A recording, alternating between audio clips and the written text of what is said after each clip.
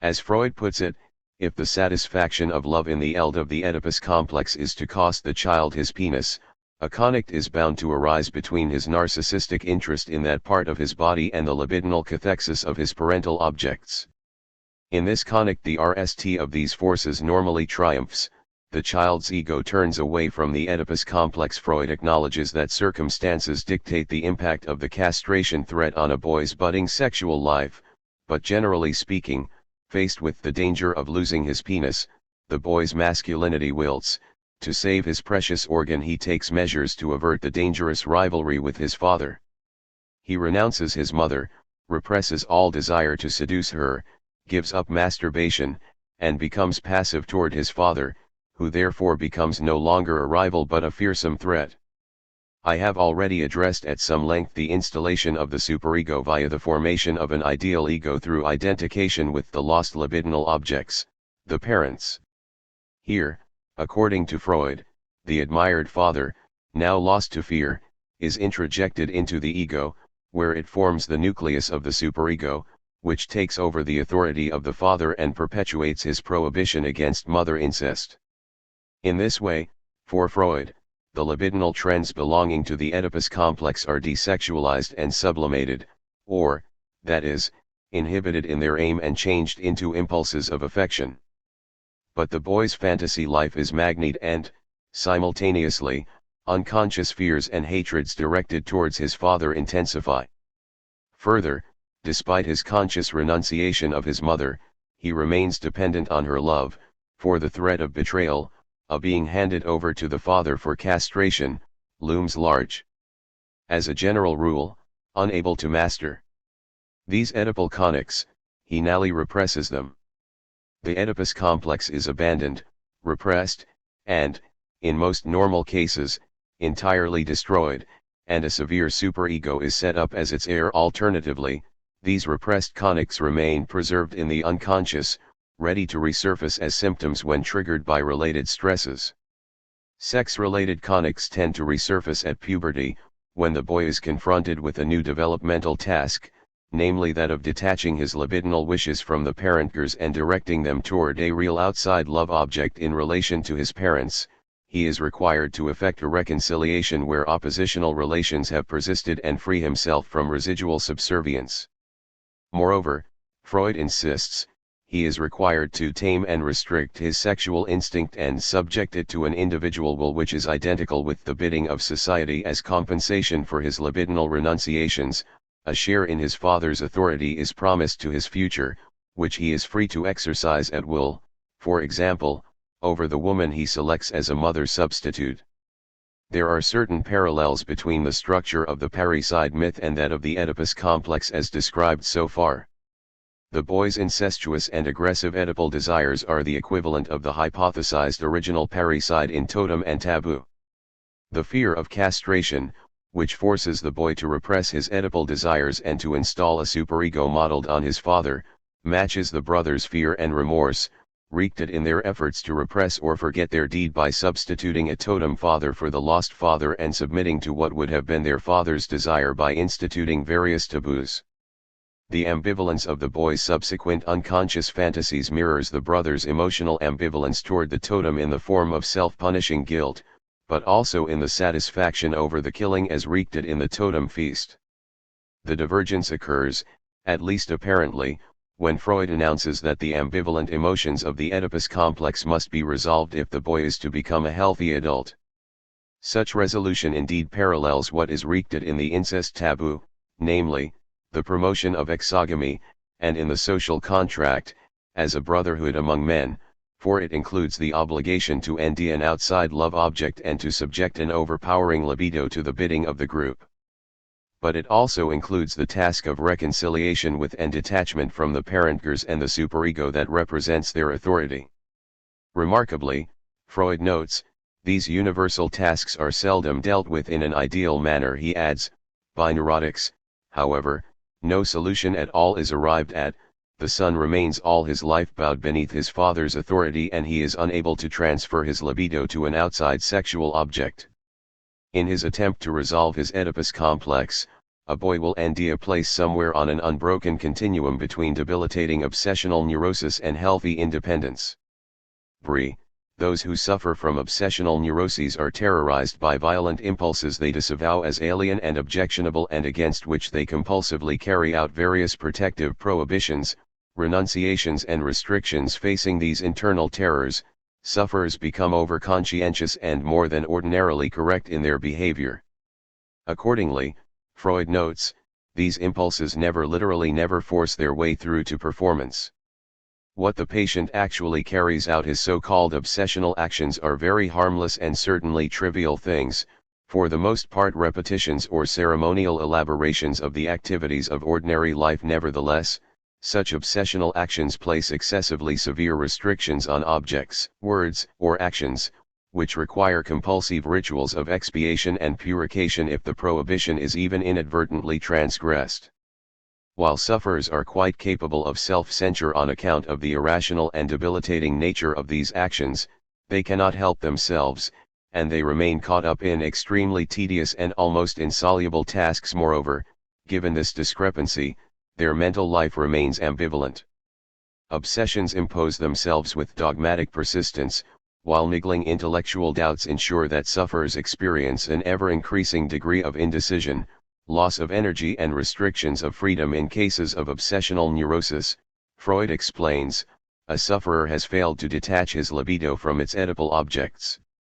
Had his ego condoned this action, his sex life, Freud insists, would have remained infantile and therefore perverse, but no neurosis would have developed. The self-imposed taboos and rituals of an obsessional neurotic, however, are symptoms that help bind the extreme anxiety caused by the ego's reactions against its infantile libidinal actions. These taboos, in other words, although displaced onto other objects or into seemingly irrational, unconnected rituals, are ultimately found to be prohibitions on killing the father or on incest with the mother or sisters. To explain why obsessional actions seem to have the contrary purpose of preventing rather than substituting for satisfaction, Freud reminds one that to prohibit something implies a desire for it and a dread of that desire. Symptoms are therefore, in his words, the products of a compromise and arise from the mutual interference between two opposing currents. They represent not only the repressed but also the repressing force which had a share in their origin. Again, as Freud notes, most of the urges of sexual life are not of a purely erotic nature but have arisen from alloys of the erotic instinct with portions of the destructive instinct. As noted above, obsessional symptoms are commonly provoked by excessive sadistic impulses, and the symptoms, he argues, serve predominantly as a defense against these wishes or give expression to the struggle between satisfaction and defense. But a sadistic impulse can be satisfied safely by directing it against the self, turning sufferers into consummate self-tormentors. Notably, Freud suggests that a good alternative for the name obsessional neurosis would be taboo sickness. In other words, he places the outcome of the parricide myth, in totemism, which is the precursor to religion and exemplar of the archontic circle, on the side of obsessional neurosis. In his words, I have never doubted that religious phenomena are only to be understood on the pattern of the individual neurotic symptoms familiar to us as the return of the long since forgotten, important events in the primeval history of the human family, and that they have to thank precisely this origin for their compulsive character. But if an obsessional neurosis, whether individual or writ large in totemism, stems from an inability to detach oneself from one's edible objects and a consequent inability to escape the trap of the archontic circle, by implication, the successful resolution of the Oedipus complex, which achieves independence from the father's authority and the mother's sexual power, should break it open. However, independence from parental power is not identical to a critique of its source, namely patriarchal convention. Rather, the boy's Oedipalization is encouraged by the promise of a share in the power of the brotherhood, which will free him from the personal power of his father. With the pseudo-democracy of the brotherhood, that is to say, patriarchal convention, behind him, he can do what he cannot do alone, namely assess, criticize, and stand up to the father as an equal. But he pays a price, to be recognized as a member of this totem clan, each brother has to renounce his singularity. The promised respite for the son vis-a-vis the father, namely the pseudo-democratic vice grip of patriarchal convention, turns out to be equally restrictive, for it is just the takeover of the archive by the brothers, not a critique of it. The aporia of masculine Oedipalization, then, is that both neurosis, remaining subjugated to the will and power of the father, and health, remaining subjugated to the patriarchal convention inscribed in the law of the brotherhood, represent a betrayal of singularity. This, in turn, troubles the very idea of psychoanalytic therapy, which claims its greatest successes in relation to the neuroses. Success in the psychoanalytic treatment of neurosis, which is supposed to help one nally resolve one's Oedipus complex, could be measured in terms of the dissolution of symptoms, but this may turn out to promote independence merely as detachment vis-a-vis the parents and acceptance into the brotherhood. But success in treatment could also be measured by the extent to which the subject has developed enough power, not merely rational prowess, to distance the ego from the superego, assess the merits of its commands, and act with critical judgment. Here, one assumes that successful psychoanalysis helps engender in an individual the power to go beyond masculine health, to achieve instead the power to refuse power, to assess the merits of the archons, institutions, ideologies, or discourses that constitute his life world, and in this way to step out of the archontic circle. Despite his pessimism regarding the mass of mankind and indications to the contrary in his mantric repetition of patriarchal prejudices concerning women, Freud undeniably opens up a gap here in the archontic circle. In other words, one might, and should, be suspicious of his masculine Oedipus complex. It has its surprises, however, for Freud implies here that such critical power is not derived from strengthening the ego against the scattering effects of the sex drive, or object libido, by a gathering together aimed at shoring up its unity, integrity, and rationality, as if it is required to stand fast against an adversary. Rather, the subject's critical power is a function of its recognition of its own singularity and exhibility, which goes hand in hand with the enabling power of inventive self-sublimation and ethical decisiveness. If one suspects, therefore, that Freud has already begun to show more than he intended regarding a possible critique of patriarchy, this suspicion is confirmed in reaction upon the feminine version of the Oedipus complex. Reading Freud somewhat against himself, one may propose, with Lacan, that he here demonstrates what he saw without seeing, namely, that if an archontic ideology needs a binary against which to deem its source of power, as does patriarchy, this will be the source of its undoing. Moreover, in unwittingly demonstrating the structure of its undoing in the feminine Oedipus complex, Freud, against his overt convictions, confirms that patriarchy is not necessary or normative, but historical. The feminine Oedipus complex. Since the parricide myth mirrors the Oedipus complex only in its masculine articulation, one is led to assume that the construction of the social contract and the development of cultural institutions such as law, morality, and religion may be attributed entirely to the masculine psyche. Notably, the parricide myth outlined in Totem and Taboo has almost nothing to say about feminine agency. Women gur in it only as objects of incestuous desire and as passive subjects of entu taboos, that are specially designed to control masculine desires. For Freud, the two fundamental taboos of totemism created by the brothers out of their leal sense of guilt correspond only to the two repressed wishes of the masculine Oedipus complex, to kill the father and to seduce the mother. One gets the impression that, having already constructed the Oedipus complex in masculine terms, Freud simply tried to inscribe a girl's Oedipal experience in it, as its negative or as its symmetrical, binary, opposite. In outline, for Freud, the infant girl equally desires the mother and vainly attempts to seduce her, but has as rivals not only the father but also the brothers for her exclusive attention. However, she nds herself to be intrinsically underendowed in relation to these rivals. In Freud's words, a female child has, of course, no need to fear the loss of a penis, she must, however, react to the fact of not having received one. This claim can in fact be translated into less comical terms: without ever having noticed a boy's genitals, it would have taken precious little for a Victorian girl to recognize that she lacked preference vis-a-vis her brothers. Forced to react to this inferior status, she would naturally have envied them their privilege and desired that favor for herself. Initially, Freud insists, she simply attempts to mimic the boys in all respects. Concerning masturbation, however, in his words, it often happens that she fails to obtain sufficient satisfaction and extends her judgment of inferiority from her stunted penis to her whole self. As a rule, she soon gives up masturbating, since she has no wish to be reminded of the superiority of her brother or playmate, and turns away from sexuality altogether. However, unconsciously she remains unappeasably envious of the boys, to the extent that, Freud insists, her whole development may be said to take place under the colors of envy for the penis. She does not need to be forced to abandon the mother, for her penis envy is sufficient motivation.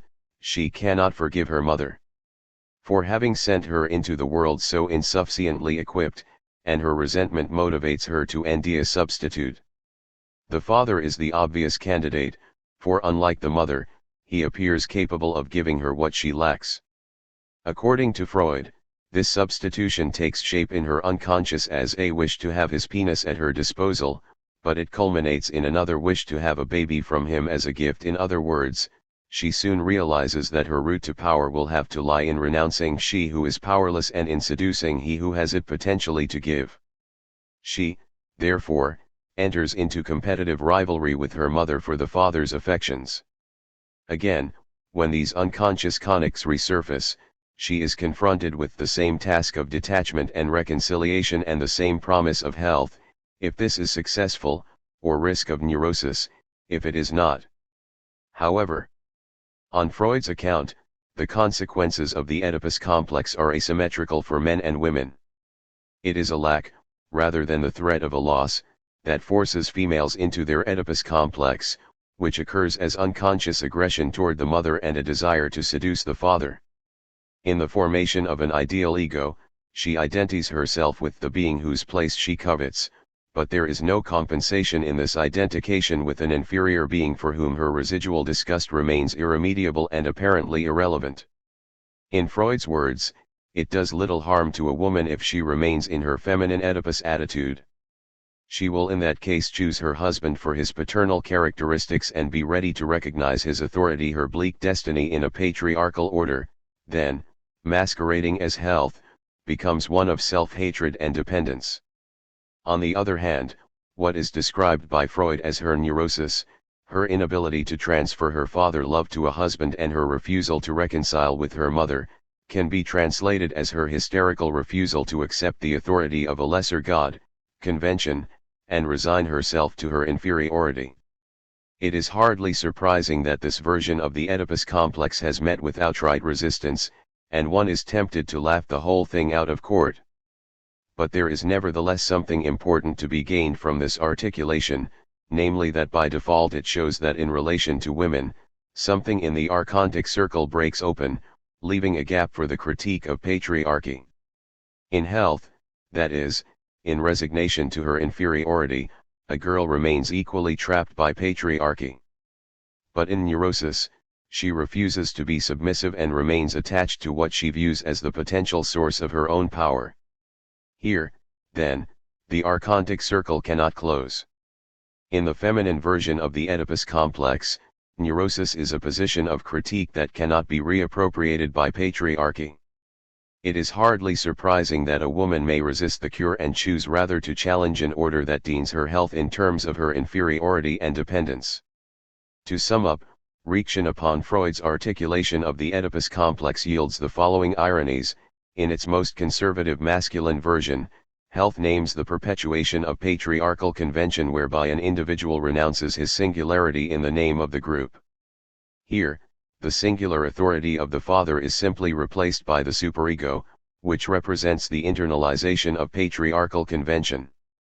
However, and this marks the opening of a gap, a preferred position beyond such health is indicated, whereby the singular asserts its power of critique vis-a-vis the superego. This gap is opened wider in the feminine version of the Oedipus complex, for, as it turns out, feminine health is here deemed in terms of her acceptance of an inferior status and submission to a husband's authority.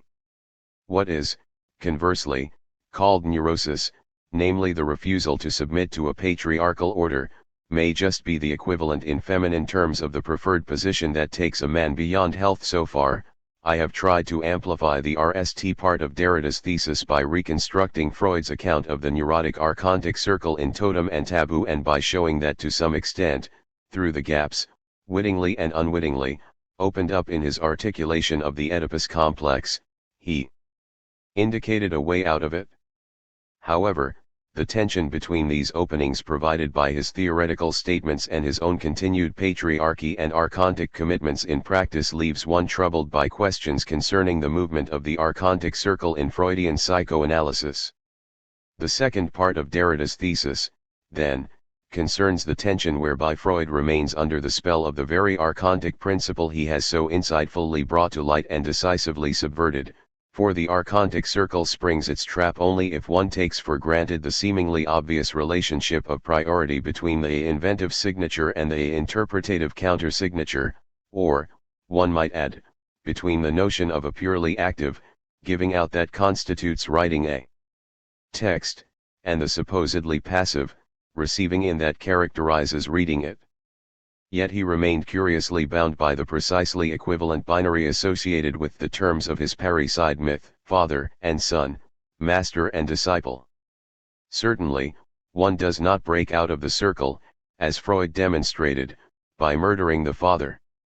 Rather, as Derrida conreams in both Psyche, which stresses the paradoxical predicaments in which the concept invention remains tied up, and Ulysses, which focuses on the related apparetics of interpretation, the archontic circle is internally ruined precisely because the interpreter as much as the inventor invents the invention, or, in other terms, in the event of signature the double, interpretative yes co-constitutes the singular, inventive yes. To relate it to the inventor of psychoanalysis, the relations between Freud as inventive son and as father inventor, and between inventive inventor and his interpreters, are reciprocal, apparatic, entangled, contaminated.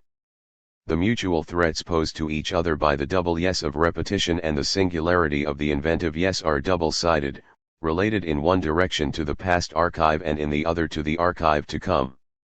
This binds Freud to an inescapably ambivalent relation both to the past archive and to the archive to come. Conversely, one may argue, the archontic circle is perpetuated insofar as one does not recognize this intrinsic mutual contamination of father and son. Because Freud did not recognize this contamination, his position is divided incompatibly between what is uneconomic about the inventiveness by which he instituted psychoanalysis and what is economic about its institutionalization. Moreover, insofar as the murderous sons, as readers of the father inventor, do not themselves recognize this contamination, psychoanalysis becomes an ideology, and they remain caught in the circular trap of the archontic circle. By contrast, in making this kind of argument, Derrida sees himself as a paradoxically inventive interpreter of Freud who is, therefore, not entirely bound into the archontic circle. Anticipating the theme of part, it seems to me that Lacan's notorious return to Freud places him in precisely the same relation. Invention/convention, Derrida's analysis of Freud's economic recapitulation. Freud was the inventor of psychoanalysis. But what does this mean if the concept invention, as Derrida points out, is periodically reinvented and has shifted in determination from inventive discovery to productive discovery? Reacting its more primordial, uneconomic sense, one is tempted to think that there will be no invention unless there is an unpredictable, inspired or lucky stroke of genius, a revealing ash in which something originary occurs as a singular transgression that shakes off the debris of past convention. Moreover, as Derrida notes, the uniqueness or novelty of invention requires that this RST time is also a last time.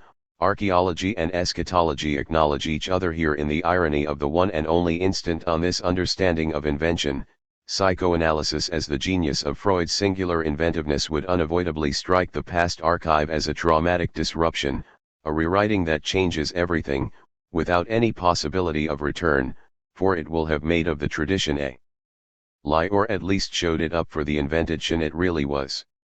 In many respects, Freud made precisely this impression on the past archive. Classic examples are his propositions concerning the psychical apparatus as divided and internally connected, unconscious motivating forces in behavior, the etiology of the neuroses in childhood sexuality, and the tie between religion and neurosis. But, as Derrida warns, along the lines of quintessentially Freudian argument treated at length in the previous chapter, things are not so simple. This purely an economic determination of invention is impossible, for it indicates a misunderstanding of the real constraints on invention. Here, one must pose a question concerning temporality: can Freud's invention of psychoanalysis have occurred in an atemporal, originary ash of inspiration, in a momentous reconfiguration, at the moment that he renounced hypnosis, that conquers the shape of all that is to come? Alternatively, to occur at all, must it have extended over time? The answer, for Derrida, is undecidable. If invention is to remain true to its concept, one must indeed think of inventive novelty in terms of an economic instant. Yet, simultaneously, the concept cannot but bear traces of temporal relativity. Concerning the temporal mode of the past, the event of invention only makes sense against possibilities already instituted. As Derrida insists, invention has never meant creation ex nihilo, but rather the uncovering for the rest time of something always already possible but previously unrecognized, and calling out for inventive recognition. In other words, the inventive positing of something, the inventive yes, already occurs in response to, and concomitantly as a threat to, another call, of the archive past, or beyond this, of being, a god, justice, gift, thing, real, anterior to its instituting or inventive performance. As always already a response, then, an invention is given its status as original or transgressive only if it is, in Derrida's words, protected by a system of conventions that will ensure for it at the same time its recording in a common history, its belonging to a culture, to a heritage, a lineage, a pedagogical tradition, a discipline, a chain of generations. But this means that invention can never have been the inaugurating event of something entirely novel. As Derrida notes, any inventor faces the paradox of always already having had to sign away the originality of an invention, of having to presuppose the numerous conventions implied in making something at all and in making it public, a contract, consensus, promise, commitment, institution, law, legality, legitimation. Consequently, as much as Freud's inventiveness threatens the past archive, so, to the extent that the father as archon can control the archive, dictate its contents, and keep control over its effects, the impression made on Freud by the ideological power of the past archive poses threats to Freud's inventiveness, not least of which is the threatened imposition of the archontic circle. Freud faced a double threat in the name of the father. In relation to his actual father, he persistently resisted paternal attempts to draw him back into the religious fold of the totem clan.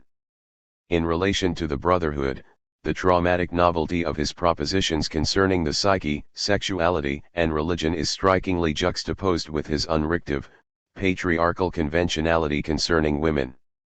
So far, I have addressed only one side of the story, for invention has a relation not only to the temporal moment of the past but also to the future. As mentioned, invention has gradually been reinvented, so that the notion today refers predominantly to productive rather than inventive discovery. In this shift, invention turns away from the past and faces the future. It is thought of less readily as the uncovering of hidden content and more readily as, in Derrida's words, the productive discovery of an apparatus that we can call technical in the broad sense, technoscientific or technopoetic. That is, invention becomes the invention of machines, methods, or theoretical structures and systems specially designed to help us perceive what is missing in our knowledge, invent the means to end it, and eliminate controversy. Here, in its economic articulation, inventions program the production of more inventions. A shift in perspective from considering Freud as an inventive son vis-a-vis the archontic fathers to viewing him as the father-inventor of psychoanalysis whose aim was to codify his ideas into a scientific institution mirrors this shift from the uneconomic sense of invention to the economic. Here, then, the discovery of psychoanalytic truths would be programmable through its already invented artifacts, the logico-discursive mechanisms, theoretical structures, and methods authored and authorized by Freud, such as the Oedipus complex, which are designed to ensure the repeatability of its truths. As Derrida notes, invention would be subject to powerful movements of authoritarian prescription and anticipation. The obvious danger is encapsulated in Leibniz's claim for his universal characteristics, namely that it saves the mind and the imagination, the use of which must above all be controlled. In trying to predict and control what comes to us as invention, would we not have lost the sense of inventiveness altogether? As Derrida asks, can we still call a programmed invention an invention? Rather, it would seem, even as he was himself inventive, to the extent that Freud refused to recognize his dependence on his interpreters, his contamination by them, he became a force determined to suffocate inventiveness. Here, the father-inventor tried to secure the immortality of his invention, positing it only to repeat itself in his sons as his legacy. As father-inventor, Freud would assume the kind of mastery that constitutes his interpreters as submissively obedient disciples or murderous dissidents, placing them all permanently under the shadow of a debt they can neither escape nor pay off. He of all people should have been sensitive to the paradox that the father's very demand for immortalization as repetition of the same in the sons brings upon him, in consequence, the fatal effects of their emotional ambivalence. To clarify this argument, Derrida does not here reduce Freud's scientific enterprise to its economic moment. He is, however, justly suspicious of the authoritarian streak in Freud that does not want to relinquish his control over psychoanalysis. Such authoritarianism risks the radical grain in Freud's writings for the sake of constructing programmable truths, which goes against the grain of his own inventive scientific practice, which drew from investigations constantly underway in his everyday psychoanalytic work. Since generalization is intrinsic to the definition of science, one might say that he based his science on what his one-to-one relations with singular analysans indicated about more general psychical structures and relations. The urge towards programming takes over when one refuses to allow these structures to mutate in the hands of other analysts. In the course of his own investigations, Freud allowed his theoretical structures to mutate on the basis of what he learned from his practical encounters. But to the extent that he does not grant his followers the same inventiveness, he succumbs to the urge toward programming. What remains unacknowledged in any hierarchical master-disciple relation is that the inventive gesture only ever begins as a promise. It is never a matter of positing something complete or even something potentially complete that merely requires patient actualization. Rather, inventive positing is at best an intention to be the beginning of something. As a gesture, it is internally structured as a kind of telephonic spacing, as inherently calling for, or desiring, the repeated responsive affirmation from an understanding interpreter at the other end of the line, who ought to put the seal on the identity and integrity of the invention. In other words, to become what it is, Derrida insists, invention will also need the signature or the counter-signature of the other, let's say here that of the son who is not the invention of the father. As if the son's counter-signature bore the legitimating authority in the unforeseeable time to come, then, the power of recognition may or may not constitute the event as an invention, as the inauguration of a possibility that will remain at the disposal of everyone. Moreover, even if the interpreter responds with an affirmation, the interpretation is, in principle, never adequate to its constitutive task, making it impossible to terminate the call. Clearly, therefore, both Freud as singular father-inventor and the legacy of institutionalized Freudian psychoanalysis are vulnerable to the lack of repetition. Freud as singular inventor is vulnerable to parricide in the name of psychoanalysis as an ideology, as the great source of truth that deans both father and sons and supersedes even Freud. In this case, in the assumption that she or he, even better than Freud, knows what psychoanalysis truly is. Even the most inventive psychoanalyst remains trapped within the archontic circle. What this son loves in the father is the projection of his own desire for omniscience, omnipotence, and immortality, that is, his own desire to identify with the power-giving ideology, which is to be the father, which does not necessarily coincide with the father's desire for the son. What the son hates in the father does not stem from his harshness so much as the son's, which regrets the father's tendency to fall short of the demands of the ideology, which is itself often a constituted effect of the son's projection. Thus, regarding the singular father-inventor with admiring, affectionate awe but also with frustration, the interpreter does not return to Freud as an orthodox mimic of his word but to what is profoundly true in his words, the kernel of truth Freud may not have explicitly recognized or remained faithful to. Here, the son's loyalty lies with the ideology of psychoanalysis, not with Freud, and in this sense, Freud is murdered. But psychoanalysis becomes, in his place, the mystical authority, the totem. As already an institution, Freud's invention is threatened less by the non-response of schizophrenia, in which the lack of temporal continuity erases memory and history, than by the possibility of violent misrecognition. But psychoanalysis is also, on the contrary, vulnerable to overconscientious repetition. The inventiveness of Freud's invention is threatened by the very precision of the repetition in orthodox Freudianism. For if the interpretation repeats the invention mechanically or compulsively, the inventive stroke is converted from being a decision after which everything changes shape into merely the RST of a programmable, predictable series of expected acts. In this way, it is delivered a death threat, the threat of stasis, sterility, or paralysis. To sum up so far, because invention, in both senses, and interpretation contaminate one another and cannot be separated out into coherent concepts, Freud's relations as inventive son and father-inventor tie him up in a double bind. Paradoxically, his invention of psychoanalysis must claim uniqueness even if, in Derrida's words, the uniqueness has to be repeatable, since an invention never takes place without convention or recognition.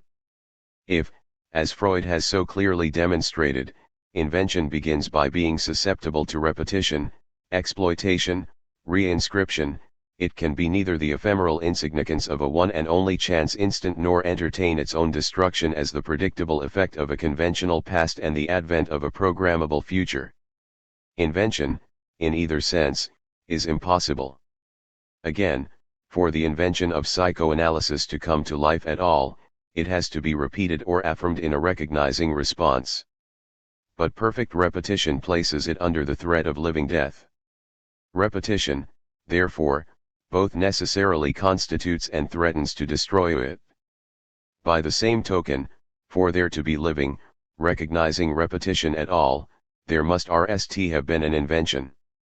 But its priority, in which is inscribed its power for institutionalization, the power to form a history of effects or tradition, as opposed to being forgotten or passed over, threatens to suffocate the ones who come second under the weight of debt. The invention, therefore, both necessarily constitutes and threatens to destroy the interpretation. Concluding remarks. If one cannot resolve these double binds, how then does one respond to the invention of psychoanalysis? According to Derrida, a negotiation of psychoanalysis requires one to hear within the Freudian call for response a tone of laughter that always haunts the disempowering laugh of omnipotence and mastery. This is the affirmative laugh of the gift, which does not cut down the power of commentary in advance but instead cuts itself open, gives itself out as a provocation, and dares the surprise in another reading, which as a reading would still be, and yet is not, a repetition of the same. Such negotiation also requires the interpreter to take advantage of the opening conferred by this gift, to embrace the paradox of having to repeat the RSTS differently. As a reader, one must simultaneously respectfully recognize the RSTS and disrespectfully suspend it in order to reinvent it, or to make anew the decision concerning a responsible response, that is, a response that is still a recognition, and not a violation beyond the point of no return, but that is, at the same time, not faithful to the point of death. In other words, just like the invention, the responsible response has to be both the affirmation that confers a certain conventional legitimacy and determinacy upon what is already there and an inventive stroke of genius in its own right. In short, in response to Freud's invention, one must, in turn, become an inventive interpreter. Does one move beyond psychoanalysis by treating Freud's inventiveness as a gift rather than by accepting his invention as the imposition of a science whose truth must be preserved and rend? Derrida's answer, characteristically, is a refusal to answer, precisely because Freudian psychoanalysis troubles itself by this very question. If Freud, on the one hand, consistently tried to codify his ideas into a science, on the other hand, psychoanalytic notions, without Freud consistently and explicitly recognizing this, already, from the start, resist themselves, or auto-deconstruct, implicitly opening psychoanalysis to the step beyond it. Consequently, one could argue, insofar as it aims to be a science, those who acknowledge its auto-deconstructive element step beyond it. But insofar as psychoanalysis auto-deconstructs, it has already inscribed this unsettling moment of radical destruction within it. In acknowledging such auto-deconstruction, one does not step beyond psychoanalysis but instead brings to the surface what is already unconsciously inscribed in it.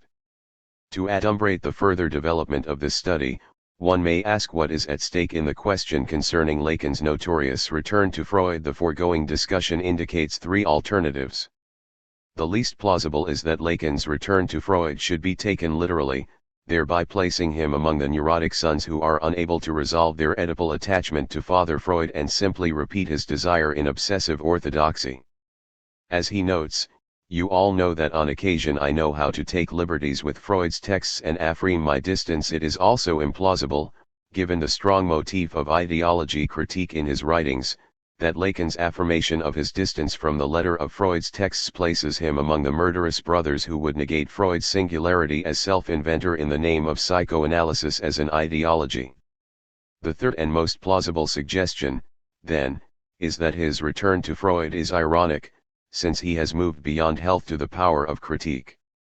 Importantly, in turn, the question of Lacan's return to Freud, it seems, turns on whether he acknowledges the auto-deconstructive moment in psychoanalysis or whether his critique aims to replace Freudian psychoanalysis with a new master discourse, in this way ensuring that he remains, for all his inventiveness, caught up in the metaphysics of presence. If Derrida places his money on the latter, mine, as I hope to show in the remaining chapters, is on the former. Interweaving. Having outlined the genesis and structure of Derrida's articulation of the plural logic of the aporia and having demonstrated how this logic informs his reading of certain Freudian texts, I hope to have shifted the terrain of any Derrida/Lacan encounter beyond a prejudicial reading that sees difference as an endorsement of a merely textual free play, the uneconomic aporia. In part, I begin to shift my attention to the other side of the coin, so to speak. At this point, my broad aim is to gather further support for the claim that beyond the prejudicial readings on both sides, Lacanian psychoanalysis can be read most productively by viewing deconstruction not in adversarial terms but as another resource for decoding Lacan's theoretical formulations, for his infamous return to Freud already inscribes the complication that Derrida underscores in his reading of Freud, namely, the necessity and the impossibility of returning to either a positive doctrine or an entangled knot, neither of which is exactly there. Lacan's launchpad is certainly always Freud's text, but he returns to the ineradicable paradoxes, aporias, or dilemmas that rupture every Freudian concept, and his constant observation is that Freud left behind a legion of enigmas. Moreover, one cannot argue that Lacan revisits these texts to resolve the enigmas and establish nally the kind of fundamental scientific concepts that bear faithful repetition. To the contrary, Lacanian psychoanalysis is an inventive appropriation that, in much the same spirit as Derrida's deconstructive reading, uncovers the auto-deconstructing tensions in Freud's text as a warrant for his radicalizations. Here, I hope to show how one may counter Derrida's misreading of Lacanian discourse by sketching out three broad areas of interweaving, concerning the real, sexual difference, and feminine sexuality. In chapter, I aim to demonstrate that there is a clear isomorphism between Derrida's formulations of difference and Lacan's formulations of the real. In fact, the Lacanian real functions as a nickname for difference, both understood in their proper complexity, of course. This isomorphism again shifts the terrain, but this time beyond Derrida's prejudicial reading that leaves Lacan in bed with the metaphysicians of presence. By addressing the Lacanian real RST, I diverge from the approach to commentary wreaked in Sheridan's translator's note at the beginning of Lacan's Écrits. Of these three terms, the imaginary was the RST to appear. The notion of the symbolic came to the forefront in the Rome report. The real emerges as a third term in my estimation. Lacan's conception of the traumatic real is intrinsic to his radical reinvention of psychoanalysis and remains the most important notion for interpreting his texts. In fact, I shall go so far as to claim that this notion forms the punctuation mark that retroactively gives the truth to his theoretical endeavor. However, like Derrida's difference, it confers a strange kind of truth on his discourse, namely, the truth that truth is not a matter of truth ordinarily conceived, but the intrinsic inevitability of paradox. Lacan's conception of the real, according to Sheridan, began, naturally enough, by presenting, in relation to symbolic substitutions and imaginary variations, a function of constancy. The real is that which always returns to the same place. The statement by no means implies that Lacan promotes some version of naive realism. Instead, the real is another word for Freud's trauma, and, as already explained, the happening of a trauma constantly remains, or repeats, in the sense that it can be neither ignored nor resolved through assimilation. If Lacan returns to Freud's realistic conception of the real, whose status is guaranteed by the repetition of the external object, it is to question this formulation via the means Freud himself provides for grasping reality as an economic fabrication that weaves the threads of an imaginary narrative around the ineradicable trauma. Lacan calls such reality the automaton. By contrast, to return to Sheridan, the Lacanian real becomes that before which the imaginary faltered, that over which the symbolic stumbles, that which is refractory, resistant. Hence the formula, the real is the impossible. I shall approach Lacan's notion of the real as trauma, repetition and resistance, by reading the section of Seminar entitled Duji and Automaton, which is a characteristically dense account of the paradoxes involved in Freud's notion of the real. In the terms of the plural logic of the aporia, Lacan's distinction between automaton and Duji turns on the contrast between reality, the economic aporia, and the impossible real, which is already an articulation of paradox. Notably, Lacan here bypasses the uneconomic aporia by dismissing out of hand the idea that psychoanalysis is a subjective idealism. Further, Lacan's text represents a choice for the paradoxical, the Duji, as that which indicates the truth of the real. Notably, Lacan here gives a theoretical account of why inventive repetition, in Kierkegaard's sense of repeating forward, is the only possible repetition. This alone is an indication that he understands his return to Freud, that is, his repetition of Freud, in terms of the same paradoxical notion of repetition that Derrida nicknames iterability. Finally, the Lacanian real, according to Sheridan, begins to appear regularly, as an adjective, to describe that which is lacking in the symbolic order, the ineliminable residue of all articulation, the foreclosed element, which may be approached, but never grasped, the umbilical cord of the symbolic. As Lee puts it, Lacan identifies the real as that which prevents one from saying the whole truth about it. Saying the whole truth is impossible not simply because words ultimately fail to wreak the multifaceted character of the real, but because the very fact of language has so ruptured the real that there is no whole to be described. It is on the basis of this notion of rupture that Lacan introduces the aporetic trouble that Kopjek formulates in terms of the problem of the all and addresses in terms of the veil of alienation that articulates universalism and particularism, or, one could say, economic and an economic difference. Notably, then, it is through the gore of the real as trauma that one may gather together its incompatible senses, as repetition, resistance, and rupture, in a way that does not make utter nonsense of the notion but shows how the logical structure of the Lacanian discourse accords with the plural logic of the aporia. By the same token, a Lacanian account of sexual difference exemplifies the logic of difference, and it is again with a view to challenging misreadings on both sides and showing in what sense Derrida's analytical work can stand as a resource for grappling with Lacan's notoriously abstruse formulations that I have offered a detailed treatment of the Derridian conception of sexual difference that emerges from his deconstructive reading, in Geschlecht, of Heidegger's thinking on the subject. Chapter, broadly speaking, addresses a trouble that both Lacan and Derrida persistently grapple with, that of understanding difference in terms of binary oppositions. For many, sexual difference would seem to be the quintessential binary opposition, but there are, traditionally, two opposed views. Interweaving. Concerning what to make of it. Some thinkers argue that this binary is a fundamental, undeconstructible bottom line that one cannot get beyond. The opposing view is that this binary opposition is as deconstructible as any other and should give way to an unregulated proliferation of differences. The former is assumed to be the Lacanian position, but not, of course, by Lacanians. The second is supposed to be the Derridian, but, again, not by Derridians. There is, in other words, mutual misrecognition on both sides of this equation. Contrary to the aforementioned reading, it seems clear enough that Lacan's infamous claim concerning the sexual relation, namely, that it does not exist, offers a deconstruction of any conception of sexual difference as binary.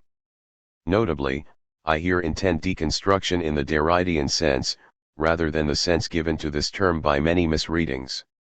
Many expositions testify to this interpretation.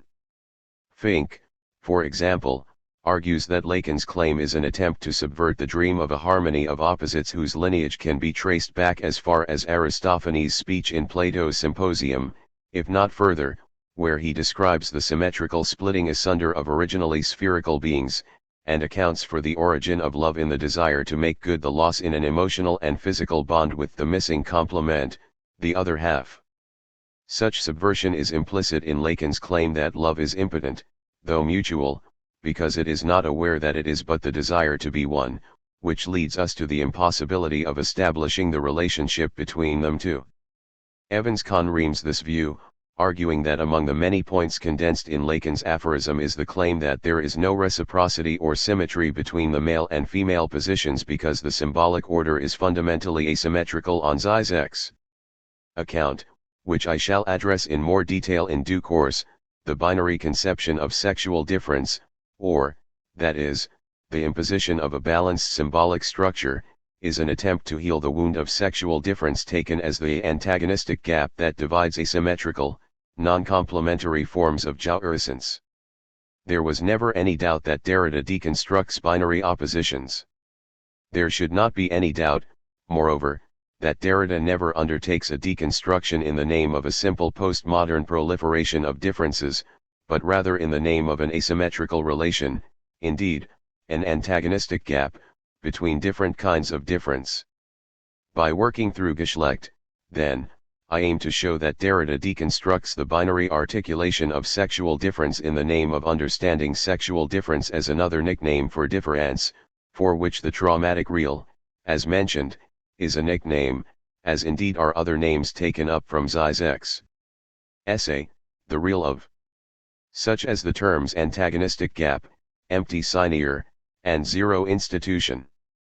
Following on from this treatment of sexual difference, which sees it in terms of an asymmetrical relation between non-complementary kinds of jouissance, I turn, in chapter, to the question of why both Derrida and Lacan persist in labeling these kinds of jouissance feminine and masculine, when both explicitly argue that these are by no means biological categories but structurally or logically ordered libidinal styles, both of which can be adopted by biological women and men. As Fink puts it, it should be recalled that sexuation is not biological sex. What Lacan calls masculine structure and feminine structure do not have to do with one's biological organs but rather with the kind of jouissance that one is able to obtain here. I agree with Fink that there is no necessity attached to the masculine and feminine designations. One could just as well, for example, name these libidinal styles paranoid and hysterical, economic and uneconomic, and so on. As I hope to demonstrate, however, in addressing Derrida's deconstructive reading of Nietzsche on the question of woman and truth, in Spurs, there are nevertheless good political reasons, given the still ubiquitous dominance of patriarchy, to retain these sex-specific designations. Notably, Derrida's reading of Nietzsche allows a conception of feminine sexuality to emerge that is quite consonant with what is to be found on this topic in Lacanian discourse. Lacan's isomorphic treatment of feminine sexuality will be addressed in greater detail in part, where I shall argue that Lacan's theorization of the transcendental relation, based on these asymmetrical libidinal styles, again accords with the plural logic of the aporia. The Lacanian real. One is led to the idea of a traumatic event, an event that cannot be an object of positivist historical study because it never takes place in the way historical situations do, but rather deans the place in which these situations come to inscribe themselves, a rupture that constitutes the never-present origins of a race, for example. Why never present? Because it is a structural impossibility to be present at one's own origin except in the experience of the uncanny. This is as good a definition of the uncanny as one will nd, the experience of encountering one's own origins. Freud theorized that such an encounter was felt by the ego as a threat that initiated a preparedness for action or ite. The ite that ensues need not, however, be considered as merely reactive. The act for which the encounter prepares us can also be one of invention. Introductory remarks. The RST move of Lacan's treatment of the paradoxical real in Dugy and Automaton is to defend psychoanalysis against the charge of subjective idealism. Psychoanalysis, he notes, is often enough reproached for reducing experience to illusion or for promoting some such aphorism as life is a dream, but nothing could be further from the truth. As he insists, no praxis is more orientated towards that which, at the heart of experience, is the kernel of the real than psychoanalysis in countering the charge of subjective idealism. However, Lacan by no means resorts to the opposing doctrine of naive realism. To the contrary, he threatens this stance too. Because the kernel of the real turns out to be a thoroughly paradoxical notion. Accordingly, posing the question, where do we meet this real, he answers, in an essential encounter with what eludes us. Lacan introduces a term borrowed from Aristotle, the dugy, to name this encounter, which may be described alternatively as the traumatic cause of the repetition compulsion or simply as the real. The dugy is here contrasted with the automaton, which designates the fabric of phenomenal reality that we humans tend to weave around the real. The real as trauma, a reading of dugy and automaton. The automaton Lacan describes the automaton as the return, the coming back, the insistence of the signs, by which we see ourselves governed by the pleasure principle again. He calls it the subjectifying homeostasis that orientates the whole functioning deemed by the pleasure principle. These definitions presuppose his thoroughgoing revision of the relationship that Freud envisaged between the pleasure and reality principles. In Psychical Functioning, a clear, concise account of which appears in his earlier ethics seminar. Here, Lacan nds that Freud's conception of the real is intrinsically troubled. On the one hand, it stems from a naive realism that nds the guarantee of phenomenal reality in the repetition of external objects, objects refound via reality testing. Early in his theoretical endeavor, Lacan expresses surprise that so perspicacious a thinker as Freud should misrecognize the working of the very unconscious he so powerfully uncovered. In his words, the theoretical difficulties encountered by Freud seem to me in fact to derive from the mirage of objectification, inherited from classical psychology, constituted by the idea of the perception/consciousness system, in which Freud seems suddenly to fail to recognize the existence of everything that the ego neglects, scotomizes, misconstrues in the sensations that make it react to reality, everything that it ignores, exhausts, and binds in the significations that it receives from language, a surprising mechanisance on the part of the man who succeeded by the power of his dialectic in forcing back the limits of the unconscious. On the other hand, Freud does insist that pleasure plays an originally determining role in the constitution of phenomenal reality, and he holds The pleasure principle responsible for our tendency to construct it as a comfortable, economic fabrication, rather than submit to a brutally honest account of actual experience. This vacillation, as already noted in chapter, is the consequence of necessary trouble in the original relation of repetition between what happens and its presentation to consciousness. However, if the pleasure principle does not relinquish control over the perceptual process, Freud believed he had saved reality testing from desire because it belongs to the secondary process, which is supposedly sharply divided from the primary process. Once this division becomes untenable, as Lacan has argued, then one has to accept that desire bears upon word presentations as much as on thing presentations, and therefore on one's judgment concerning the reality status of any intentional object. In other words, the reality testing of the secondary process never was a safeguard against the deceptions of the primary process, not even for Freud. Thus, if the primary process tends toward an identity of perception, I believe that what I imagine is identical to what is real. Lacan extends the argument to insist that the secondary process tends toward an identity of thought. I believe that what I think is identical to what is real. How so? If reality testing gradually leads to anastomosis, the cross-connection of ideas and perceptions that allows for something like Husserl's adequacy of evidence, one also tends to move beyond the testing of the surrounding system of different objects present at that moment of its experience toward anticipated pleasure or projections. But, instead of always sticking to testing such projections against experience for viability and adequacy, one tends to allow them a certain degree of autonomy. Here, incidentally, Lacan tacitly poses a challenge to Freud's respect for any postulation that resulted in an increase in generality and to his heuristic principle. A gain in meaning is a perfectly justable ground for going beyond the limits of direct experience. In this process of projection, coherence and delusion often become fused. Persistent and consistent reality testing would oblige one to admit that all coherent systems, ideologies, institutions, etc., are further away from what is real than their proponents desire them to be, for honest reality testing would demonstrate that the real is split, ambivalent, and paradoxical.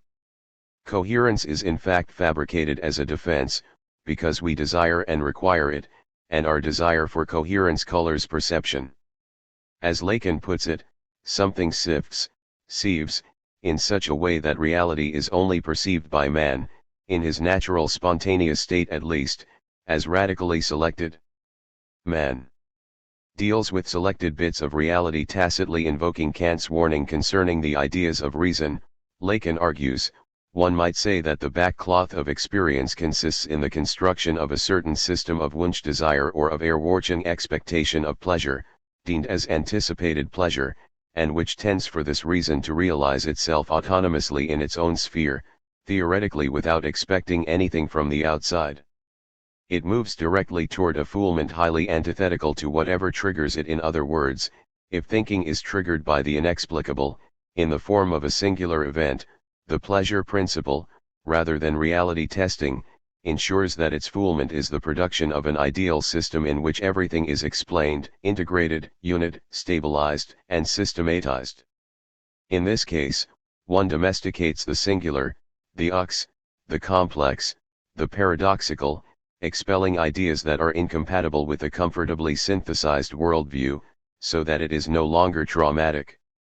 That is, the event as understood is never what it really is, but is something antithetical to this, namely merely a circumscribed part of a system of facilitations, a stable, habitual acquisition that is imaginary rather than real. Knowledge, therefore, is directed toward achieving my pleasure. Desire gets in the way of truth, which is uncertainty. While humans do seek truth, supposedly, we tend to accept as true only what conforms to our economic pleasure requirements. In conclusion, the automaton, the system of signifying relations, marks off the two extremes, the origin and the telos, of the metaphysics of presence. It envisages the present original as the cause of repetition, or the anticipated structured whole of an ultimately closed system that guarantees repetition of the same in anticipation. Notably, Lacan does not here suggest that we can escape this tendency to produce systems. Nevertheless, it is important to be aware that these are held together in a prosthetic imaginary order, according to which we assume that there must have been a beginning on the basis of the experienced present, or that there be a whole on the basis of the partial objects we experience. In the absence of such awareness, the prosthesis tends to become a restricting armor. The duty. According to Lacan, as Freud discovers that the function of fantasy is to construct an acceptable reality, he becomes preoccupied with the question: what is the RST encounter, the real, that lies behind the fantasy? But since Freud has already construed this originary encounter as a traumatic event, Lacan argues that his analytic drive to uncover an actual, historical occurrence as cause of the repetition compulsion is the quest, to the point of anguish, for the impossible. Here, then, Freud offers yet another incompatible articulation of the real, this time in terms of the duji, the encounter with the real, which always lies behind the automaton, as a traumatic event and cause of the repetition compulsion, which, as Lacan will argue, repeats precisely because the repetition named by reality testing is not possible. In the analytic situation, a repetition compulsion is suspected when repeated hitches or obstacles to analysis seem to occur in an analysand's narrative as if by chance, that is, as if it is a matter of surprising coincidence rather than implicit engineering. Yet, as Lacan notes, analysts rightly remain suspicious of the apparent contingency of such events in the analysand's narrative and tend to view them as unconsciously caused. The duji certainly designates this unconscious causality by which, in response to a traumatic event, subjects repeatedly re-engineer order in their lives. But in the cases of disordered order dealt with in psychoanalytic treatment, the re-engineering is overtly paranoiac in character.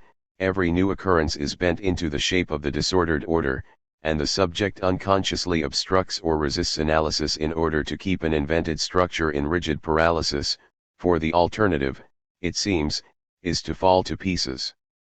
As John Forrester describes it, the salient feature of the paranoiac universe is that it has no place for a future, no room for maneuver, leaving only the option for apocalypse as marking the difference between now and what is to come. If psychoanalysis aims to undo the Laplacian determinations the patient constructs for him or herself, Lacan argues that the efficacy of conventional or institutional Freudian psychoanalysis is blocked by a misconception of the duji that assimilates it to the automaton, for, following Freud's desire to uncover the impossible real, but ignoring this very ambiguity, analysts have mistakenly identified the repetition compulsion with the transference.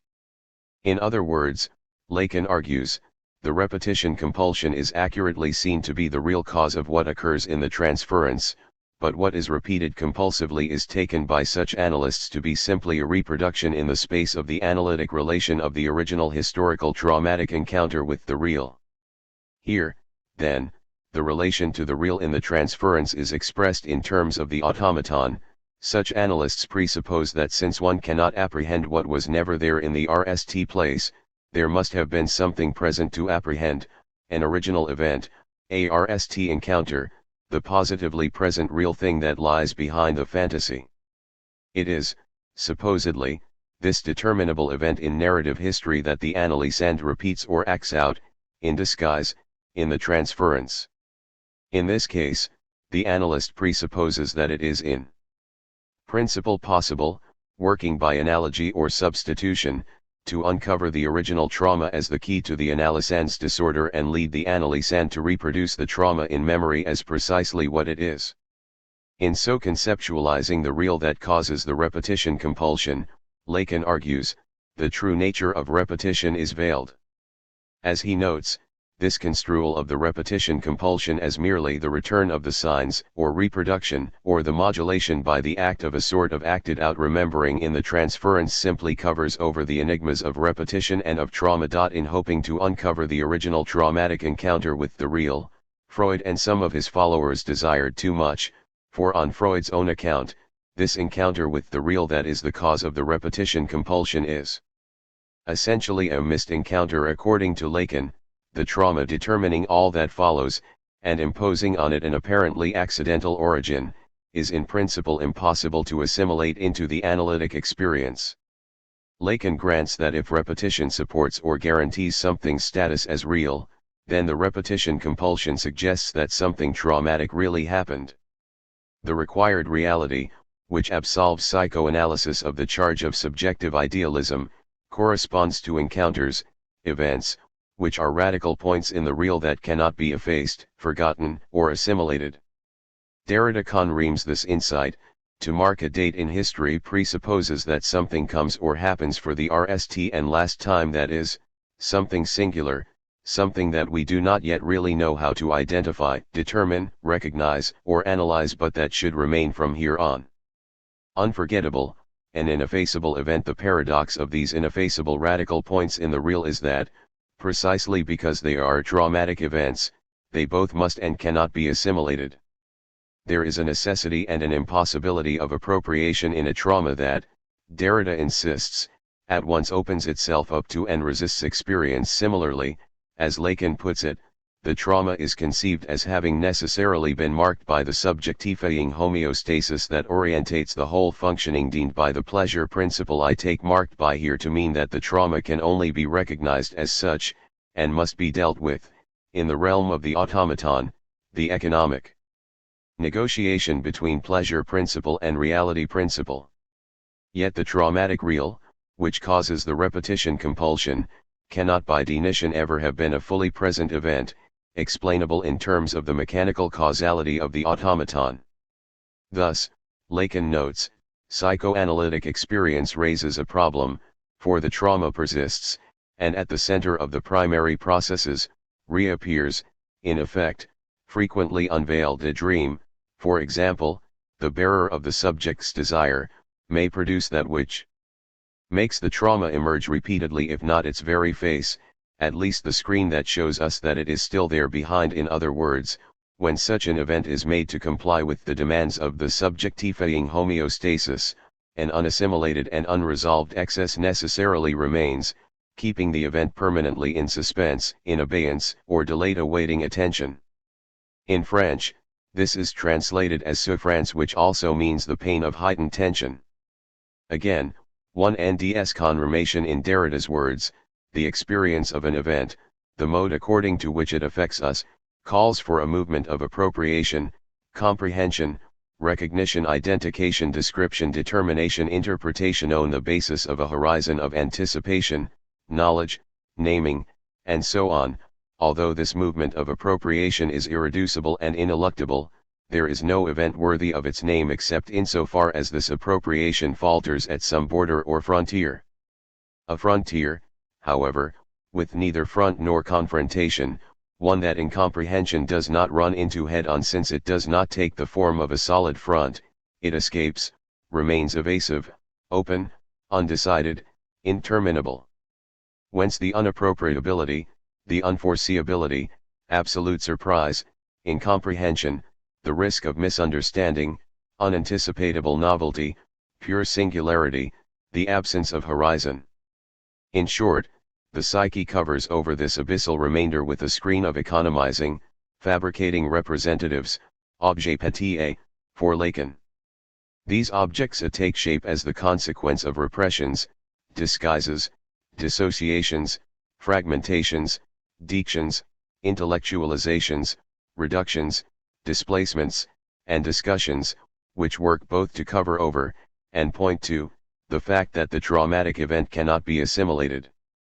Moreover, it is precisely because the trauma is preserved as impossible to assimilate that we end ourselves repeatedly attempting such assimilation. In Derrida's words, something took place, we have the feeling of not having seen it coming, and certain consequences undeniably follow upon the thing. But this very thing, the place and meaning of this event, remains ineffable. Out of range for a language that admits its powerlessness and so is reduced to pronouncing mechanically a date, repeating it endlessly, as a kind of ritual incantation, a conjuring poem, a journalistic litany or rhetorical refrain that admits to not knowing what it's talking about. We do not in fact know what we are saying or naming in this way. September, le septembre. September. We repeat this, we must repeat it, and it is all the more necessary to repeat it insofar as we do not really know what is being named in this way, as if to exorcise 2 times at one go, on the one hand, to conjure away, as if by magic, the thing itself, the fear or the terror it inspires, for repetition always protects by neutralizing, deadening, distancing a traumatism, and, on the other hand, to deny as close as possible to this act of language and this enunciation, our powerlessness to name in an appropriate fashion, to characterize, to think the thing in question, to get beyond the mere deictic of the date. Paradoxically, the event as trauma causes the repetition compulsion that screens precisely the impossibility of its repetition. In other words, the repetition is compulsive because there can never be a proper repetition of the event, which, having happened, without being there, can never be refound. One cannot get over, past, beyond the trauma precisely because it cannot be repeated. We repeat not in order to master the trauma but precisely because we cannot in principle achieve such mastery. But notably, for Derrida as for Lacan, we repeat as much for protection as for the sake of inventive sublimation. Lacan concludes, the reality system, however far it is developed, leaves an essential part of what belongs to the real a prisoner in the toils of the pleasure principle, in other words, zwang, compulsion, that is, the death drive and its impossible aim of jouissance, governs the very diversions of the primary process. Recall that the primary process operates in the gap between perception, for example, of sounds, and consciousness, a sound that has meaning for me, by which perceptual events are converted into an interpreted, meaningful, articulated phenomenal reality. For Lacan, one may apprehend the state of primary processing, directed by the death drive, by way of an example, namely, the experience of dreaming under the effect of perceptual events just before one awakens. He describes a situation in which an impatient knocking became manifest in his own dream as something other than a knocking at the door. On awakening, he notes, it is only by detaching from his dream representation, the scenario presented to consciousness through the dream, and reconstituting the event of the knocking as a perceptual representation that he becomes aware of it as a knocking at the door that bears with it knowledge that I am there, at what time I went to sleep, and why I went to sleep. In other words, the dream representation associated with the knocking is not at all the same as the perceptual representation of the same event. Turning to the questions of what really wakes us up from such a dream and what we really awaken to, it seems obvious that it was the knocking in the real world that caused the dreamer to wake up. One could say that one wakes up from a dream, a hallucination, to reality. But, of course, things are more complex than this. There is, for Lacan, far more at issue in the notion of the real. As he hints, perhaps we shall see better what is at issue, by apprehending what is there that motivates the emergence of the represented reality, here deemed as the phenomenon, distance, the gap itself that constitutes awakening. Lacan, notably, has subtly reversed the above formulation. It is also possible to say that one awakens from the real manifest in the dream to the fantasy, a hallucination, of a coherently articulated phenomenal reality. In this case, Lacan argues that the true cause of my awakening is not the perceptual event incorporated into the dream, the knocking, but a different kind of encounter, namely an essentially missed encounter with the real, which is tied to the knocking associatively. To explain this claim further, Lacan discusses a famous example from Freud's Traumdeutung, the unfortunate father who went to rest in the room next to the one in which his dead child lay, leaving the child in the care, we are told, of another old man. The old man, unable to maintain his vigil, nods off, a candle falls, and the bedclothes around the body of the dead child catch alight. At the same time, the father dreams that the child is near his bed, takes him by the arm and whispers to him reproachfully, "Father, can't you see that I am burning?" The father is then awoken by something problematizing two of Freud's hypotheses, namely, that dreams are wish-fulfillments and that they function to prolong sleep. He argues that indications in Freud's texts allow us to produce the question, what is it that wakes the sleeper? Is it not, in the dream, another reality? For, as he argues, the father does not persuade himself in the dream that his child is still alive. Rather, the terrible vision of the dead son taking the father by the arm designates a beyond that makes itself heard in the dream. One wonders, Lacan remarks, if there is more of the real in the vision than in the perceptual reality of what is happening in the room next door? In other words, in a dream one connects perceptions together in a way that refers to and threatens to expose, unveil, another reality, the real that is associated with a traumatic event. As concerns the dreaming father, perhaps this real is represented by the traumatic desire for immortality and consequent self-recrimination that are tied to the fear of unnatural causes, a sense of the uncanny, of the devil, in the event of a child predeceasing the parent, and the sense that the child would have survived had he been a proper father, an immortal believer, a match for the fever. Whatever it is, Lacan argues, he awakens in order to avoid having to confront the traumatic real, attached like a cotton thread to the accusation in the sentence, "Father, can't you see I'm burning?" To escape the abyssal encounter with the real, the father awakens to another reality. Thus, Lacan asks, is not the dream essentially, one might say, an act of homage to the missed reality, the reality that can no longer produce itself except by repeating itself endlessly, in some never-attained awakening? In a remark echoed in the earlier citation from Derrida's Autoimmunity, pronouncing mechanically a date, repeating it endlessly, as a kind of ritual incantation, a conjuring poem, a journalistic litany or rhetorical refrain that admits to not knowing what it's talking about, Lacan adds that it is only in the dream that this truly unique encounter can occur. Only a rite, an endlessly repeated act, can commemorate this not very memorable encounter, for no one can say what the death of a child is. The awakening that resituates us in a constituted phenomenal reality, Lacan argues, offers evidence that we are not dreaming. The awakening shows us the waking state of the subject's consciousness in the representation of what has happened, the unfortunate accident in reality, against which one can do no more than take steps. In other words, the waking state of the subject's consciousness puts together or represents what actually happened according to the causality of the automaton, which one could just as well name internal time consciousness. But how does one understand what is put together or represented in the dream, in the terrible vision of the dead son taking the father by the arm, and in the voice that is heard to ask, "Father, can't you see I'm burning?" As Lacan remarks, this sentence is itself a rebrand of itself. It brings where it falls, and one cannot see what is burning, for the AMs blind us to the fact that the bears. On the real again, note the echo where Derrida speaks of Freud's legacy in terms of an archive fever. As already cited, in chapter, Derrida wonders what may have burned secretly, without remains and without knowledge.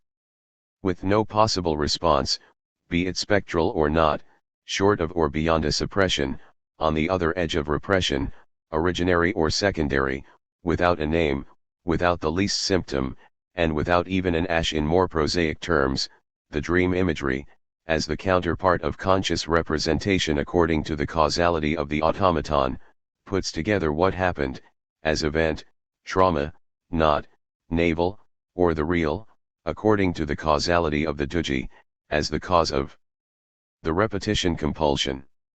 What the unconscious puts together as a veil that uncovers an unspeakable, inconceivable happening, a missed encounter, is essentially determined by the Vorstellungsrepresentans, Object A.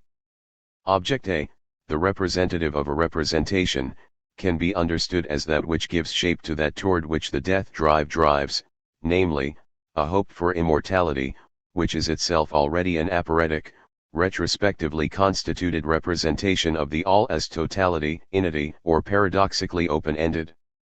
Object A, then, marks no worldly object but the loss of itself that the subject RST experiences upon facing the dread of its necessary constitution as a lacking being whose paradoxical, possible/impossible task is to rend itself, its immortality. Immortality, then, as that toward which the drives, directs the unconscious synthesis by which individuals project into consciousness a representative, Object A, invested with the supposed power to restore their immortality, and to which they return compulsively in an inventive repetition that can only ever be an iteration. The generalized statement of insatiable desire, in other words, is that I should have been immortal. Lacan concludes his analysis of the dream with the remark that awakening works in two directions. If awakening resituates us in a constituted phenomenal reality and offers evidence that we are not dreaming, it also carries out the task of separating us from and covering over the traumatic real. In this case, it offers evidence that we are fantasizing. In this discussion, then, he points to the ambiguous status of phenomenal reality as escape, as delusional fantasy of coherence and interpretability.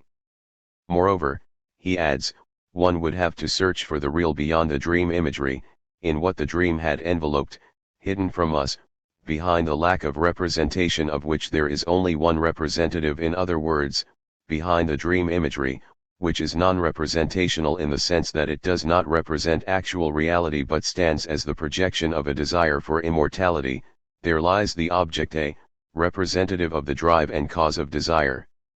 This desire for an impossible immortality, impossible, in the sense of ineradicably apparatic, he claims, is the real that governs our activities more than any other, and it is psychoanalysis that designates it for us. According to Lacan, then, one may end in the duji, the kind of causality bound up with the real, which suggests that the true motivation for our actions has to do with an unconscious desire for immortality, Freud's solution to the problem that Kierkegaard centers on repetition.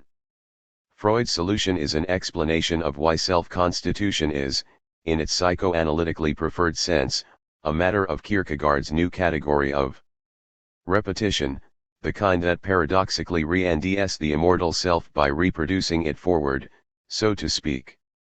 The idea that self-constitution is always a matter of repetition, of re-ending the self, goes down to Freud's understanding of the origin of the self as essentially split from itself, its own immortality, due to the paradoxical choral space/gap constituted by the lamella. Notably, for Lacan, to adumbrate what is to come in later chapters, the kind of healthy analysis that psychoanalysis ultimately aims to engender is a subject who is capable of genuinely ethical action, which is inscribed in the paradox of repetition imposed by the phrase "become who you are," unlike a paranoid or hysterical subject, whose desired immortality is represented as the delusion of totality or inity respectively. Such a subject dreams of immortality in the form of a paradoxical open-endedness. But if this is the case, it is less that Kierkegaard poses a problem for which Freud offers a solution than of providing through psychoanalytic theory an enriching translation of Kierkegaard's solution. Lacan's remarks here not only presuppose familiarity with Kierkegaard's repetition, to which they respond, but they are also too condensed for the progression of an argument to be much more than conjecture. Nevertheless, one may advisedly take the hint and turn to Kierkegaard's essay in Experimental Psychology for help. Naming him the most acute of the questioners of the soul before Freud, Lacan initiates his discussion by expressing admiration for the way in which Kierkegaard's essay abolishes the mirages of love by showing that I am the true object of my desire, or, in other words, that desire is essentially narcissistic. Notably, in Lacanian discourse, primordial narcissism names the desire for immortality. What Lacan has in mind here is the RST point of crisis in a complex love affair narrated by Constantine, one of Kierkegaard's many pseudonyms. Constantine tells of a young man who, having already provoked his interest due to both the promise of a profound nature which possessed more than one register and the seductive immaturity and pliability of youth, commands his serious attention when he announces that he has fallen in love. As Constantine recounts, he told me that he had already been in love for some time but had concealed it from me.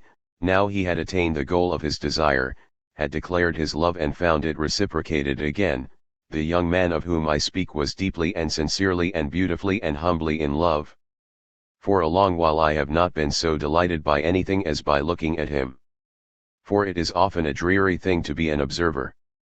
Yet, as Constantine astutely observes, the fact that the event of falling in love is traumatic for the young man is already manifest in his mood of unappeasable melancholic longing when apart from the beloved, as if she were already lost and he stood at the end of the relationship instead of at the beginning. This mood, for him, prefigures an awakening to the truth that, he intimates, is inevitable for a thinking person, namely, that on attaining the goal of his desire he will end it to be spurious, for the loved worldly object merely represents a desire directed towards something more profoundly lost at birth, one's own immortal self. A profound loss of self, Constantine reeks, is inevitable from the moment of birth. Yet, he insists, there must be a living spirit in me that refuses this death and opens out to the future, to the chance of repetition by which I regain myself. In his words, it must be true that one's life is over at the RST instant, but there must be vitality enough to kill this death and transform it into life. Constantine, however, mistakenly believes that the chance for repetition is intentionally made through strength of will, perseverance, and rational action. In his estimation, the young man's soul is too soft for this hardship. Ultimately, Kierkegaard argues that one is given the chance for such repetition, when all is lost, by virtue of the absurd as a gift from God. The predicted awakening soon occurs and the young man admits to Constantine that the young girl was not his love, she was the occasion of awakening the primitive poetic talent within him and making him a poet. He recognizes that he no longer had need of the rung of the ladder on which he had climbed and that in reality her existence or non-existence was in a certain sense of no importance to him. Paradoxically, the love that is directed toward her has revealed and blocked, awakened and diverted, his true narcissistic desire to regain himself. As his muse she is the visible semblance of his immortal poetic soul. As his beloved she threatens to divert his desire and imprison it in the mundane mortality of marriage, procreation, and domestic routine. In the terms of the prevailing courtship conventions, Kierkegaard's poet has no honorable option but to marry the woman to whom he had declared his undying love. However, this leaves him in a double bind, for he can no more admit this to the girl than continue with the relationship. To construct a real relationship out of this misunderstanding was impossible for him, it would have meant to make her the victim of an eternal deception. To explain to her the mistake by letting her know that she was only the visible semblance, whereas his thought, his soul, was seeking something else which he transferred guratively to her would mortify her so deeply that his pride revolted against it. Unwilling to be guilty of her unhappiness, then, he strives to keep up the pretense of loving her. But he knows that in committing his love to the worldly object, to the mere semblance, he destroys his chance to become what he is. Thus, simultaneously, he cursed existence, his love, and the darling girl who was the obstacle that both revealed and barred his chance for repetition. One conclusion to be drawn from Kierkegaard's account is that love for any worldly object is always a diction of desire. For Lacan, this would not necessarily amount to the criticism that worldly love imprisons the soul in inadequacy, as it might appear to be from Kierkegaard's account. On the contrary, as I shall show in chapter, which deals with ethical action, he insists upon the importance of this structure of diction for the revised notion of sublimation. Love sublimates the object, that plays a crucial part in ethical action. Yet, to return to the task of decoding, he observes that Kierkegaard's account does demonstrate how one may become a prisoner of love. Love's exaltation of the other spuriously makes of it the source of all possible satisfactions. In so doing, unlike the poet, who was aware of his double bind, one unwittingly demands from the other a fullness of satisfaction that it cannot give, namely, what Lacan calls narcissistic satisfaction. By loving her, I place a demand on her to complete me, or, that is, extinguish my desire. It is a false demand because in truth the other is not my missing complement, I am. The loved other is merely the facade that reveals and conceals this. For Kierkegaard, the repetition through which the true self is refound occurs when one is given the chance to rise above the dictating desire for worldly others and to assume the true object of desire, namely, the self. In other words, repetition occurs when you are given the chance to become who you are, or, in Lacan's terms, to assume your desire clearly. When speaking of such repetition, both Kierkegaard and Freud are dealing with a form of repetition that is beyond the refound object of everyday pragmatics. In Lacan's words, Freud is not dealing with any repetition residing in the natural, no return of need, any more than is Kierkegaard. The return of need is directed towards consumption placed at the service of appetite. Repetition demands the new. This is an allusion to Kierkegaard's articulation of the dialectic of repetition. Notably, Kierkegaard distinguishes his conception of repetition from a traditionally philosophical, recollective nostalgia that bows out of time from the beginning. As Caputo puts it, for the Greeks eternity always already has been, it is a presence which we always already possess but with which we have lost contact. Eternity is a lost actuality. Thus the point of philosophical speculation is to ease oneself out of time, as one would back out of a dead end, to steal back into eternity. In contrast, Kierkegaard insists, repetition leaps forward within time from what has been, each repetition is a renewal of what has been, without which, what has been will not have been. In his words, the dialectic of repetition is easy, for what is repeated has been, otherwise it could not be repeated, but precisely the fact that it has been gives to repetition the character of novelty. But, as Lacan goes on to note, one must be careful not to misunderstand such novelty in terms of the power of variation. The demand for something new in one's activities, that is, novelty as variation, is not the same as the novelty intrinsic to repetition. In fact, concerning repetition, we are rather talking about the paradoxical novelty implied in the demand for the same again, for the very necessity of this demand shows up the true secret of repetition, namely, the most radical diversity constituted by repetition in itself, referring to Freud's observation that children cannot have their pleasurable experiences repeated often enough, and they are inexorable in their insistence that the repetition shall be an identical one. Lacan notes that children here are implicitly aware of the diversity intrinsic to repetition that threatens it. It can be seen in the child, in his RST movement, at the moment when he is formed as a human being, manifesting himself as an insistence that the story should always be the same, that its recounted realization should be ritualized, that is to say, textually the same. This requirement of a distinct consistency in the details of its telling signs that the realization of the signer will never be able to be careful enough in its memorization to succeed in designating the primacy of the significance as such. This citation contains a tacit reference to what is revealed through Constantine's actions and reactions, namely that the requirement for constancy in the telling, in the symbolic order, tacitly acknowledges the impossibility of repetition in the real, yet insists upon its possibility as engineered from above in the ostensibly transcendent symbolic order. To resolve the internal conics of the tormented young poet, Constantine hatches a game plan, which promises to manipulate events according to a precisely engineered strategy, such that the poet, by acting the part of a faithless philanderer, escapes his love relationship in a way that preserves his poetic nature and the lady's honor. This release, as Constantine notes, would carry the small cost to the poet of his own public reputation, but where it really counts, in his own eyes, he will have acted honorably. The young man, however, loses the nerve for this eminently rational scheme, balks at submitting to an unjust public charge of guilt, and simply absconds. In Constantine's estimation, his soul lacked the elasticity of irony. He has not the strength to take irony's vow of silence, nor the power to keep it. Only he who really is able to love is a man, and only he who is able to give his love whatsoever expression it may be is an artist. But it is in contrast to Constantine's paranoiac artistry that the young poet is to discover the new category of repetition.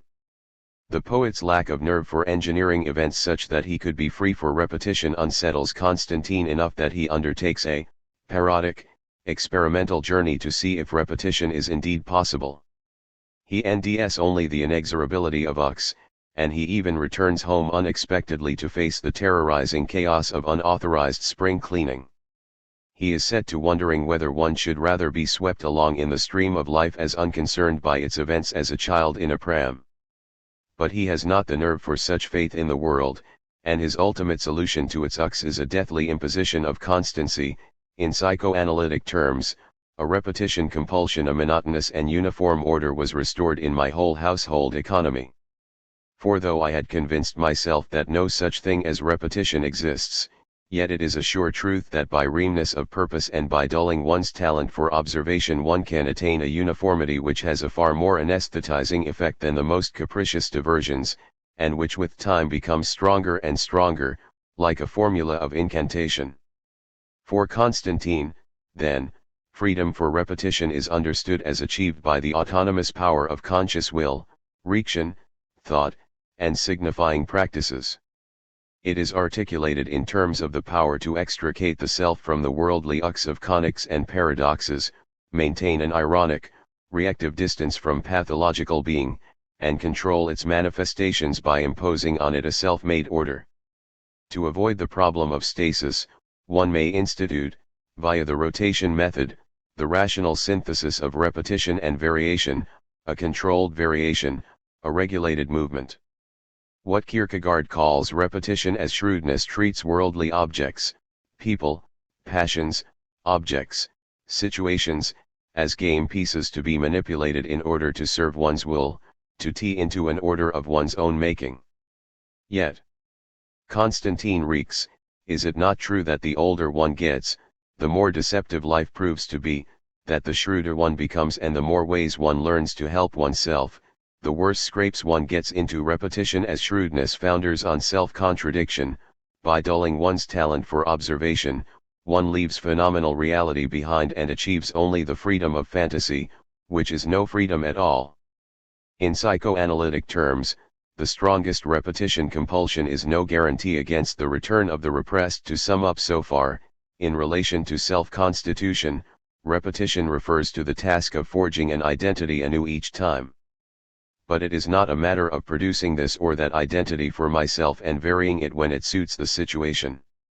As Lacan puts it, to develop it novelty by varying the significations is therefore, it would seem, to elude it novelty in the sense of repeating forward. Rather it is a matter of forging an identity that can persevere in time through constant renewal as the same. In Kierkegaard's words, in the individual, then, repetition appears as a task for freedom, in which the question becomes that of saving one's personality from being volatilized and, so to speak, upon to events. Yet if the self is to be saved from being volatilized by events, it does not suffice, as Kierkegaard argues through the Gur of Constantine, to think of the self as in control of events. In other words, what one may glimpse again here is the function of the duji as a condition of possibility/impossibility, a causality of a different order that underpins the paradoxical injunction to become who you are. Kierkegaard's new category of repetition becomes apparent in the contrast between Constantine and the young poet. As Kierkegaard insists, it is left to the young poet to move beyond Constantine, the quintessential contemplative reactor and aesthete, and in so doing discover the new category of repetition. Kierkegaard will make Constantine step aside for the young man, who with his religious primitiveness is to discover repetition. So what we see now in repetition is the transformation of the young man. After he disappears, through letters to Constantine, with no return address, we end out that for him everything is lost: his love, his muse, the poetry, and he remains paralyzed and in torment. He has lost everything that he already is, or has been, or has already counted as his identity. The implication is that freedom to repeat yourself, the ability to become who you are, does not depend on what the other is to you or on what the other does intentionally. Nor does it depend on your own intentional acts. It will depend, as we shall see, on a gift. All that was left to the poet was the persevering insistence that he was not guilty. What really attracted him to Job, however, was the fact that he was in the right. On this point now everything turns. Fate has played him a trick in letting him become guilty. If this is the way it stands, he can never more recapture himself than he reads a notice in the paper of her marriage to another man. This is the unexpected thunderstorm that releases him for poetry and returns him to himself. The chance for freedom, paradoxically, is found to be not a matter of the imposition of will but a gift from God. Freedom to become who you are is, paradoxically, given to you as a gift, as a thunderstorm that you cannot predict and cannot make happen. Then I receive myself again, and precisely in such a way that I must feel doubly the significance of it. In this case he transfers repetition as his own consciousness raised to the second power. Now freedom breaks forth in its highest form, in which it is deemed in relation to itself. In his revision of Freud's interpretation of his grandson's famous game of forte, Lacan argues that it illustrates the origin of the structure of self-loss that underlies the repetition involved in the phrase "become who you are" or "assume your desire," as mentioned earlier. Although Freud raises the question of whether the repetition of painful experiences challenges the primacy of the pleasure principle, he ultimately comes to the conclusion that one can read the game as conforming to the demands of the pleasure principle. For Freud, the cotton reel, among other possibilities, could be said to represent the absent mother. In this case, the child replays in a game the traumatic moment of her departure, gaining mastery over it by making her absence intentional. "I have thrown you away." But this interpretation remains entirely in the domain of the return of need, the satisfaction of the need for mastery over objects and events. Lacan thinks there is more to it than this. The child does not cry, nor does he look at the door. In relation to the grandson's game, Lacan argues, against Freud, that the game does indeed represent something that exceeds the pleasure principle. The game replays a traumatic event, a splitting in the subject and the inauguration of a death drive or repetition compulsion. The child repeats not in order to master the event but precisely because mastery is impossible. The cotton reel for him represents not the mother but the object cause of desire, which is the part of the subject that splits off from it forever upon the loss of the mother. It represents, in other words, the imaginary missing complement that is attached to the subject by the thread of desire, the desire for restitution, the desire to bring it back, to put ourselves back together. But each time the child retrieves the cotton reel, it becomes again only a cotton reel and not the sought-after restitution that would complete the self, so the game is repeated endlessly. Ultimately, Lacan, like Kierkegaard, argues for the duji as the real cause of the true self. These remain in scare quotes because the real cause of the self, the duji, turns out to be no thing, not nothing, but an inarticulable, traumatic event, the gift of God, in Kierkegaard's idiom, and the true self turns out to be the lacking being or split subject, whose ethical task is, as Kierkegaard suggests, to become who she is in the recognition and assumption of her desire. If Lacanian psychoanalysis adds a caveat, it will be that such a task, as his version of the forte game indicates, is nally impossible, which, as Derrida would add, is no reason for abdicating. To sum up, the contrast between automaton and duji, as the contrast between two types of causality, is also viewed by Lacan in terms of the difference between law and cause. The cause, unlike the law, is never present in the eld of consciousness that it affects. But that does not mean that it is absent/nothing. Just as justice is never present in the eld of law, for example, trauma is never present in the eld of repetition. Phenomenal reality, constituted in and by what is law-governed in our use of language, belongs to the economic domain of the possible. Here, the death of a child is only real insofar as I can account for it phenomenally. He had a fever, he died at 4 o'clock, and so on. The real by contrast appears as failures, ruptures, and inconsistencies caused by the duji. Here, the death of a child is only real insofar as it cannot be represented, for as soon as I economize it in phenomenal terms, it loses its status as real-tutional constructions. This, however, is not to say that the death of a child is absolutely unrepresentable. It is represented negatively as that which lies behind and hollows out all the attempts at representation. In other words, while impossible and only negatively inscribed in the automaton as that which goes wrong, this real is not nothing. In the aftermath of the fall of subjective idealism, then, one cannot resort to naive realism but must instead insist that there is not nothing. Although a discussion of Lacan's account of the impossible real in duji and automaton is already enough to demonstrate an accord between Lacan's notion of the real and Derrida's thinking of difference, I shall graft onto this account another way of addressing the real, through Kopchek's account of Lacan's remarks concerning the lesson to be learned from set theory. Addressing what she calls the problem of the all, this graph serves to demonstrate how Lacan addresses the uneconomic and economic aporias of nominalism and universalism and the veil of alienation according to which they are articulated. The real and inventive sublimation. The lesson of set theory. Turning to the question of what is real, another consideration arises, hinted at in the last paragraph of Duji and Automaton, namely the problem of universals and particulars. In relation to this issue, according to Kopjek, Lacan argues that there is something important to be learned from what set theory had to absorb when faced with Bertrand Russell's notorious demonstration of our inability to move automatically from a particular concept to the existence of a numerable set, an all or whole. Perhaps unaware of just what he would set in motion, Russell proposed a concept, or predicate or condition, from which it was impossible to form a set.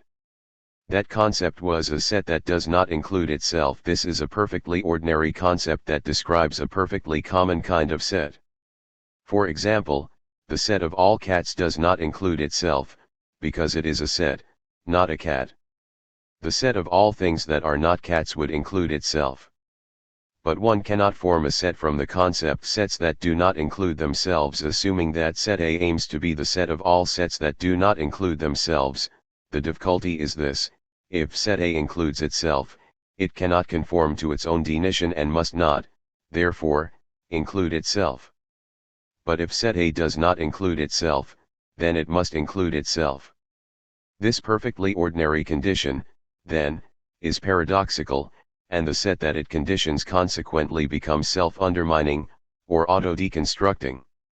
Concerning what to make of this difficulty associated with the formation of sets, or wholes or universals, which is in fact the problem of how to understand the real, there are certain, hopefully by now quite familiar, uneconomic, economic, and aporetic options.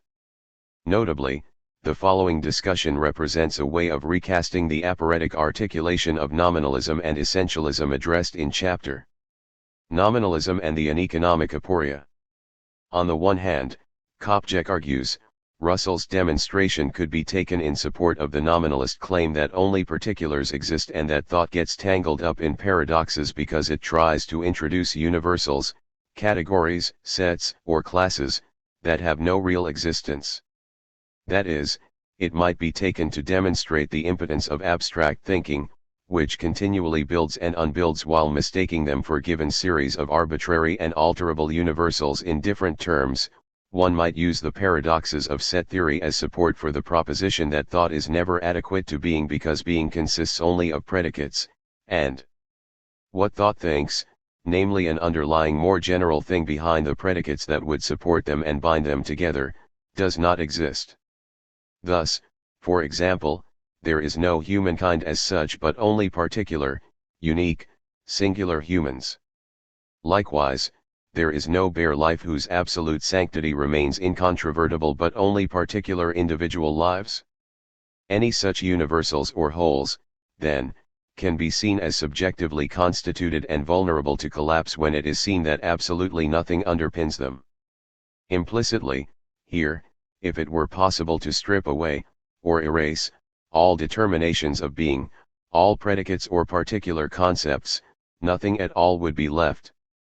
The idea of such erasure, in Kopjek's words, is intended precisely to foreground historical contingency, to demonstrate that the accretion of particular features by this or that subject, that the cumulate deposits of ego identifications, are the result of historical circumstances that could have been otherwise and that these particular features are therefore inessential. They could easily be stripped away, effaced, by subsequent or alternative circumstances. In this case, however, thought seems impotent. It cannot think the all of being because the all of being is an innate number of particulars, atoms, that cannot be gathered together in a unity. Here, thought faces the impasse of an aporia. The condition that makes an all possible, namely that nothing be excluded from it, is precisely the condition that simultaneously makes it impossible, for the imperative not to exclude anything makes it impossible to think everything since, as Kopjek puts it, no all can form where inclusion knows no limit. Universalism and the economic aporia. On the other hand, Kopjek argues, Russell's demonstration of the paradox in set theory might be taken in support of the essentialist claim that only universal structures exist and that thought gets tangled up in paradoxes because it tries to accord existence to particular, contingent, nominal unities, empirical concepts, that have no real existence. In other words, Russell's demonstration might be taken as a reminder of thought's impotence, exemplified in the assertion that being as such transcends every particular attempt to impose an appropriation on it. This economic stance, in contrast to an economic nominalism, conreams the existence or ultimate presence of being as such or the thing itself, for example humankind as such, while granting that no predicate will be sufficiently large to grasp it properly. On this account, the idea of erasure is understood differently. As Kopjek puts it, from politics to aesthetics, the negative gesture that helped modernism erasure was able to wipe the slate clean, all the way down to the material support itself, pure, pristine, and generalizable, humanity itself, being as such, a neutral, Cartesian grid in this case. As she notes, erasure does not erase all, leaving nothing at all, but would make one exception. In her words, despite its self-presentation, erasure encounters its limit when it reaches the empty page or blank slate, not evidence that the process has been nally accomplished. As long as this empty support and unenected, neutral humanity, being as one, as uniform remains behind, we can be sure that something has survived untouched by the processes of historical contingency. The notion of a universal humanity stands outside and domesticates history, making the latter the agent of merely minor variations on its already decided script. Again, thought is assumed to be impotent, it cannot think the all of being because the all of being, while unitary, transcends any particular concept of it. According to the logic of exclusion, thinking and being are separated in a way that puts being out of reach and makes of it a lost origin or a future ideal to strive for. In this case, the condition that makes an all, a whole, possible, namely the exclusion that constructs an ultimate limit, a telos, center, or ground, is precisely the condition that simultaneously makes it impossible, for any exclusion or limit simultaneously constitutes both an accredited inside and a prohibited outside, which means that in the moment it is constituted as a whole it is also constituted as something that lacks what is outside and is, therefore, not all. Inventive sublimation. In each of the above cases it is assumed that thought is in some way impotent. We cannot think the all of being, in the RST case because it amounts to an entity of atoms that cannot be counted, and in the second, because it represents a totality that transcends any concept. In other words, in both cases thought and being, deemed as pure absence or as pure presence, are viewed as external to one another. Notably, these two kinds of inability to say everything, or two kinds of dissatisfaction with the world, are not only both internally aphoretic but are paradoxically related, or joined through Lacan's veil of alienation for the sake of historicity. Nominalism denies what universalism desires, namely something there that resists erasure, but this denial is self-undermining, for utter abyssal groundlessness is just as inimical to historicity. On the other hand, for the sake of the repetition necessary for a history of effects, universalism insists on precisely what nominalism denies. However, to name a pre-existing totality as a guarantee of repetition is similarly inimical to the very notion of historicity. As always, it cannot be a matter of choosing between these opposing options. Following Lacan, Kopjek prefers an alternative approach based on the argument that trauma both resists erasure and is the condition of history. Lacan argues that the hard kernel of the real is, as Kopjek puts it, the indivisible and invincible remainder of the process of erasure, but what he has in mind here, as should have become clear through the previous discussion, is the real as trauma.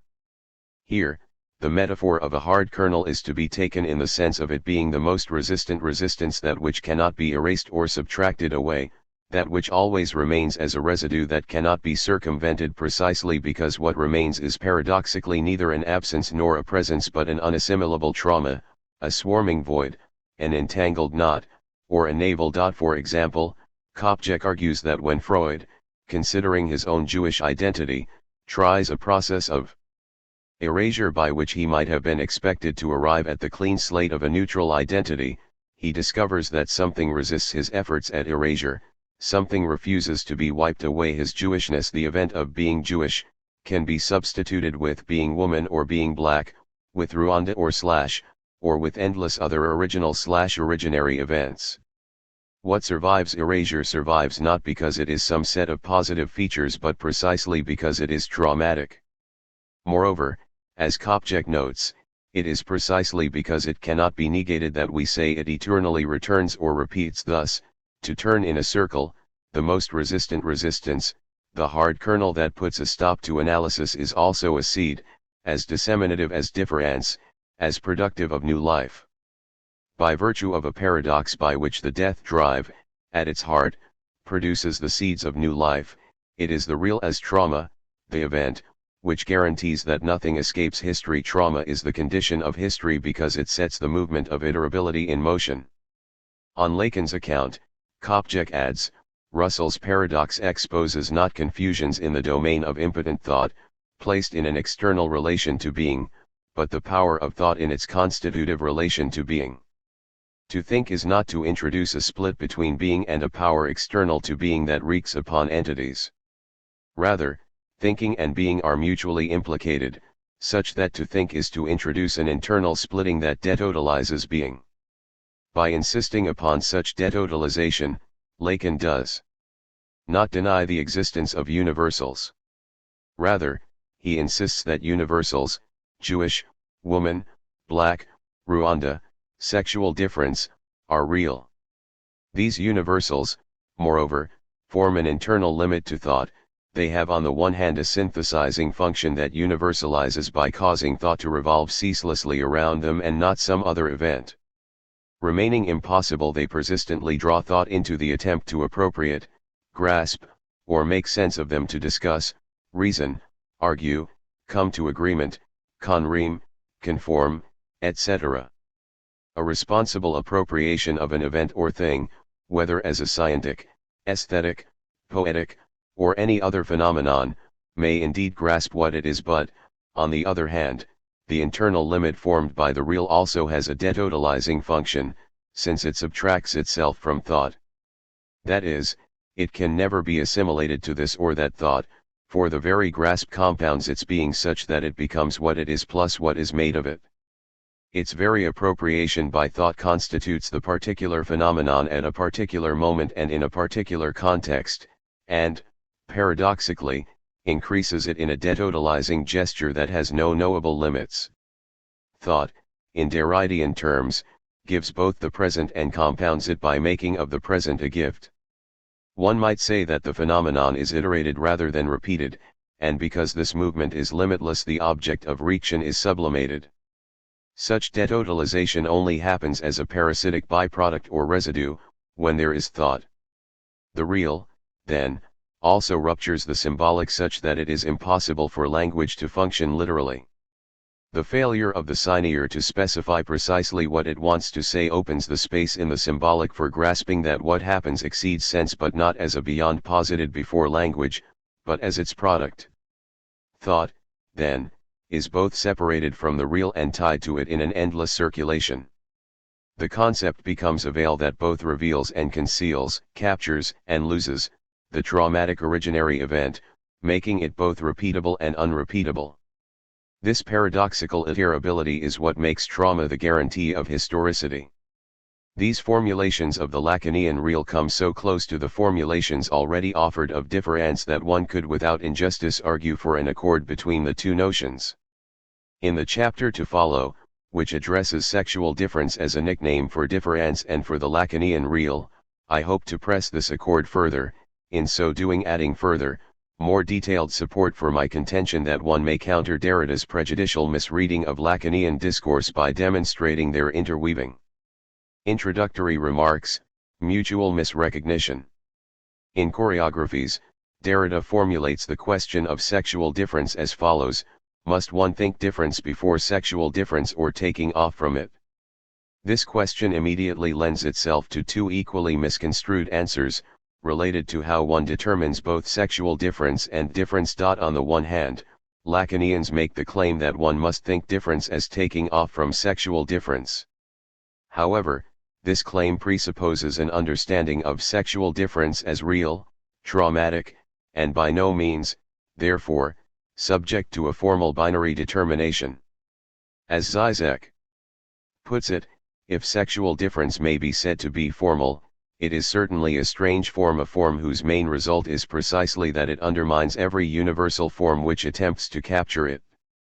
Far from constraining the variety of sexual arrangements in advance, the real of sexual difference is the traumatic cause which sets their contingent proliferation in motion. If one does not recognize this complexity, it becomes easy to mistake the Lacanian claim concerning the priority of sexual difference over difference for an argument that all concrete variations of sexual life are constrained by an implicit, pseudo-transcendental, normative condition of binary sexual difference, or what Judith Butler calls ideal gender dimorphism. It is in consequence of this mistake, Zizek argues, that Butler imposes on Lacan the view that social life is based into and idealized kinship positions that presume the heterosexual family as constituting the Denning social bond for all humans. In other words, granted that because of their diversity sexed bodies do not tie squarely within ideal gender dimorphism, sexual difference in Lacanian discourse is nevertheless said to serve as an ideal,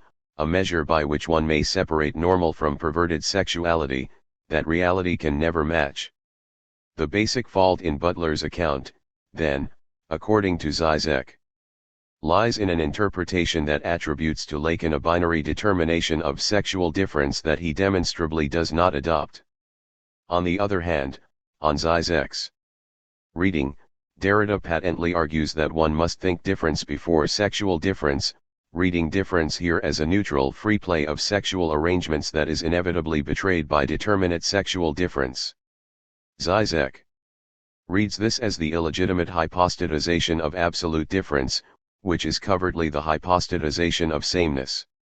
In his words, philosophers as different as Alain Badiou and Frederick Jameson have pointed out, regarding today's multiculturalist celebration of the diversity of lifestyles, how this thriving of differences relies on an underlying one, that is, on the radical obliteration of difference, of the antagonistic gap. The same goes for the standard postmodern critique of sexual difference as a binary opposition to be deconstructed. There are not only two sexes, but a multitude of sexes and sexual identities in all of these cases. The moment we introduce thriving multitude, what we effectively assert is the exact opposite, underlying all-pervasive sameness. Zizek has good grounds for his objection to what he calls the standard postmodern critique of sexual difference as a binary opposition to be deconstructed. However, the path through Derrida's reading of Heidegger in Geschlecht conclusively demonstrates, thus, hopefully, justifying its tortuousness, that this standard postmodern critique does not suffice as a characterization of Derrida's operations. Zizek here attributes to Derrida a determination of difference, as free play, that he demonstrably does not adopt. Rather, for Derrida, difference connotes the difference that one may say, mimicking Zizek, is the traumatic cause that sets in motion the contingent proliferation of different sexual arrangements.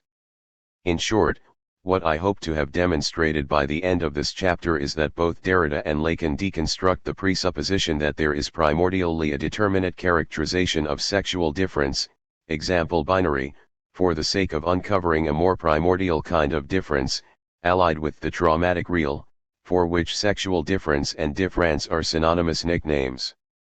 This means, Brie, that sexual difference is never actually present, since it has no intrinsic character, sense, or meaning.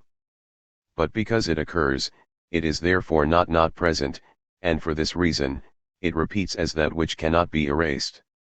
It occurs, then, as that which both calls for interpretation and resists, eludes, exceeds, all interpretations, so rupturing the order of interpretation that the call for reinterpretation never ceases.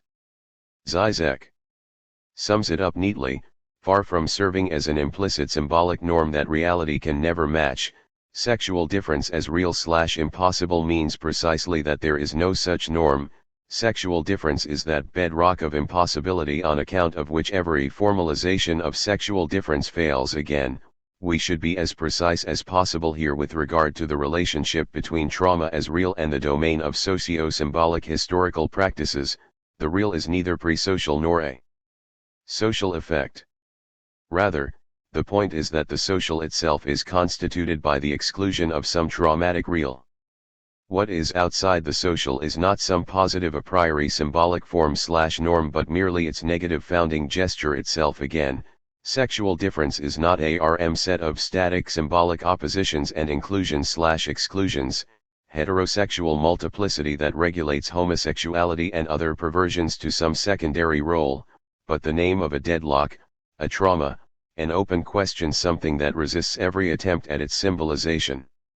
Every translation of sexual difference into a set of symbolic opposition, is doomed to fail, and it is this very impossibility that opens up the terrain of the hegemonic struggle for what sexual difference will mean. Again, the claim that the real is inherent to the symbolic is strictly equivalent to the claim that there is no big other.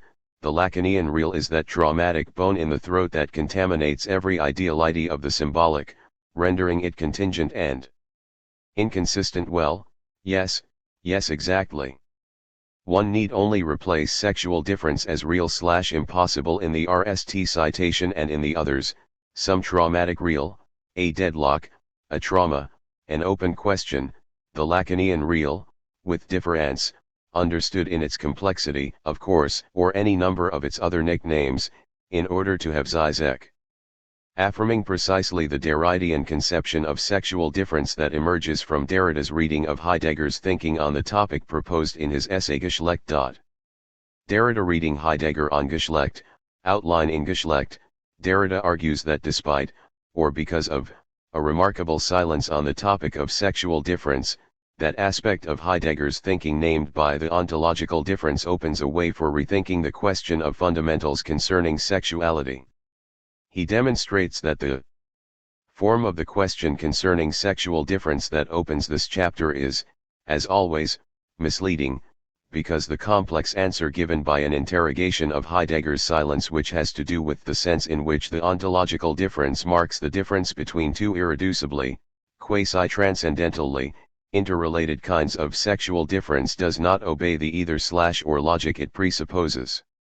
Notably, Derrida's primary aim in this avowedly preparatory text is to render the complexity and difficulty of Heidegger's thinking concerning sexuality so that he can commence a non-facile critique of it, which will follow the slow, painstaking rhythm of a lengthy seminar.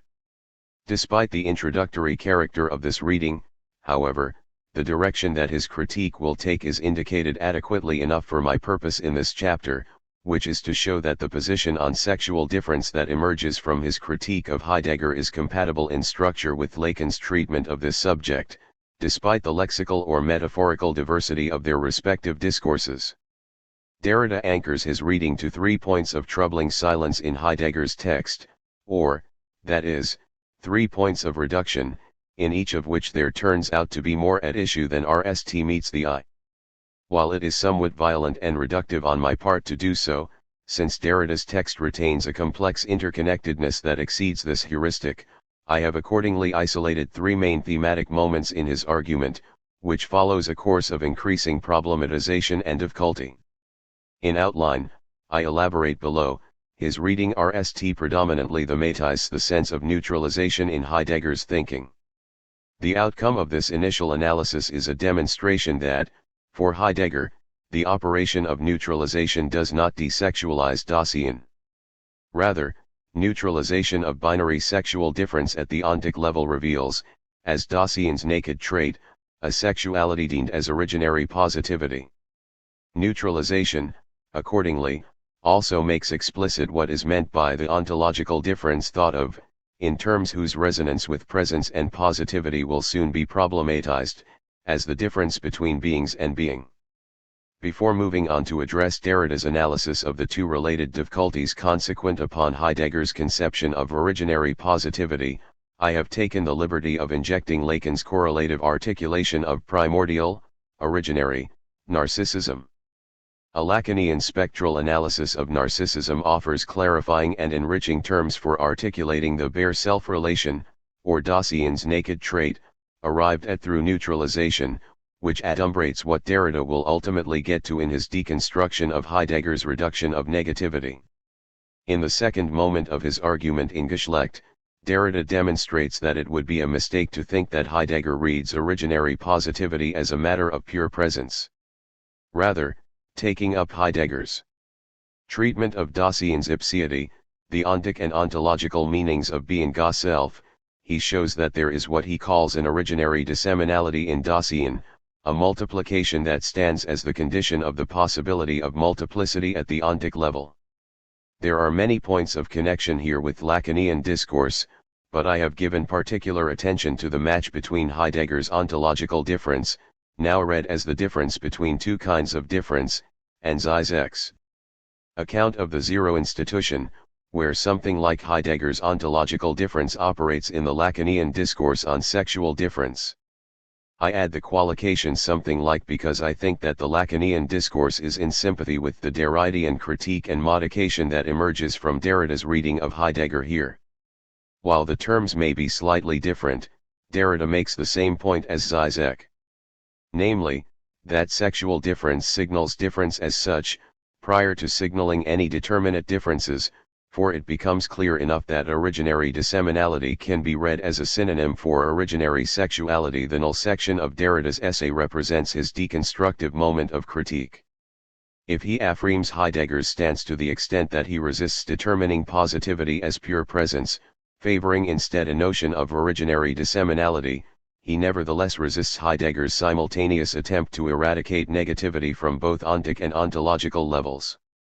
By doing so, Derrida argues, Heidegger excludes a conception of an economic, hysterical, Dawsian, which he in fact requires for an account of corruption. This engenders an irreconcilable tension that can only be negotiated by means of a logic other than that of aletheia or economic circular return.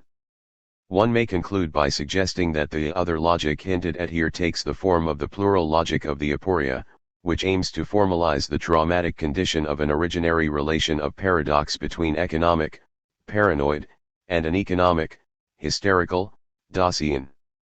While I have separated the following exposition into three parts, I have nevertheless tried as far as possible not to stray from the order of Derrida's argument. I hope that a certain amount of repetition will be compensated for by the fact that this makes for easier reference to Derrida's text. Neutralization and narcissism. First moment, neutralization.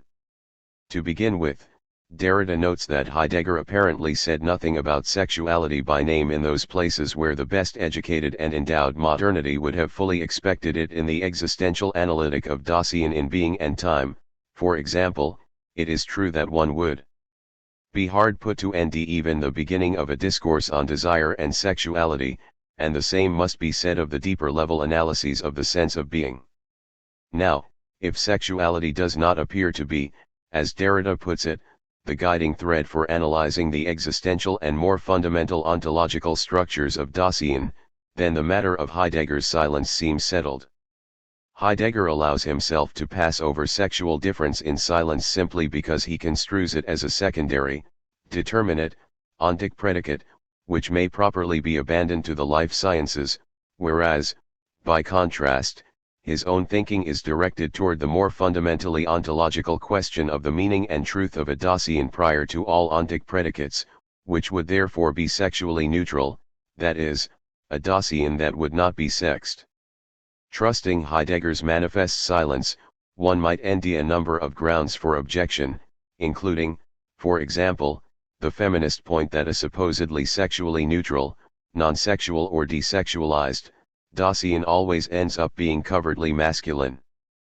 But how prudent is it, Derrida asks, to trust Heidegger's silence?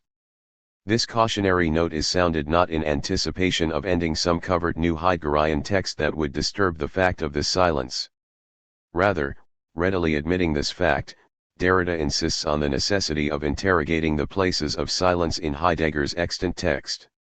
Chances are, he wagers, that Heidegger has in fact said quite a lot in the places where sex is not said.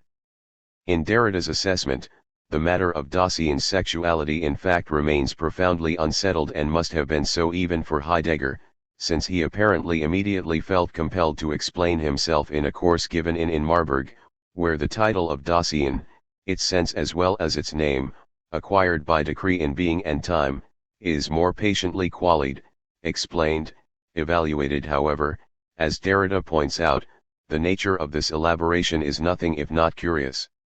He underlines two statements whose juxtaposition attracts attention. Here are the statements in question, as cited by him: for the being which constitutes the theme of this analytic, the title man, Mensch, has not been chosen, but the neutral title das Dasein. That neutrality means also my emphasis j.d that Dasein is neither of the two sexes keins von beiden Geschlechtern ist. Heidegger Rst of all determines Dasein as neutral, in the sense that, as Derrida explains, having subtracted every anthropological, ethical, or metaphysical predetermination, its primary, naked trait is a bare self-relation, or self-awareness. According to Derrida, this relation to self is not a relation to an ego or to an individual, of course. Thus Dasein designates the being that in a determined sense, is not indifferent to its own essence, or to whom its own being is not indifferent. Neutrality, therefore, is Rst of all the neutralization of everything but the naked trait of this relation to self, of this interest for its own being, in the widest sense of the word interest. The latter implies an interest or a pre-comprehensive opening up to the sense of being and for the questions thus ordained.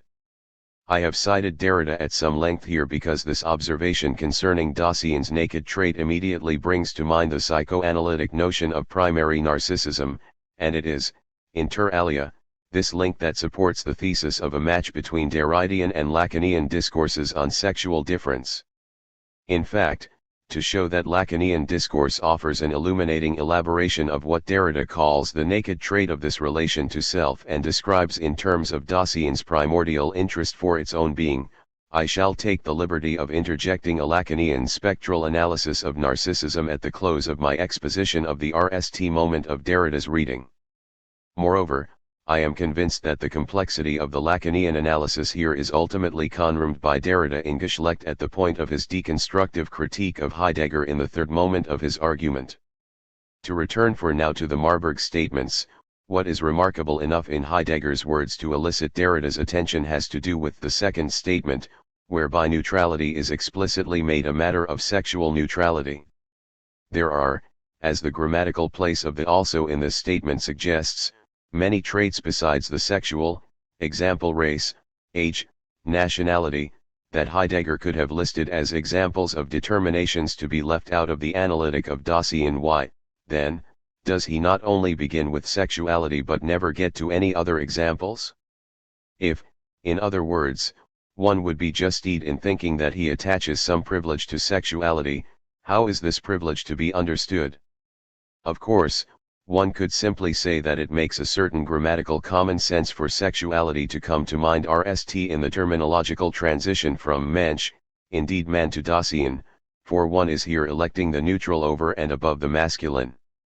But there is more to it than this, for as Derrida notes, neutrality also inscribes the notion of binarity. If Dasein is neutral, and if it is not man, Mensch, the Rst consequence to draw from this is that it does not submit to that binary partition one most spontaneously thinks of in such a case, to wit sexual difference. If being there does not mean man, Mensch, a fortiori it designates neither man nor woman in this case, Heidegger's prioritization of sexuality as the Rst trait to be neutralized might simply wreak the view that Dasein insofar as it is Rst concretized is concretized in terms of binary sexual difference, man/woman. Heidegger doesn't doubt that there are two here. Derrida gently begins to shift the terrain. If Dasein does not submit to a binary determination of sexual difference, then sexuality, as a binary opposition, is again placed RMLY in the ontic domain. Having correctly seen that Heidegger's insistence on the asexuality of the ontological structures of Dasein has to do with the insight that the discriminative belonging to one or another sex inscribes a negativity, understood in the Hegelian sense of mutual negation associated with dialectical opposites, it still seems plausible at this point, although Derrida will soon show why this is misguided, to argue that the Heideggerian discourse, denying sexuality as fundamentally a binary opposition, disallows sexuality at the fundamental ontological level in favor of a neutral, read, non-sexual, Dasein. To uncover what is amiss in this argument, Derrida begins by noting that the asexuality of Dasein as neither man nor woman is so nearly common sense that it hardly seems to justify the privileged attention Heidegger accords it here.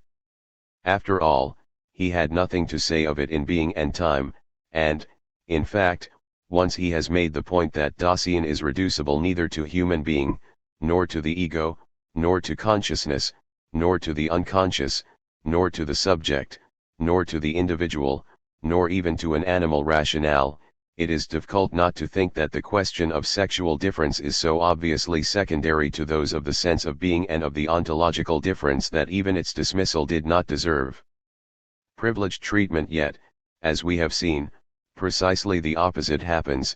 Having proposed the neutrality of Dasein, Heidegger's attention is focused on emphasizing its sexual neutrality or asexuality. Shouldn't this precautionary overemphasis, Derrida asks, raise our suspicion that reducing sexuality to the ontic realm, for Heidegger, is not a matter of course, for there is more at stake here than meets the eye? For Derrida, the answer is affirmative. If binary sexual difference clearly does not belong to the ontological structures of Dasein, yet Heidegger apparently takes a little too much trouble to reduce sexuality to the ontic level, then the difficulties are going to begin to accumulate. It is true, he argues, that in common parlance the terms neutrality and asexuality imply a certain negativity, besides the negativity of the neither/nor, neither male nor female, there is also the stronger negativity of the not sexual. Yet, if one reads Heidegger's text seriously, one comes to see that such negativity manifestly runs counter to what Heidegger wishes to mark out in his use of these terms. In fact, albeit counterintuitively, it is by means of these negativities that one must be able to read what Heidegger does not hesitate to call a positivity, positivitat, a richness, and even, in a heavily charged code, a power, Mochtigkeit. In other words, where sexuality is neutralized by Heidegger, it will indeed have been a matter of negating binary sexual difference at the ontological level and reducing it to the ontic level, as is commonly suspected. However, Dasein's sexuality as such is not thereby negated. What is annulled, instead, through neutralization, is only its binary, dual, determination, and this, in turn, has the effect of liberating a positivity in Dasein. This pre-dual sexuality, which, notably, is not thereby rendered unitary, homogeneous or undifferentiated, becomes the positive and powerful source of every sexuality. At this point, Derrida outlines in schematic form the movement of the argument he will elaborate in the course of the essay. First, sexual difference as binary does not constitute a positivity that neutralization would annul. Rather, it is precisely sexual difference determined as binary that leads to negativity. This means, he adds, that neutralization has a double and contradictory sense.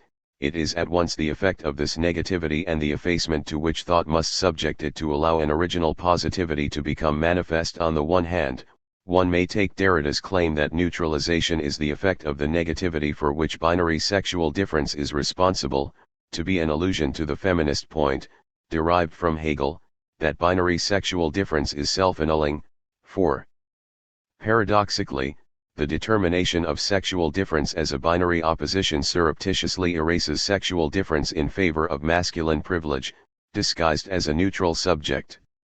He elaborates this argument in Choreographies, where he remarks that when sexual difference is determined by opposition in the dialectical sense, one appears to set off the war between the sexes, but one precipitates the end with victory going to the masculine sex. One can link together, he notes, sexual difference thus determined, 1 out of 2, negativity, and a certain impotence in Lacanian terms.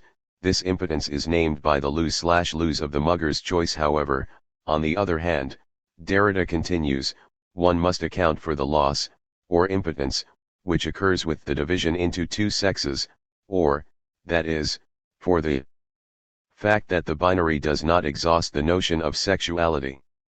In other words, to argue that binary sexual difference is basic would mean that Dasein itself lacks in a double sense. It lacks internally because it is a priori divided by an either/or, which, moreover, covers all that is possible. Thus, it also lacks an excess or outside, for such a choice between mutually contradictory opposites assumes a closed totality. In this case, it is impossible to account for more than two sexual styles.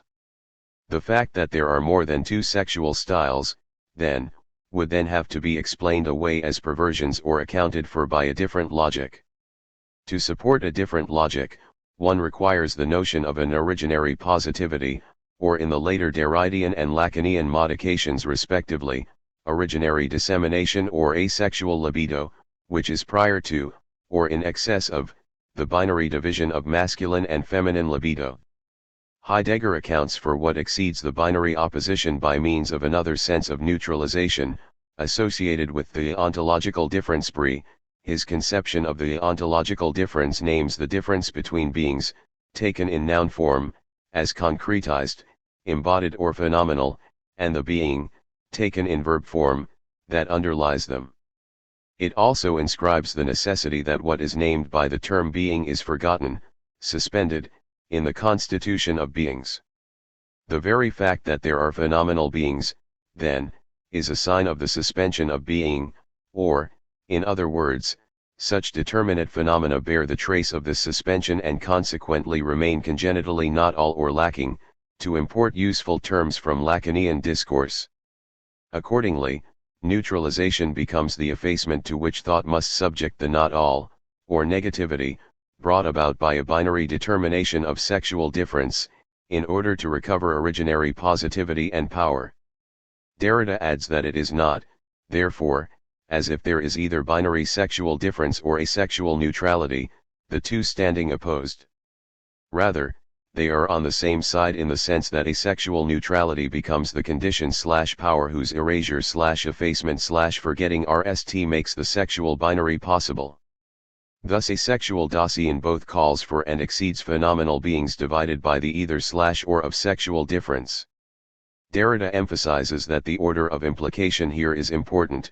Originary positivity, at the ontological level, is the condition of the possibility of ontic difference rather than vice versa. This is important because it allows one to question the necessity of determining sexual difference as dual. If sexuality can be understood as not yet sealed by a two at some point, can it be understood as no longer sealed by a two? One should tread carefully here, for Derrida indeed argues that it is necessary to start thinking of an ontological sexuality that is no longer two, but not, as is often thought, through the thematics of unregulated dispersal, but via the plural logic of the aporia. When Heidegger goes on to develop the motifs of neutrality, positivity, originary power, the originary itself, Derrida continues, he does so without direct reference to sexual difference. Perhaps his aim is to preempt the kind of easy misunderstanding that would persist in interpreting Geschlecht one-sidedly only in terms of the ontic system of binary sexual difference. Nevertheless, Derrida insists on two important points. First, he notes that Heidegger's elaboration of the notion of neutralization prepares the ground for the more complex and nuanced understanding of the relations between binary sexual difference and sexuality, Geschlecht and Geschlechtlichkeit, that he aims to draw out of Heidegger's text in an examination of dissemination and related notions. In other words, here he makes the argument that Heidegger's conception of the ontological difference names not only the difference between beings and being but also the difference between two kinds of difference. In this case, it is the kind of difference named by the term being, Dasein in its ontological temporalization, that is forgotten, suspended, in the constitution of the determinate systems of differences or ontic manifold to which beings belong. Correspondingly, then, Heidegger treats sexuality in terms of two kinds of difference, as a kind of originary dissemination that underlies determinate, here, binary, sexual difference. The fact that these two forms of difference are not contradictory opposites subject to an either/or logic but are on the same side, subject rather to a quasi-transcendental logic of implication, makes it equally impossible to reduce sexuality to the ontic level and to posit it as an ontological category. Second, he emphasizes Heidegger's insistence that neutralization has a sense that should not be understood as negative but as the means to return to the power of origin which bears within itself the internal possibility of humanity in its concrete factuality. The problematics associated with negativity will be thematized explicitly in the null stage of his argument. Derrida concludes this RST stage of his analysis with the remark that for Heidegger, Dasein only exists in its factual concretion, to be sure, but this very existence has its originary source Urkel and its internal possibility in Dasein as neutral. The analytic of Dasein, then, should not be confused with a discourse on sexuality that remains at the level of factual concretion. As Derrida puts it, a discourse on sexuality of this order, wisdom, knowledge, metaphysics, philosophy of life or of existence, falls short of every requirement of an analytic of Dasein in its very neutrality. He then poses an interesting question: has a discourse on sexuality ever come forward that did not belong to any of these registers? Heidegger, albeit implicitly, came close to fashioning such a discourse. But it seems to me that his thinking requires the Derridian modification to come in order for the answer to be affirmative. Moreover, as a Lacanian spectral analysis of narcissism should go some way to showing, the Lacanian discourse is an obvious candidate for an affirmative answer. A Lacanian spectral analysis of narcissism, it is easy enough to associate Dasein's primordial interest for its own being with the psychoanalytic notion of narcissism and, through its determination as self-love, with libido. Dasein's naked trait, translated into psychoanalytic terms, would be narcissistic libido. But, as Derrida notes, this relation to self is not a relation to an ego. This statement is clearly incompatible with the traditional Freudian notion of narcissistic libido, and to make the match one must take account of the Lacanian revision, whereby narcissism is submitted to a similar kind of spectral analysis as that to which Zizek submits the notion of the other in the real of, as discussed in chapter. For Freud, as previously noted, narcissism in the subject RST emerges in tandem with the construction of an ideal ego, deemed as love for the ego as a whole. The construction of a loved ideal ego occurs through the process of sublimation, here deemed as the diction of libido from the external Nebenmensch toward its internalized Riechchen, resulting in a primary narcissism expressed as childhood megalomania. In Lacanian terms, however, such ego love, which is associated with the metaphor of the mirror image, is not the most primordial kind of narcissism. Instead, childhood megalomania belongs to the imaginary order. Freud goes on to develop the notion of narcissism along with the shift from ideal ego to superego. In this shift, narcissism is re-articulated. It no longer characterizes my love for what I think I am but for my conception of what I ought to be. Narcissism, then, is here associated with a re-articulation of sublimation that takes it as a process of idealization and relates it inversely to altruism. This dimension of narcissism, or superego love, in Lacanian terms, belongs to the symbolic order. If Freud calls childhood megalomania a primary form of narcissism in relation to superego love and implies thereby that the self-relation begins as self-awareness, Lacan argues, to the contrary, that there is another, even more primary narcissism at the unconscious level of the traumatic real, for which the term soul love, borrowed from Seminar XX, is a sufficiently appropriate name. It is this dimension of primordial narcissism that brings Lacan's account in line with Dasein's naked trait. Generally speaking, soul love may be understood as a synonym for libido. Deemed, in its widest sense, as the expression of drive as such, which is the correlative of lack, or the originarietude to which belongs a sense of expropriation. For Lacan, further, there is no drive other than the death drive, that is, the drive toward a complete satisfaction that perpetually is not yet. Soul love, or primordial narcissism, names the love I experience for the retrospectively constructed illusion of my own being as one, or as the all my so construed ownmost being, toward which the death drive drives, is, and intrinsically remains, in excess of what I am. One could also call soul love my love for my own sublimity. As Lacan puts it, analysis demonstrates that love, in its essence, is narcissistic.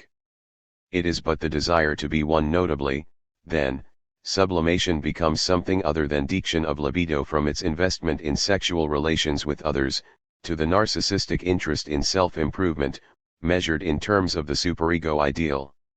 Instead, one may subject primordial narcissism, soul love, to its own further spectral analysis, which reveals, always retroactively or nachträglich, that it is determined in terms that match any of three libidinal styles. For Lacan, like Heidegger, on Derrida's reading, primordial narcissism may also be named asexual libido. Asexual libido, as Fink is quick to point out, does not mean desexualized libido. This would be a contradiction in terms. Fink remarks upon a possible, and useful, distinction between the terms asexual and asexual, which is elaborated by Paul Verhaeghe through a distinction between phallic sexuality and the other genre. Since asexual here does not mean asexual, not sexual or sexually neutral, but implies a sexuality, a libidinal interest, the other genre, that is not phallic, hence, not signed by the symbolic, or, one could say, a libidinal interest that is not yet subject to symbolic determinations, which predominantly take the idealized form of neat binary oppositions. Suzanne Barnard agrees that such asexual libido is the non-symbolized libido that both masculine and feminine subjects lose with the advent of sexual being. She describes such libido as libido not yet marked by castration or the cut of sexual difference. We are always already sexed beings in the sense that we are beings with libidinal interest, or, that is, beings deemed in terms of our original separation from, and therefore primordial interest in, jouissance. Primordial sexedness does not suggest that sexuality is necessarily originally divided into masculine and feminine. It implies only a generalized, non-dual, libidinal interest in the restoration of the self as the all it supposedly once was, via a hypothesized path of return to the originary or an anticipated restitution of the all in the future. In other terms, primordial narcissism names the libidinal interest in the other jouissance, or that which, beyond phallic sexual pleasure, lies in the impossible domain of totality, inity, or paradox, before it is retroactively, nachträglich, cast in terms of any determinate division between masculine and feminine. In Lacan's words, as for being, a being that would be posited as absolute, it is never anything but the fracture, break, or interruption of the formulation sexed being, insofar as sexed being is involved in esse in jouissance. For Lacan, then, asexual libido names the soul's death drive, its all-consuming interest in restoring its own most sublimity, believed to be more primordial than, and prior to, its ontic determination as this or that being. Primordial narcissism, accordingly, is libido directed toward a supposedly primordial past that was, in fact, never present, since it represents either of two retrospectively constructed illusions of wholeness, totality or inity, or the true, traumatic state of paradox. Thus, when the sublime in me, the all toward which the drive drives, is understood as an ideal, soul love is retroactively determined according to two possible illusions, that of the all as a totality and that of the all as an inity. When the sublime in me is recognized as the traumatic kernel of the real, soul love is retroactively determined according to the all as difference or the paradoxical truth that is no longer truth. It is only when subjects develop the tendency to rely upon characteristic libidinal styles that one can retroactively determine the character of their primordial narcissism in those who tend to experience boundaries as marking out the domain of security, beyond which they become anxious to the point of breakdown. One may detect an economic, paranoid libidinal style, derived from the retroactively constituted illusion that the all of their desire, that is, the past that was never present, was the closed circle of an all-encompassing unity.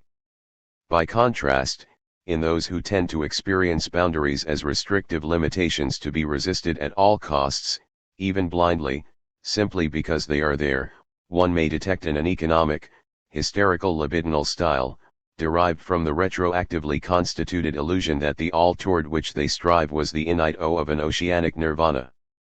In those who are able to experience boundaries as permeable, everything simultaneously has its natural and imposed limits and remains potentially open to chance events, one may detect the paradoxical libidinal style, derived from the power to face the truth that the all toward which they strive remains a traumatic kernel.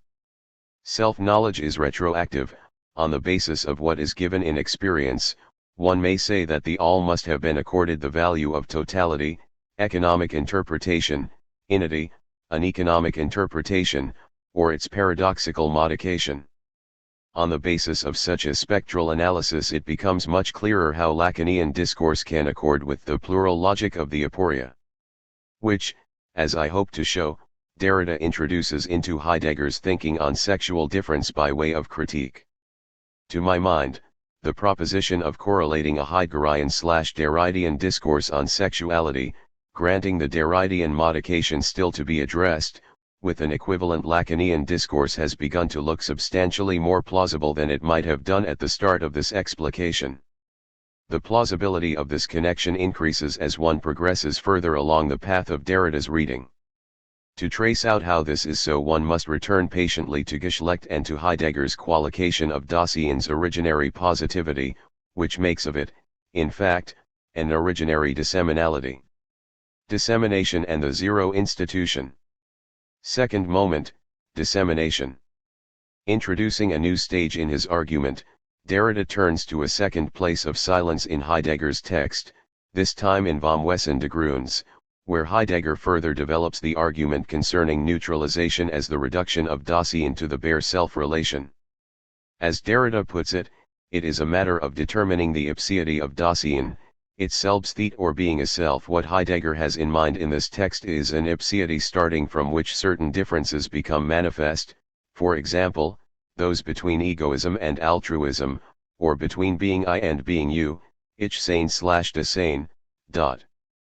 Neutral with respect to these determinations, Dasein is neutral, Heidegger adds, with all the more reason with regard to sexuality. Here, again, Derrida notes, where sexuality is named to be silenced, the logic of the a fortiori operation imposes itself, neutrality is insisted upon, and with all the more reason with regard to binary sexual difference. Again, he asks, why insist? Where is the risk of misunderstanding? Unless the matter is not at all obvious, and there is still a risk of mixing up once more the question of sexual difference with that of being and the ontological difference, this a fortiori operation, as Derrida notes, implies presuppositions concerning sexuality similar to those outlined in relation to the Marburg statements. First, sexuality is assumed to be merely the assured predicate of whatever is made possible by or beginning with ipseity. Second, Heidegger implies that sexuality does not belong to the neutral power of asexuality, which characterizes the structure of an ipseity that is not as yet determined as human being, me or you, conscious or unconscious subject, man or woman. In short, one again might mistakenly assume that Heidegger clearly reduces sexuality to the ontic level and insists that 1. Must above all protect the analytic of Dasein from the risks of anthropology, of psychoanalysis, even of biology, i.e., from discourses that might insist on the fundamentality of binary sexuality. Again, on Derrida's reading, if Heidegger insists and underlines, with all the more reason, it is because a suspicion has not yet been banished. What if sexuality already marked the most originary Selbstheet? If it were an ontological structure of ipseity? If the da of Dasein were already sexual? What if sexual difference were already marked in the opening up to the question of the sense of being and to the ontological difference? And what if neutralization, which does not happen all by itself, were a violent operation? One should note that Derrida's text works rather like a palimpsest. In these questions, he opens the way to the new analysis that will thematize the link between originary sexuality and dissemination. He also repeats the concerns of the previous analysis of neutrality and hints at the concerns of the analysis of negativity to come. In relation to the current analysis, his question concerns whether here again, as in the previous analysis, there still may be a door open for other words, or another usage and another reading of the word Geschlecht, if not the word sexuality. Tellingly, if one thinks of the Lacanian discourse of the other sexuality elaborated in Seminar XX, he adds, perhaps another sex, or rather another Geschlecht, will come to be inscribed within ipsiety here, the other words with which one may speak of the pre-dual positivity and power returned to via neutralization in the previous analysis all belong to the very subtle differentiation of a certain lexicon, which will bring with it translation problems that cannot be thought of as secondary or accidental. In Derrida's words, the lexical hive brings together, or swarms, the series dissociation, distraction, dissemination, division, dispersion. Like neutrality, dissemination draws together opposing senses. The dis of this lexicon, already the gur of partitioning, also signals a partition within itself, for dis often has a negative sense, yet sometimes also a neutral or non-negative sense. To begin this new analysis, Derrida lays out in advance what is at issue. Most importantly, at this point, he aims to show that the positivity to which one returns via neutralization indicates something other than pure presence. Further, the analysis here remains parallel to the previous one, in which Derrida NDS that for Heidegger, a pre-dual, asexual positivity at the ontological level is the condition of the possibility of sexual difference at the ontic level. Here, according to Derrida, Dasein in general hides, shelters in itself the internal possibility of a factual dispersion or dissemination in its own body. And thereby in sexuality the order of implication remains crucial. The dispersing multiplicity is not due to sexual difference, rather, the esh draws Dasein into the dispersion and in due course into sexuality. Finally, the dispersing multiplicity at the ontological level should not be understood in the negative sense of a fall or accident. Here again, it is not a neither nor, but rather what is properly concrete in the origin, the not yet of factual dissemination, of dissociation, of being dissociated. Derrida points out that the words prexed by dis or zer do indeed have a negative resonance that is difficult to eradicate. He will return to this difficulty, but for now, something else is at issue here, namely, another meaning of multiplicity, a multiplication that is recognizable in the isolation and factual singularity of Dasein, which is neither a simple multiplicity or diversity nor a grand original being whose simplicity was suddenly dispersed, but an originary manifold. For Heidegger, it is rather a matter of elucidating the internal possibility of that multiplication for which Dasein's own body represents an organizing factor. In other words, for Heidegger it is a matter of elucidating the way in which being embodied is the place in which past, present, and future are gathered together.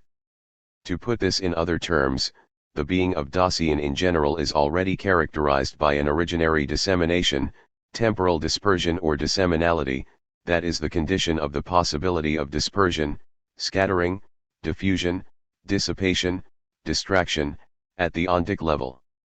According to Derrida, Heidegger uses the word Streuung once for such disseminality, and thereafter, the word is always Zerstreuung.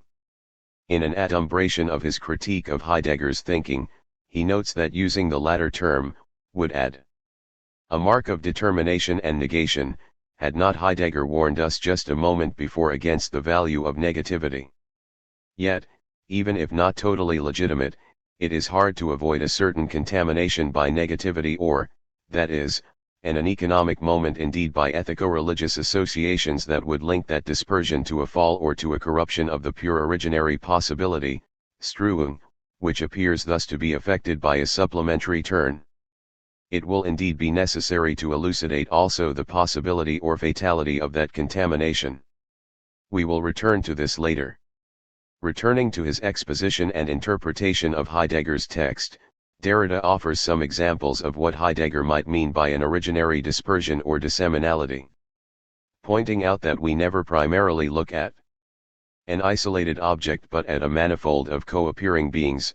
Heidegger argues that appearance is a manifold for us not because there is beforehand a plurality of objects, actually it is the converse that takes place. In other words, this multiplicity is made possible because, according to the Heideggerian version of Kant's productive imagination, Dasein is dispersed over the temporal modes of intuition, memory, and anticipation. It is also the case, Derrida argues, that Dasein's relation to itself is so dispersed, in the sense that Dasein occurs as a temporal spacing, which, prior to the determination of measured time or space as extensio, comes to extend or stretch out being there, the there of being, between birth and death. Dasein is the suspension between, the intervallic tension that gives birth and death their meaning. As Derrida puts it, the link thus entertained, intertwined, held or drawn in, over, or through the distance between birth and death, maintains itself by dispersion, dissociation, unbinding. The transcendental dispersion, as Heidegger still names it, thus belongs to the essence of Dasein in its neutrality. Stated in reverse, transcendental dispersion or originary dissemination is the condition of the possibility of every dissociation and parceling out into factual existence. Further, transcendental dispersion itself is a matter of thrownness, which, notably, becomes the precursor to difference and Lacan's dramatic real.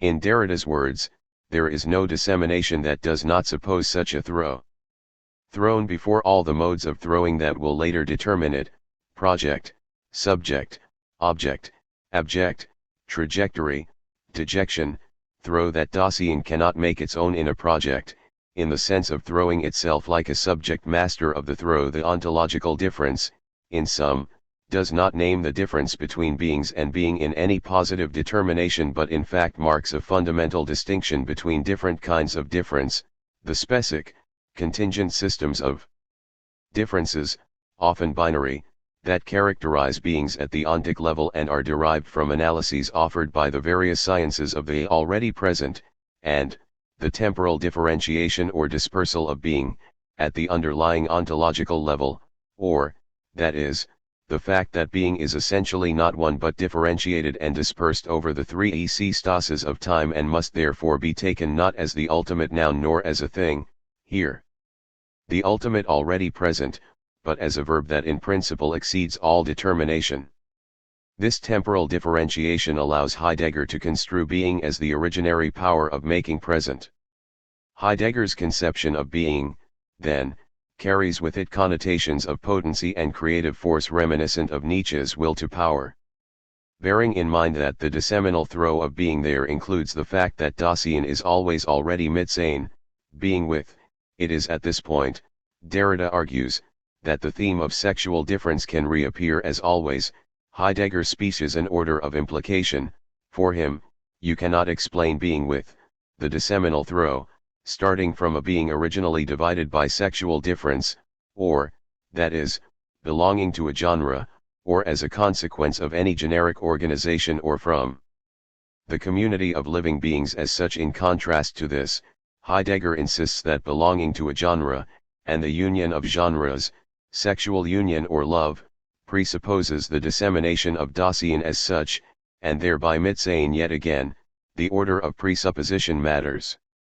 For it shows that Heidegger's aim is by no means to distance sexuality from every originary structure, rather, as Derrida points out, neutralization, negativity, dispersion and distraction are, if we follow Heidegger, indispensable motifs for posing the question of sexuality. Moreover, this is so even though sexuality is not named in Being and Time, where these motifs are treated in a complex, differentiated fashion.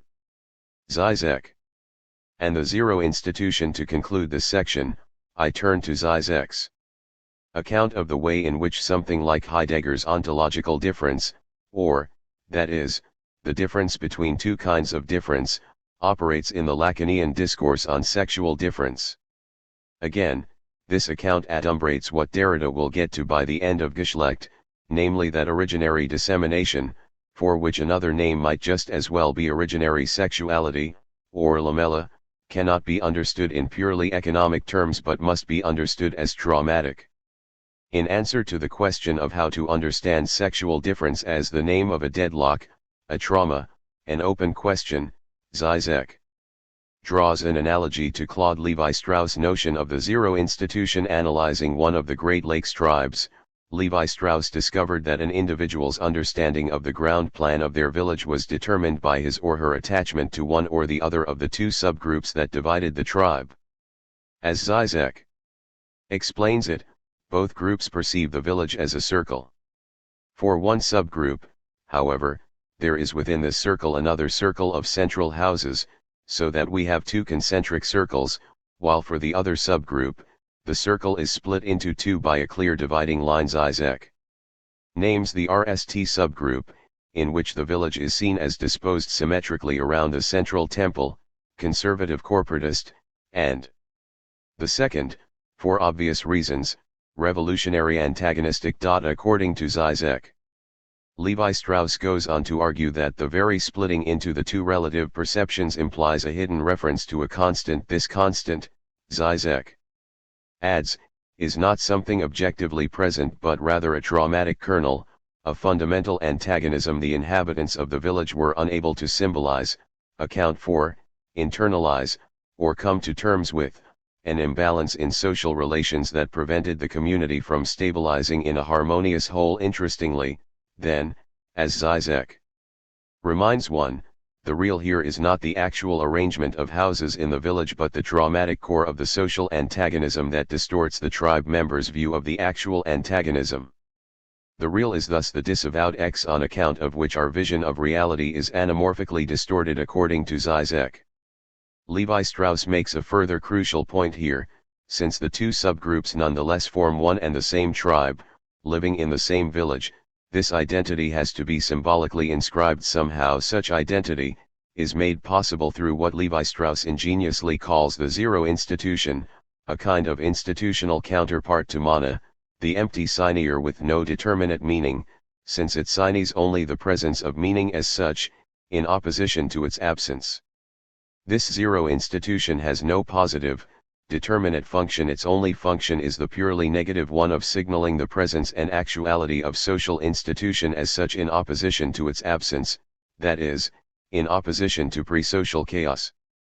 Like the modern notion of the nation, or, for that matter, the we of community echoed in the word Geschlecht, Zizek notes, it is the reference to such a zero institution that enables all members of the tribe to experience themselves as members of the same tribe. Is it necessary, he asks, to add that things are exactly the same with respect to sexual difference?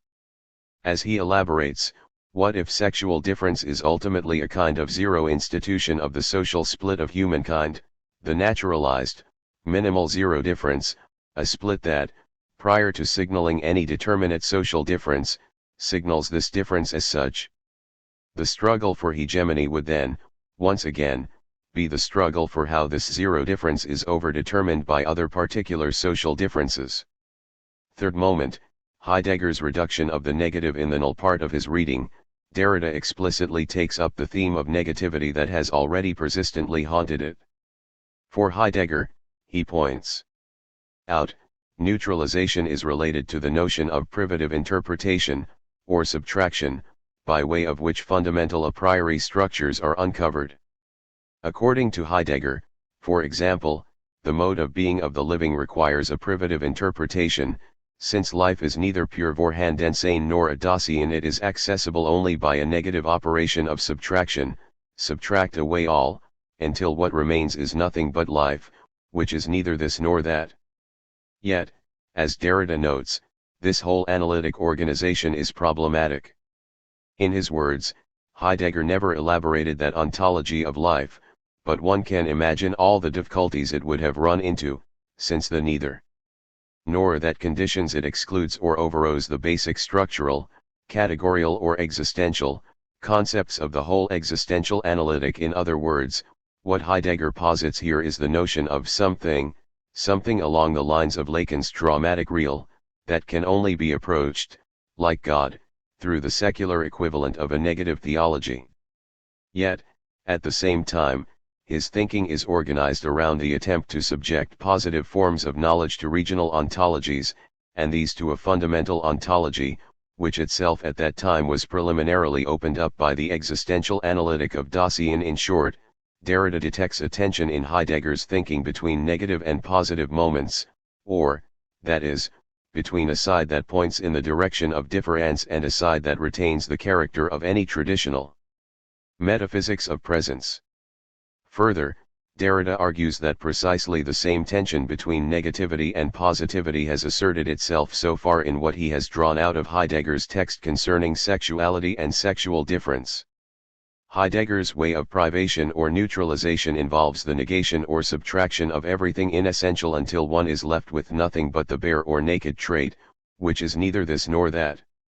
Notably, this is another way of saying that, through neutralization or subtraction, one arrives at a traumatic kernel.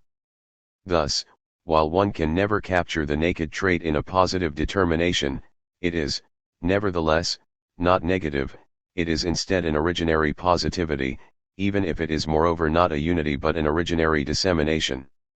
Why, Derrida asks, do negative determinations impose themselves so often within this ontological characteristic? Not at all by chance, he insists. Why must one proceed by way of privation or subtraction? Heidegger, like Nietzsche, acknowledges the necessary forgetting of being in order for beings to appear. The underlying being as presencing, as a verb, must be forgotten or repressed for beings, understood as entities occurring in time, or what is present at an ontic level, to be at all. All beings, then, no matter what kind, are only constituted on the basis of forgetting being. Being is necessarily occluded in beings. Further, for Heidegger, again like Nietzsche, phenomena are emptied out, dissembled, discoursed, displaced, or covered over, in the necessary evil of their communication across borders and generations. The negative effects of merely passing ideas along and taking them over without thinking must in turn be annulled, and the originality of the phenomena recovered by negative statements whose true sense is supposedly positive. But, as Derrida points out, the negativity of the characteristic neither this nor that is therefore not any more fortuitous than the necessity of alterations or dissemblances which it attempts in some manner methodically to correct. That is, these dissemblances cannot be avoided, like contingent faults, any more than one can reduce inauthenticity to a fault or a sin into which one should not have fallen. In other words, negativity is essential for Heidegger at both ontological and ontic levels. Curiously, however, Heidegger very seldom uses negativity to qualify the very thing that requires correction through subtraction or neutralization, as Derrida notes, inauthenticity, displacement, and covering over, are not of the order of negativity, the order of the false or of evil, of error, or of sin. By the same token, he notes that no negative signification is ontologically attached to the neuter in general, particularly not to this transcendental dispersion of Dasein. Supposedly, then, for Heidegger, without attaching a negative value to either one of these registers, one must only take note of the hierarchical order that characterizes their relation. At this point, Derrida cautions that it becomes difficult for Heidegger to sustain this reduction of negativity. First, in certain contexts, dispersion marks the most general structure of Dasein. Then again, yet elsewhere, dispersion and distraction characterize the inauthentic ipseity of Dasein, that of man selbst, of that one which has been distinguished from the authentic and proper. Ipseity, moreover, pointing for instance to his analysis of Heidegger's attempts to situate Trückel, in Geschlecht II, he argues that Heidegger cannot avoid speaking of the decomposition and the de-essentialization. That is to say also a certain corruption, of the gur of man. Derrida's remarks concerning these difficulties serve the purpose of opening up a space for a conception of negativity and corruption, an economy, that is not reduced away to the economic positivities. This again adumbrates and hints at the direction of his ultimate critique of Heidegger. Concluding remarks, the Derridean modification. To sum up, what one gains from Heidegger in answer to the question posed at the outset is a complex account of two different kinds of difference between which it is always a question of the order of implications that Heidegger wants to preserve. Does this answer enable us to construct a discourse on sexuality beyond the Hegelian motif of negation that depends on sexual difference as to? In answer to this, for Derrida, the RST thing that Heidegger demonstrates is that sexuality is not a predicate but gains its sense from the general structures of Dasein. Indeed, what would a sexual discourse or a discourse on sexuality be that did not evoke farness? The inside and the outside, dispersion and proximity, the here and the there, birth and death, the between birth and death, being with and discourse. Second, Heidegger's insistence upon a specific order of implications opens up thinking to a sexual difference that would not yet be sexual duality, difference as dual. As we have already observed, what the course neutralized was less sexuality itself than the generic mark of sexual difference, belonging to one of two sexes. Hence, in leading back to dispersion and multiplication, may one not begin to think a sexual difference, without negativity, let us clarify, not sealed by a two? Not yet sealed or no longer sealed. Derrida acknowledges that there is no thinking of difference without accepting Heidegger's conception of the ontological difference, that is, the division between two kinds of difference, which may also be read as the division between originary disseminality and any determinate division at the ontic level. His persistently Nietzschean disagreement with Heidegger concerns Heidegger's tendency to tie both originary disseminality and factical dissemination up in the logic of an economic circle, via a reduction of negativity that one may also name the movement of aletheia. For Derrida, this move simply does not leave him the theoretical room at any level that he nevertheless requires for an account of corruption, or, as Derrida might put it, an economic or anthropic waste. Even Plato, in the Timaeus, noticed a question of errance in human life or in the phenomenal world that cannot be explained away and must therefore be accounted for. Nothing is ever quite perfect, complete, economical, efficient, or predictable. Inevitably, of necessity, there is a bastard cause, a chance event, that creeps in to surprise or upset the best possible economies. For Derrida, this opening to chance events, to the aleatory, is a relief, a good thing, for economy at its most efficient involves a profoundly dangerous aporia. This is not to say that one must refuse economy its chance, for an economy at its extreme is an equally dangerous aporia. I should immediately add that Derrida does not follow Nietzsche all the way, at least as Nietzsche is often understood. It is not that the economic circle of aletheia is entirely erased in his thinking, it is just persistently and equally originally undermined by an ineradicable, an economic moment. In other words, the originary is not just dispersed over three stases of time and tied together in an economic circle. There is always also an economic moment of dispersion, or shattering, a kind of anthropic dissipation or disassociation that opens up the space for the aleatory. Derrida, in short, replaces both Heidegger's circular economy and Nietzsche's an economictionalization with the aporetic oscillation between the two that he names difference and characterizes in terms of the plural logic of the aporia. For Derrida, then, at the ontological level, difference occurs as both economic temporalization, paranoid deferral for the sake of a proper return, and an economic spacing, a hysterical obsession with the impossibility of any proper return. The aporia of the aporias wreaks the impossibility of reducing away either of these two impossibilities and the necessity of negotiating their mutual contamination. In the end, then, if Derrida dreams of a proliferation of sexualities, the binary and everything in between, it is only because, like Lacan, he insists on a more fundamental traumatic difference, disseminality, whose repression stands as the condition of the possibility for such diversity.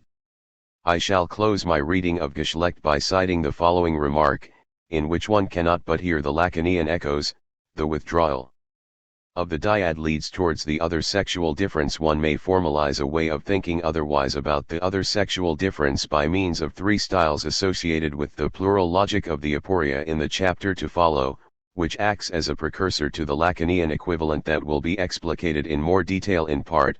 I shall take up Derrida's description, in spurs, of the three women that both characterize and horrify Nietzsche. Introductory remarks, Patriarchy.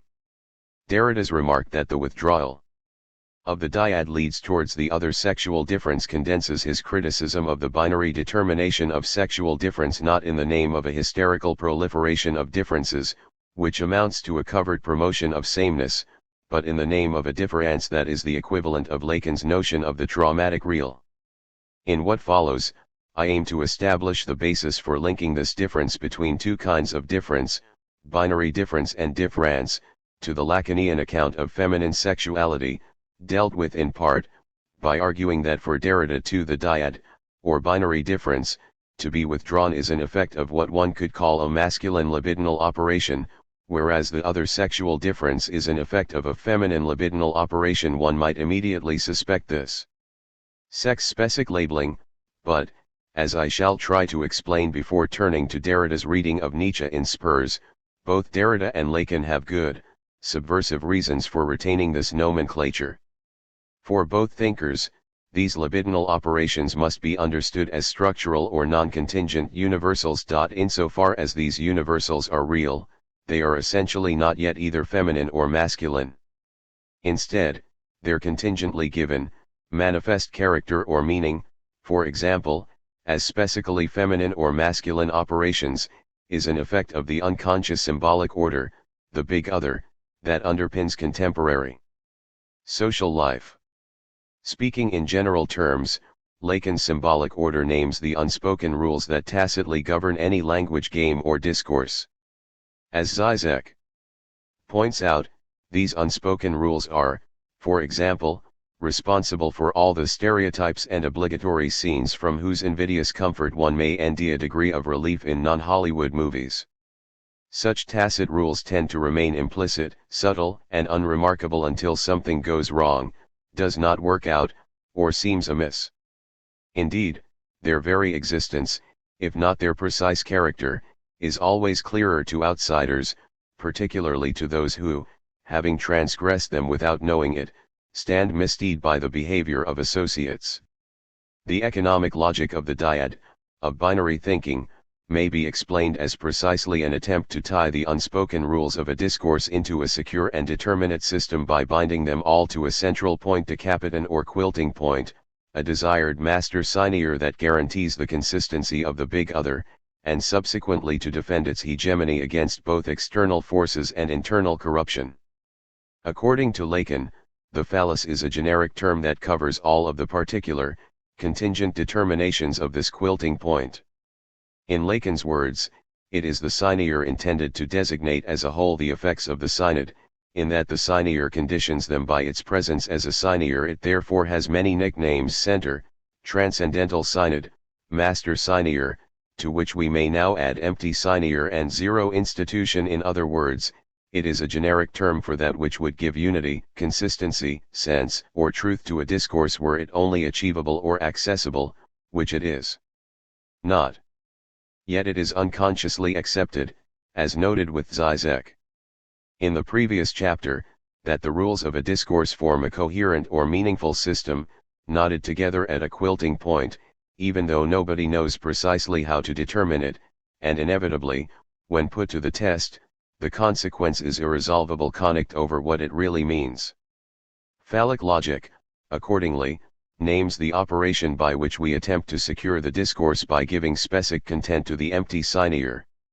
Again, there are plenty of nicknames for this operation.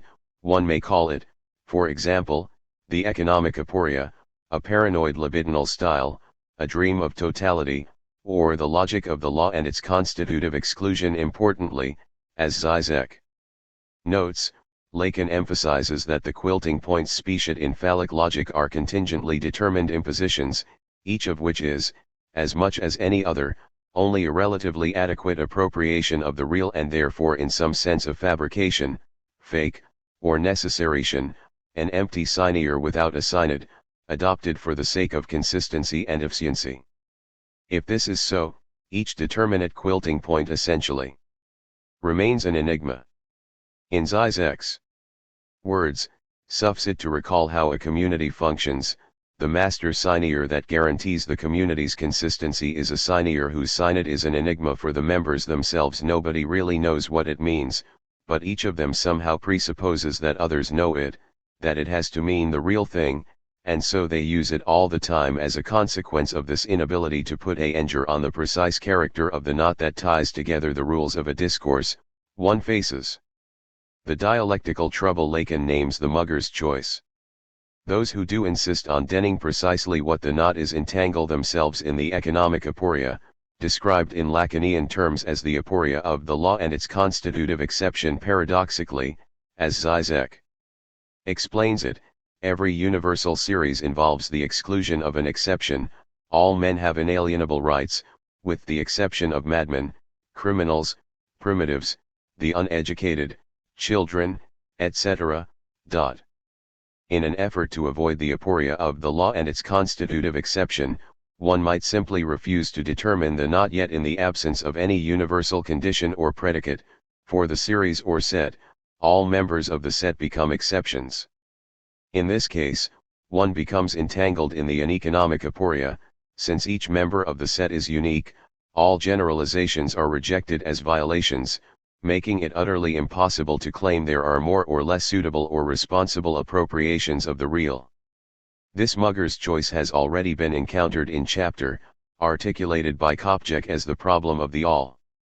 Notably, as Zizek points out, Lacan's point, of course, is that psychoanalysis should enable the subject to break with this safe reliance on the enigmatic master signier, without, one should add, falling into hysterical nihilism. Addressed more specifically in terms of sexual difference, phallic logic represents the effort to make sense of what in truth remains only a structural, antagonistic gap between libidinal styles marked by the empty signier sexual difference, by grouping certain traits under the banner of masculinity and insisting that the opposing traits are feminine. The fact that sexual difference remains an empty signier is supported by a lengthy history of shifting and connecting interpretations tied to biological predispositions, genitalia, testosterone levels, reproductive function, prehistoric division of labor, religion, patriarchal power relations, various feminisms, and so on. Patriarchy is by no means the only example of phallic logic, but it is, as Zizek puts it, the most efficient. According to patriarchal dictates, the quilting point is deemed as the true law of masculine superiority, while the constitutive exception is, accordingly, feminine weakness. It is no secret, then, that in the condition of patriarchy, marked by the logic of the law and its constitutive exception, the testosterone-induced traits that do indeed predominate in actual, biological men are taken to constitute an exclusive constellation of predicates that delimit the set of real men. According to this process of reductive denition, then, the set of real men excludes real woman as its binary opposite. As an effect of such binary thinking, all real women, accordingly, do not possess the specied masculine traits. Patriarchy relies on a clear-cut binary order, in whose name the insistent gray areas of ordinary factical existence become signs of freakish anomaly and corruption to be strongly resisted and ultimately eradicated in the brave new world of future binary purity. As the logic of clear-cut binary oppositions and hierarchical privilege, phallic logic also privileges itself above other logics, for example, the contaminated logic of paradox, as the path to a true account of the worldly state of affairs. It is in the overlap between these two domains of privilege in a patriarchy that the link is forged between masculinity and phallic logic. I should again emphasize that this link is entirely contingent. Masculinity, as contingently deemed in a patriarchy, is contingently tied to phallic logic, which, again contingently, privileges the values of security, totality, system, order, reason, hierarchy, economy, universality, and so on, as the order of truth. Finally, subjects contingently born into a patriarchy enter a circle of reinforcement whereby actual biological men are encouraged to adopt phallic logic, since it offers them unearned supportive affirmation, whereas actual biological women are, as Freud noticed, better candidates for hysterical rebellion, since they are automatically excluded from the domain of privilege and are therefore more likely to remain skeptical concerning the truth value of phallic logic. In other words, one is more likely to be reactive, resentful, hostile, and critical toward a superego that devalues what one is not through choice but by birth. Nevertheless, there is no necessity involved here, for non-contingent reasons. Despite a massive, global effort to establish and maintain its hegemony, this quilting point of masculine privilege, or, that is, the binary that establishes this privilege on the basis of the feminine exception, necessarily remains an enigmatic empty sinecure.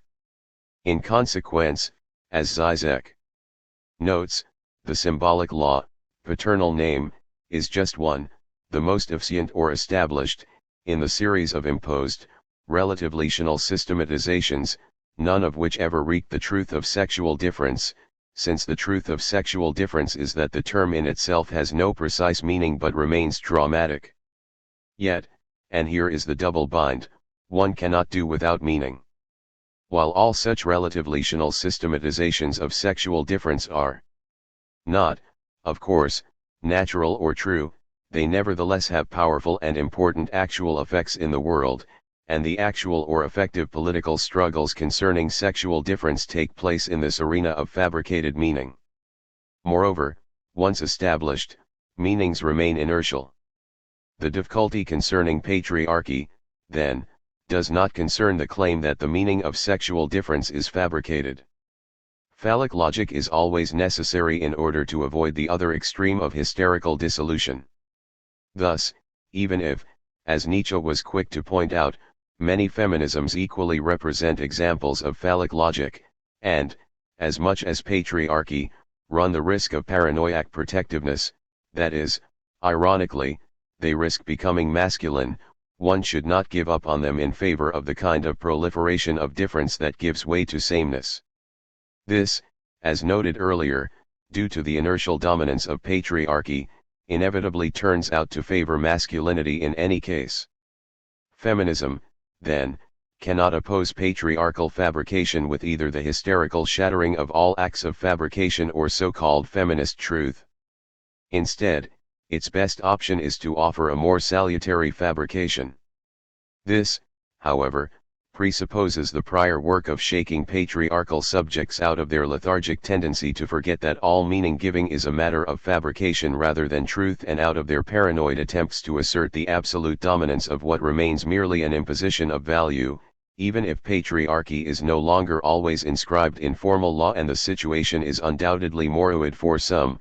Conventional practices and values are tardy in catching up with the law. One way of proceeding is to untie the illegitimate associations, reductions, privileges, and evaluations underpinning the mutually reinforcing connection between phallic logic and patriarchy. Such deconstructive activity, as feminists such as Lacan and Derrida have demonstrated, arrives at the traumatic condition of the enigmatic phallus, thereby opening patriarchal discourse up to something beyond the phallic dyad, or, that is, patriarchy's masculine/feminine binary. In other words, they aim to uncover another sexuality, which takes shape as a libidinal style that exceeds the binary altogether. If, in a condition of patriarchy, the phallic dyad is called masculine, this other sexuality could just as well be called feminine, but in this case it would not be a femininity deemed in relation to the masculine as its binary opposite. It is for political reasons, in sum, that both Derrida and Lacan consciously disrupt the inertial, patriarchal interpretations of sexual difference, not simply by reversing the binary, for example, retaining a traditionally masculine conception of the ethical domain and simply turning it over to the feminine, but rather by revaluing traditional values, including ethics, castration, truth, system, reason, and so on, according to another logic, a feminine operation that exceeds the mugger's choice between binaries.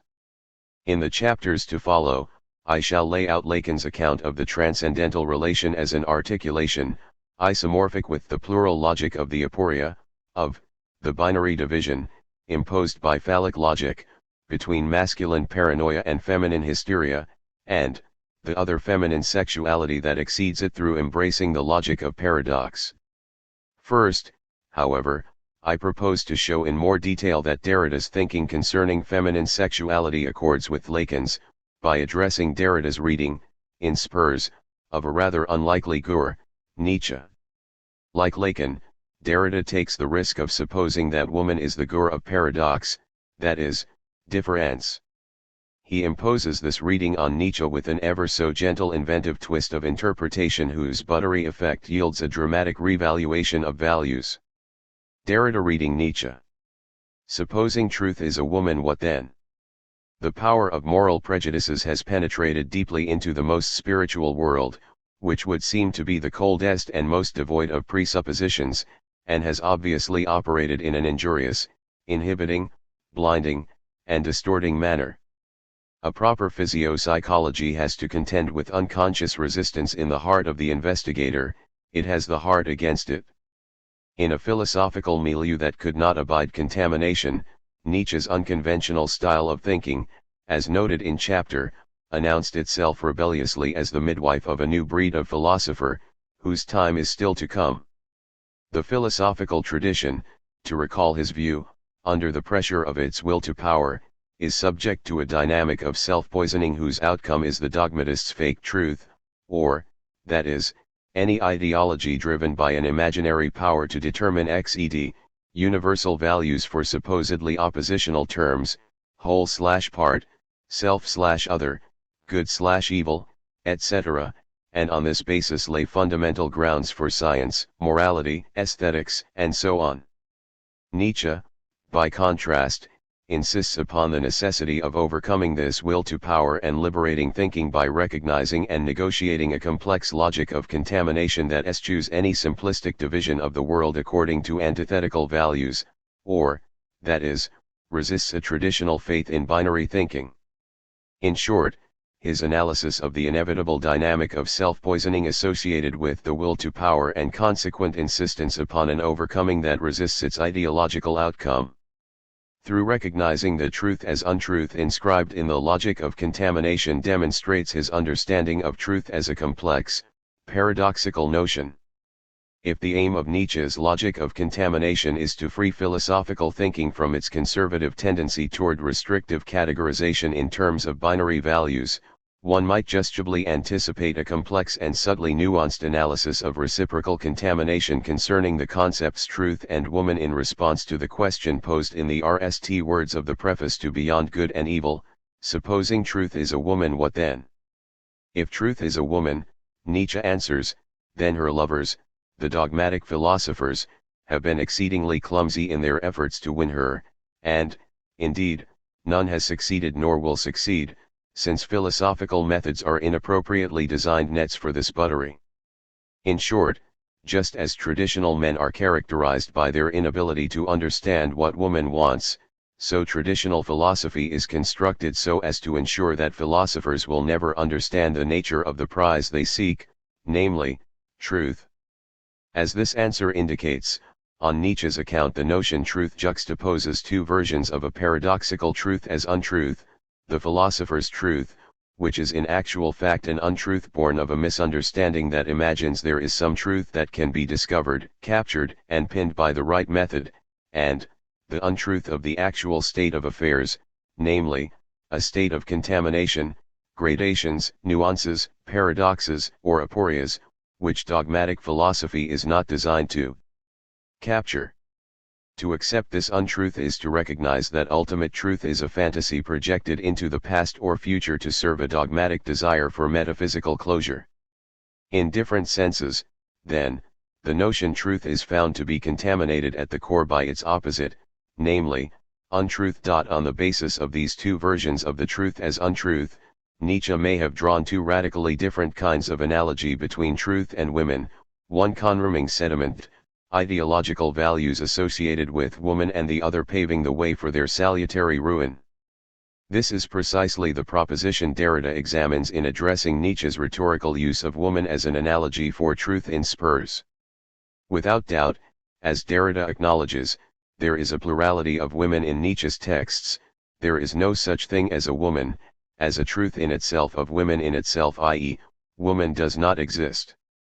That much, at least, Nietzsche has said.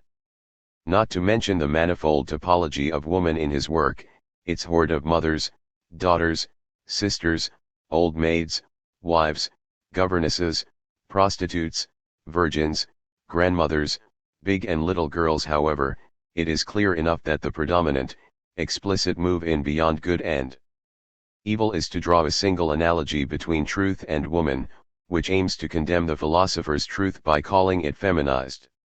This move, ironically, is a consequence of the very kind of ideological conditioning, here patriarchal, that his free thinking resists in principle.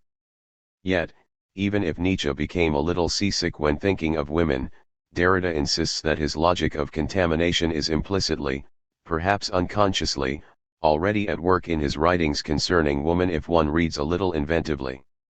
Reading Nietzsche inventively, then, Derrida argues that in such notions as woman a plurality of senses is gathered into a matrix of interrelations, which form not a unit system or ordered plurality but multiple aporias and paradoxes. Granting a margin of errance, anthropic loss without reserve, or non-mastery as the essential limit of any effort at codification without this being reason enough to choose sides with the heterogeneous or the parity, which would only reduce them once again, he risks proposing just such a matrix for reading Nietzsche's propositions concerning women. In his words, rather than examine here the large number of propositions which treat of the woman, it is instead their principle, which might be resumed in a night number of typical and matrical propositions, that I shall attempt to formalize. His main line of argument is that Nietzsche typically makes at least three kinds of aporetic proposition relating truth and woman. The RST links the traditional philosopher to the castrated woman he reviled, the second, the masked artist to the castrating woman he dreaded, and the third, the free thinker to the affirming woman he loved. Derrida begins strategically by addressing the third proposition RST, reading Nietzsche with a deliberately subversive twist that NDS implicit in his text resources to undermine more obvious interpretations according to which Nietzsche condemns philosophy by calling it feminized. I shall deviate from the order of his argument here by RST examining the analogy between truth and woman that Nietzsche explicitly draws in beyond good and evil. Truth and the castrated woman Nietzsche reviled. Nietzsche's opening question is intended clearly enough as a provocation directed at the tradition of systematic philosophy proceeding from the inventive Platonic inauguration, the sting of which is supposed to inhere in the analogy between the philosopher's truth and castrated/castrating woman. Notably, for him, the philosopher's truth was not always a woman but became feminine at a historical juncture, namely, when Plato made philosophy a matter of objectivity and intersubjectivity. The present philosophical tradition, then, is the span of decadent feminization between an illustrious inaugural moment of free thinking marked by the paraphrase of original/originary singularity, namely, I Plato, am the truth, and the promise of a future in which the courage for such singular untruth has been restored to man. Nietzsche hopes that the future philosopher will have the courage to insist that my judgment is my judgment, no one else is easily entitled to it. His logic of contamination tempts one to assume that he must have understood such untruth to be an interminably negotiable interplay between the singular insight named my judgment and its intersubjective confirmation, or, in Derrida's terms, the play of signature and countersignature, where signature stands proxy for my traumatizing power of invention and countersignature stands for the curtailing, binding, and conservative force of convention, as a necessary condition for the repeatability and communicability of an invention. Yet, contrary to the promise of his logic, Nietzsche's disdain for the other is such that he ends attempting to condemn the feminized philosopher's truth further by calling it intersubjective. In his words, one must shed the bad taste of wanting to agree with many. Good is no longer good when one's neighbor mouths it. And how should there be a common good? The term contradicts itself. Whatever can be common always has little value. Again, around every profound spirit a mask is growing continually, owing to the constantly false, namely shallow, interpretation of every word, every step, every sign of life. He gives this inauspicious evaluation of the communal combines with a similarly unfavorable evaluation of woman as the despicable gore of castration in the rhetoric by which he condemns the fake truth of the dogmatists and promotes instead the singular, masculine untruth that belongs to the past and future. For Nietzsche, ironically enough, what castrates Plato is the obscene fantasy of monumental penile hypertrophy. The feminizing castration effect occurs because Plato does not view philosophizing as a matter of singular self-fashioning through subjectively one insight, but dreams of the ultimate philosophical erection, or, psychoanalytically speaking, dreams of giving content to the phallus, making it stand for a universal, ultimate, objective truth that lasts in eternity. But in this case, as Derrida puts it, once this inaugural moment has given way to the second age, here where the becoming female of the idea is the presence or presentation of truth, Plato can no more say I am truth. For here the philosopher is no longer the truth. Severed from himself, he has been severed from truth too. To this castration effect, he adds, the idea withdraws, becomes transcendent, inaccessible, seductive. It beckons from afar. Its veils oat in the distance. The dream of death begins. It is woman so begins, for Nietzsche, the ancient, eternal story of philosophy's will to power. A philosophical idea emerges, in his words, as an assumption, a hunch, indeed a kind of inspiration, most often a desire of the heart that has been dared and made abstract, yet it is mistaken for a truth, not invented but discovered through cool, disinterested reason. Moreover, its universalization derives not from a will to truth but from an unconscious power lust. In his words, I do not believe that a drive to knowledge is the father of philosophy, but rather that another drive has, here as elsewhere, employed understanding, and misunderstanding, as a mere instrument. Moreover, each such singular drive, he notes, would like only too well to represent just itself as the ultimate purpose of existence and the legitimate master of all the other drives.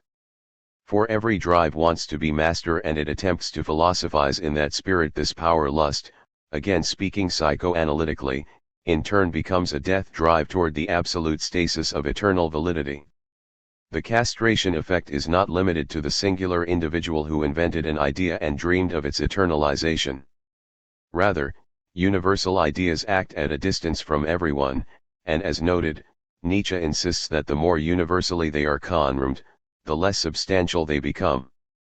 This distance effect of castration renders an idea more beautiful or enchanting, perhaps, but all the more spectral. Thus cut off from a singularizing desire, the philosophical idea in its maturity is rendered as passionless as a woman, as superficial, vacuous, and decadent.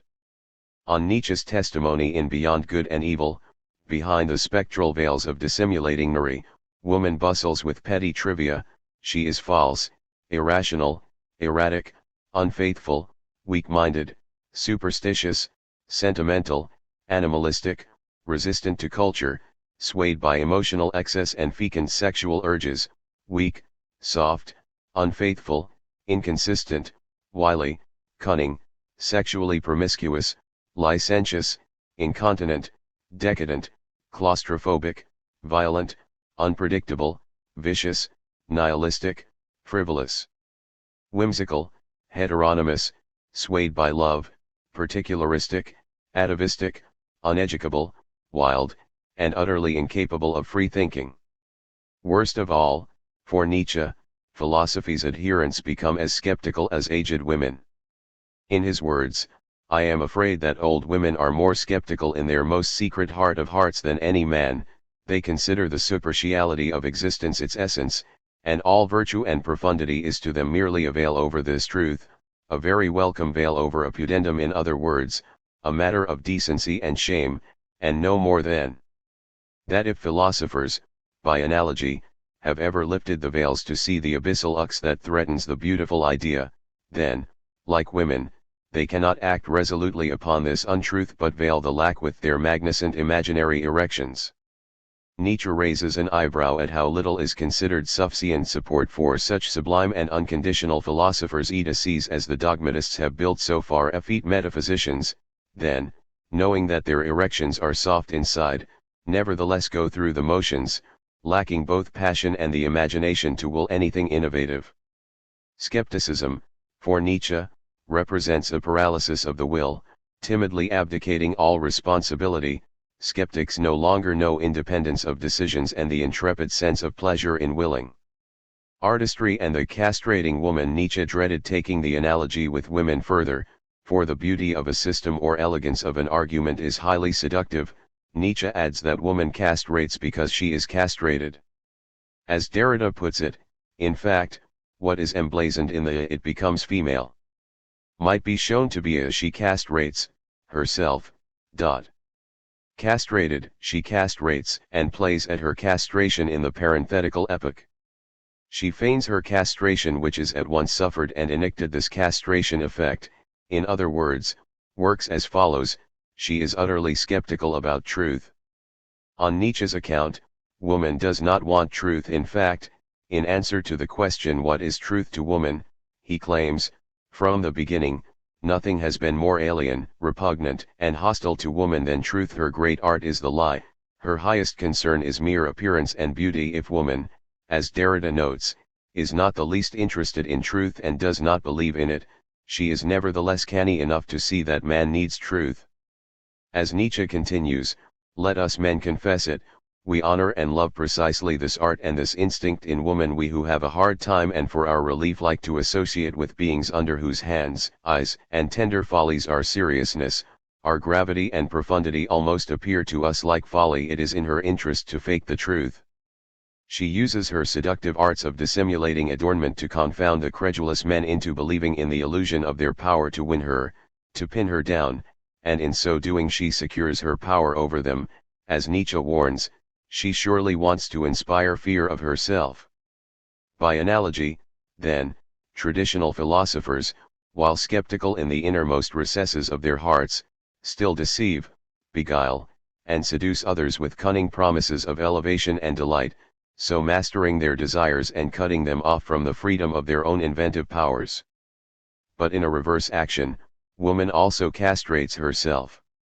She is unequaled, Nietzsche claims, in the art of seducing one's neighbor to a good opinion and afterwards believing piously in this opinion. Analogously, philosophers, having mistakenly, if inevitably, conjured the world to suit themselves, force this invention on themselves and others for so long that they can no longer remember the invented status of their own ideas, and, coming in this way to believe in them, they succumb to ideological tyranny.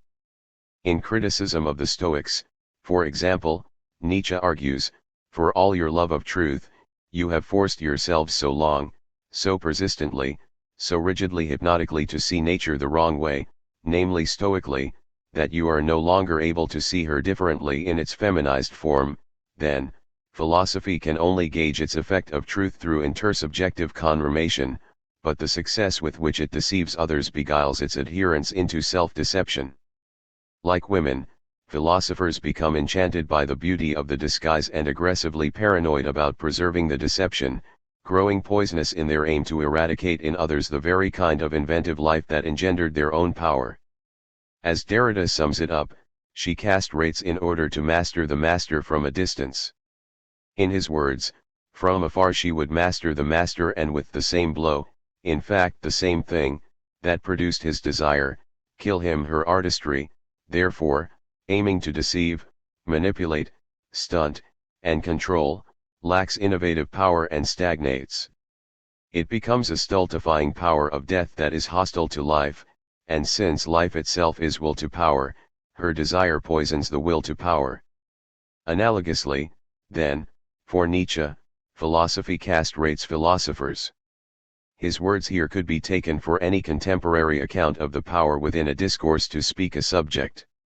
That individual philosophical concepts are not anything capricious or autonomously evolving, but grow up in connection and relationship with each other, that however suddenly and arbitrarily they seem to appear in the history of thought, they nevertheless belong just as much to a system as all the members of the fauna of a continent is betrayed in the end also by the fact that the most diverse philosophers keep ling in a finite fundamental scheme of possible philosophies. Under an invisible spell, they always revolve once more in the same orbit, however independent of each other they may feel themselves with their critical or systematic wills, something within them leads them, something impels them in a finite order, one after the other to wit, the innate systematic structure and relationship of their concepts. Their thinking is, in fact, far less a discovery than a recognition, a remembering, a return, and a homecoming. To a remote, primordial, and inclusive household of the soul, out of which those concepts grew originally, philosophizing is to this extent a kind of atavism of the highest order. Nietzsche clearly despises all ideological conditioning as an effect of the supposedly feminine system of castration. Beware, he warns, of suffering for the sake of truth. It makes you headstrong against objections and red rags, it stupees, animalizes, and brutalizes when in the struggle with danger, slander, suspicion, expulsion and even worse consequences of hostility. You have to pose as protectors of truth upon earth. His injunction to the freethinkers of the future, therefore, is to overcome the poisonous feminine will to power, or to keep one's distance from woman. His new philosophers will be severe men who have no time to waste on the cunning feminine falsity of philosophical untruth, no wish to be pleasured or amused by her. In his words, they will be harder, and perhaps not always only against themselves, than humane people might wish. They will not dally with truth to be pleased or elevated or inspired by her. On the contrary, they will have little faith that truth of all things should be accompanied by such amusements for our feelings. They will smile, these severe spirits, if somebody should say in front of them, "This thought elevates me, how could it fail to be true?" Or, "This work delights me, how could it fail to be beautiful?" Perhaps they do not merely have a smile but feel a genuine nausea over everything that is enthusiastic, idealistic, feminine, hermaphroditic in this vein. Accordingly, Nietzsche claims that free thinking occurs beyond the castrated and castrating dream of establishing universal laws grounded by objectively determined philosophical systems or principles, which merely organize existing conventional values into neat binary categories, example of good or evil. But he dismisses as nihilistic the option of keeping an absolute or pure distance from women, that is, of mere rebellious destruction in response to ideological forms, which invents nothing to replace the devastation of value. Indeed, he insists, the same means in the GHT against a craving castration, extirpation is instinctively chosen by those who are too weak-willed, to degenerate, to be able to impose moderation on themselves. Notably, if invention must take place, there is no getting outside of the will to power. I will return to this. Instead, Nietzsche's free thinking becomes a matter of deliberate self-legislation. The notion of autonomy is hardly new, but he insists that autonomy conventionally understood has always still been a heteronomy. The dictatorship of all-powerful reason. Proposing that independent thinking obeyed the rigors of reason rather than blindly accepting traditional forms, philosophy assumed that what was discovered through reason shorn not only of prejudice and habit but also of disorders such as paradox and aporia could in principle command universal agreement. Nietzsche, however, insists that the true state of affairs belongs within the domain of aporia, paradox, dilemma, contamination, which conventional reason cannot abide. For him, to face the truth is to recognize untruth as a condition of life, which means putting all conventional values at risk by facing the abyss that replaces them. A philosophy that risks this, he adds, would by that token alone place itself beyond good and evil. To sum up so far, under the rubric of castration, Nietzsche equates the becoming ideology of a philosophy under the pressure of the will to power with its feminization. Rejecting outright destruction of all value as nihilistic, he heralds and commends a self-affirmative, inventive free-thinking as the condition for overcoming the feminization of philosophy and, moreover, for opening the way for genuinely ethical action. Such free-thinking, which empowers thinkers, on the one hand, to keep their distance from feminized philosophy, and on the other, to face and overcome nihilism, is placed squarely within the ostensibly hard, masculine domain of brutal honesty about the truth as untruth. Yet, pressed by a firmer commitment to Nietzsche's logic of contamination, Derrida recognizes that the free-thinking he heralds demands equal attention to the alternative supposition that it is the freethinker's truth as untruth, rather than the elusive object of the philosopher's desire, that is analogous to woman. Free-thinking and the affirming woman. Nietzsche loved reading Nietzsche against the grain.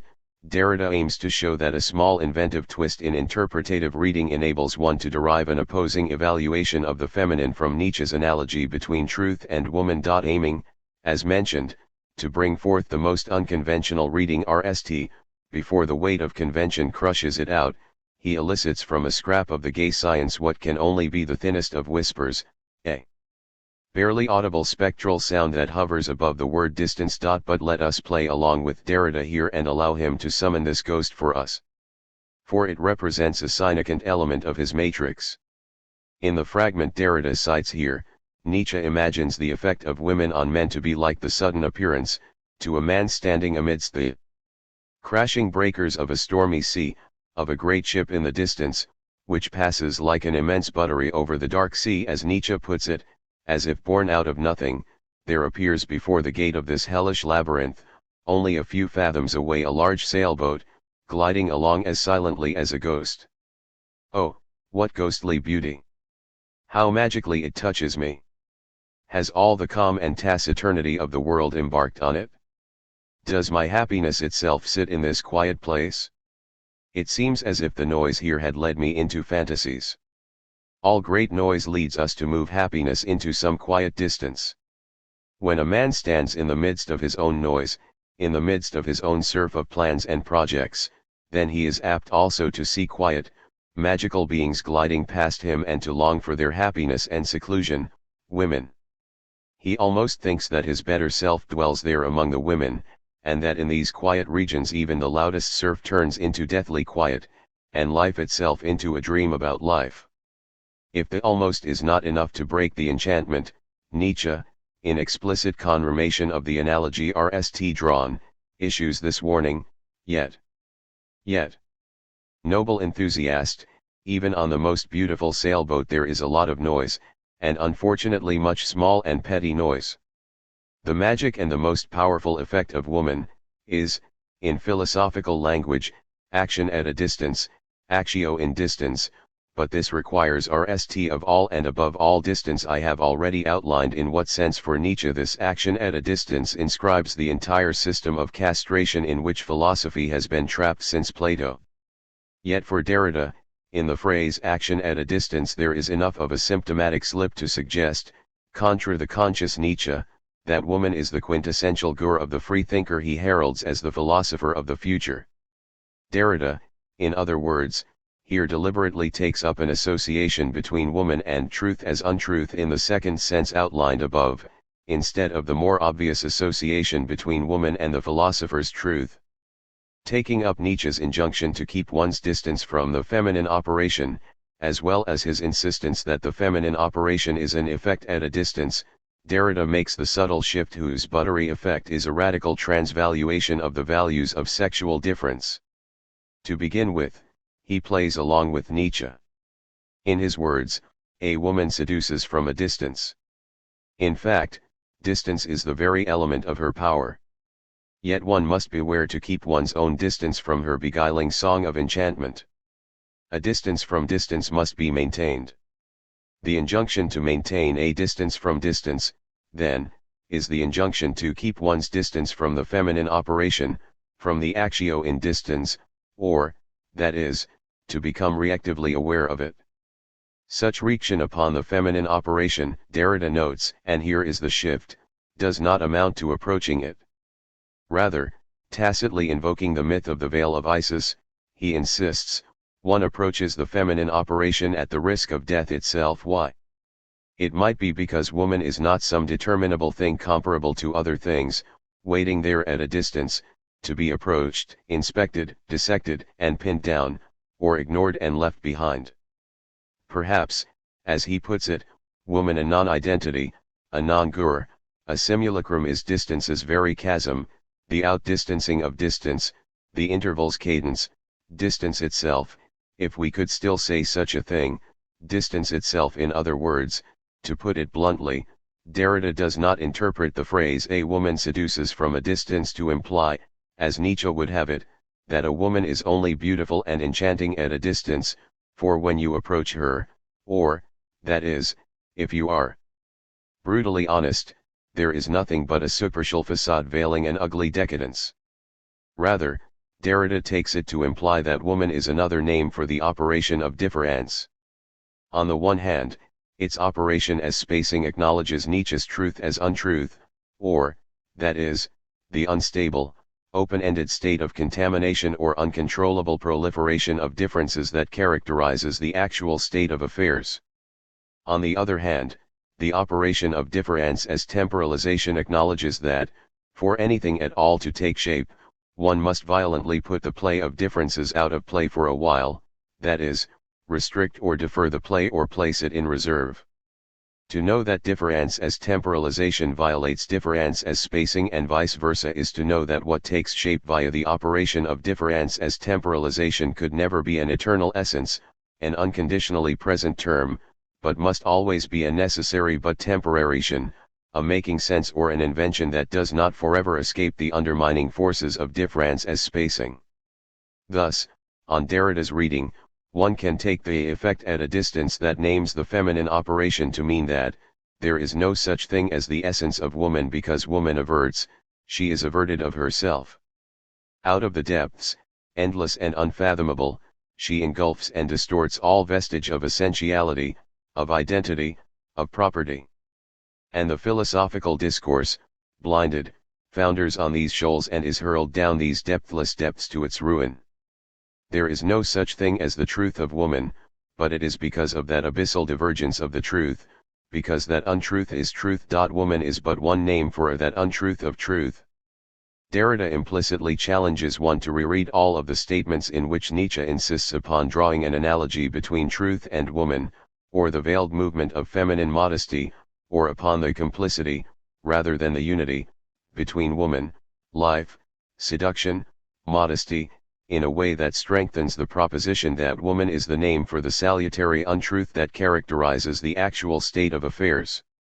Take for example the following statement, but perhaps this is the greatest charm of life, it puts a golden embroidered veil of lovely potentialities over itself, promising, resisting, modest, mocking, sympathetic, seductive. Yes, life is a woman.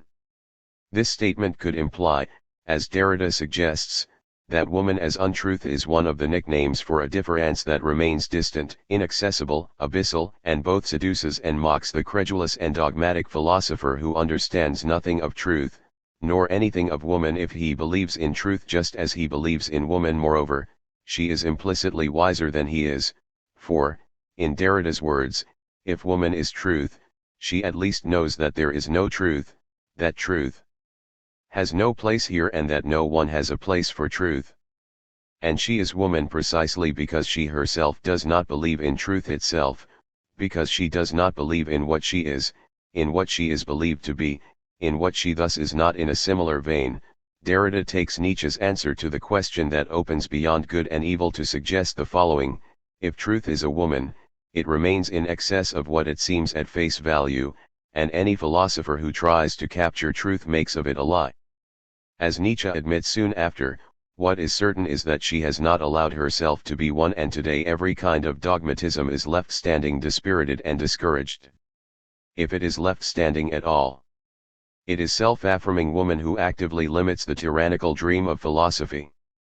In Derrida's words, woman, truth, will not be pinned down.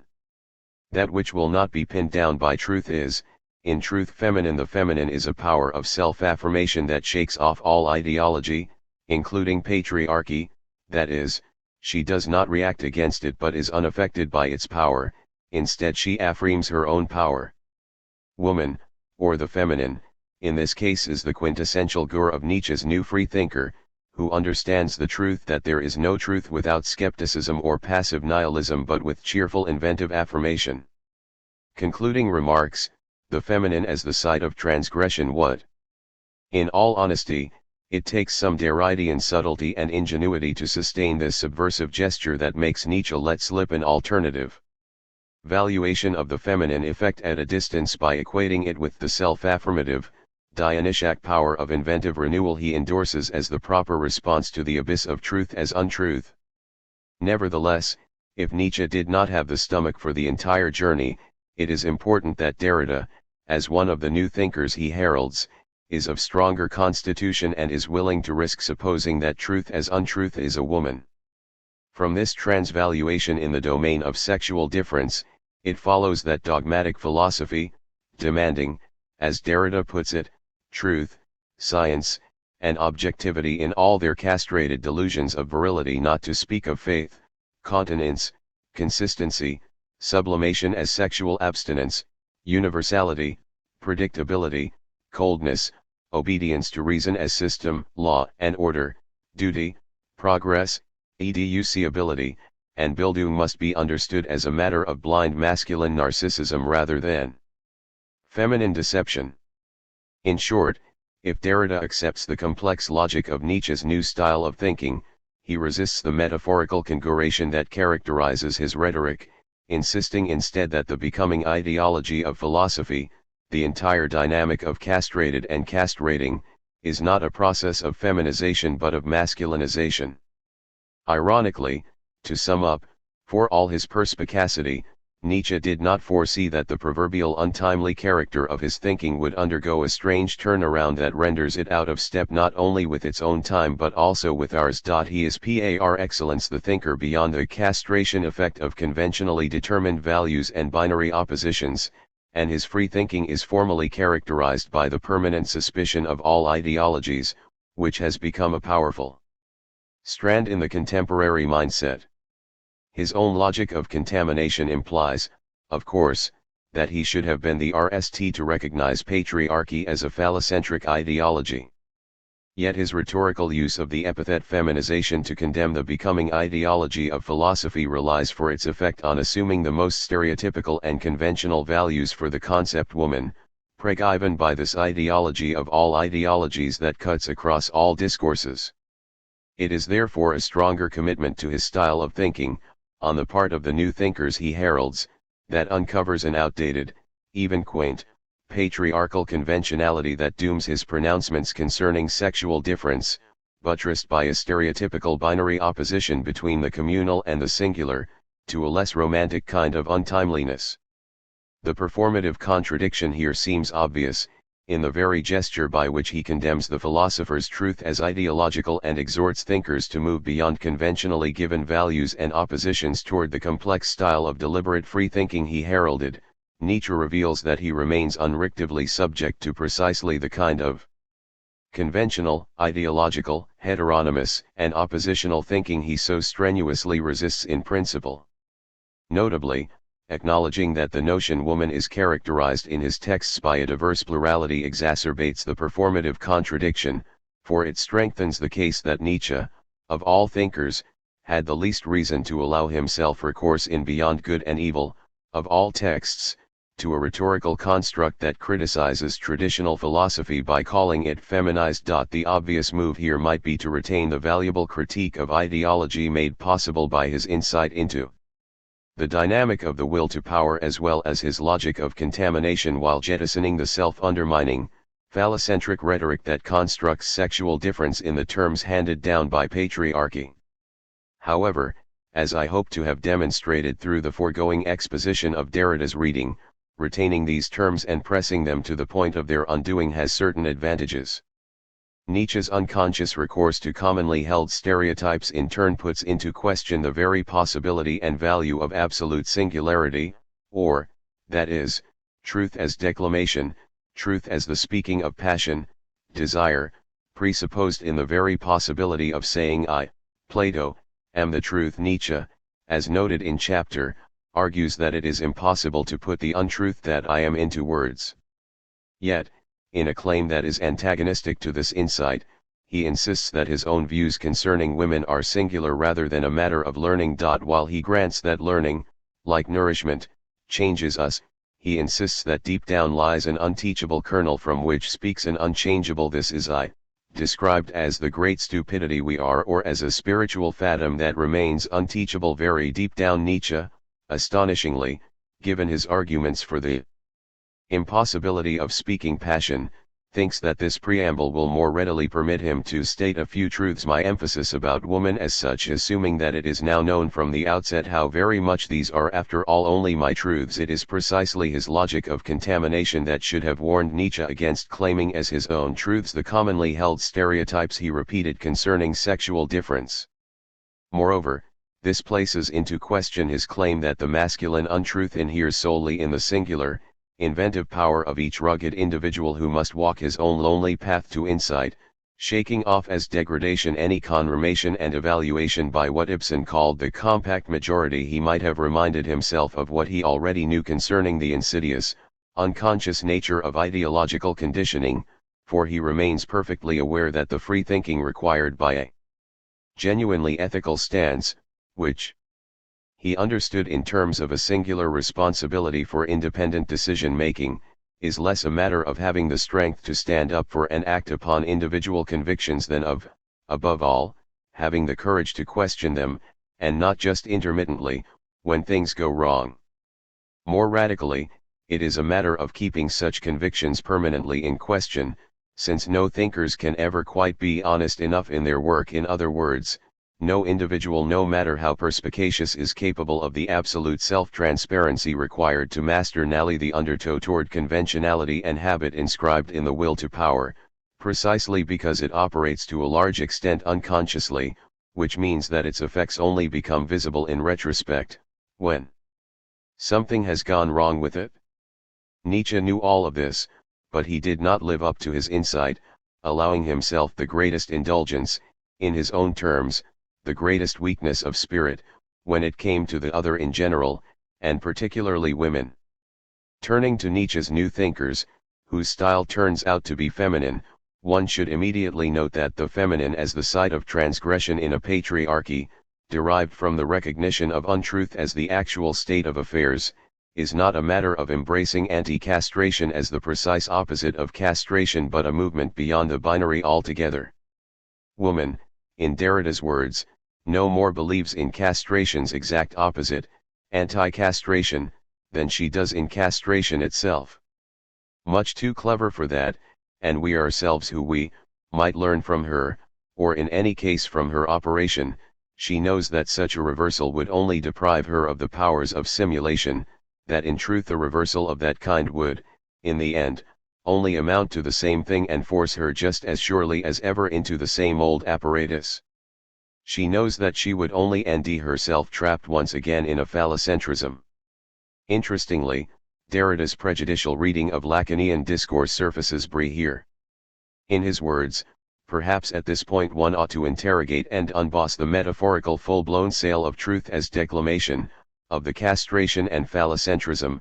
For example, in Lacan's discourse, in the single stroke of one sentence, Derrida aims to align everything that calls for deconstruction in Nietzsche with what he sees as Lacan's poisonous will to power. The term unboss, decapitaner, alludes to Lacan's point decapitan, generically named by the phallus, which Derrida apparently takes to wreak a phallocentric logic and a poisonous will to power that calls for deconstructive decapitation. His implicit challenge here turns on the puffed-up affectation that he detects, and detests, in the gore of truth as declamation in Lacan's discourse. That is, underpinned by the claim that I, Lacan, am the truth, he sees Lacan inaugurating the movement of the castration effect in psychoanalytic discourse, which is further exacerbated by Lacan's castrating claim to a position of mastery in relation to his students and readers. Unlike self-affirming woman, then, Lacan, in Derrida's eyes, remains trapped within a paranoid masculine will to power. Admittedly, it might seem a stretch to suggest, to the contrary, that Lacanian psychoanalysis, like deconstruction, offers the theoretical means to take up Nietzsche's logic of contamination while liberating oneself from the prejudices concerning inter alia woman and the other that undermine it. Yet if Derrida can trace a path through and beyond Nietzschean prejudice, not by rejecting outright his denition of the feminine in terms of lack or castration, but by insisting that Nietzsche's logic of contamination supports a transvaluation of these values, there is no reason to suggest that Lacan could not have made a similar move in his reinterpretation of Freudian psychoanalysis. Freud, after all, is hardly more notorious than Nietzsche for denning women negatively, in terms of her lack of masculine accoutrements, and no more pessimistic in his assessment of the compact majority. In fact, the logic of Lacanian psychoanalysis operates precisely in terms of a transvaluation of values rather than the mere reversal of binaries, since it proposes a division in the feminine side of transgression, whereby transgression takes shape in two ways, namely the hysterically nihilistic will to pure destruction of all value that Nietzsche dismissed as another kind of feminine weakness, but also the self-affirmative domain of ethical action Nietzsche typically reserves for masculinity. For Lacan, then, as for Derrida, the moment of self-affirmative inventiveness that characterizes free thinking rightly belongs to femininity in a patriarchy, for it presupposes an initial willingness to transgress any established order of value and to face the prospect of nihilism. Against the current of the Derridian prejudice, then, in the following chapters, I aim to show that from Lacan's earliest writings, the plural logic of the aporia is at work in his psychoanalytic articulation of the transcendental relation, which, in fact, cannot do without it. If anything, this logic only becomes more explicit and its formulation more complex as his work progresses. Lacan's complex theoretical Oedipus, like Freud's, is developed from a heady mix of clinical observation, theoretical speculation, and his appropriation of a vast array of literary and philosophical texts. Moreover, as Fink notes, his notions are shaped and reshaped in the course of his career, necessitating a choice between presenting them developmentally or structurally. Some, he remarks, will no doubt end a structural account overly static and closed, one of the many fascinations of his work lying precisely in its constant transformations, self-corrections, and reversals of perspective. Like Fink, however, I have elected nevertheless to provide a synchronic cut of Lacanian theory, for this approach is better suited to the purpose of demonstrating that the plural logic of the aporia functions as a generalizable, useful heuristic for interpreting what Lacan has to say about the transcendental relation, the ethics of psychoanalysis, and intersubjective power relations in the seminar on the Purloined Letter. As with my treatment of Derrida's texts, I offer no pretense of a comprehensive survey of Lacan's daunting textual labyrinth, believing this to be as intrinsically impossible as reading the whole of Joyce. In any case, Lacan's surrealist strategy of composition allows one some license to build up an account of Lacanian psychoanalysis from fragments, and my exposition involves less a progression of ideas than a layering, each lamination adding detail and tone to the same interpretative skeleton, which I have derived from Derrida's plural logic of the aporia. I shall engage directly with some of Lacan's texts, but much of my account of the Lacanian version of the plural logic of the aporia can be seen as a sustained engagement with Kopchek's Lacan, as set out in Imagine There's No Woman. In chapter, I address Lacan's complex articulation of the transcendental relation. Lacan offers an overwhelming variety of schemas, models, formulas, mathemes, and diagrams, which cover greater or smaller aspects of this relation. These may be helpful to those of a certain intellectual temperament but alienating to others. Favoring more concrete metaphorics over mathematical symbolization, I have taken the articulated imagos that appear in his early essays as an orienting armature to explain the Gödelian structure of the transcendental relation. These also serve to emphasize that other humans are the primary and most significant objects or others implicated in the constitution of the subject in the transcendental relation. The other, which takes the three generalized forms of Nebenmensch, alter egos, and speaking others, is not a neutral, inert object. It is not merely touched, but it touches back with a shaping power of its own, teaching infants, through an encouraging or prohibiting circulation of desire, a certain version of reality. In Lacan's early essays, these generalized or structural forms of the other are associated with three imagos that take their names from traditional familygers, and the transcendental relation is described as an articulated armature of three subject-object complexes associated with the maternal, fraternal, and paternal imagos. One does not have to retain these traditional names, and Lacan would be the RST to agree that various actual individuals of different sexual orientations may LL the roles of Nebenmensch, alter ego, or speaking other. Following Kopchek, I have tended to substitute the Nebenmensch complex for the maternal imago, but I have retained the fraternal complex on the assumption that fraternity these days can be pressed beyond the connotations of brotherhood. I have also retained the paternal complex as a reminder of the patriarchal residues still inscribed in the symbolic order. Names aside, I shall follow Lee in holding that the family complexes of Lacan's early writings offer a metaphorical organization that, while certainly subject to refinement, elaboration, and modification in the lengthy course of his investigations, remains a productive and orientating heuristic for understanding the complexities of his account of the transcendental relation. By using these structural metaphors, Lacan is at pains to point out that subjective development is not shaped by instincts but by complex imaginary constructs that inaugurate drives. In other words, what shapes subjectivity are basic, impersonal structural complexes that remain constant, no matter how they are concretized. Moreover, individuals respond to the demands of these complexes without necessarily being consciously aware of them. An infant has yet to develop the means for critical self-reaction, but in adults the force of unconscious habituation is difficult to resist because the inertial death drive works to resist novelty and change. Finally, although the imagos do appear at successive junctures in human development, they are not developmental stages that are passed through. Instead, each complex may be viewed as a lamination that successively adds complexity and depth to Lacan's notion of the subject. Accordingly, I shall treat these complexes separately, showing in turn how each may be read according to the three moments of the plural logic of the aporio before entering the dense thickets. However, it may be helpful to construct an aerial map, so to speak, of their articulation.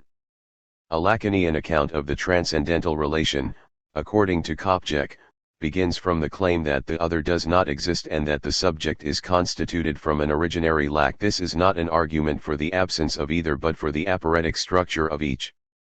In fact, Lacan conceives of a multiple and castrated, split, other, in relation to which a similarly multiple and castrated subject is constituted. Subject RST of all to a spectral analysis of the other in terms of the real, imaginary, and symbolic orders, for which the Borromean knot stands as a graphic gur. Lacan theorizes subjectivity as an articulation of three subject-other complexes. First, within the Nebenmensch complex, in the register of the real, the lacking/desiring I is constituted in its relation to the primordial other deemed as the object of the drive. Second, within the fraternal hall of mirrors, in the register of the imaginary, the constitution of the subject as ego, or moi, occurs in relation to the other as alter ego, the mirror image, siblings, the Oedipal parents, and other significant others.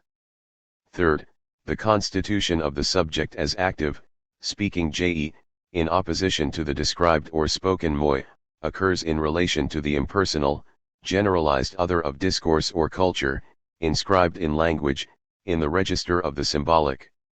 This would be the paternal complex in a patriarchy. These three complexes, which already make for a plural subject, are not gathered together as a unit and ordered plurality. Instead their articulation remains aporetic, for they are mutually incompatible and antagonistic. But the aporetic entanglement does not end here, for there is a further complexity. In all three complexes the other is not only multiple but castrated, or, that is, split by an aporetic or antagonistic disseminality and structurally unable, therefore, to form a whole. Yet we are libidinally driven, by means of the death drive, precisely to attempt a reconstruction of the other as the lost primordial whole, to which a return is in principle possible. Attempts to grasp the other as that toward which the drives are, in turn, split across an aporetic multiplicity, that is, the other is reconstructed as a closed totality, an open unity, or a paradoxical open-endedness, whereby the other is sublimated or compounded by my very attempt to grasp it. All three conceptions, as Derrida has shown, are impossible, traumatic, because they harbor different kinds of aporias. This division in the other is matched on the subject side of the transcendental relation by a split along the lines of incompatible libidinal responses to the primary castration of the other, divided in terms of sexual difference. For Lacan, importantly, sexual difference is not in the RST instance a biological, binary, or gender, differential, distinction. Instead, it describes three structurally incompatible ways of organizing the sexual drives that are elicited in response to the aporetic impossibility of the desired object/other, which is ultimately the narcissistic desire for immortality. While he calls these incompatible libidinal styles of organization masculine and feminine, he argues that biological men or women may organize their libidinal drives under the banner of either and can accordingly be unconsciously dominated by, or consciously give preference to, any libidinal style. It is important to note, then, that when he speaks of masculine or feminine sexuality, he does not intend any essentialist argument concerning the sexual nature of biological men or women. Rather, masculine sexuality names the structure of a paranoiac organization of the libidinal drives well suited to ideological interpellation, whose binary counterpart is a feminine hysterical organization. By contrast, the other feminine sexuality names a transgressive organization of the libidinal drives ill-suited to ideological interpellation. It is worth repeating that ideological interpellation and the two forms of transgression just described are, for Lacan, universal structures, which are only named, respectively, masculine and feminine in a patriarchal culture. To return to the task of mapping the transcendental relation, it is important to emphasize here that, for Lacan, the paranoid and hysterical libidinal styles represent impossible extremes, and ascension to one or the other means that the death drive, in either one of its opposing moments of paranoiac return and hysterical destruction, has gained the upper hand. Accordingly, one may derive from the Lacanian text an oppositional relation in each of the three above-mentioned subject-other complexes between masculine paranoia and feminine hysteria, whose logic of articulation is, once again, the vel of alienation as a consequence of its lose/lose logic. To reiterate, Lacan shares Derrida's conviction that there is no choosing for either side of this kind of opposition, and that it is possible, indeed important, to develop the third option that escapes the lethal pitfalls of either. 1 NDS, therefore, not only an economic and an economic subject-object relation in each complex, but also a third, paradoxical libidinal style, which Lacan prefers, as does Derrida, for it is in this feminine modification that Lacan NDS room for the ethically able subject aimed at in psychoanalytic treatment. In some respects, this three-way structure may seem to be an imposition, for Lacan's intellectual strategy is not always precisely aligned with the plural logic of the aporia, and he as often as not contrasts a masculine economic style with the third, paradoxical style, which he calls feminine, allowing the uneconomic position, which is also feminine but in its more lethal aspect, to slip into the wings. But even when he shifts directly from a rejection of the masculine/conservative death drive to the feminine libidinal style associated with the acknowledgement of paradox, he is emphatic that this shift should not lose itself to the extreme of atomistic dissolution and dispersal, which reeks the other side of the death drive. I have therefore made space for an uneconomic, feminine death drive for the sake of a clearer view of the basis upon which he rejects the opposing extremes named by masculine paranoia and feminine hysteria, and works toward an articulation of the non-lethal feminine style. In accordance with the plural logic of the aporia, in sum, each of the three self-other complexes that for Lacan constitute the transcendental relation are in turn subject to a traumatic split between economic, uneconomic, and paradoxical aporias. In chapter, I read the Nebenmensch complex according to this proposed schema in a fair amount of detail, because it prepares the way for Lacan's radicalizing reinterpretation of Freud's understanding of both fraternal and paternal relations. I do not address the fraternal and paternal complexes in as much detail, but I briefly sketch out a reading of each along the lines of the plural logic of the aporia, leaving it to the laminating effect of the following chapters, which deal broadly speaking with ethics and power, to add some of the texture and tone. Notably, across all three libidinal styles, the subject's entry into the symbolic order, thematized in terms of the paternal complex, is understood in terms of active appropriation of, as Fink puts it, making one's own something that was formerly alien. In this case, according to Fink, a complete reversal occurs vis-a-vis the other's desire, for the individual assumes responsibility for what had previously been experienced as an external, extraneous cause, a foreign roll of the dice.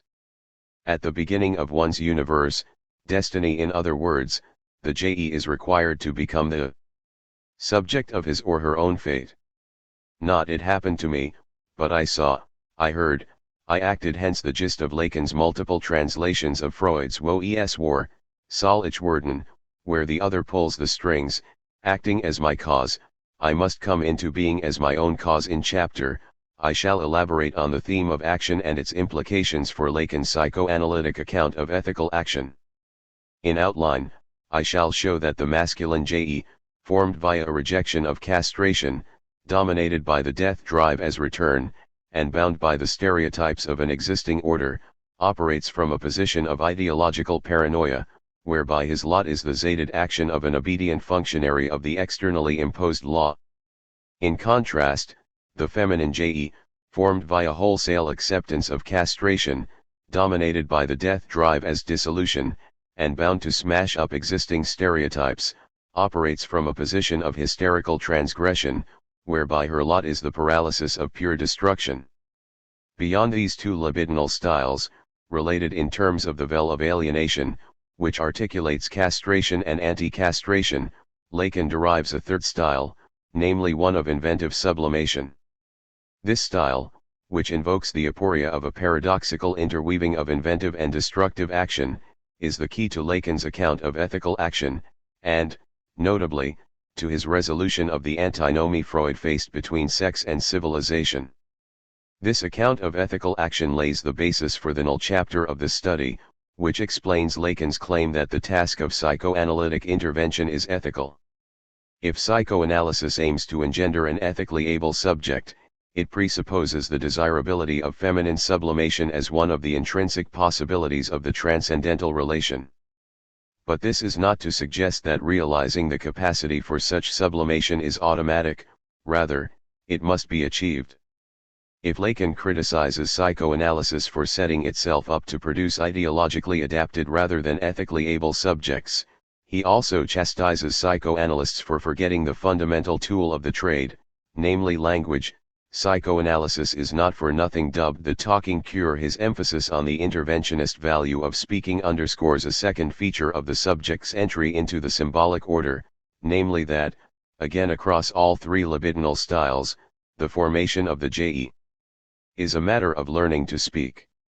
As Lee notes, psychoanalysis situates the development of the Oedipus complex at precisely the period in which children are most effectively acquiring the language of their parents, beginning from about the age of 2.5 years. For Lacan, successful negotiation of Oedipal conics is quite literally a matter of learning to speak properly. Precisely what this means and how it is tied to questions of ethics and power will be addressed in chapter, with the help of Lacan's seminar on the Purloined Letter. I shall merely note here that for Lacan, again read in accordance with the plural logic of the aporia, speech on the one hand may be what he calls empty, that is, unaware of the unconscious conditions, rules of the game, that determine its character. Such empty speech manifests as zated on either the rule of law or the law of exception.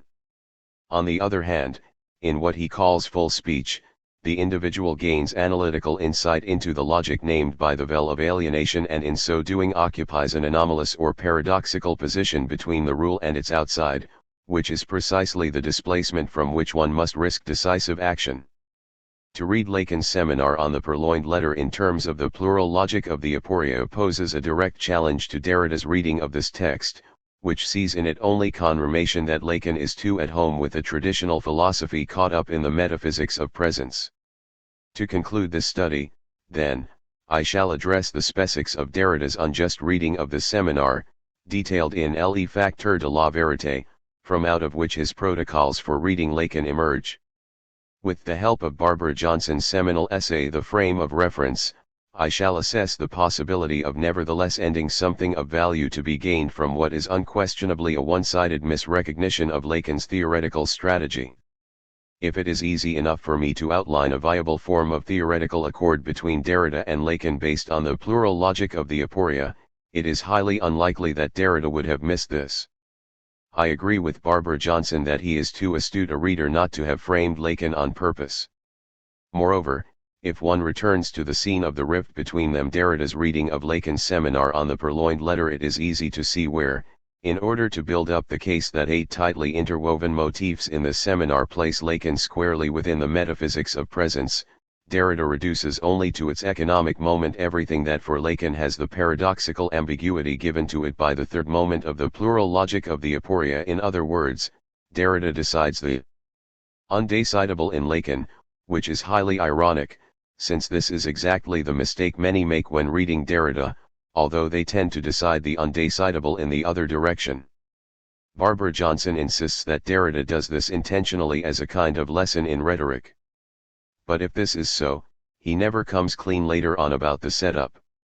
However, whatever Derrida's motivations concerning Lacan may be, the lesson in rhetoric remains a valuable demonstration of how easy it is to miss the point in confronting the plural logic of the aporia. To decide the undecidable one way or the other will be to misread both Derrida and Lacan.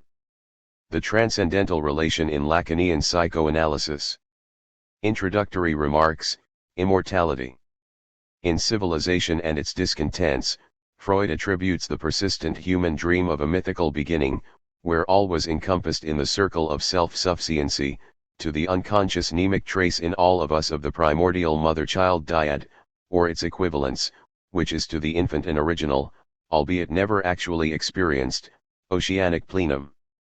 As Kopjek notes, one might immediately think of the body without organs depicted in Plato's Timaeus as an early example of such a dream.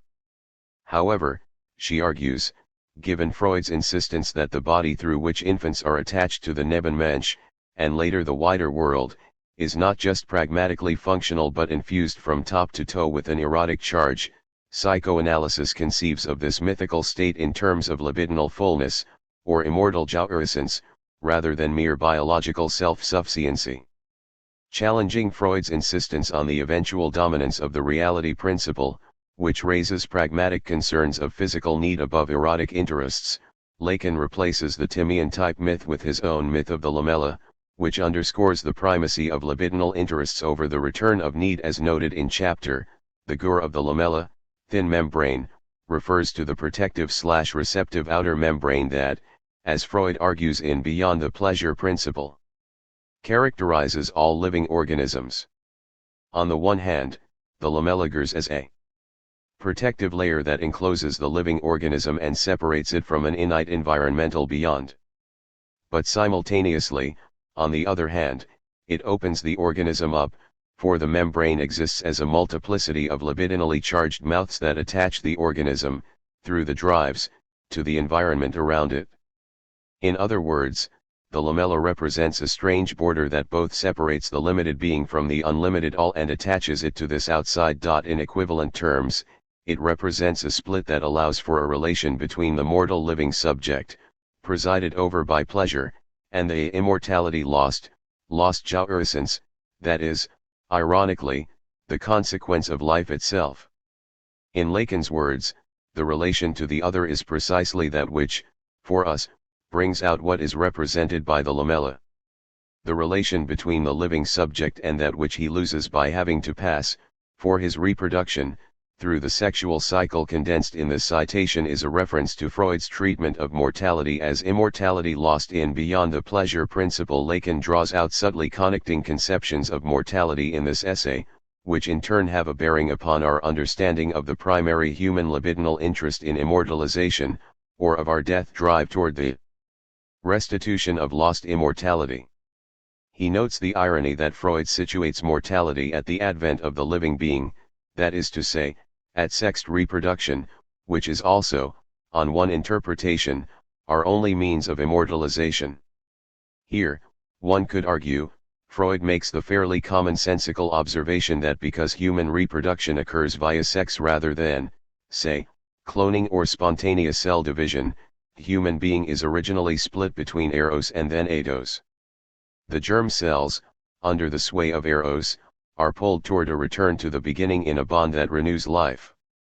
These then, are split off from other somatic processes, which, subject to then eidos, strive for the abolition of all tensions and are pulled in the direction of inertial protectiveness and anthropic dissolution, or, that is, death.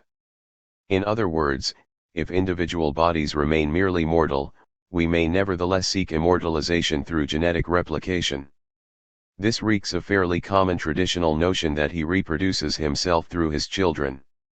Lacan, however, presses Freud's observation further, suggesting that what the organism loses via sexed reproduction is any prospect at all of individual immortality, deemed as the endless replication of precisely the same being. As he puts it, the living being, by being subject to sex, has fallen under the blow of individual death. In other words, the consequence of sexual reproduction is not immortalization through genetic replication but, to the contrary, a guarantee that every individual is entirely unique, that is, mortal. Accordingly, Lacan takes this to imply that our mortality is not reducible to the mere death of our bodies, which, in turn, promotes the idea that immortality belongs to the species as the ideal whole that endures beyond any individual. Rather, mortality may be deemed as the singularity of our very living being.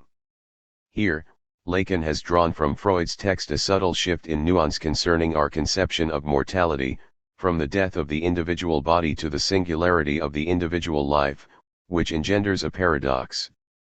If mortality denotes the unique singularity of an individual life, then it coincides, paradoxically, with the denition of individual immortality, for this singular life is an event in the temporal fabric that cannot be erased, repeated, or replaced. It is this plural conception of the relation between mortality and immortality that may be elaborated into a Lacanian account of the Nebenmensch complex. Notably, in the RST place it is this conception of a relation, and therefore an intrinsic separation, between the mortal self and its other, which is signed by the cut of castration. But, as noted earlier, the castration metaphor includes the further complexity that the separated other, which now becomes that toward which the drive drives, is itself subject to an intrinsic splitting, and this, in turn, engenders a complexity in the drives. The Nebenmensch complex. The Nebenmensch or maternal imago stands as a metaphor for the primordial castrated other of the drive, in the register of the real, named by various synonymous substitutes such as Jouissance, immortality, or the all.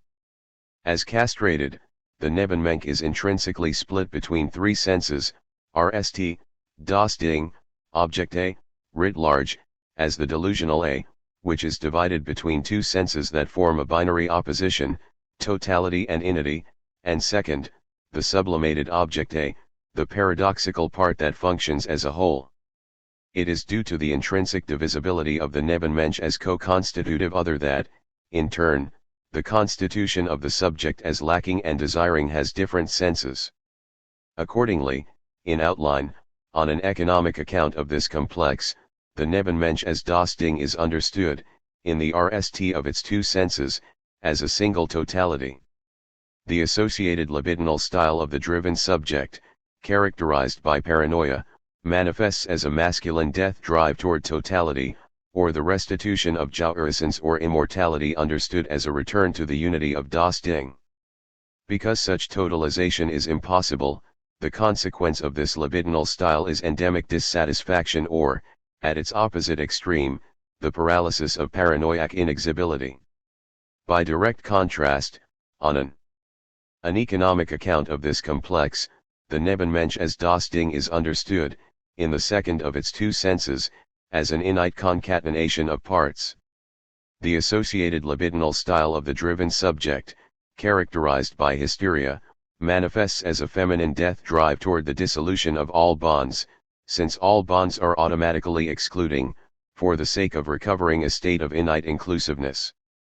Again, the consequence of this style is either endemic dissatisfaction or the paralysis of hysterical destructiveness.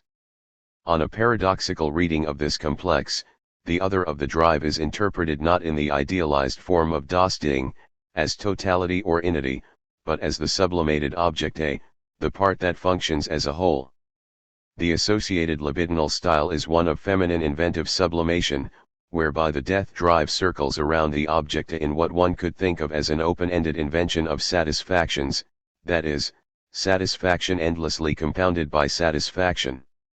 The primary castration of the other and the lacking I. To elaborate, one may begin with the question of why such intrinsically mortal beings experience a primary libidinal interest in immortalization or, as Kopchak puts it, a longing for a pleasure remembered yet never actually experienced, directed by his radical reconception of the real as a splitting of being. Lacan ties his answer to another nickname, castration. The RST traumatic, and multiple, splitting in being, or the primary cut of castration, he argues, occurs not between child and Nebenmensch as the force that motivates the dissolution of the Oedipus complex, but at a much earlier point in the development of the transcendental relation. In other words, he places the RST traumatic cut, which breaks the spell of the mythical plenum and forces the infant into a relation with immortality, at the point of weaning or its equivalence, when an infant RST faces what Kopchak calls a structural disturbance in its dyadic fusion with the Nebenmensch. Lacan offers a complex interpretation of primary castration, reacting the correlative sides of the lamella. On the one hand, the castration that separates the infant from the breast during weaning represents the subject's recognition of its own mortality, while on the other hand, the correlative castration that separates the mother from the breast and the breast from itself represents different senses of the subject's recognition of its loss of immortality. Notably, the maternal metaphorics are derived from the legitimate assumption that the mother and the Nebenmensch still predominantly coincide. Addressing the subject side of the lamella, the RST cut of castration wreaks the infant's traumatic realization, as a consequence of weaning, that the source of jouissance is in fact on the outside of the ego. This RST awareness of lack, which ruptures the closed circuit of the mother-child dyad, occurs in an infant's recognition of an ambivalent split in the mother. She is the source of all possible satisfaction, but she also instigates its loss in, for example, her always too precipitous withdrawal of the breast. Since pleasure is identified with the life of the ego in an infant psyche, this unexpected and unsanctioned splitting away of the primary source of pleasure, the Nebenmensch, is experienced as a profound loss of self/being that carries with it the fear of death, which must be circumvented at all costs. In other words, the lacking desiring I, who now requires a synthetic, cognitive, process to re-andi this pure pleasure in relation to the outside, is constituted simultaneously with the death drive, which aims for the restitution of jouissance. The death drive, however, is intrinsically aim-inhibited, that is, it is blocked by an object that represents this aim, or, in other terms, it is blocked by desire, which Lacan deems as interpretation itself. The notion of the aim-inhibited drive, then, which expresses itself in a desire for something, introduces the axiomatic term of the Nebenmensch complex, namely, Vorstellungsrepresentans, ideational representative, that is, object of the drive. Depending on how it is read, this term is designated as A or A in the Lacanian algebra. I will return to this important difference. Notably, however it is conceived, this object of the drive, which interests psychoanalysis, should not be confused with everyday physical objects, located in the domain of needs and satisfactions, for this neglects the symbolic dimension of desire. Recall that for Freud, all that an infant has experienced is sediment in the mnemic system as a collection of discrete traces, loosely tied together in an overconnected network of potential associative links. Cognitive processing is a matter of gathering up, synthesizing, or articulating such traces for the sake of projecting an intentional object, or, better, since the synthetic process is not disinterested or neutral but driven by the urgent compulsion to restore jouissance, what is presented to consciousness is the wished-for jouissance projected in the form of a representative, a desired object that stands in for, or is a simulacrum of, the lost jouissance. The ideational representative, then, functions as the object cause of the drive. As Fink sums it up, Lacan theorizes the object of the drive as cause of desire, not as something which could somehow satisfy desire, given that the ideational representative is projected into consciousness in the hope that it will be refound in experience via reality testing, Three terms come into play: the Joueressence to come, the projection of the ideational representative, or object of the drive, that stands as the representative or simulacrum of Joueressence and both causes and blocks the drive, and the Vorstellungen, the ideas derived from perceptual experience by virtue of which the Joueressence to come ideally should be refound in the world. However, the restitution of Joueressence, or immortalization, which implies that any discrepancy between the object of the drive and the perceptual object must be eradicated, remains impossible. The object of the drive cannot ever be refound on the outside, in the world of perceptual objects, or matched with something neutrally observed and exactly repeatable, for it never was a neutrally synthesized and rationally reality-tested intentional object, but as the internally constituted psychical representative of Joueressence, it stands in for an ineffable, unspeakable pleasure. Projected as a mental representative of that which will restore Joueressence, the object aimed at by the drive incorporates an uncountable surplus that cannot nally be articulated or actualized. To sum up, even if the subject grasps that there has been a loss of Joueressence, it cannot grasp precisely what has been lost, and this means that any form of the ideational representative, whose aim is to do exactly this, will be aporetic in some sense. Nevertheless, importantly, Lacan emphasizes the necessity of an ideational representative, which hallucinates what will restore Joueressence in the form of a system of references, for in its absence, a world of perception cannot be organized in a valid way, cannot be constituted in a human way. In other words, Lacan does not here uncover our dependence on an aporetic fundamental hallucination for the sake of eradicating it. Rather, he aims to explain its structure.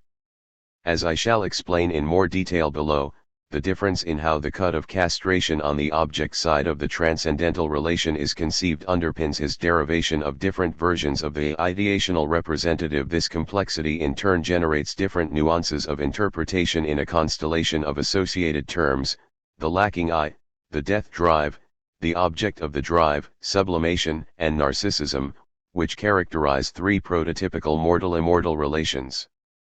I shall describe these prototypical relations respectively as economic, uneconomic, and paradoxical readings of the Nebenmensch complex. The masculine death drive, an economic reading of the Nebenmensch complex, takes its cue from Freud's juxtaposition of the traumatic castration associated with weaning, which, as discussed, separates the infant from the breast, representing the subject's recognition of its mortality, and the cut of castration that appears on the object side of the lamella, representing the subject's recognition of its loss of immortality. The castration of the other, here, stands for a primary split that, from the infant's point of view, severs the mother from the breast. As Freud puts it, the Nebenmensch is split into two components, of which one makes an impression by its constant structure and stays together as a thing als Ding, while the other can be understood by the activity of memory, that is, can be traced back to information from the subject's own body. Translated, these metaphorics wreak the subject's emerging notion of the Nebenmensch as a whole, related in some sense to the collection of mnemic sediments or discrete memory traces that constitute the partial objects of an infant's actual experience of her/him, breast, voice, gaze, etc. Freud's juxtaposition of whole and part leads one fairly naturally to the proposition that the cut of castration separates the immortal totality of the Nebenmensch as a whole from the mortal, limited, lacking, and partial aspects that are actually experienced, that is, submitted to judgment. As an excess that eludes judgment, the Nebenmensch as a whole drops off into a void that cannot be grasped or for which there are no signiers. She thereby becomes ambivalent, that is, both satisfying as a collection of familiar phenomenal experiences and threatening as an alien thing. In Kopczak's words, the Ding component is this alien, untranslatable part of the Nebenmensch, which is thus forever lost to the subject and constitutes, as Lacan puts it, arst outside. On an economic reading of the Nebenmensch complex, then, the lost Joueressence is projected into consciousness as a lost totality.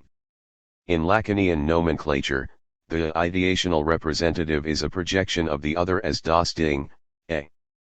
This projection manifests in any desire for secure, grounded, universal orders in which, Lacan notes, one may recognize various nostalgias of humanity, the metaphysical mirage of universal harmony, the mystical abyss of affective fusion, the social utopia of a totalitarian guardianship, and every outburst of the obsession with a paradise lost before birth or of the most obscure aspiration toward death. Here, restitution of jouissance would amount to a perfect assimilation of the totality of being. This basic mistaken assumption of an originally present albeit lost totality, which underpins any metaphysics of presence, covers over a crucial enigma Lacan formulates as follows: Das Ding has, in effect, to be identified with the Wiedersehen, the impulse to end again that for Freud establishes the orientation of the human subject to the object.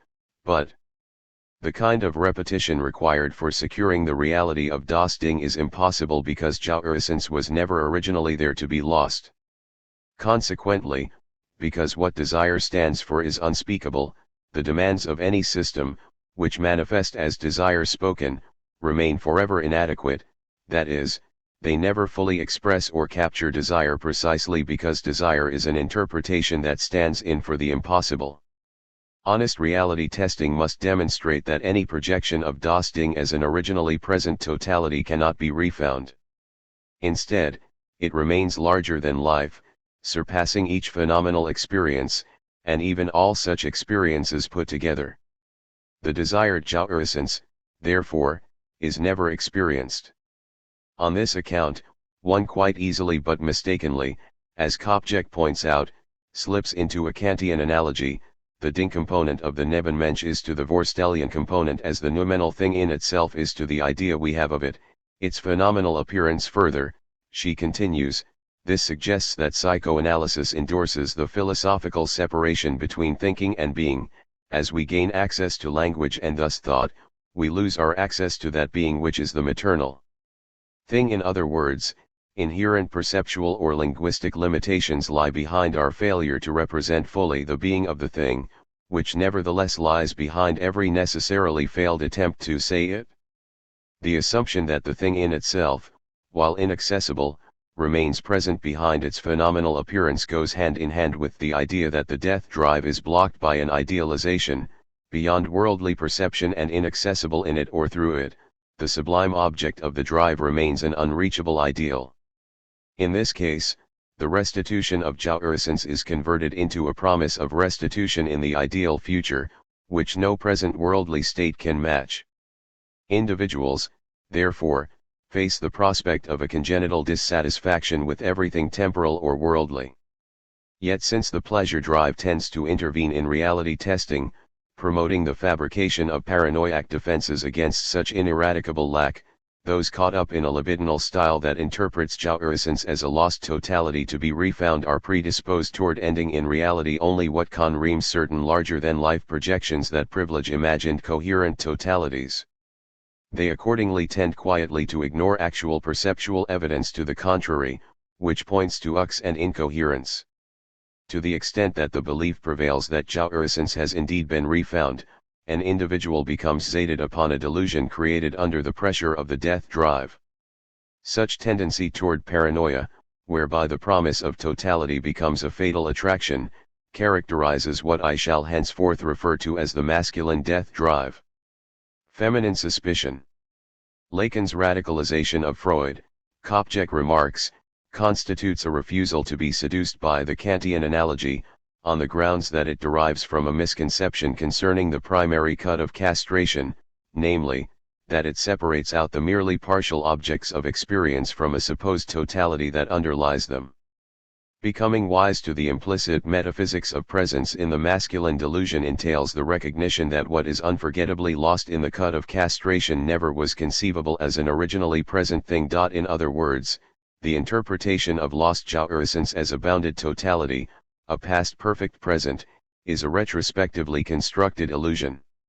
When Lacan, as a suspicious woman, insists, instead, that he sets out from the fact that there is something that establishes a fracture, a bipartition, a splitting of being, he has in mind a redefinition of castration as an original/originary splitting that occurs not between phenomenal being and its noumenal beyond, but within being.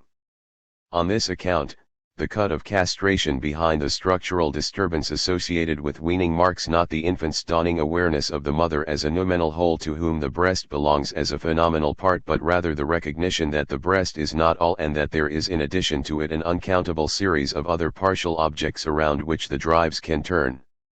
Lacan's insistence that the cut of castration fragments the Nebenmensch into partial objects, radically reconfigures its function in relation to the drives. Freud indeed argues that an infant is originally subject to a play of fragmentary and fragmenting partial drives, or component instincts, which constitute a dispersed body and polymorphously perverse pleasures. However, supporting the economic, masculine death drive, sustained by the Kantian analogy, he argues that the drives follow a developmental path toward unification. Thus, precipitated by the castration threat, they are ultimately bundled together under the genital organization that serves the aim of reproduction. An economic account of the Nebenmensch complex differs from Freud's account only insofar as the precarious unification of the drives to form the masculine death drive, aimed at a maternal whole, or its substitutes, depends not on the castration threat but on an earlier, retrospectively constituted illusion of the primordially lost other, according to which it must have been some version of the thing in itself wreaked it in the Kantian analogy. The Kantian analogy, however, is only seductive if one ignores the drift or partialization of the drives and assumes that there is simply libido as such, or one unit libidinal drive aiming to recover the lost thing that will complete its circuit. According to Lacan's redefinition, as Kopjek notes, castration takes on a different function. It appears now to participate in the formation of the partial drives rather than to intervene belatedly after they are formed, to bundle them. Moreover, denying a relation of production between one of the partial drives and the next, Lacan argues that drives remain irremediably partial. In Kopjek's terms, object A is an inherent obstacle that simultaneously breaks the drive and breaks it up. One must not, however, on account of his critique of the economic, masculine death drive, assume that Lacan swings to the equal but opposite misinterpretation of castration that underpins its aneconomic, feminine counterpart. In brief, to constitute object as an innate concatenation of parts, that is, as the direct binary opposite of A as das Ding, is, ironically, to reinscribe the drives in the sphere of the delusional A. This time, however, the other as all is understood in opposite terms as an innate oceanico rather than a totalized thing in itself. The feminine death drive, an aneconomic reading on an aneconomic account of the Nebenmensch complex, the cut of castration that splits the other of the drive into the little objects of partial drives is misconceived as the fragmentation of the Nebenmensch into a plurality of discrete parts. Here again, the Nebenmensch drops off into a void, but in a different sense, for she is no longer projected as an originally present totality whose loss indicates that the whole exceeds all representation by thought. Rather, she is projected as the illusion of innate inclusivity. The Nebenmensch, interpreted as the concatenation of all possible, atomistically conceived fragments, may still be thought of as a profoundly lost plenum, which must be recovered at all costs. The ideational representative of the drive, its aim, is still presented to consciousness as the wished-for jouissance, projected as a drive towards something other remembered but never experienced. But the other is now understood as an unbounded, non-objective, oceanic allness, a dissolving fusion of all with all that cannot become a unit totality. The loss of jouissance is still here conceivable as a consequence of human limitations or mortality. I lack because no matter how extensive the inclusion of partial objects, the gathering itself always forms a totality too small to match the boundless all. Jouissance is therefore forever beyond experience. Moreover, no denning borders of a totality can be legitimate if jouissance is understood as the inclusion of all parts in a boundless unity that remains perpetually deemed as n.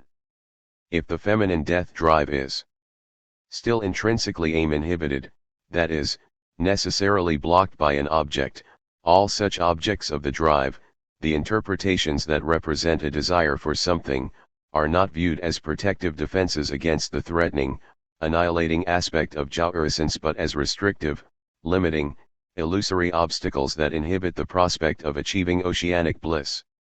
The drive to rend jouissance is formed, therefore, not as the desire for a representative intentional object that stands in for the lost jouissance, but as the desire to smash up, shatter, undo, disavow all such objects as alienating fakes.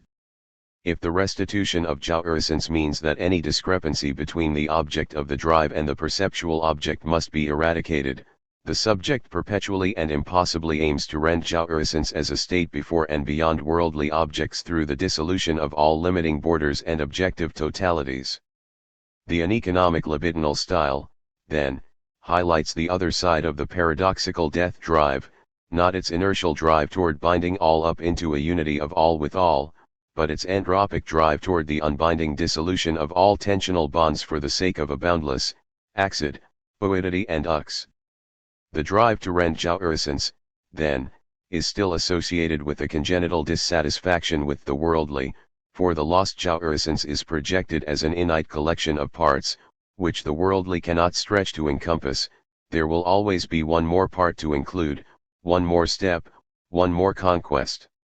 Dominated by the feminine death drive, the subject NDS in worldly objects limitation rather than pleasure. To the extent that this form of the death drive prevails, the subject becomes sated on utter destruction or rebellion, taking pleasure only in boundary shattering and self-destruction. This uneconomic account of the Nebenmensch complex underlies the stance taken by certain postmodern thinkers who celebrate the fragmentation of the object, which goes hand in hand with the self-shattering desire to reinstate a polymorphous perversity of the fragmentary and fragmenting drives that, laudably enough, aims to detach sex from the ideology that commits it to mere reproduction, but in the process obliterates the subject. Lacan certainly rejects the economic, masculine death drive and in so doing turns to another libidinal style, but he equally warns against this diametrically opposed, uneconomic position for which, notably, I have retained the label feminine, to mark the phallic logic of binary opposition for the sake of showing more clearly how Lacan subverts it. In Lacanian discourse, then, feminine libido, as that which exceeds the binary altogether, involves another sexuality or libidinal style because it embraces the paradox of object A. To grasp this nuance, one must return once more to the beginning, to the notion of castration. Feminine sublimation, aporia of paradox. Lacan's definition of castration calls for a more careful interpretation than that underpinning the uneconomic account just imposed. When he writes of the splitting of being, it not only refers to the initial state of partialization, partial objects and drives, but also to the splitting of the partial object from itself. Extending the primary metaphor of the Nebenmensch complex, castration does not merely cut the mother from the breast and nor does it simply fragment the mother, rather, castration cuts the breast from itself, making of the breast a partial object that does not coincide with itself, object A. This nuance is based on the observation that an infant's relation to the breast is always already inherently double. To repeat Freud's argument, the difference that makes something an object not only of perception but of the drives as well can be understood in terms of the libidinal graft associated with all organs. While the breast, for example, is the source of nutritive satisfactions, it is simultaneously the object of a libidinal attachment that gives it an immeasurable surplus value. The mouth, accordingly, is divided between somatic satisfactions and libidinal satisfactions. Thus, in Lacan's words, even when you stuff the mouth that opens in the register of the drive, it is not the food that satisfies it, it is, as one says, the pleasure of the mouth. But this is not to suggest that there is no actual object to support the libidinal drive. It is not the food that satisfies the libidinal drive but, as Kopjek emphasizes, the breast. The breast, then, is both a perceptual object and an object of the drive, object A, which endows it with an ineffable surplus value, or a thing quality, assuming Heidegger's sense of thing. In short, when the subject projects an object as an object of the drive, when it loves something, the object acquires a surplus value by this very act, and in the process it is elevated to the status of a thing. This surplus value makes of it more than a mere fragment. One may grasp the difference as one between a part that belongs to a whole and one that, paradoxically, functions as a whole. Kopjek explains the difference via an example from filmmaking. A close-up shot does not function as simply a closer view of a bit of the whole. Rather, the close-up focuses on that element, included in the scene without belonging to it, which is symptomatic of the unencompassable whole. Focusing on it, one nds that the scene has become innately more than what it had been at face value. In another example, it is only upon noticing the small splash in the ocean in Brapel's Fall of Icarus that the idyllic and restful country landscape takes on an unencompassable dimension. Zizek expresses this logic by insisting that the symptom frames the frame. In becoming elevated to an object A, ordinary objects become non-identical to themselves. The object becomes in my experience what it is perceptually plus the libidinal interest that increases it in a way that remains unspeakable, and for this reason, the subject's attraction to the loved thing is continually compounded by its own desire. There is, therefore, an otherness intrinsic to every partial object of the drive, an alien residue or supplement, constituted by the subject's libidinal interest. The misunderstanding of castration equal but opposite to the retrospective illusion of the masculine death drive, then, is to view the Nebenmensch as merely partialized into a collection of fragments of indifferently equal value. Instead, Lacan argues that certain perceptual objects acquire an internal excess because they are the object not only of pragmatic interests but also of the libidinal drive. As Kopjek notes, if one could think of object A as a delegate of the excess named by Das Ding, it would have to be a delegate that betrays the mandator, for there are only delegates, with nothing behind them. Object A still functions as an inherent obstacle to the drive that divides it into partial drives and prevents it from reaching its aim, namely jouissance. However, in this case, the lacking I lacks jouissance not because jouissance is constitutionally out of reach, either because it is outside my night limitations or because an innate gathering of night parts is impossible. Rather, jouissance is impossible in a different sense, for it is paradoxically both always available in the present and always excessive because it is self-generative, leaving desire forever unished. In alternative terms that invoke the notion of the event, if the restitution of jouissance means that any discrepancy between the object of the drive and the perceptual object must be eradicated, it still remains impossible to rend jouissance, not because it exceeds the subject's phenomenal grasp absolutely but because this grasp keeps adding to it, in this way constantly reinventing the same object anew. In this case, the subject's desiring grasp is not a protection from jouissance but a exible opening out to the excess within the partial object in an act of inventive sublimation that contrasts with the zated attempts to tie it up or undo all ties that characterize the destructive dialectic of idealization or negation. As Kopjek sums it up, rather than pursuing the nothing of annihilating dissatisfaction, the now partial drives content themselves with these small nothings, these objects that satisfy them. The fraternal complex, narcissism, self-sublimation, and aggressivity. In outline, Lacan demonstrates that the castrated other of the fraternal complex, implicated in the constitution of the subject as moi, takes shape as an alter ego, that is, an alien and alienating double represented by the mirror image, which is divided between its interpretation as prosthesis, armor, and, one may suggest, an iterating double on an economic account of this complex, which extends the masculine libidinal style developed in the Nebenmensch complex, the other as alienating. Double of the self is interpreted as a prosthetic ideal to strive for. The narcissistic pleasure derived from the assumed power to constitute the moi as one with the ideal accounts for infantile megalomania. The correlate of such masculine narcissism is an aggressivity that manifests as jealousy. On an economic account of this complex, extending the feminine libidinal style, the other as alienating double of the self is interpreted as a restrictive armor one is compelled to resist by self-shattering in the name of matching the moi with the innate. The correlate of such feminine narcissism is an aggressivity that manifests as envy.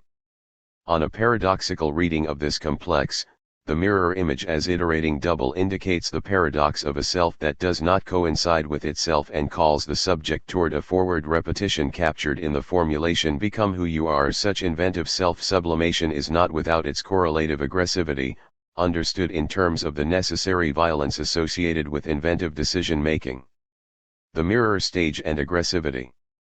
Following upon the Nebenmensch complex, Lacan describes a child's recognition of itself in the mirror as the prototypical event of identification, in which the moi is formed in relation to the other as alter ego.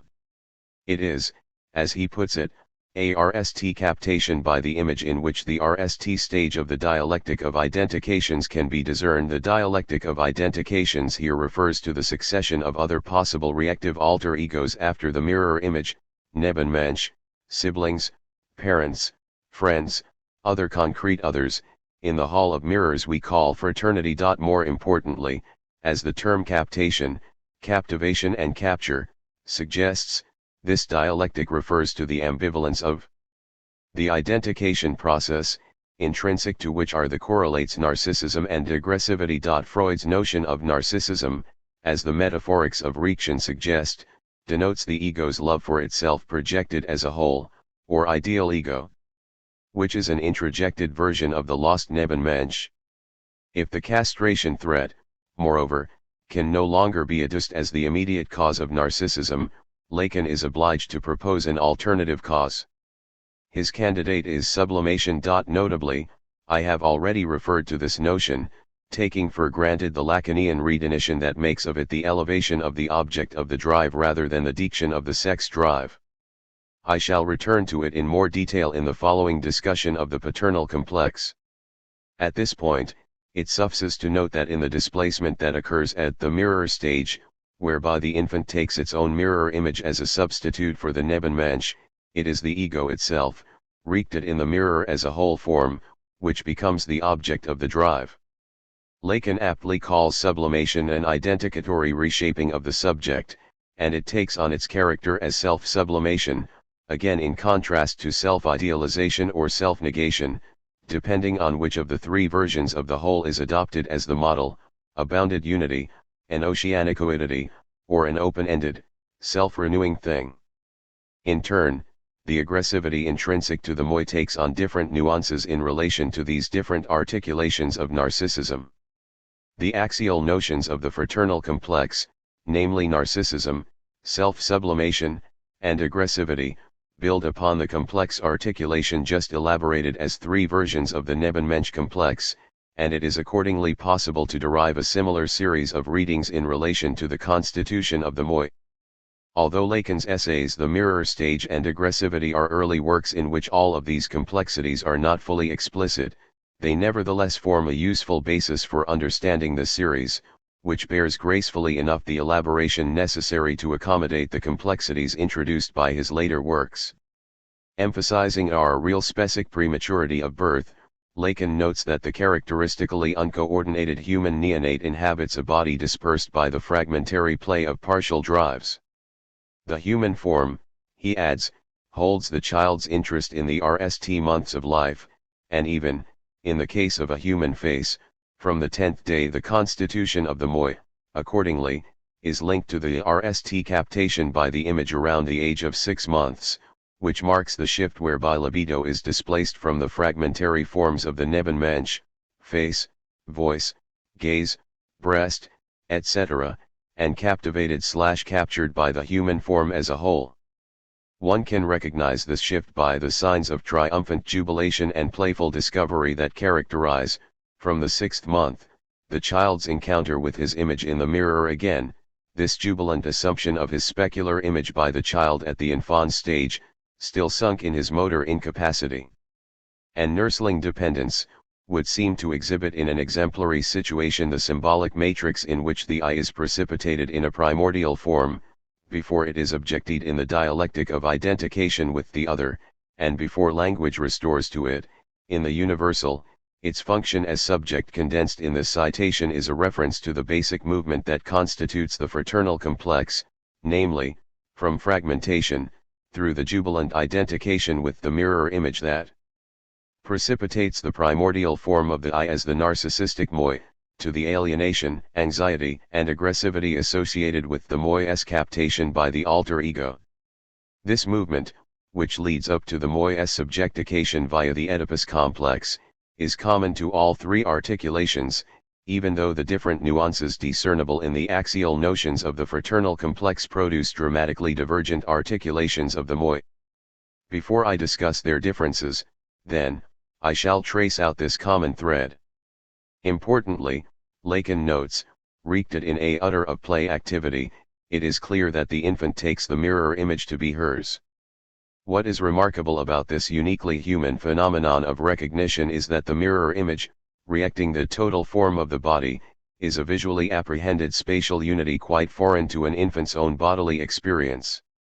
In more abstract terms, it represents the whole ego as a bounded unity where all is coherently tied up in a seemingly closed and self-sufficient unity. Through its XED size and its symmetry, this image, according to Lacan, symbolizes the mental permanence of the I. It is in spite of the marked discrepancy between mirror image and actual experience that infants take the image to be their own. Moreover, what is remarkable about such identification is the radical transformation whereby infants take themselves to be something other than their experienced being. Related to this observation, Lacan claims that psychoanalytic theory should start out from the function of mechanism's misrecognition that characterizes the ego moi in all its structures. The infant's jubilant assumption of a spatial identity not actually experienced represents what he calls an orthopedic misrecognition. On the basis of the total form rected in the mirror, the subject initially, in the equivalent of childhood megalomania, makes the mistake of assuming that the moi is identical to the rected perfection. In his words, the mirror stage is a drama whose internal thrust is precipitated from insufficiency to anticipation and which manufactures for the subject, caught up in the lure of spatial identification, the succession of fantasies that extends from a fragmented body image to a form of its totality that I shall call orthopedic. But the joyous affirmation of this promise of totality is soon enough followed by alienating experiences of discord that open up a gap, between the unity promised by the external mirror image and the continuing fragmentary character of the infant's lived bodily experience. The image that offers the promise of an orthopedic totality soon enough becomes the armor of an alienating identity, which will mark with its rigid structure the subject's entire mental development. The lacking I, whose lived experience remains in us, cannot match the identity assumed by its own alter ego, and it remains, therefore, displaced by it, anxious, and never quite at home with it. Breaking out of the circle of the Nebenmensch complex and facing the external human fraternity, then, as Lacan puts it, generates the inexhaustible quadrature of the ego's moi variations. As Lee explains, Lacan plays here on the associative link between the mathematical term quadrature, which is to make a square out of a circle, and a commonly used example of logical impossibility, to underscore the internal connect between the lacking I and the moi identity. What occurs in the mirror stage forms the early prototype for the diction of the specular I into the social I. The early stages of the dialectic of identification with the other, however, remain predominantly narcissistic, for the form of another human is taken to be a form of the self, an alter ego rather than an other. Noting the phenomenon of infantile transitivism, the child who strikes another says that he has been struck, the child who sees another fall, cries. Lacan argues that it is not attributable to empathy, the absence of which is made abundantly clear in early infancy, but to the infant's captation by the imago of the human form. This captation by the form of another human marks the end of the mirror stage and, as Lacan puts it, inaugurates, by the identification with the imago of the counterpart and the drama of primordial jealousy. The dialectic that will henceforth link the I to socially elaborated situations. Here, as Lee explains, the identity of the young child is shaped in profound and enduring ways by her adopting the visual identity offered by other people, in particular, by mother, father, and siblings. At this point, the subject becomes obsessed with the enigma of the other's desire. Lacan, as Fink puts it, formulates the subject's primordial experience of jouissance as stemming from its traumatic encounter with the other's desire.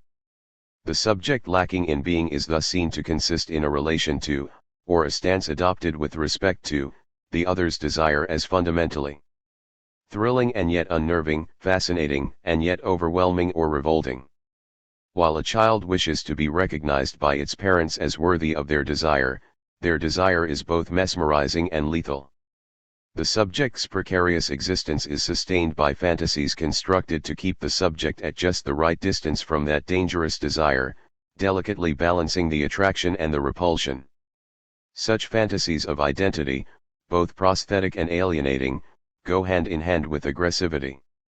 Here, one reaches a sort of structural crossroads between narcissism and aggressivity, for every narcissistically loved prosthesis is always a structure of mechanisance and is therefore necessarily simultaneously an objectifying, alienating armor subject to aggressive hatred. Aggressivity in various forms, as the intrinsic other side of narcissism, in Lacan's words, gnaws away, undermines, disintegrates, castrates, leads to death. Although, as he points out, real constraints temper such aggressivity, its effects are more far-reaching than any act of brutality. He proposes a difference, then, between such intrinsic aggressivity and specific acts of aggression. Aggressivity, as the dialectical negative of jubilant identification with the imago, grows out of the moment of alienation. As Lacan notes, the discrepancy between ego and ideal ego, whereby the ideal ego becomes a restrictive imposition, is at the root of aggressivity in any relation to the other, even in a relation involving the most Samaritan of aid representing the desire to break out of the alienating misrecognized identity imposed by the alter ego. All of our phantasmagoric images of aggressivity resurrect the fragmented body of our initial experience. These are the ubiquitous culture, gender, and age-independent images of castration, mutilation, dismemberment, dislocation, evisceration, devouring, bursting open of the body. One may turn from child's play and literature, which is rife with head-chopping, belly-ripping, and child-devouring monsters, to the works of Hieronymus Bosch, which, Lacan notes, provides an atlas of all the aggressive images that torment mankind. Aggressivity, then, implies the satisfaction to be obtained from smashing up the imago. In Lacan's words, to the urbild of this formation, alienating as it is by virtue of its capacity to render extraneous constitute me on its outside, corresponds a peculiar satisfaction deriving from the integration of an original organic disarray fragmentation, a satisfaction that must be conceived in the dimension of a vital dehiscence that is constitutive of man, and which makes unthinkable the idea of an environment that is preformed for him, a negative libido that enables the Heraclitean notion of discord, which the Ephesian believed to be prior to harmony, to shine once more. The masculine libidinal style. Caught in the crossroad between loved prosthesis and hated alienating armor, one style of libidinal response is to deny the discrepancy. Here, what is wreaked in the mirror, along with the reacting eyes of the other alter egos, is indeed not me after all but a projection of the ideal gur that I ought to become. In such self-idealization, characteristic of the masculine libidinal style, I anticipate the maturation of my power in the seductive mirage of the alter ego. Masculine misrecognition, then, manifests as denial. The subject's intrinsic lack or castration is tacitly denied insofar as it is reduced to a temporary, or temporal, state of privation that the subject strives to overcome. This is correlatively to deny that the moi is an imaginary construct. Lacan argues that the masculine libidinal style promotes a paranoid fear of persecution, characterized by actions that have something stereotypical about them that suspends the workings of the subject/object dialectic, i.e., reality testing. Reacting what he calls the paranoiac structure of human knowledge, the masculine libidinal style constitutes the subject and its objects with attributes of permanence, identity, and substantiality. In short, the transcendental relation is reduced to a relation between entities or things that are very different from the Gestalten that experience enables us to isolate in the shifting eld, stretched in accordance with the lines of animal desire. This formalization introduces a certain discord between man's organization and his Umwelt. According to Lacan, the formation of the I is symbolized in dreams by a fortress, or a stadium, its inner arena and enclosure, surrounded by marshes and rubbish tips. Dividing it into two opposed elds of contest where the subject wanders in quest of the lofty, remote inner castle, but it is this variationalizing gap, this distance from reality testing, that enables the paranoiac to extend his world and his power indefinitely, for now his objects are made to mean what he wants them to mean, and discrepancies, loose ends, anomalies, differences are silently ignored. Similarly, his words acquire a symbolic polyphony, they mean what he says they mean, which gives them their potential as defensive armor. He lives, however, in a permanent state of paranoid anxiety concerning the ever-present threat of encroachment from the outside that he has necessarily constituted along with his inside. Accordingly, the subject dreams of and strives for the anticipated power over its currently experienced lack, but impossibly and catastrophically, of course, for only absolute power will suffice. No matter how successfully in the subject's coming into being the discord between the moi and actual reality is resolved, the resolution will never match the unity represented by the mirror image, for the totality it represents is a retrospectively constructed illusion. At best, the ego will approach the narcissistically loved ideal ego asymptotically.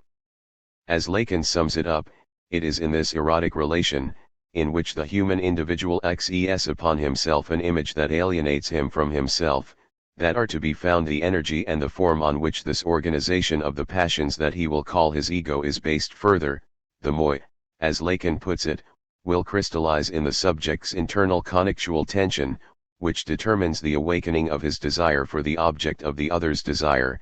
Here the primordial coming together is precipitated into aggressive competitiveness. The correlate of narcissism so determined is the kind of aggressivity that has to do with jealous protection of the subject's imaginary lack. According to Lacan, primordial jealousy, closely linked to identification with the imago of the counterpart, manifests as the desire for the other's desire.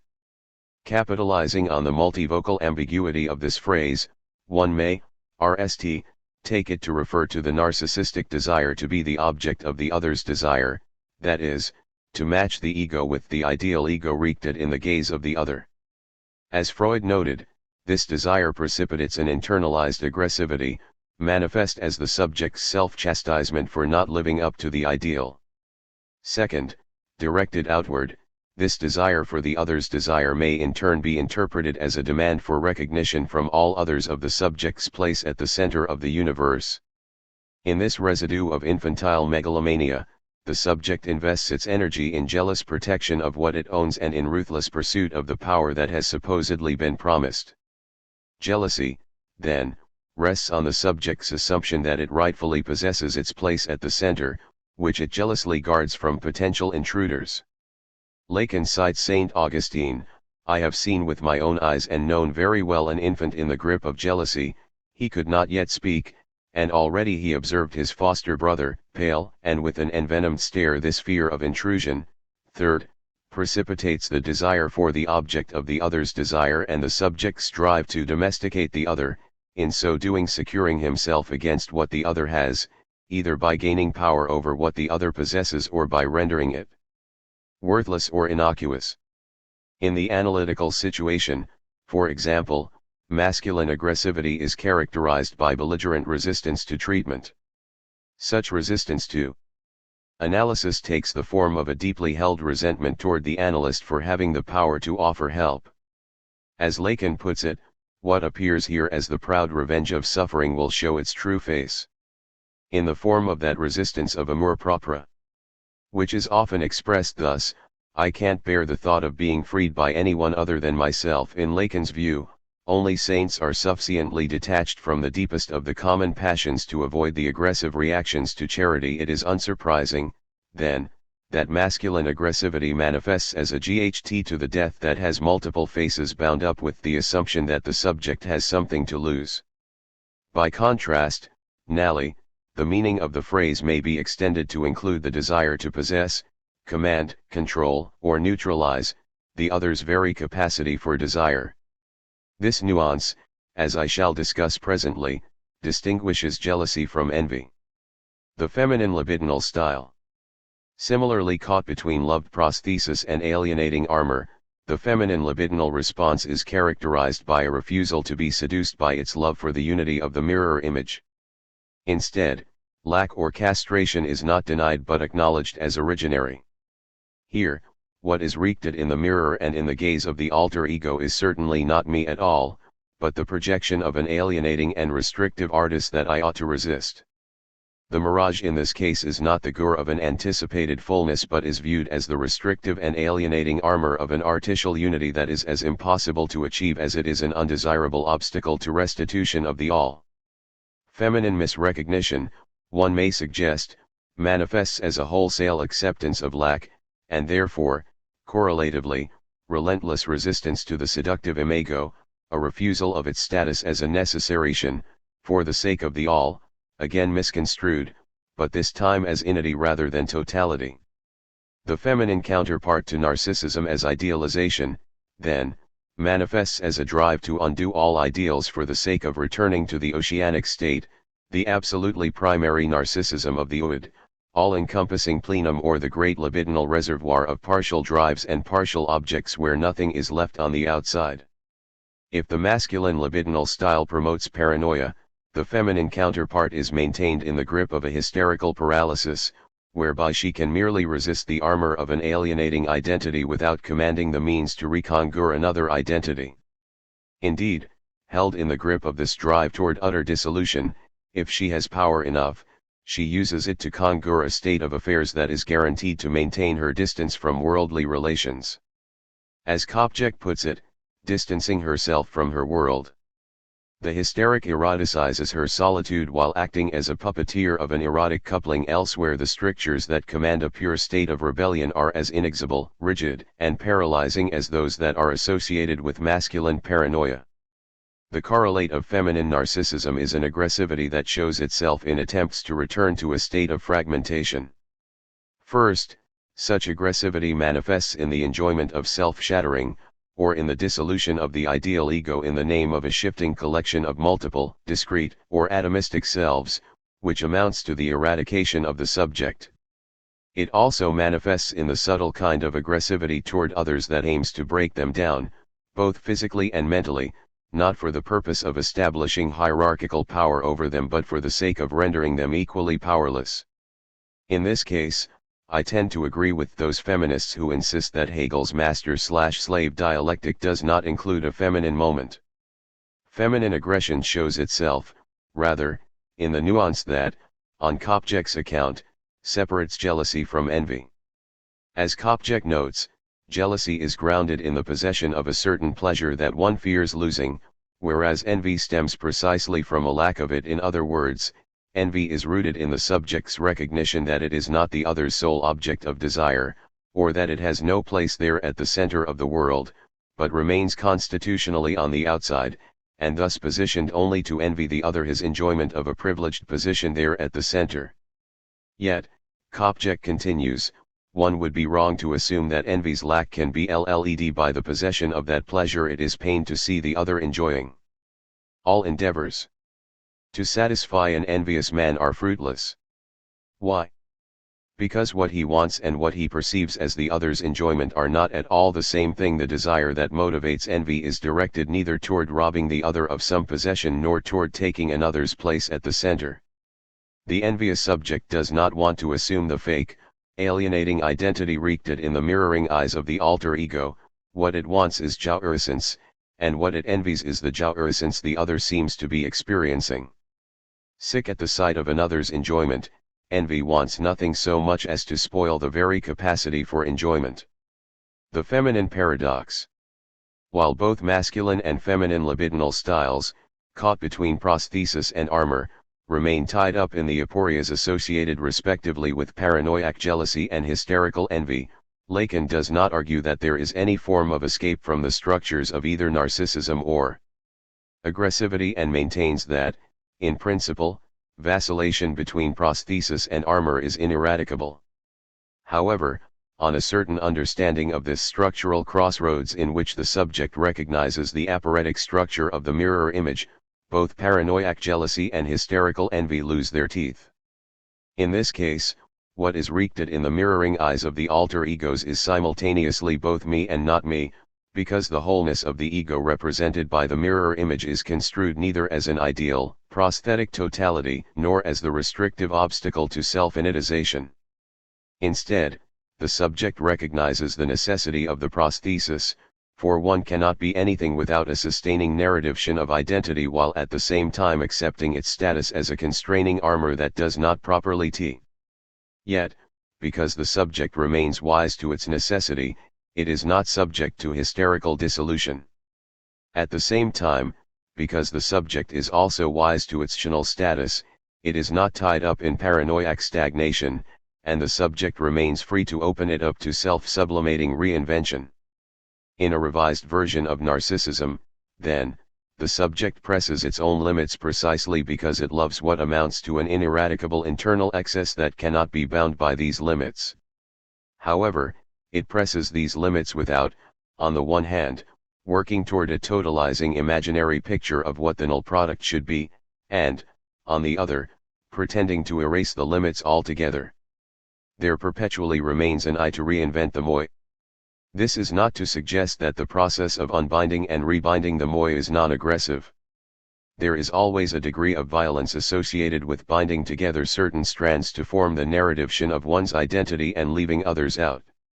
This violation remains unavoidable because some erotic binding together is necessary for self-invention to be possible at all, but if there is only binding up, reinvention becomes impossible.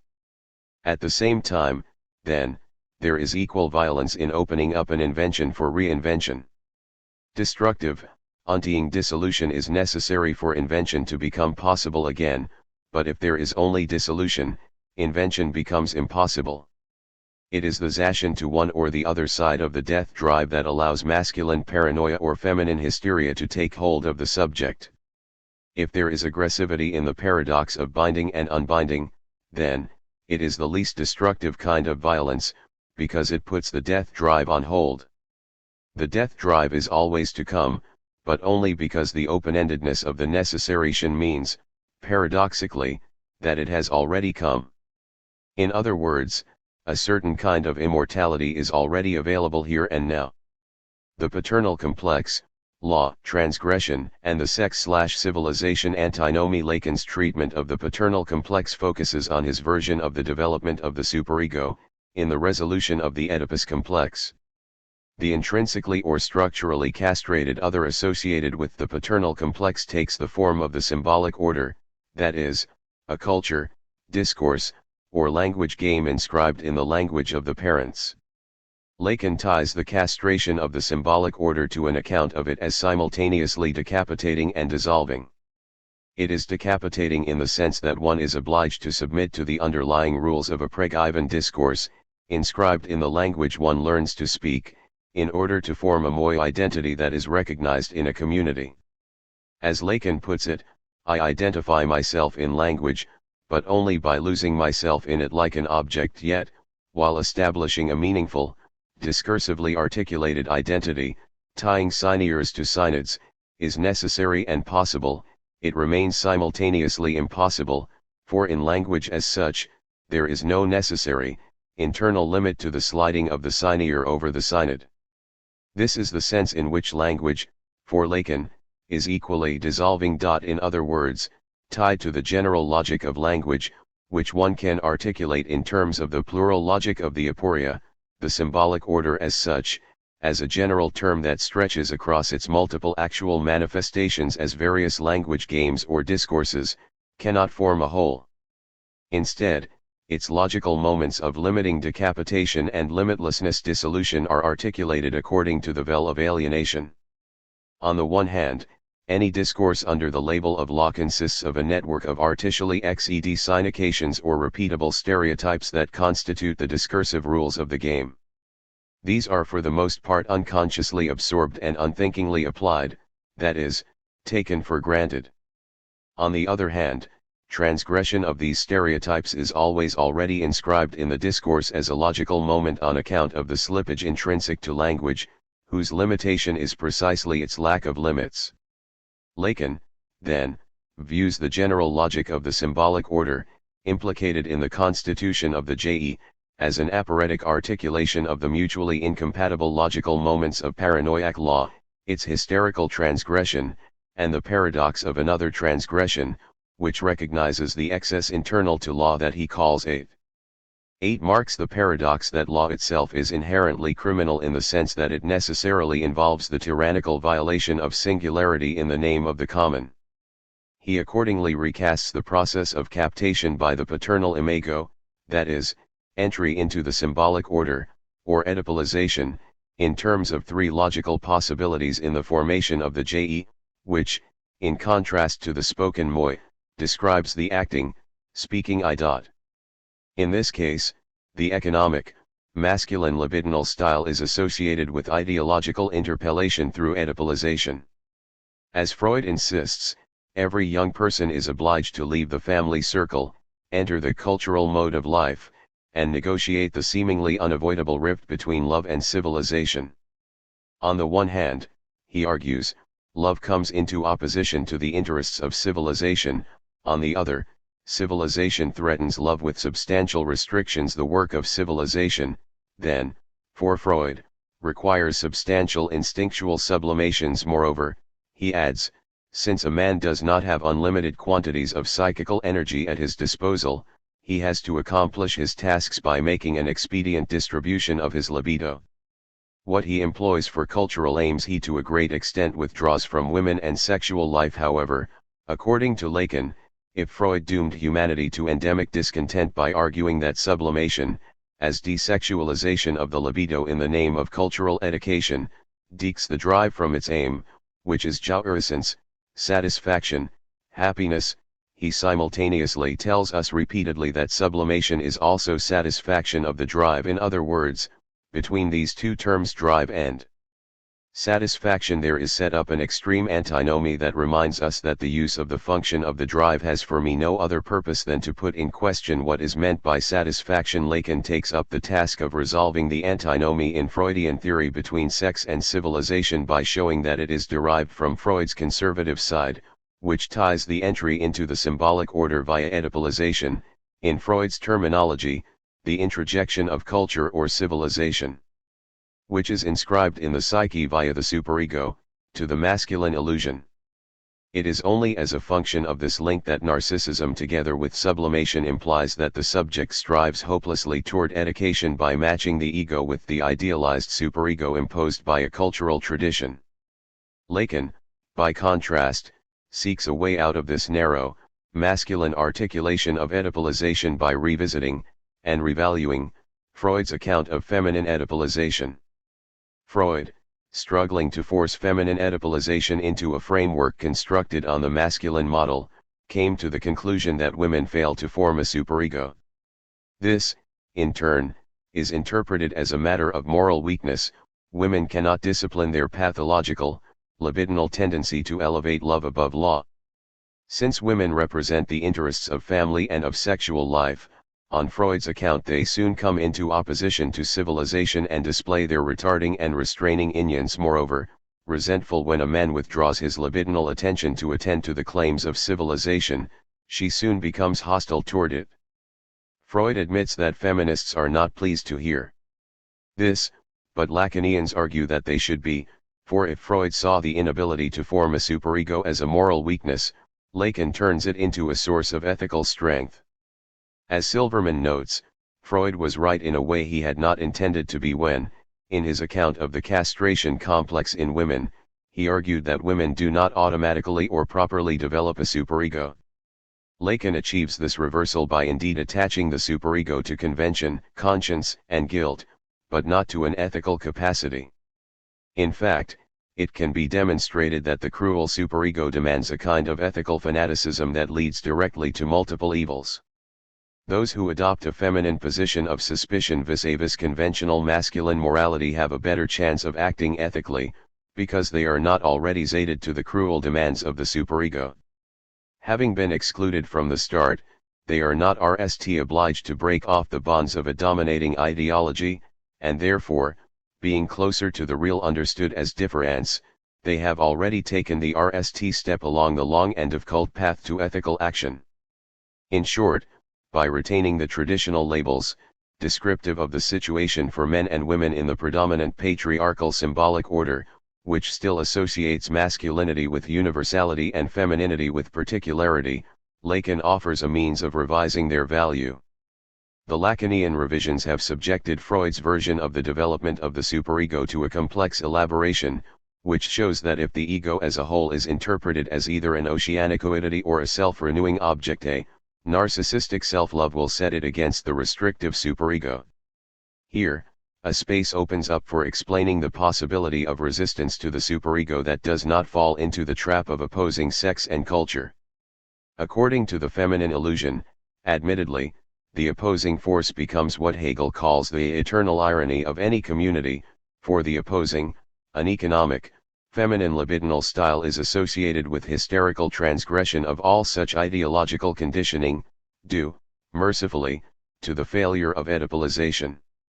Lacan, however, aims to avoid the extremism of this reactive, hysterical stance.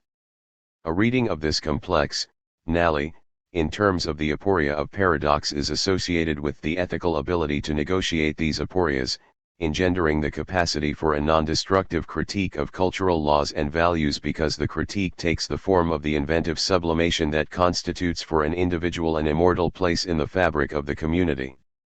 Kopjek explains this notion through Lefferts's conception of immortality as a paradoxical entity within time, by linking immortality with posterity, or, that is, with the act of inventive sublimation possible to the independent individual, whose singularity is recognized.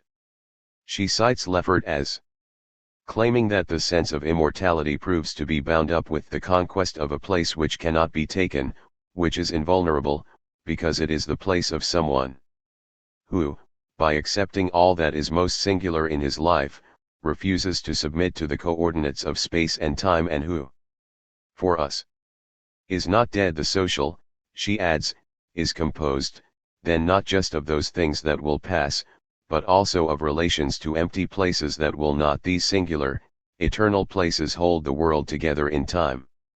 Lacan's account of the paternal complex may be viewed as part of a sustained critique of Freud's pessimism by showing that the lacking subject is not necessarily discontented. Our capacity for inventive sublimation, which recognizes the singularity of the object of the drive, of the narcissistically loved moi, and of an individual's place in the cultural fabric, enables one to see how the subject can avoid the Zashians of masculine or feminine fanaticism and nd both satisfaction and unity within the world.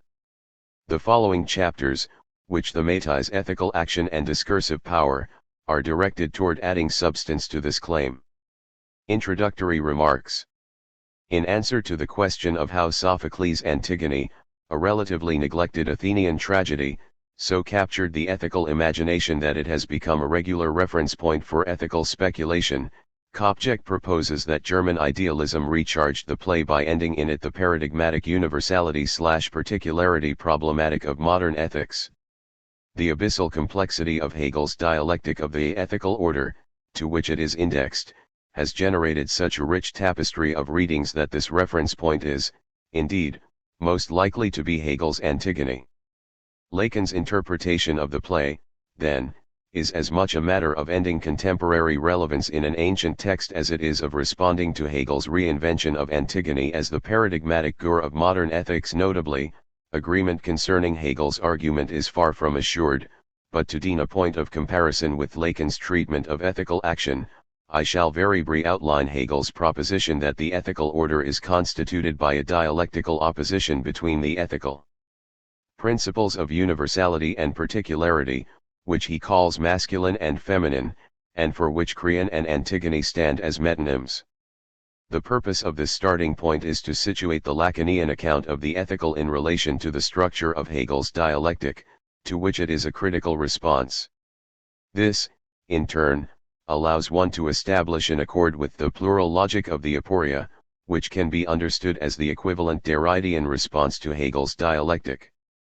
Because it difficult, however, to empathize with Antigone's ethical obligation to bury her brother lest he wander the underworld as a wraith in perpetuity, I take Hegel's Antigone only as a point of departure, and, Shifting focus to a contemporary instance of dramatiction that addresses more familiar ethical questions and dilemmas, I draw Alejandro Amenabar's LM The Sea Inside into the discussion.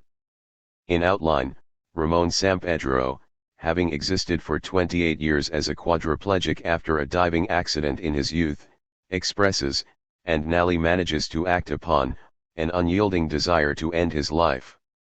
In the form of characters whose intricate array of ethical stances are varied according to whether or not they support or dispute his argument for the right to an assisted suicide, and in the degree to which they are willing to act upon their convictions, the LM poses the question of whether it ultimately narrates the story of criminal or ethical action.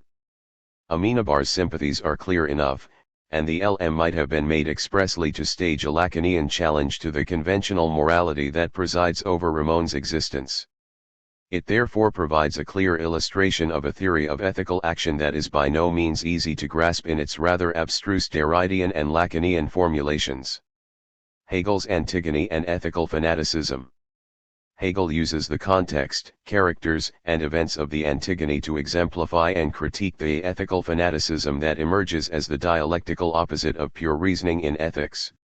In other words, to begin with, he challenges two extremes as equally inadequate to concrete ethical decision-making.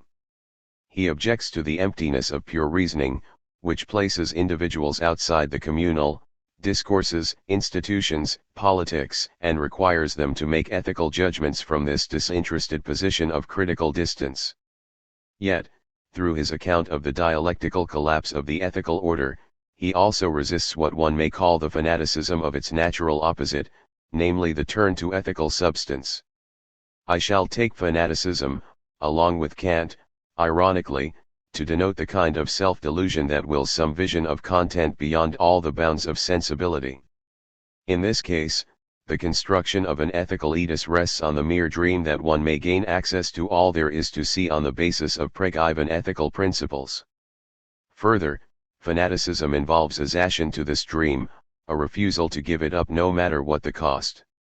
Hegel's diagnosis of the problematic turn to ethical substance is as follows: first, the condition under which two varieties of ethical fanaticism, represented by Creon and Antigone, become possible is an immature notion of community that deems the whole as a mere aggregation of parts, or community as an aggregate of family units/private associations. On this misunderstanding of community, whole, and parts are separately realized on the basis of inherently connecting ethical principles, namely universality and particularity, neither of which alone covers all of the ethical substance. Second, because this immature notion of community already creates the structural conditions for connect, ethical appropriation too becomes oppositional. Both Antigone and Creon understand their ethical agency as a passion. They believe themselves to be entirely possessed by, or given to, an ethical authority, in contemporary terms, an ideology, which opposes and supersedes whatever self-possession they may in principle be capable of by virtue of their own powers of active reasoning. The element of passion here, which was originally supposed to have tempered the arrogance of active reason, becomes a source of fanatical passion because it takes shape as impassioned obedience to a single ethical authority, either human or divine law, which is taken to cover all there is and therefore blinds itself to the other authority, and to their paradoxical interdependence. For Hegel's Creon, accordingly, the authoritative whole that covers all there is takes shape as the positive system of human law, which is knowable in its entirety. For him human law is all-encompassing, it lls all the possible space for ethical thinking, without gaps. However, as Hegel has demonstrated, his belief that his whole is identical with the all is an impossible fantasy, a delusion, upon which action would be disastrous. For Hegel's Antigone, by direct contrast, the whole of human law only becomes all-encompassing by contingent artis or decree. It completes itself only by externalizing what exceeds its dictates, the excess constituted by that which, in principle, cannot be made explicitly known, and by repressing this violation. It therefore will never be the all, but merely a closed system, limited by an outside, a divine law, it cannot encompass. It is in principle an impossible task to take account of this unspeakable outside, which is indicated in the notion of the divine but converted into an oxymoron in the notion of a divine law. Hegel's Antigone, nevertheless, mistakenly believes that she must take account of the divine, and she therefore violates its absolute externality, or alterity, precisely in its translation into specific ethical action. Ethical fanaticism, then, is the insistence on the possibility of ethical action on the basis of either of these two impossibilities. Hegel's underlying dialectical strategy is to show that whenever a binary opposition is set up, the two poles cannot be separated sharply, because they are interdependent. If one side is privileged as self-sufficient, as covering all there is, and the other relegated to a derivative status, then the latter is violated, and this equally turns out to be a violation of the former. In this quintessentially modern conict, the principles of universality and particularity stand in binary opposition, and accordingly, as Kopjek puts it, what makes Antigone and Creon equally guilty, in Hegel's eyes, is the fact that in choosing one course of action they thereby lose something that is not merely expendable, but that sustains, or is the necessary condition of, the very thing they choose. Antigone and Creon act on behalf of the particular and the universal, respectively, but since there is no particular without the universal, and vice versa, each choice ends in a betrayal of that in the name of which it is made. To act for the whole, the community, at the cost of the part, the family, is to destroy the community too, because the family network forms the structure of the community. But to act for the part, the family, at the cost of the whole is to destroy the family too, because the family has no security or stability except as part of a whole. In short, there is no hope of acting to satisfy both authorities simultaneously, and the ethical act must become violent. The tragedy of the ethical order, then, is that the ethical deed is inherently a violation of the ethical substance. Hegel, however, views the collapse of the ethical order into self-contradiction as a necessary stage on the way to a more mature notion of community as speculative unity, which dissolves the condition for the possibility of fanaticism. For Hegel, the ethical aporia indicates a false opposition derived from misunderstanding the whole as a mere aggregation of parts, whereas the ultimately true notion of the all is the speculative unity of sameness and difference. Here, on analogy with a magnet, he envisages an organic unity in which macrocosm and microcosm mirror one another. No matter where a magnet is cut, it will never be divided into positive and negative sides. Rather, all parts, no matter how small, mirror the polarity of the whole. For Hegel, the collapse of the ethical order makes way for a higher order synthesis leading to the speculative unity that would eradicate the aporia. While rejecting Hegel's resolution, both Derrida and Lacan grant Hegel's insight concerning the aporetic relation between these binaries and accept his conclusion that ethics is impossible if either side of the opposition is hypostatized. For each ethical principle, universality or particularity, both denies and depends on the other. This claim may seem surprising on the face of it, for Lacan explicitly challenges Hegel's insistence that both Antigone and Creon are structurally guilty of equal but opposite crimes.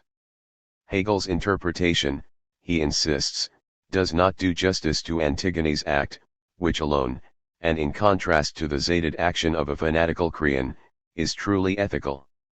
This seems to imply that Lacan inconsistently makes a choice, already interdicted by his own arguments, for one side of the binary over the other. But there is a subtle line between what Lacan can be understood to be granting and challenging in Hegel's analysis of the ethical order, because, like Derrida, he is here dealing not with two but three options, which changes everything. Thus, Lacan does not have to deny Hegel's point that both masculine and feminine approaches, set up as a binary opposition, lead to ethical fanaticism in order to argue that Antigone's act surpasses the binary opposition.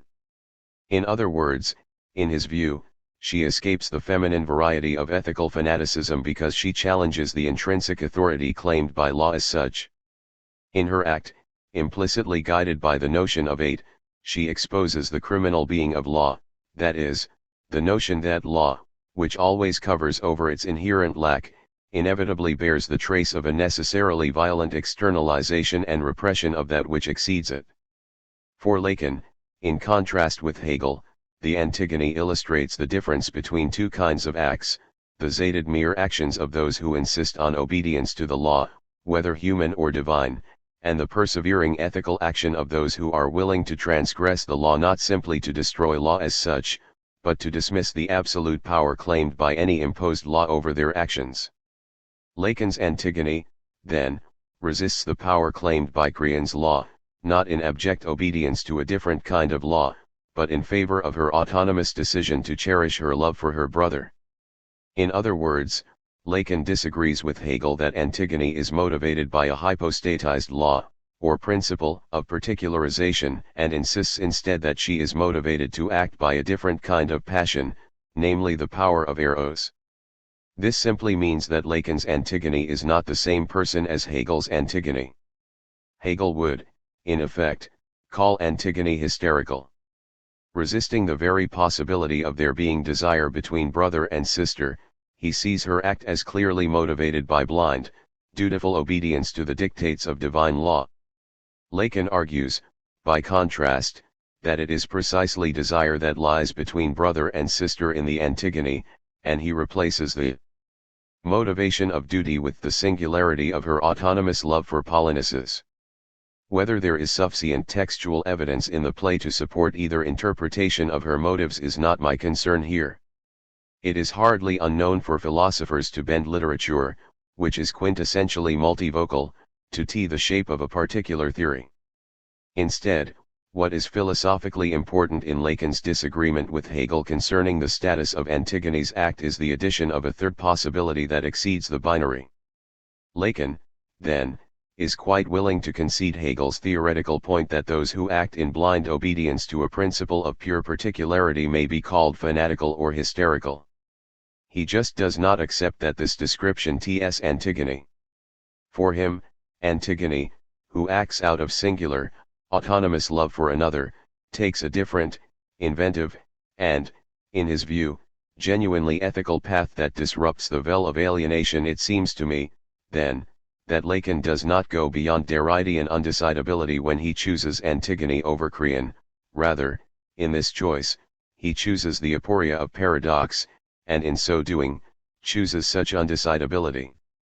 The Lacanian/Derridian challenge to Hegel's resolution. For Hegel, the collapse of the ethical order is an inevitable moment that makes way for a higher speculative unity that ultimately eradicates the aporia. This resolution is rejected by Lacan and Derrida on the same basis, namely that the truth is not the whole, but difference. Lacan insists that there is no substantiation for a philosophy that culminates in Hegel's discourse, a plenitude of contrasts dialecticized in the idea of an historical progression, and asks instead whether the formalization of mathematical logic, which is based only on writing, would not better serve us in the analytic process. Derrida similarly argues that the dialectical process of mutual negation that promises speculative unity as its telos is artificially constituted by Hegel in violent attempts to force diversity into systematic binary oppositions. Speculative unity, then, itself becomes a form of fanaticism, for to construct a single system that pretends to cover it all, Hegel has to suppress all manner of anomalies, loose ends, and indigestible fragments. In other words, the ethical order indeed collapses, but only in name of a more encompassing tyranny, for Hegel's system depends on eliminating precisely what both Derrida and Lacan aim to preserve, namely an irremediable excess, remainder, or supplement in any system. Because the introduction into Hegel that Derrida names glass ranges across Hegel's entire corpus, and Derrida's interpretation of the ethical order forms just part of a monumental work of exegesis, one might imagine that he supports the contention that Hegel only makes sense when a part is read with the whole in mind, and one cannot achieve a productive reading of any developmental stage without describing spirit's entire dialectical development. But glass is unreadable except in fragments, and this is precisely its point. The whole text or corpus, for Derrida, is an inconceivable, impossible notion, and glass represents a performative challenge to anyone's claim to have the whole in mind, not least of all Hegel's. Derrida's exegesis of Hegel's text, then, is an introduction into it of shattering fragments, not only from its various outsides, example in its associative contiguity with the adjacent text, on pages divided into two columns, but also from within its own sinister columnar space.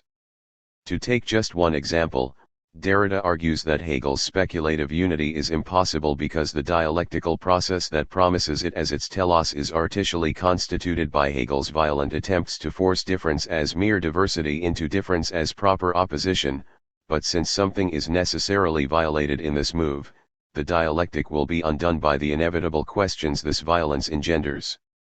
Reading Hegel, then, Derrida looks for the moments when diversity is forced into opposition by a violent erasure of alternatives, without good enough reason.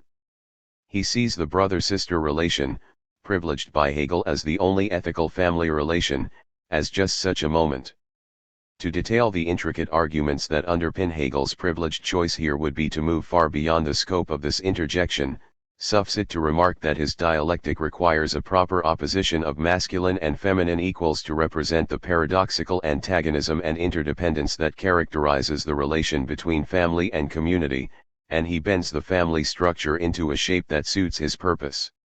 Accordingly, he selects without justification a particular, Western, Greek, model of family life and insists that the ethical bond that ties families together to form the underlying substructure of a community obtains only in a non-desiring relation of mutual recognition between brother and sister. He remains unaccountably silent about family members other than parents, children, and siblings, as well as the matter of the relation between sisters. Again, from a singular event where brothers, originally committed to power sharing, rise against each other, Hegel generalizes the monstrosity of there being more than one brother in the family. The implication in both cases is that there should only ever be one sister and brother in each family. Noting the violence of this structural imposition, Derrida sets his questioning loose on the text, reminding Hegel's readers not to pass too quickly over these small, indigestible fragments. Ironically, the dissatisfaction one experiences reading glass emerges from a surfeit of satisfaction. Derrida's text is as abyssal as Hegel's, but for opposite reasons. Hegel tried to realize the systematized whole that encompasses all there is, without gaps, but the very impossibility of this aim generates an endless critical response.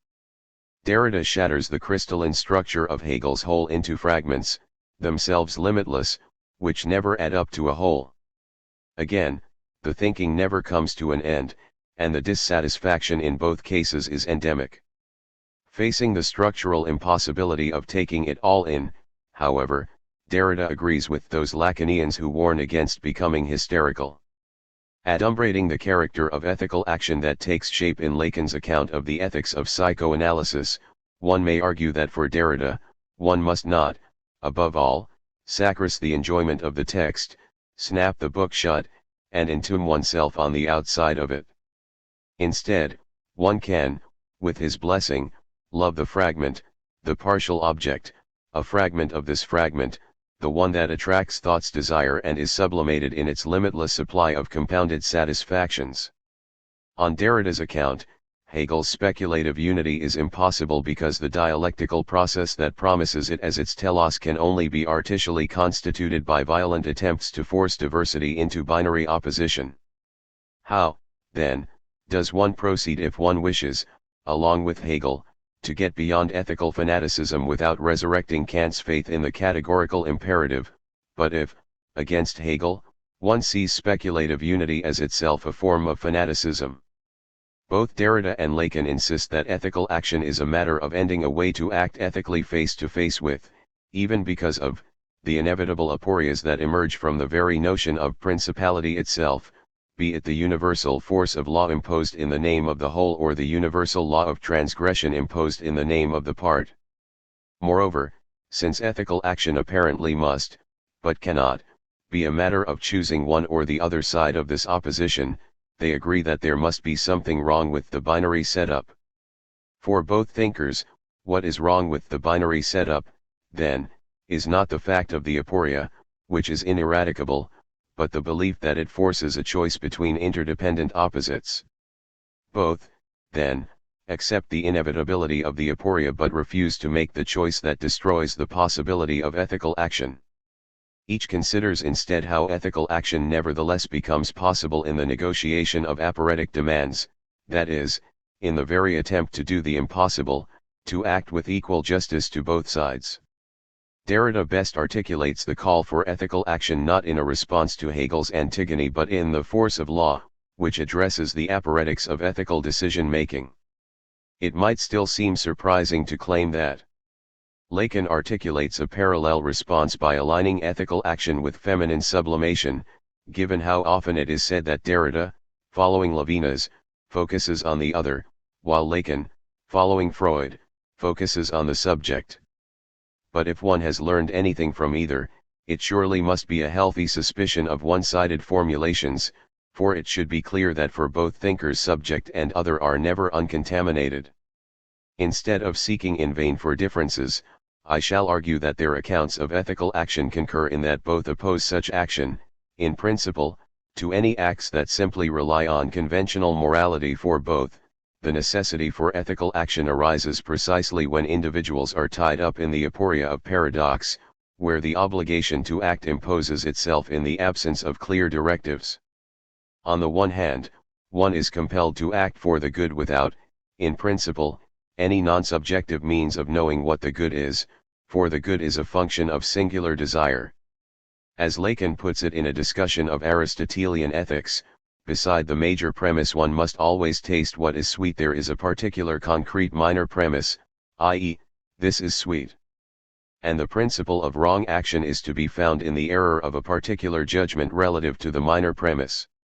Where is the error to be found?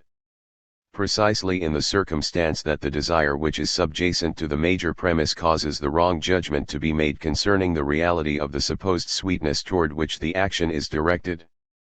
To translate, subjacent to the major premise that one must always do what is good is the implied qualification that relates the good to desire, namely, if one desires the pleasure of happiness, the error of judgment concerning what the good is pertains to the relation between desire and the good. If something gives me pleasure or happiness, it is good. If acting on the basis of a subjective conation of my desire with the good seems inimical to ethical action, acting consistently in accordance with Prague-Ivan conventions or rules, on the other hand, is equally problematic. Both Derrida and Lacan argue that an ethical act cannot be a matter of blindly applying pre-existing rules to novel situations but must be a matter of making decisions about the validity of such rules, after which there is no return, for a decision that lives up to its name implies that any rule can be suspended or transgressed. Even if it is subsequently reconfirmed, having once been suspended in order to make reconfirmation possible, it can, indeed must, always be suspended again in the future. This power of distance-taking, which underscores an individual's relative autonomy vis-a-vis any conventional morality, as Lacan's Antigone demonstrates, becomes the basis for ethical action. This is a point starkly illustrated in the LM The Sea Inside, to which I have tied my discussion of Lacan's account of the ethics of psychoanalysis. Conventional morality as represented in The Sea Inside to be guided by the dictates of conventional morality is to be guided in ethical practice by those principles that the legal system strives to approximate as fully as possible in specific laws. The LM focuses on one of these principles in particular, namely the sanctity of life. Notably, Ramon's own ethical position is ambiguous from the point of view of a conventional morality that inscribes this principle in its laws. As argued by one of the lawyers in the LM, suicide may be inscribed in law as a criminal act, but those whose attempted suicides fail are not regularly prosecuted. Tacitly, then, while suicide may be frowned upon from an ethical or religious standpoint, law no longer stretches its reach so far as to make it a positively criminal act. Nevertheless, it will stretch to criminalize those who actively aid a suicide. The conventional morality featured in the LM allows for a straightforward assessment of the LM's main protagonists in terms of their moral rectitude. The question of ethical action, as I shall discuss later, is trickier. Here, the most morally untainted character turns out to be a quadriplegic priest, Francisco de Galder, whose unwavering conviction concerning the rectitude of his insistence upon the sanctity of life under any circumstances, and he should know, after all, wreaks the fundamental principle of conventional morality at issue here. Moreover, by at least ostensibly considered argumentation, he sets about actively promoting the general good by publicly and privately attempting to convince Ramon that one ought to respect the sanctity of life and perhaps show gratitude by holding oneself responsible for capitalizing on what one is given, as he demonstrably tries to do. From the point of view of conventional morality, de Gelder's virtue, then, lies in the fact that he tries to talk Ramon out of a frame of mind from which issues his threat to transgress one of the sacred cows of conventional morality, had he the means. Further, his proactive attitude suggests that he would have done everything in his power to save Ramon from himself, had he known at any point that a crime was about to be committed.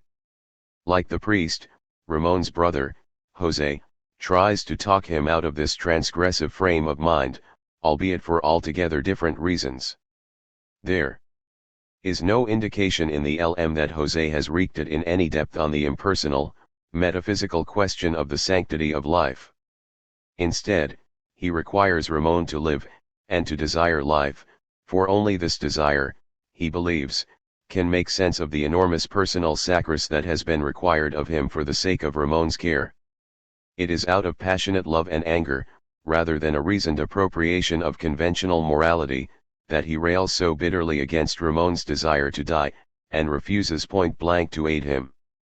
This motivation, while important for understanding his ethical position, is irrelevant to an assessment of his position on conventional morality's scale of virtue, for, regardless of motive, his attempts to elicit from Ramon a desire for life, while fruitless, would nonetheless also be viewed as actively promoting the general good. What taints him morally is simply that when Ramon has nally engineered the means to carry out his desire for death, Jose knows of his intentions but does nothing to stop him. At the crucial moment when he could have acted, he sits on the wall, metaphorically the fence, paralyzed by his ambivalence. His inaction, while not criminal, could be subject to moral censure. Strictly speaking, Manuela's position on the scale of conventional morality slips behind that of her husband, Jose, because she does not even attempt to talk him out of his transgressive frame of mind. In fact, her stance is altogether more ambiguous than her husband's.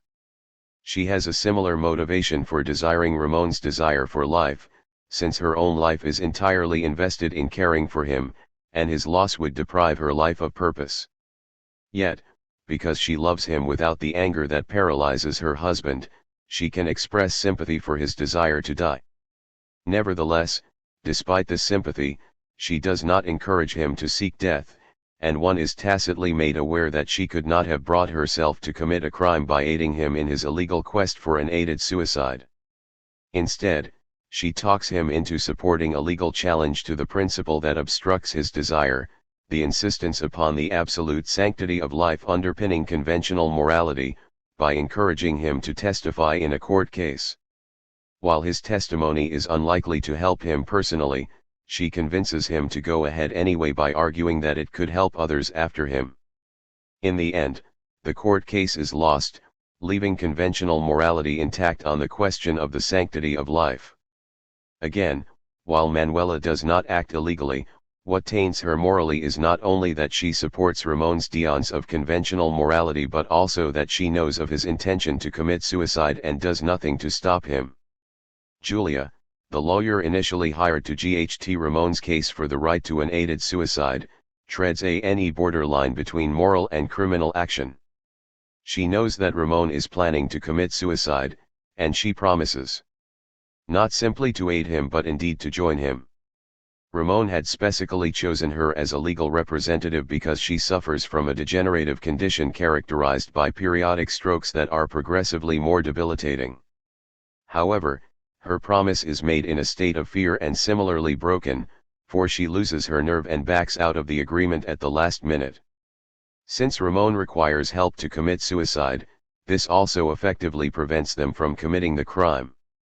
A case for criminal action could arguably be made against one of the members of the Die with Dignity Association, Jean, who instigates the legal battle to modify the sanctity of life principle, on the basis that it derives from an archaic metaphysical worldview no longer at the center of the universe. Although the case is lost, she nevertheless plays a small but active part in helping Ramon commit suicide. However, Rosa, a young factory worker and occasional disc jockey who visits and befriends Ramon after seeing his televised plea for the legal right to an aided suicide, is easily placed at the bottom of the scale of virtue, because she plays the decisive role in aiding his suicide, and in so doing unambiguously opens herself to the possibility of criminal charges. In sum, based on the conventional morality represented in the L.M., de Gelder, the priest, is the only genuinely moral actor entirely uncontaminated by the crime. All of the other principal characters are implicated in one way or another and could face greater or lesser moral disapproval and even criminal charges. The most criminal of all is Rosa, who betrays her initial moral convictions concerning the sanctity of life to the extreme point of being willing to commit murder. The L.M., however, encourages an intuitively felt objection to these arguments, for the portrayal of Rosa engages one's sympathies, while her binary counterpart in the schema, de Gelder, comes across far less agreeably. Moreover, the L.M. audience comes to know Rosa in her quirky singularity during the course of the narrative, while the priest remains a stereotypical and peripheral caricature. In the gore of Rosa's singularity, then, the L.M. tacitly supports an ethical discourse that challenges the generalized stereotypes inscribed in this, and any other, conventional morality, and for which both Derrida and Lacan, among many others, offer philosophical grounds. Lacan and the ethics of psychoanalysis. I cannot pretend to cover what Lacan has to say concerning the ethical.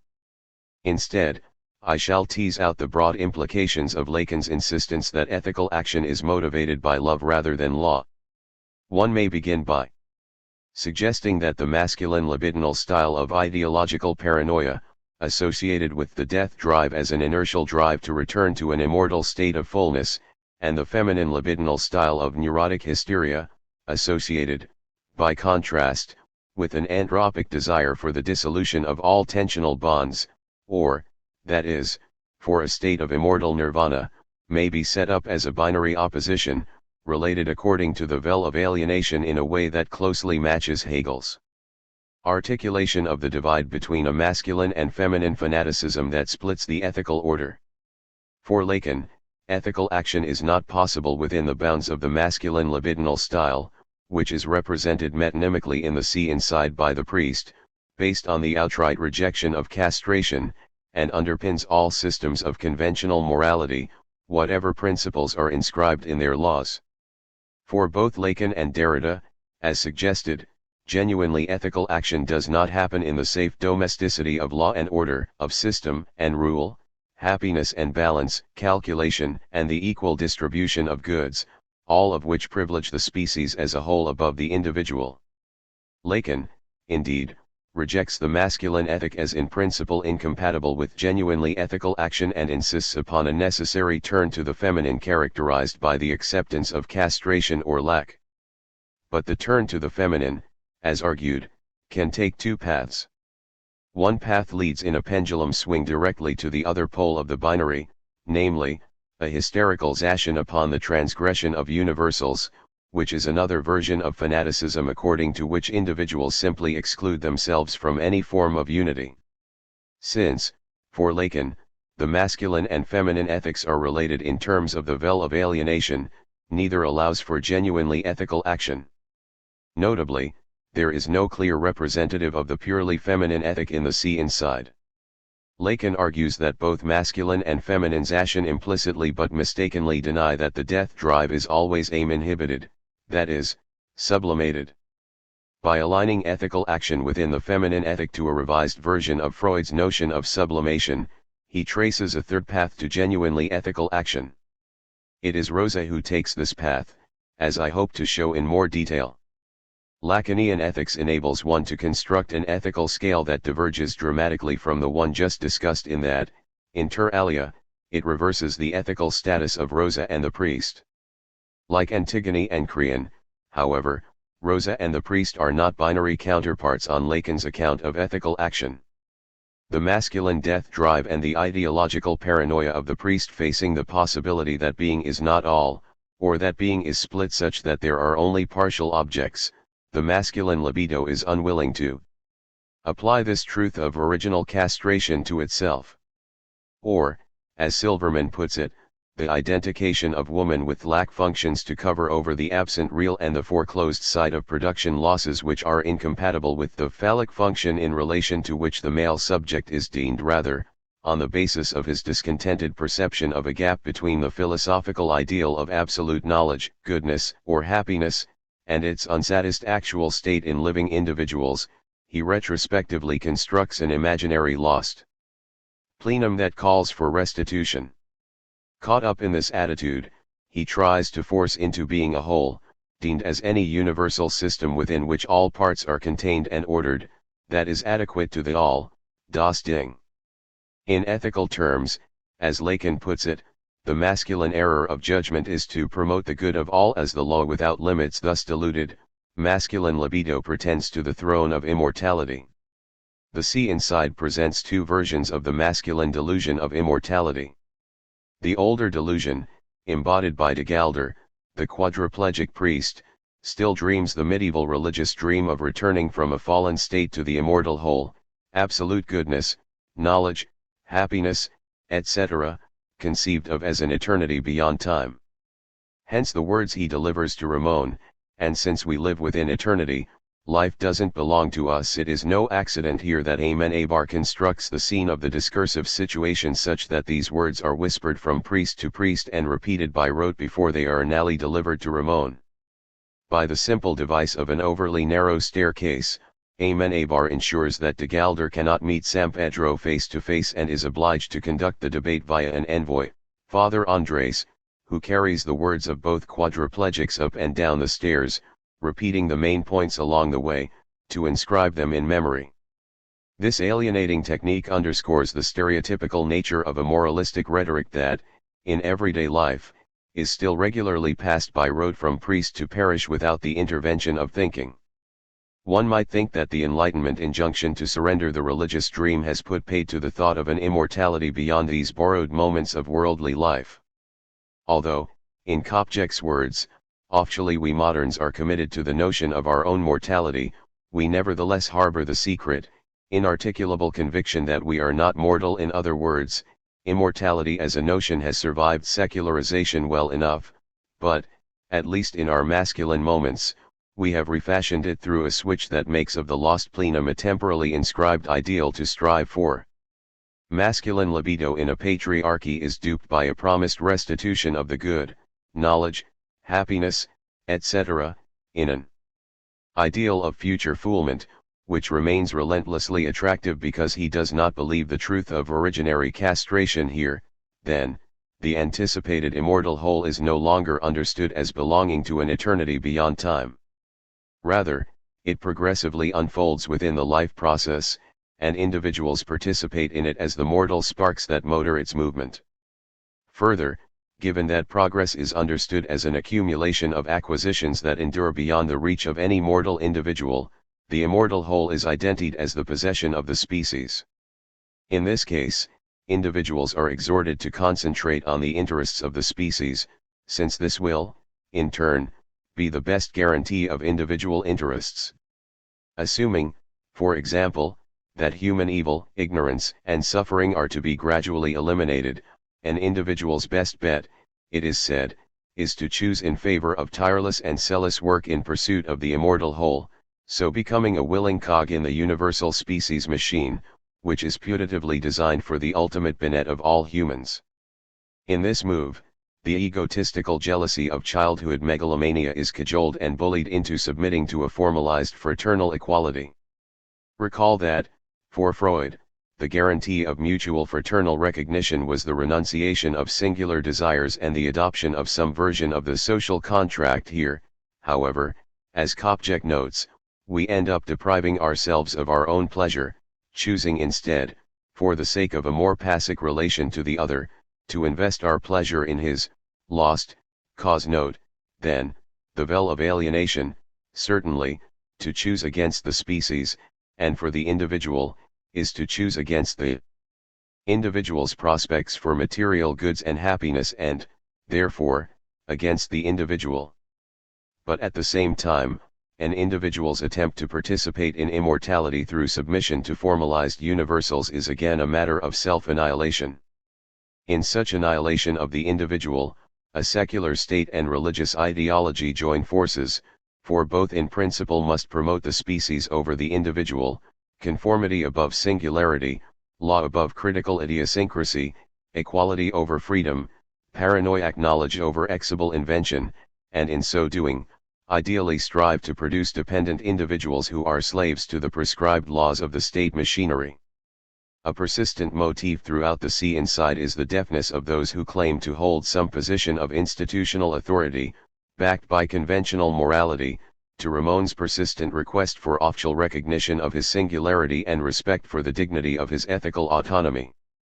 Taking the form of misrecognition, inexhibility, and the simple refusal to hear his voice, this structural inability to make room for singularity stretches across the religious authority claimed by de Gelder, the secular authority claimed by the judiciary, and even the patriarchal authority claimed by José, Ramon's older brother and self-proclaimed head of the household. Notably, Amenabar's response to these authority claims is to highlight their irrationality by exposing some of their discursive contradictions.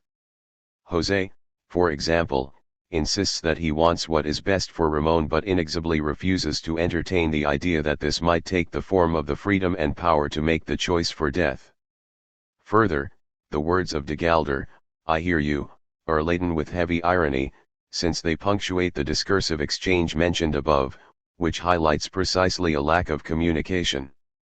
This irony is compounded by the content of the interchange where Ramon reeks upon certain contradictions in de Gelder's arguments. For example, the very institution that is here so precious about the sanctity of life has a long, bloody history of murder, including burning people alive, in the name of its fundamental principles. Secularization does not remove this contradiction. Ironically, zated by the just causes represented by ideals of universal human rights, progress, and the sanctity of life, the conventional moralities supported by masculine libido, as much as outright tyrannies and fascisms, regularly demand the torture and execution of those who oppose them in a secularized state. As Kopjek notes, the night bodies of particular individuals are conceived only objectively in terms of the pervasive risk of injury and death. Preservation of the immortal whole as the succession of bodies requiring protection from injury or unnatural death demands a universal principle endorsing the sanctity of life, and, as she argues, citing Agamben, this means that life exposed to death, bare life or sacred life, is the originary political element. In short, the pervasive risk of injury allows natural life to become the concern of the state, politics becomes biopolitics, and power sinks deep into the minutest aspects of individual life, presiding over every kind of vulnerability, since a universal principle sancti spare life above any life of a particular quality. Thus, Ramon is legally obliged to endure a suffering life patiently, for it is required as an endorsement of an abstract, universal principle that protects the sanctity of life. Psychoanalysis explains how people become captated, against reason and often against intuitively held values, by the abstract ideals of a conventional morality, by casting the self-annihilating story of the desire for immortality in terms of the masculine Oedipal drama in which a superego is inscribed in the psyche through identification with the lost parent. Gers. The superego ideal in which the promotion of the good of all as the law without limits and as an ally is formed as that measure of civilization for which individuals ought to strive through sublimation, here deemed in the sense that predominates in Freud's texts, namely, as the replacement of crude bodily passions, such as sexual urges, for inner pleasures, for a nobility of soul the approximation of which is a measure of human progress. Yet the superego characteristically becomes harsher and more demanding the more saintly the subject becomes, for the superego, as argued earlier, is a substitute for an imaginary loss. As Kopjek explains, if the superego always demands more sacris, more work, This is because the ideal it sets in front of the subject is kept aloft by a loss that the subject is unable to put behind him in an aggressive turn. Then, the masculine death drive aims at an immortal abstraction forever beyond mere worldly objects, for which an individual pointlessly strives, in the process devaluing or negating what actually is. The superego, in Kopchek's words, cruelly fosters in the subject a distaste for mundane, compromised pleasures and maintains us in a state of dissatisfaction, but, of course, the anticipated ideal for the sake of which a person must sacrifice the small satisfactions and tolerate the sufferings of the present is only the perpetual promise of restitution in the future. But because the ego can never measure up to the superego, it remains relentlessly and guiltily driven to close the gap between what is demanded and what is actually achieved. The only remedy for such endemic dissatisfaction, one may add, is the paranoiac delusion of a quadriplegic priest who knows that life isn't just moving your arms and running around trying to kick a ball. This statement becomes symptomatic of a delusion in its sheer mockery of the body, as if physicality could ever be reducible to activity as comparably inane and ridiculous as football. What de Gelder cannot accommodate in his worldview is the singularity of individual differences, for some live more sensually than others. Ramon Sampedro has been a physical being, a sea adventurer who had traveled the world as a ship's mechanic. His being in the world as a young man had the quality of an intense, voluptuous, sea-sharp sensuality. For him, rendered numb to the sea that had once given him life, his current condition is a limbo, a living death of relentless, yearning suffering. Yet, in his ridicule of bodily pleasure, de Gelder attributes Ramon's suffering not to the unavailability of the good but to some form of privation or moral defect, a failure of sublimation or a lack of love. Ramon says he wants to die. But one must wonder. Could Ramon actually be making some sort of plea to society, to all of us for attention?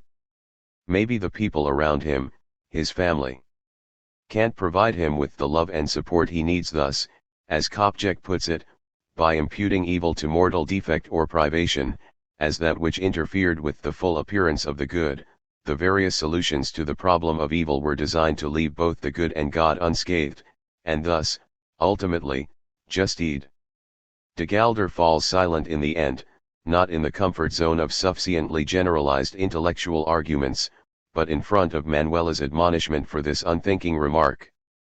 Given these considerations, one may reassess the ethical status of the priest in the sea inside. While he was given primary position on the scale of virtue represented by conventional morality, his captation by the masculine death drive renders his ethical stance dubious. Feminine transgression, hysteria and eternal irony. The disturber of the masculine peace is not the force of the philosopher's eros that desires something like Hegel's speculative unity of all with all. Rather, it is the inevitable persistence of traumatic interruptions from the constituted outside that will not let the ideological circle close.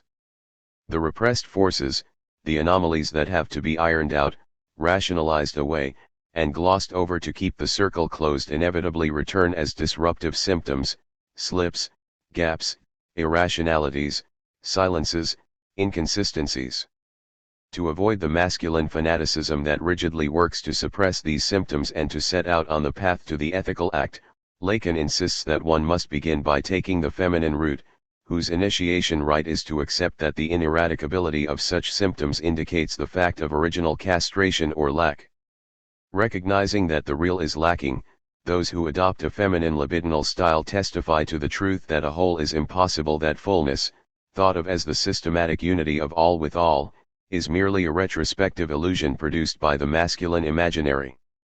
Feminine libido, then, recognizes the lack in any system of conventional morality. It knows that, in Lacan's words, the good cannot reign over all without an excess emerging whose fatal consequences are revealed to us in tragedy. Like the masculine, feminine libido remains dissatisfied with the way things are, and it desires jouissance, ultimate satisfaction, or lack of desire. Ultimate satisfaction also remains constitutionally unavailable, but in a different way. Masculine libido believes that jouissance lies in nally realizing the ideal whole, but its death drive toward the retrospective illusion of this lost ideal is inherently inhibited because it aims at a delusion, which, therefore, cannot ever be realized. Feminine libido, to the contrary, already knows that the world lacks any legitimate ideal that could ground, unify, and organize all of its parts. Feminine libido, in other words, remains open to Nietzsche's radical nihilism, whereby the world seems not inadequate to the ideal but intrinsically inauthentic, made up of an aggregation of particular facades with no underlying support. In a situation where nothing has intrinsic value, no particular object is the measure for any other. Feminine libido, then, automatically indicts existing laws and standards as unfounded and takes on the negative task of breaking down ideals, systems, or wholes, with the aim of forcing the impossible real to appear. Thus, the feminine death drive is characterized as a transgressive drive toward the complete dissolution of the constraining bonds, borders, restrictive barriers, and circumscriptions by which all symbolic objects are constituted according to an accredited inside and an excluded outside. In order to include all that there is without exception, the feminine death drive aims to dissolve all bonds, leaving only fragments or an endless aggregation of parts. However, to try to force the impossible real to appear will bring about, on the other side of masculine fanaticism, another kind of terror, namely the will to utter destruction or the will to a chaotic, schizoid state where nothing stable can ever take hold. Those sated to the feminine death drive compulsively and relentlessly resist any existing order. In other words, to become hysterical is to become sated to a non-place in the community and to deem oneself, mimicking Hegel, as its eternal irony a hysteric xes her desire on remaining on the outside of an unsatisfying reality and must sacrifice every possible worldly satisfaction for its sake, to the extent that if she produces relations in the world, it is only to secure her exclusion from them.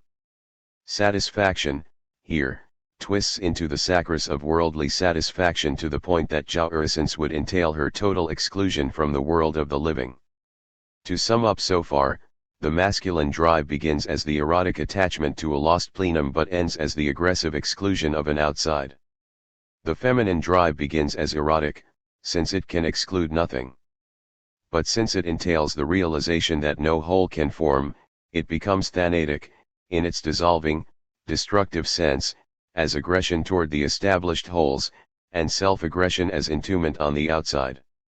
Zizek articulates the distinction in terms of a radical split between the masculine jouissance of the drives and the feminine jouissance of the other. The former, he argues, is characterized by the closed, ultimately solipsistic circuit of drives that end their satisfaction in idiotic masturbatory, autoerotic, activity, in the perverse circulating around object as the object of a drive. The latter, by contrast, strives for access to jouissance outside of the solipsistic totality, or, that is, in the other. A feminine hysteric, then, sated on the sacrifice of her own masturbatory jouissance for the sake of the other jouissance, nds that her enjoyment is entirely alienated or externalized in the other, since it resides only in the effect she has on the other. Her zashin on self-sacrifice, then, becomes just as fanatical as the perverse masculine zashin on the lost jouissance of an unattainable ideal. The masculine and feminine positions are related according to Derrida's aporia or Lacan's veil of alienation, which implies the impossibility of acting ethically if one chooses either. This suggests that the willingness to transgress established orders, which, notably, does not automatically amount to their outright rejection, is a necessary but insufficient condition for ethical action. Such willingness is the necessary condition for making an ethical decision concerning the dictates of an order or rule, for one must be able to assess it independently. Having suspended the rule in order to make a decision, one could well conream its validity and decide to reinstate it. The point is only that the willingness to transgress allows for the reversal necessary for an ethical act, whereby blind acceptance of the rule does not dictate the decision, but the decision dictates the rule. This relation between transgression and decision suggests the way forward to genuinely ethical action. If the turn to the feminine, which Lacan has already prescribed, entails the acceptance that nothing has intrinsic value, this should not mistakenly be connotated with the belief that nothing, therefore, is of any value. Rather, for Lacan, one may surpass hysterical fanaticism through a transformation that one could call the moment of inventive sublimation. Feminine inventive sublimation, Rosa. For Lacan, an ethical act escapes the veil of alienation, the lose-lose of the mugger's choice, for it arises out of a different scene, where the choice is that of the revolutionary, freedom or death to be sure, to choose freedom on pain of death, to choose to die rather than relinquish freedom, is to lose life. But, on Lacan's account, the lose-lose circle of alienation does not close here, because in dying for the sake of freedom, one does not also lose the freedom. One might immediately object that to call a corpse free is patently absurd. This is the form of de Galder's objection to Ramon's argument in The Sea Inside. For him, there simply is no freedom to speak of, in the embodied, worldly state, without life as a precondition. This objection, however, rests on the reduction of worldly life and death to mere biological states. By contrast, the revolutionaries' choice presupposes an understanding of life that, while worldly and embodied, includes something like the life of the spirit. To be alive in this case requires something more than a biological condition. It requires, that is, some state named by freedom, which one could describe as ethical sovereignty, or the power invested in individuals to make their own decisions concerning their singular being in the world. From the point of view of the revolutionary, there is no life without freedom. Even if one is still biologically alive, in the absence of such sovereignty, a person becomes dead in spirit, a living body animated by external command, an automaton. Further, to choose freedom, even on pain of physical death, is to choose life in the sense of spiritual immortality. For, by insisting upon ethical sovereignty, I constitute for myself a singular, irreplaceable, and therefore eternal place in the weave that binds the world together. The revolutionary's choice, therefore, is aligned with the third conception of immortality. Particular individuals who pass away in time relate not only to each other but also to these places in our cultural fabric, which persist over time and provide a weave that keeps the particulars together. To sum up, one chooses the freedom of one's sovereign decisive power, which is also an affirmation of singularity, and one is willing to die for the power to make such a choice. But this does not carry a lose-lose outcome. Freedom so deemed is not lost but immortalized, and it remains what it is beyond physical death. Death in the name of freedom gains one the immortality of a Steve Biko or Che Guevara. Does this suggest that one has to be a revolutionary to act ethically? Bluntly, yes. Ethics, for Lacan, belongs neither to the domestic order of conventional morality nor to the chaotic disorder of hysterical transgression. Famous revolutionaries act on a grander scale than the minor revolutionaries of ethical life, but the structure of the act remains the same. In other words, for Lacan, the revolutionary's choice for freedom can certainly be converted into everyday terms, captured in the injunctions to assume your desire or not to cede give way on, or as to your desire. These by no means simple formulations inscribe incompatible injunctions. Subjects are exhorted, RST, to recognize and elect their true desires and to persevere with them to a limit that does not exclude death. But, second, they are exhorted not to persevere in such desires as if they could ever truly represent an essentially traumatic being, but to persevere in desire. This, in an aporetic twist, means that, having committed oneself to persevere with a desire to a limit that does not exclude death, one must also paradoxically be willing to give it up to reinvention. To make sense of this double injunction, it helps to recall that Lacan structures subjectivity as an articulation of incompatible resistors. On the one hand, in the register of the imaginary, what is called the subject's identity consists in the narrative built up for the ego or moi. The moi, represented metaphorically by an integrated mirror image, although it can also be described as a configuration shaped as a response to the other's desire, via unrictively adopted discourses, ideologies, cultural demands, functions for this reason as an agent of unity, conformity, and zation, a prosthesis or armor, that, unchecked, is adopted without question or resisted without remedy. On the other hand, in the register of the real, that which I am consists of an unconscious, traumatic, singularizing desire. Granting that a full or absolute uncovering of a traumatic kernel remains impossible, it is still possible to argue that some interpretations are more appropriate than others. Here, then, subjects are capable of self-knowledge to the extent that we can know our desires. Remaining oblivious to such desires, subjects remain beholden to their unconscious vicissitudes. If I fail to recognize my desire, in other words, I do not have it, but I allow it instead to have me.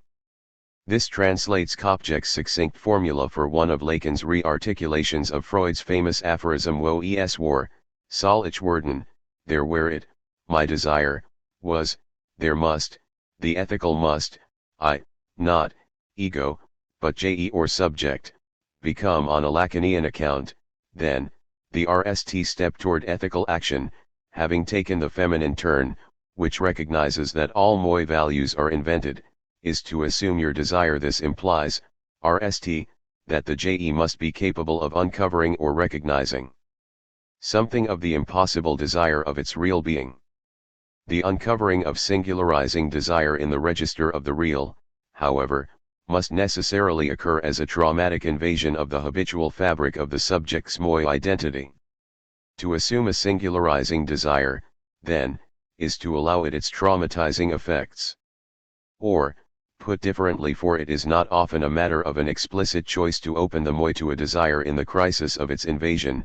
To assume your desire is RST of all to recognize it and, second, to gather the courage to face it. An exemplary case of this invasion of desire occurs in Sophie's choice.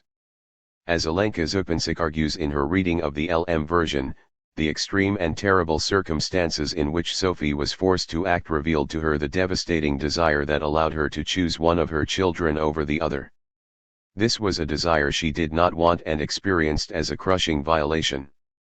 Importantly, harsh as it may seem in relation to the example of Sophie's unbearable desire, Lacan's injunction to assume your desire is an injunction not only to acknowledge the shape of a traumatic desire when it ends you, even if you do not want it, but also to take it up, to decide how to invent its value and how to integrate it into the fabric of your moi identity.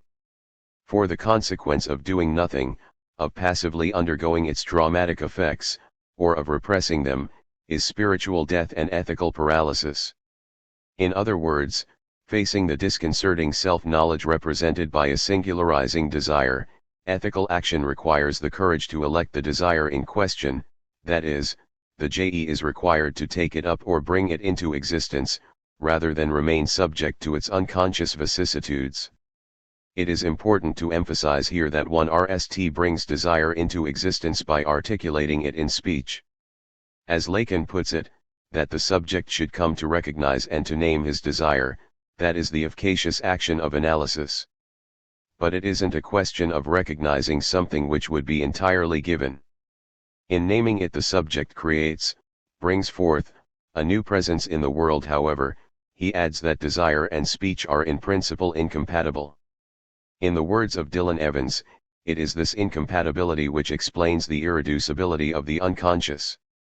Although the truth about desire is present to some degree in all speech, speech can never articulate the whole truth about desire. Whenever speech attempts to articulate desire, there is always a leftover, a surplus, which exceeds speech. To assume your desire, then, is not necessarily to want the desire that characterizes you, but to know both that it characterizes you and that you are always irreducible to it. It cannot be denied or disavowed, but one need not allow it to become a tyranny or Zashan, since it is always already invented in its articulation through speech, and it can be reinvented. Taking up a desire amounts to a refusal to accept its potentially tyrannizing power and an insistence on retaining the freedom and ethical sovereignty of the je, which allows the subject to put this desire in its place. But, in this case, in acknowledging and taking up a traumatizing desire, in inventing its value, the je cannot but have woven around the traumatic event of its invasion an imaginary identification or denition. In other words, To choose to acknowledge a true desire and to persevere in this choice by taking it up is to risk all over again the opposite tyranny of imaginarization. Ethical action, then, necessarily ends itself caught up in an aporetic circle. There is no ethical action unless subjects end and assume true desires and persevere with them to the last. But in persevering to the last, their actions become not ethical but fanatical. Therefore, subjects cannot act ethically unless they are ready to give up such desires. But if they are ready to give up such desires, they cannot have persevered to the last and therefore cannot act ethically. Usually philosophy views such circular logic as the sign of an error.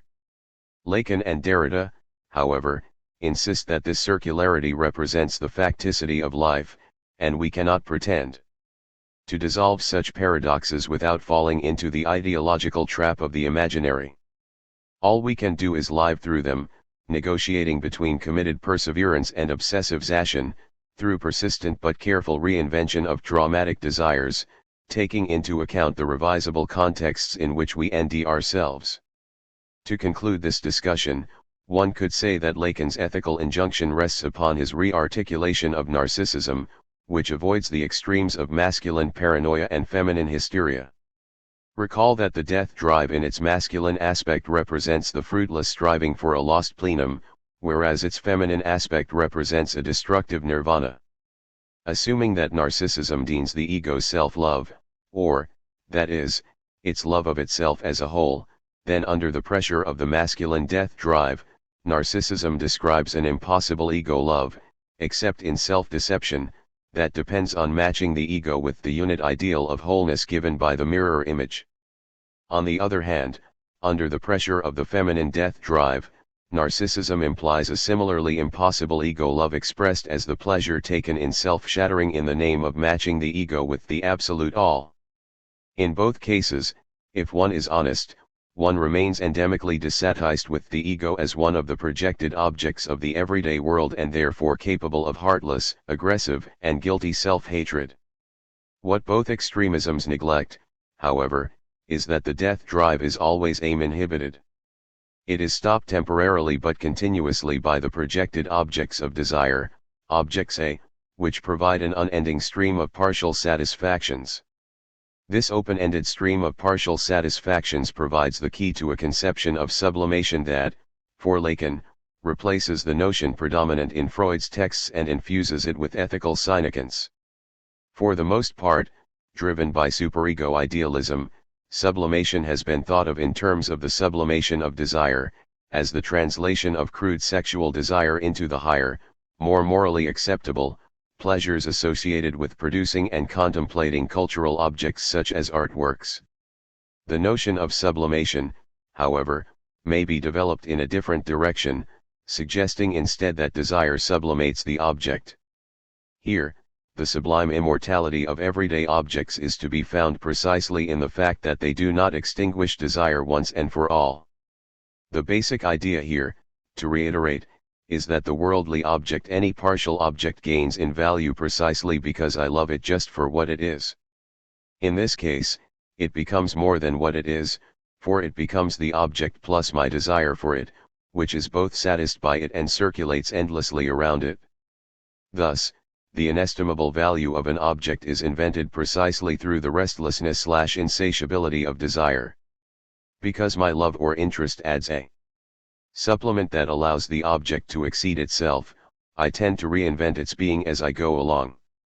Iterability is Derrida's name for this paradoxical logic of excess, whereby I repeat the object as just what it is but always with the inestimable difference made by the supplement of my love/interest.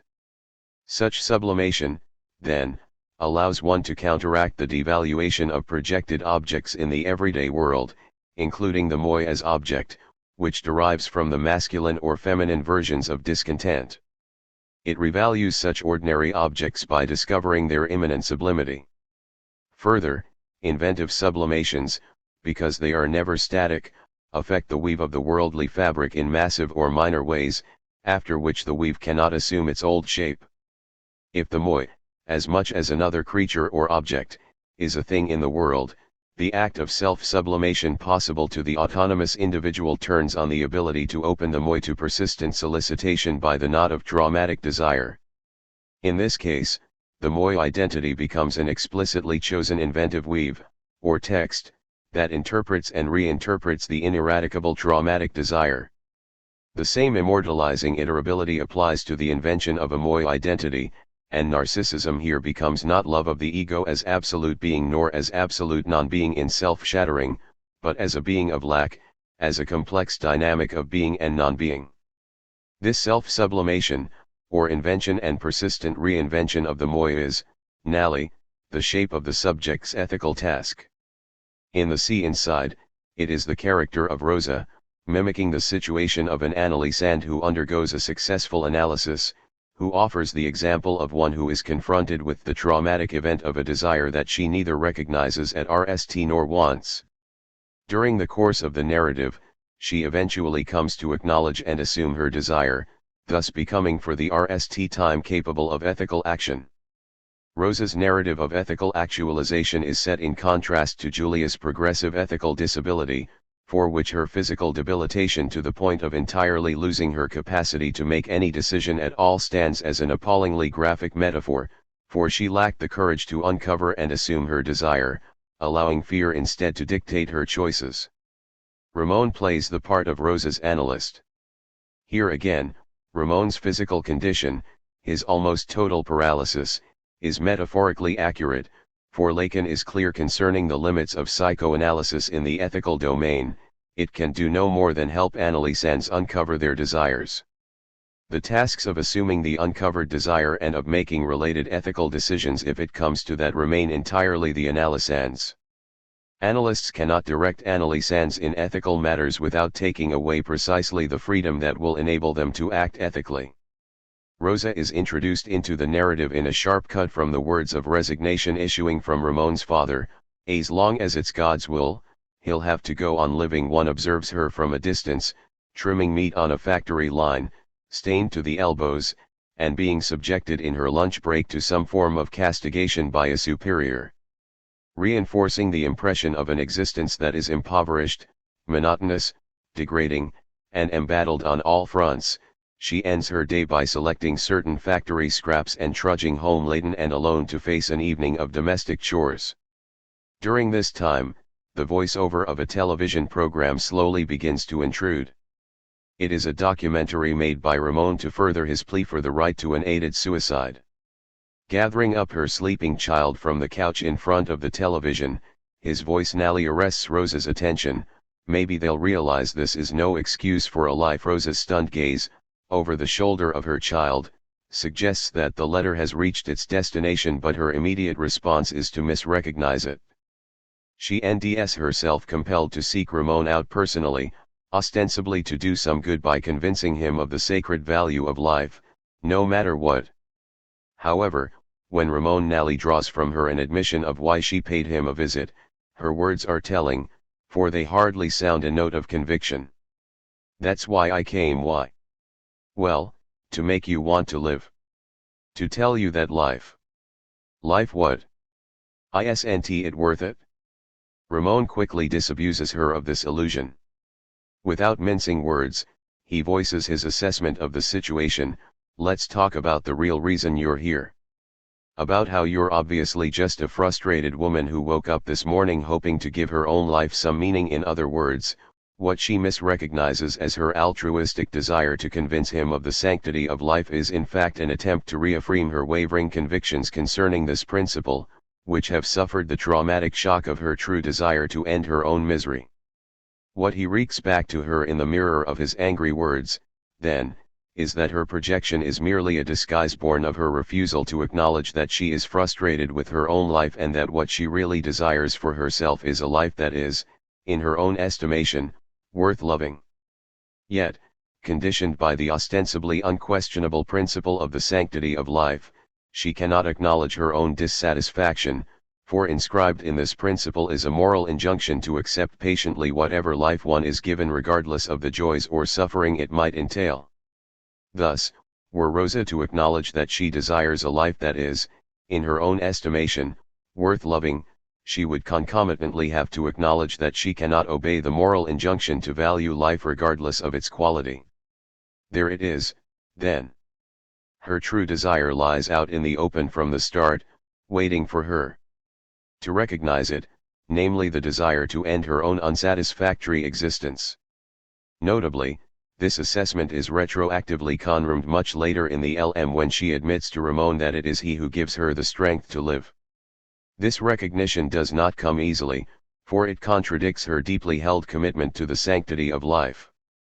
In response to the crisis of Ramon's assessment, Rosa's RST response is to refashion her desire.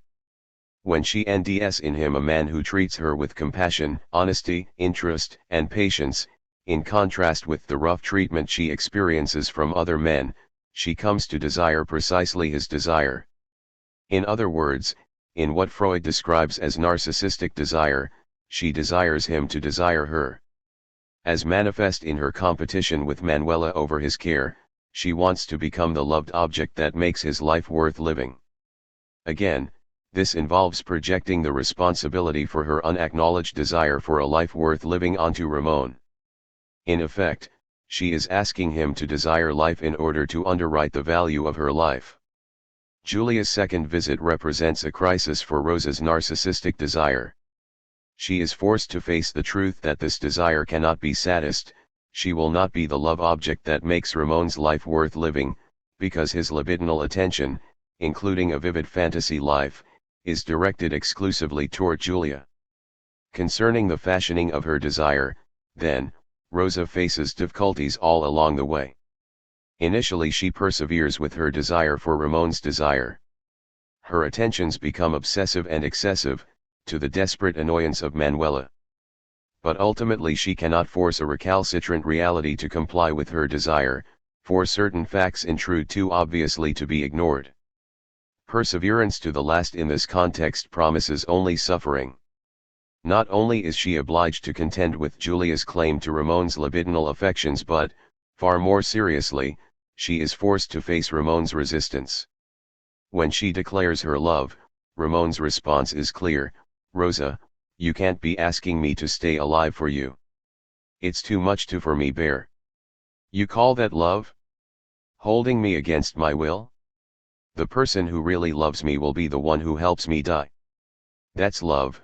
Rosa's pained shake of the head indicates that she has not yet recognized her true desire, which, articulated in the terms of the revolutionary's choice, freedom or death, is entirely isomorphic with Ramon's. Rosa could simply have given up on her pursuit of Ramon and directed her attentions to ending a substitute satisfaction for her narcissism. That this is something she is evidently unwilling to do, as we discover when she next appears, suggests that something new has happened. Although the LM audience is not made privy to Rosa's reactions, we can surmise from her subsequent action that another transformation has occurred in her desire. What she realizes in silence is that she loves Ramon, and the implications of this love have begun to dawn on her. Through this reversal of her narcissism through love and its power of sublimation, Ramon becomes more than what he was for her, namely the one whose desire she sought for her own purposes. She comes to understand her narcissism for what it was, a willingness to prolong his suffering because she needed his desire for life to endorse the value of her own. This line of thinking, however, poses a challenge to the moral principle, the sanctity of life, she has been unwilling to question throughout the narrative. By analogy, it wreaks a generalized willingness to prolong an individual's suffering because humanity requires, without exception, individual endorsement of a general principle that guarantees the worth of human life as such, regardless of its quality. When Rosa lets go of this principle, she is now able to acknowledge her true desire. Instead of remaining beholden to an externally imposed moral obligation to desire life no matter what, her true desire is to have a life that is, in her own estimation, worth living, and, conversely to resist a life, even to the point of death, that is not, in her estimation, worth living. At this point, she can at last empathize with Ramon. When we next see Rosa, she is a transformed woman. She confesses to Ramon that she now understands what he has said to her, if you love me you will be willing to give me up, to help me die. Notably, she has known this all along, not only intellectually, due to the fact that Ramon has pointed it out to her often enough, but also unconsciously, because the letter reached its destination some time ago at the moment of revelation in front of the television set. Until this point, however, she has been swayed from this truth by a powerful resistance stemming from the dominating effect of the superego, in the form of an unexamined moral conviction adopted in conformity with convention rather than on the basis of independent deliberation. Helped along by the crisis of her frustrated narcissism, Rosa Nally takes her distance from the dominating superego, assumes her true desire, and is thereby, for the rest time, able to act ethically. This capacity is immediately put to the test.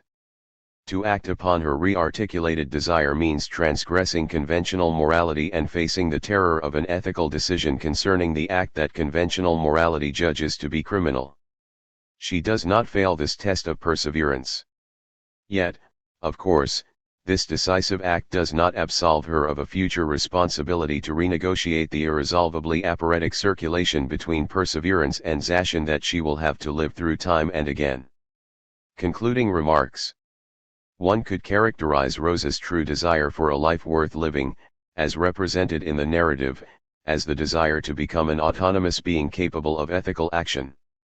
In realizing this desire, she undergoes a transformation from narcissistic dependence on an external source to affirm life's worth for her to an autonomous readiness to offer the gift of love. This newfound power to make her own assessments of value enables her to suspend a previously unquestioned principle of conventional morality, subject it to critique, and ultimately to decide in favor of transgressing it. But this critical power, in turn, involves the correlative responsibility to invent a singular value for her life. In other words, Rosa, representing all of us, remains a perpetual beginner in the eld of ethical action. With her newfound capacities, she only now faces the task of uncovering and assuming her desire, which is the correlate of inventing a singular value that will make her life worth living.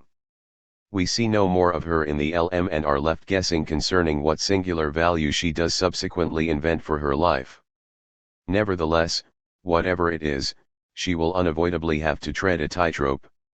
Her newly uncovered and assumed desire will have transgressed, suspended, and reinvented the conventional. But no sooner has it formed a pedestal for the construction of a new life, her very perseverance will put it at risk of becoming a zated obsession. Thus, for her action to remain ethical, she may, at some point, have to give up this pedestal.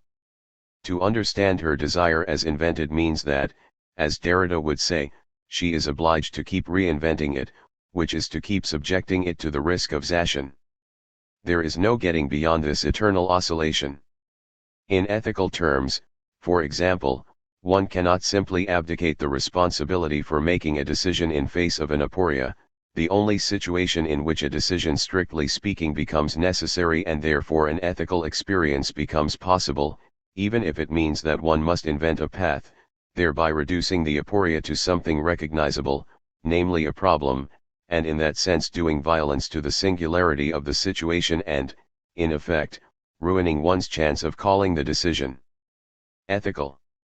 For Derrida, it is not such a bad thing for a person to recognize the impossibility of ever living up to the dream of genuine ethicality, as long as this lack is not given as grounds for abdication but for persistent love directed toward the impossible. In conclusion, one may pose anal question: did Rosa act for the sake of the good?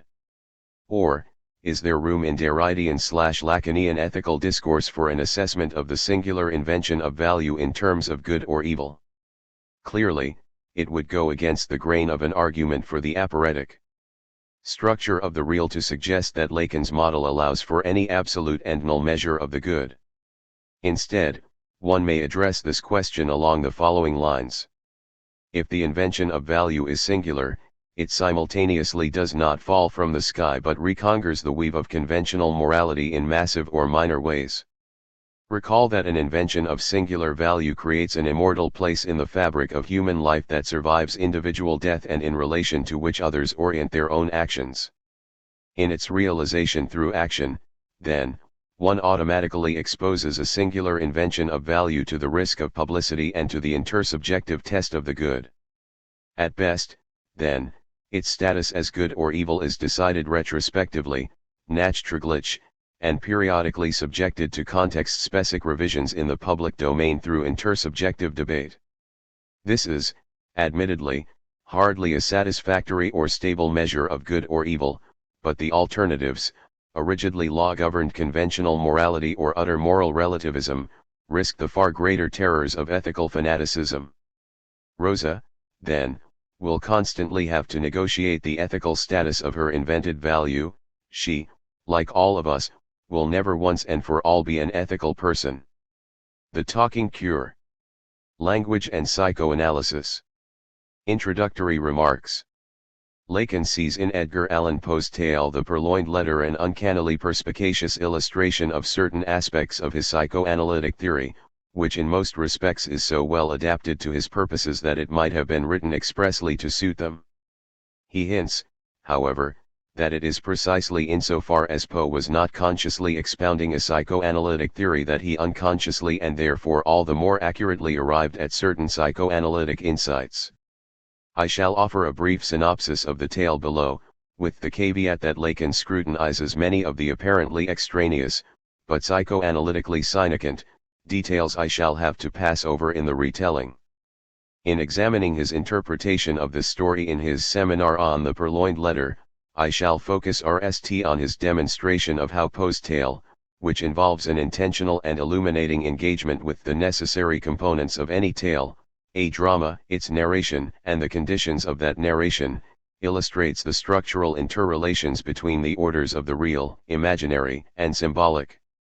In his seminar, he capitalizes on both the literary metaphor and the ambiguity of the story's axial motif, namely, the letter, which allows for the play of multiple metaphorical manipulations, to demonstrate that these orders can and must be understood in linguistic terms. This accords with his insistence on the fundamental importance of a linguistic theory in psychoanalysis and undergirds his call for psychoanalytic theory to situate Freud's fundamental concepts in a eld of language and to order them in relation to the function of speech. In his words, I would assert that the technique cannot be understood, nor therefore correctly applied, if the concepts on which it is based are ignored.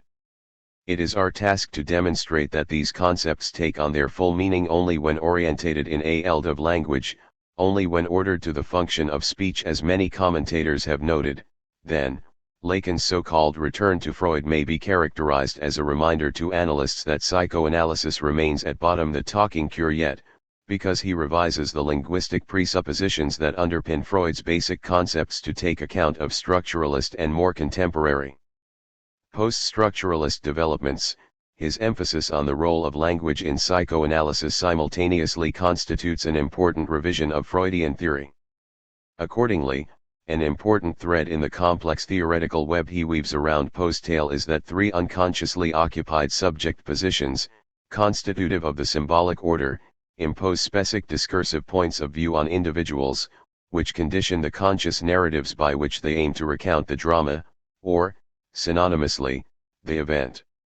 I shall argue here that these three logical orders of signification that constitute the conditions of the narration can be described easily enough in the familiar terms of Derrida's plural logic of the aporia. Having laid out Lacan's account of the structural interrelations between the real, imaginary, and symbolic, as illustrated in Poe's tale, I shall turn to his analysis of the logic governing the displacement of an individual from position to position and the consequences of such shifts.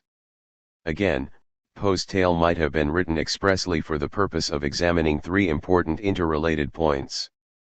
One may discern an initial progressive movement from a position of ideological blindness through transgressive insight to analytical insight. In this movement, occasioned by the eruption of an event and the associated motivating force of one's desire for mastery, there is a kind of intersubjective relativity at work, which places/displaces individuals in relation to one another. One may also discern a strange reverse logic of retrogressive slippage in this movement, or a kind of blindness associated with every form of insight, which again has to do with the force of one's desire for mastery.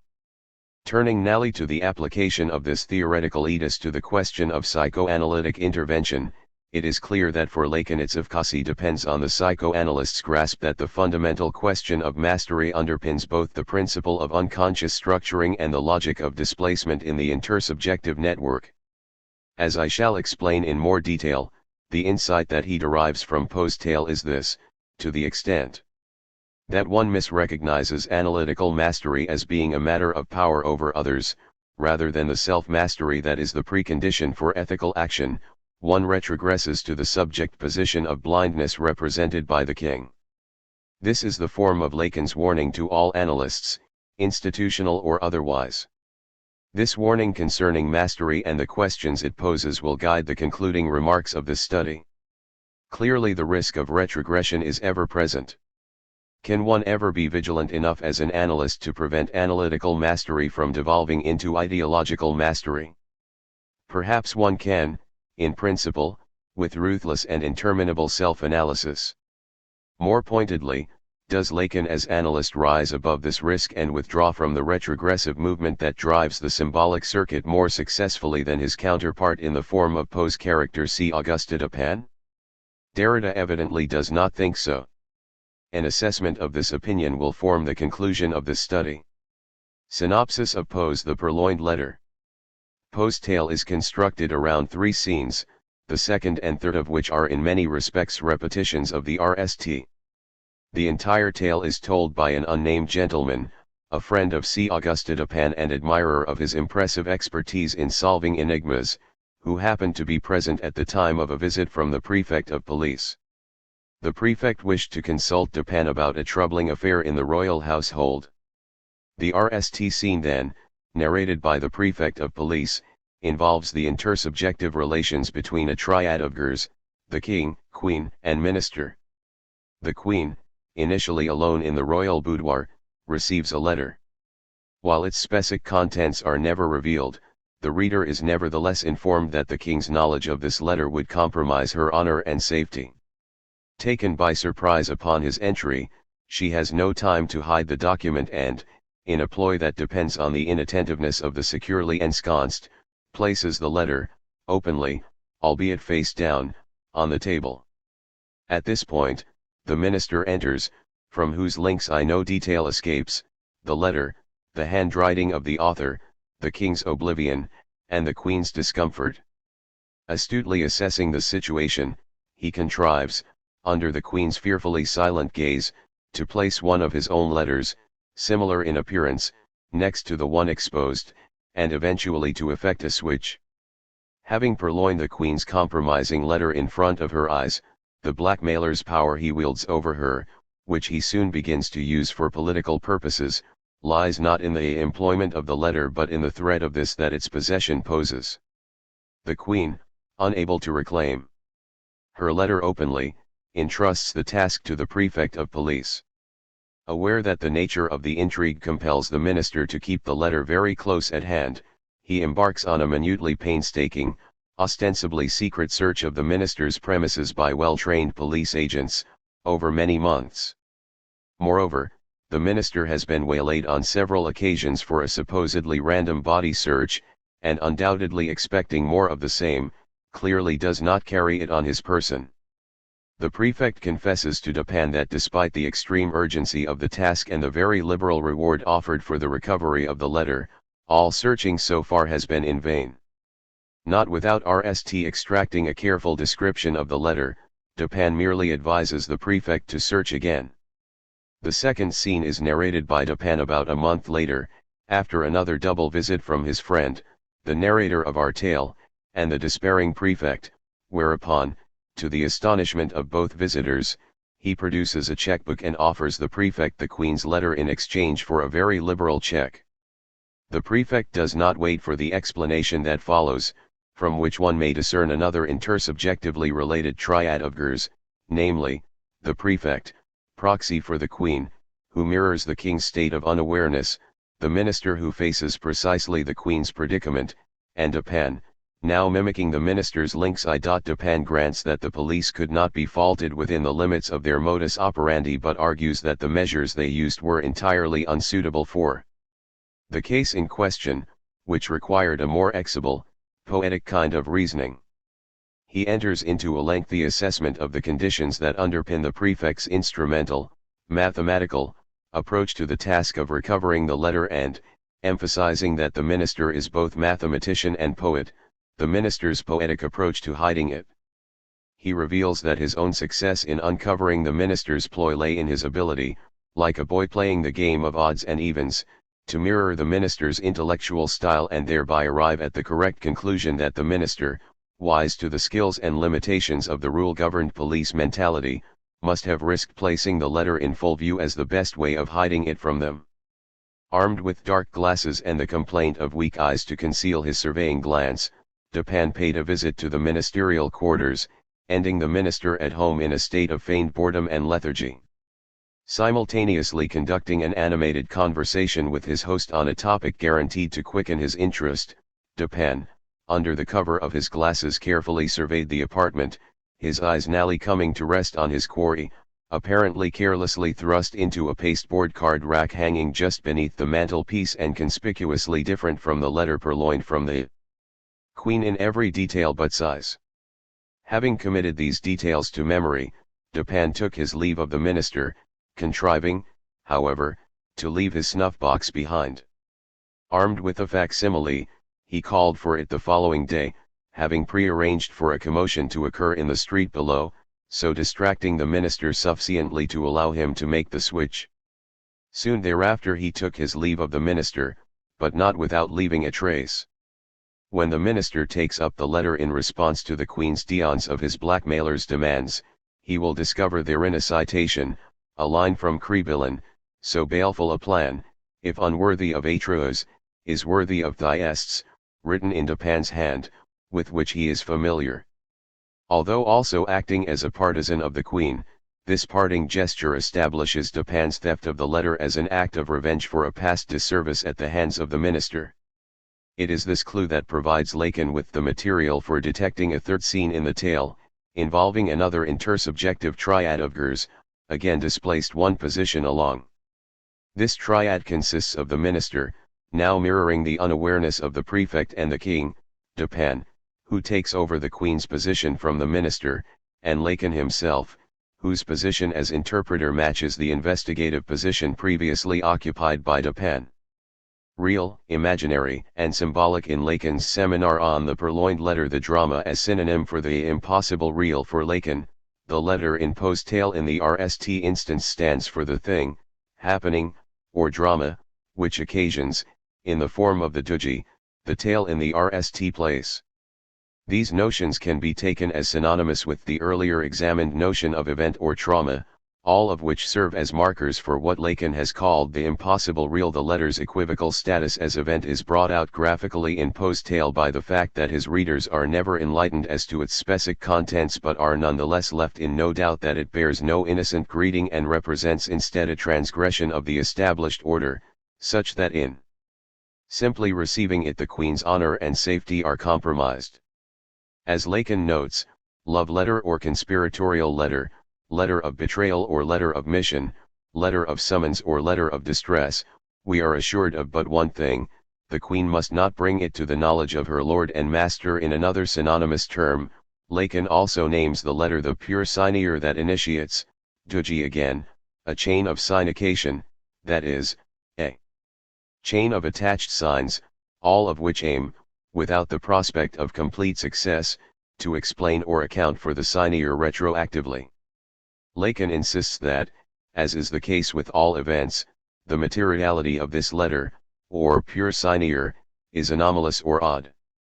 In his words, if it is RST of all on the materiality of the signature the event that we have insisted, that materiality is odd singuliera in many ways, the RST of which is not to admit partition.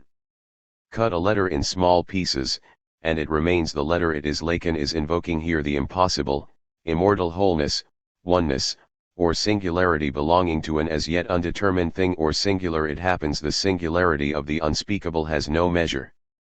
In his words, the signature is a unit in its very uniqueness, being by nature symbol only of an absence. What kind of an absence? The letter as pure signier or event symbolizes the absence of the kind of speciable, measurable, determinable content, the present central concept or set of conceptual relations that would supposedly pre-exist, initiate, anchor, and order its subsequent linguistic interpretation. Yet the absence of such an anchoring or transcendental synod, implied by the term pure signier, cannot be conated with an absolute absence in the real. This would open psychoanalysis to the charge of subjective idealism. One must therefore remain wary of formulations that insist too one-sidedly on the absence of content. Certainly a particular content is never revealed, but we are left in no doubt at all that this is no innocent thank you note from a beloved granddaughter. As Lacan points out, the event is also not nothing, it signifies that something importantly transgressive happened to initiate a chain of significations, all of which vainly attempt to reconstruct, in retrospect, what happened. This is why, as he notes, one cannot say of the letter that it is either present or absent. We cannot say of the purloined letter that, like other objects, it must be or not be in a particular place, but that unlike them it will be and not be where it is, wherever it goes. In other words, whenever the letter reaches its destination, it will simultaneously be and not be there. The narration as a function of the imaginary order in a move that makes deciphering his text quite tricky. Lacan insists in addition that the word letter also stands for the language by means of which the singular letter or epistle received by the Queen, the event, is thought, interpreted, constituted, spoken, or narrated. The word's double duty, one should grant, emphasizes that there are no uninterpreted events. Again, the interpretation of an event is anomalous. An event is constituted as such both by means of its interpreting recognition and due to the failure of such recognition, and this is always a matter of a linguistic narration that necessarily both gives it measure and fails to take its measure. The aporetic anomaly, then, lies in the unavoidable consequence that an event is simultaneously constituted and lost in its narration. As Lacan notes, language delivers its judgment to whomever knows how to hear it, through the usage of the article as partitive particle. It is there that spirit, if spirit be living meaning, appears, no less oddly, as more available for quantification than its letter. Again, the narration, in fact, doubles the drama event with a commentary without which no mise en scene would be possible. Yet, he adds, nothing of the drama could be grasped, neither seen nor heard, without, dare we say, the twilighting which the narration, in each scene, casts on the point of view that one of the actors had while performing it. There is no event without its narration from a particular point of view, but, as the word twilighting suggests, it is precisely because narration must occur from a point of view that the event is both illuminated and obscured, framed and missed, by means of the narration. Something happens, but to establish what happened requires a retrospective, linguistic construction, a necessaration that is the product of the imaginary order, whose nature is such that the event is covered over the moment it is disclosed, or enclosed within certain boundaries, which means that what happened remains undisclosed and ever open to interpretation. So far, then, the relation between the real and the imaginary may be understood in terms of the relation between the so-called pure signier, event, and the aporetic dis/order imposed upon it by the necessity of its narration from a particular point of view. The conditions of narration as determined by the symbolic order. Lacan argues further that the points of view that provide the conditions of the narration for the conscious speech that aims to narrate the event, or attach a synod to the pure signier, are generally unconscious. By making a distinction between the narration and the conditions of narration, he ties the analytic dialogue to the important structuralist distinction between parole, actual, conscious everyday speech or linguistic phenomena, such as gestures, and langue or language, which, synonymous with the terms discourse or language game, refers to the unconscious infrastructure behind conscious linguistic phenomena. According to Lee, Lacan's symbolic order is, at a rst degree of approximation, the background system or language that makes possible and meaningful the wide variety of human behaviors, following in the footsteps of Claude Lévi-Strauss, who argues that forms of human behavior can be, indeed, must be, studied as analogous to utterances. these behaviors making sense only in relation to a background system of rules, which can be thought of as the language of such behaviors. Lacan's notion of the symbolic order as constituted by three constant subject positions incorporates the insight that a social bond or intersubjective linkage is essential to make particular speech acts possible or meaningful. In short, Lacan's notion of the symbolic presupposes the predominance of the symbol over significance or value in the mathematical sense where, for example, x and y can take on any value but are themselves related in certain ways according to certain structural laws that do not change whatever the value they can be taken to represent. Each subject position imposes certain conditions on the narration, regardless of who narrates and what is narrated, and to the extent that characters occupy one or another of these subject positions, they manifest the power and weakness of the point of view it imposes. To the extent that a subject position is passively or unreflectively occupied by individuals and remains unconscious, their speech becomes what he describes as indirect, automatic, innocent, or empty. Empty speech denotes what is said without thinking. On Lacan's definition of the repetition compulsion, to shift to a different subject position, as Poe's story illustrates, is unconsciously to fall under the spell of the narrative style imposed by that position. In other words, what is repeated in different characters is the unconscious subject position that conditions their narration. At this point there is little to suggest that Lacan's theory avoids being a version of discursive determinism, which is based on the assumption that we are entirely spoken by discourse. To demonstrate how Lacan escapes this charge requires a brief explanatory detour. He accepts Saussure's well-known dictum that language or discourse is an articulated system of differences without positive terms, where any term takes on meaning because of its relations with other terms. On a structuralist account, the system of differences that constitutes a discourse is indeed seen as thoroughly relational, but the relations are taken to be ordered and stabilized by some form of anchor, an ultimate or central transcendental synod or principle or set of rules or relations. As already noted, Lacan's thinking both adopts and subverts structuralist principles. He grants that all discourses, from the more particularized and localized to the most general, are built upon presupposed, implicitly desired points de capitam that serve to orient the speech acts within them.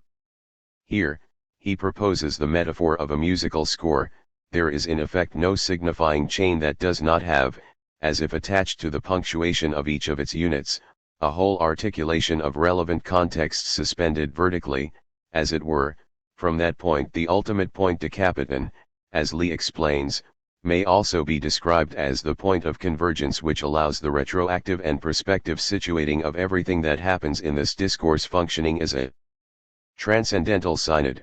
The point de capitam is taken to be the condition that underpins what is in play in the signifying chains of a subject's discourse. The Lacanian subversion occurs with the insight that the points de capitam, for which the phallus is a general term, remain traumatic. In Lee's words, the phallus is present beneath every cynier as the cynier that has been repressed, and as such every cynier is a metaphor substituting for the phallus. Notably, however, and this is the twist, the phallus is a word that stands for the impossible jouissance. The phallus, Lee adds, serves to signify that fullness of being, that complete identity, the lack of which is the fact of our ineluctable want of being. Thus the points de capitam are not actually present in the signifying chain at all. Rather, replaced in the chain by other cyniers serving as metaphorical substitutes, or symptomatic disguises, for them, they serve only to mark the assumption of an underlying meaningful coherence, which retains its orienting function only if left unexamined. For Lacan, then, to explicate the sense of any discourse is to bring to light the points de capitam that have been repressed by that discourse, that is, its unconsciously presupposed transcendental conditions of possibility, or, one should add, quasi-transcendental conditions of possibility/impossibility. Psychoanalysis, in his view, through careful attention to the analysand's discourse, seeks to uncover the unsaid within the signifying chain itself, which nevertheless constitutes the meaning of that discourse. What underpins speaking as such is a drive to regain the lost jouissance, which manifests in different ways. We speak as a demand to the other, not for something, but for an impossible recognition of our desires. But desire is metonymy, that is, a desire for something is a projection of the death drive toward jouissance. In other words, desire itself can never quite be articulated, it is already an interpretation of the jouissance that slips away in the moment of truth. No matter what an individual speaker demands, it can only be articulated as an object that might satisfy need. The desire for recognition is masked by and thus alienated in one's demand for something. All attempts to articulate desire are in vain and see the subject slipping from one cynier to another. Each of these cyniers is linked metonymically to the want of being, which the desirer hopes will be led by the other's reply to his demand. It is only the other's total recognition of the absolute power of my demand that will restore the lost jouissance, masculine death drive. Alternatively, it is only the other's recognition of the falsity of all discourse that will restore the lost jouissance, feminine death drive. Further, to the extent that all of our speech is a metonymic attempt to cover over this fundamental want of being the trauma, all human speech is guratively linked to the phallus designating lost jouissance as the central point de capitan of our discourse. This twist ensures that the background discourse makes individual speech acts both possible and impossible, both meaningful and incapable of full meaning. If my discourse is underpinned by the demand for recognition of me as a meaningful whole, it will turn out to be a restrictive prison, aporia of limit. If it is underpinned by the demand for freedom from such restriction for the sake of including all, it paradoxically puts me in the prison of exclusion, aporia of unlimitedness. If my discourse is underpinned by the acknowledgement of the part that functions as a whole, then I have to accept the aporetic nature of all experience, aporia of paradox, wreaked in statements such as the following: in order to be just I have to apply the law, but in applying the law I cannot be just. In order to be ethical I have to make a decision, but in making a decision, I cannot be ethical. In order to invent myself, I have to establish an identity, but in establishing an identity, I have to submit to convention. In order to be ethical I have to persevere with my project to the limit, but if I am unwilling to give up my project, I cannot be ethical. The phallus, then, contrary to structuralist principles, names an excess to the linguistic system, which produces paradox. It takes little ingenuity to propose that when humans try to say what happened, the different kinds of aporias in which we end our narration inescapably tied up are associated with points of view that may be described in the familiar terms of the plural logic of the aporia, or in other terms, the most general discursive rule or quasi-condition of discourse articulates the aporias of limit, universal, limitlessness, particular, and paradox, singular universal. This means that the position from which anyone speaks is auto-deconstructing. In a patriarchy, as noted, the logical articulation of the symbolic order takes on the characteristic form of the masculine and feminine death drives and feminine sublimation.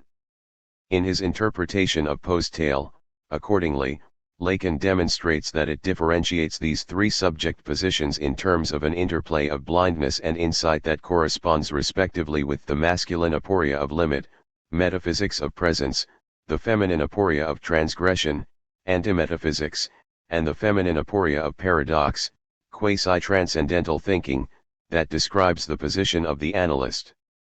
Represented by the king in the RST scene, the prefect of police as the queen's proxy in the second, and the minister in the third, the masculine point of view, which one could call the moment of blind faith in an established ideological order, involves a glance that sees nothing. Such blindness takes different forms, as should become clearer in due course, but they all boil down to some version of the metaphysics of presence.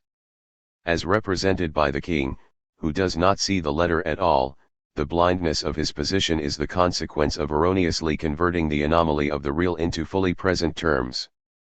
In other words, the king represents the kind of subject who interprets anything that happens only in terms of the grid of relations provided by some or other existing order and does not grasp that there is a non-evident background language or discourse that conditions any narrative. A narrative from the subject position represented by the king misses even the possibility of the enigmatic anomalies that occasion events. Thus, precisely because he misses the very form of the queen's transgression. The king sees nothing amiss, which leaves him open to being duped by the transgressor who sees more than he. The feminine glance, represented in the RST scene by the queen, in the second by the minister, and in the third by Dupin, is, in Lacan's words, a glance which sees that the RST sees nothing and deludes itself as to the secrecy of what it hides. This characterization condenses two important moments associated with the feminine subject position, namely its progressive moment of insight, which is also that of transgression, and its retrogressive moment of blindness, discussion of which I shall defer to the next section. Lacan ties the moment of insight to the eruption of an event. An event by definition is a traumatic interruption of any established order, regardless of the kind of transgression or the particular order transgressed. For Lacan, then, receiving the letter can stand as a metaphor for acquiring a certain kind of insight into the conditions of narration, which would amount to acknowledging the non-natural, discursively constructed, fabricated, artificial, man-made nature of any system of law. This is an insight that immediately places the one who acquires it on the outside of, or at a reactive distance from, not just the contingent order of this particular king but from established order as such. To see the letter as an event, then, is automatically to occupy a transgressive position vis-a-vis any established order. Notably, to recognize an event in a patriarchy is automatically to occupy a feminine subject position, which is by definition transgressive in relation to a masculine subject position. It is thing, then, that the RST to receive the letter in post-tale is the queen. As Lacan notes, the existence of the letter situates her in a symbolic chain foreign to the one which constitutes her faith. This incompatibility is proven by the fact that the possession of the letter is impossible to bring forward publicly as legitimate. The Queen's insight illustrates what Lacan means when he remarks that the displacement, but one could also add the placement of the characters that people post-tale is determined by the place which a pure signier the purloined letter comes to occupy in their trio. In other words, a kind of intersubjective communication operates whereby a character's occupation of the transgressive subject position upon receiving the letter, which entails her or his recognition of the real, the event, lack, or castration, in turn relationally constitutes others as blind subjects. Here, the Queen's recognition of the letter as an event, which by definition reconquers the fabric of the world, immediately places the king and those who along with him do not recognize the event in the position of the blind or innocent who remain tied up in the net of existing relations. The occupation of an analytical position, which is a more sophisticated way of receiving the letter, or recognizing the event, constitutes both the masculine and feminine positions as still tied up in the imaginary. The analytical glance sees that faith in the established order and its transgression represent two opposing logical moments or subject positions inscribed in the symbolic order. If the king's blind masculine glance converts the anomalous real into pure presence, the Queen's perceptive feminine glance involves an equal but opposite misrecognition of the real, which converts it into a pure absence. She seems unable to envisage anything to replace what is for her, on receiving the letter, the shattered order of the king. From her point of view, there is only the artificial order and the sign of contradiction and scandal constituted by the letter in this subject position. Then, conditioned by the background discourse of hysterical resistance to all restricting boundaries, the Queen remains paralyzed. Even if she had the power to modify or replace existing structures, from this subject position she is constitutionally unable to end any cause worth fighting for, since one is as much a fake as any other. Moreover, unwilling to risk her honor and her life in open subversion, her only option is to hide the transgressive insight and pretend to play the game by the king's rules. This, however, leaves her silenced, for she remains subject to an order she does not acknowledge as legitimate. Lacan notes that the double bind of her position is that her only recourse if she wishes to have her possession of the letter openly respected is to invoke her right to privacy. But this is the very right that is not granted to those who commit a felony, such as treason. As he sums it up, this sign is indeed that of woman, insofar as she invests her very being therein, founding it outside the law, which subsumes her nevertheless paralyzed within the king's order as its mere negativity, she has but to remain immobile in its shadow, yet, in hiding she leaves herself vulnerable to the analytical glance. According to Lacan, the analytical glance, represented by the minister in the RST scene, Dupin in the second, and Lacan himself in the third, is a glance of reactive distance and self-consciousness that sees that the RST2 glances leave what should be hidden exposed to whomever would seize it. In other words, wise to the anomalous real and the conditions of narration, including its own. What this glance sees is that the RST2 are related according to the fallacious complementarity of the veil of alienation. What one NDS in their relation is a lose/lose situation of equivalent blindness rather than a lose/win situation of blindness and insight. The analytical glance NDS in this awareness the opportunity to rise above the paralyzing limitations of both naive realism and its secret transgression and gain thereby the power of decisive action.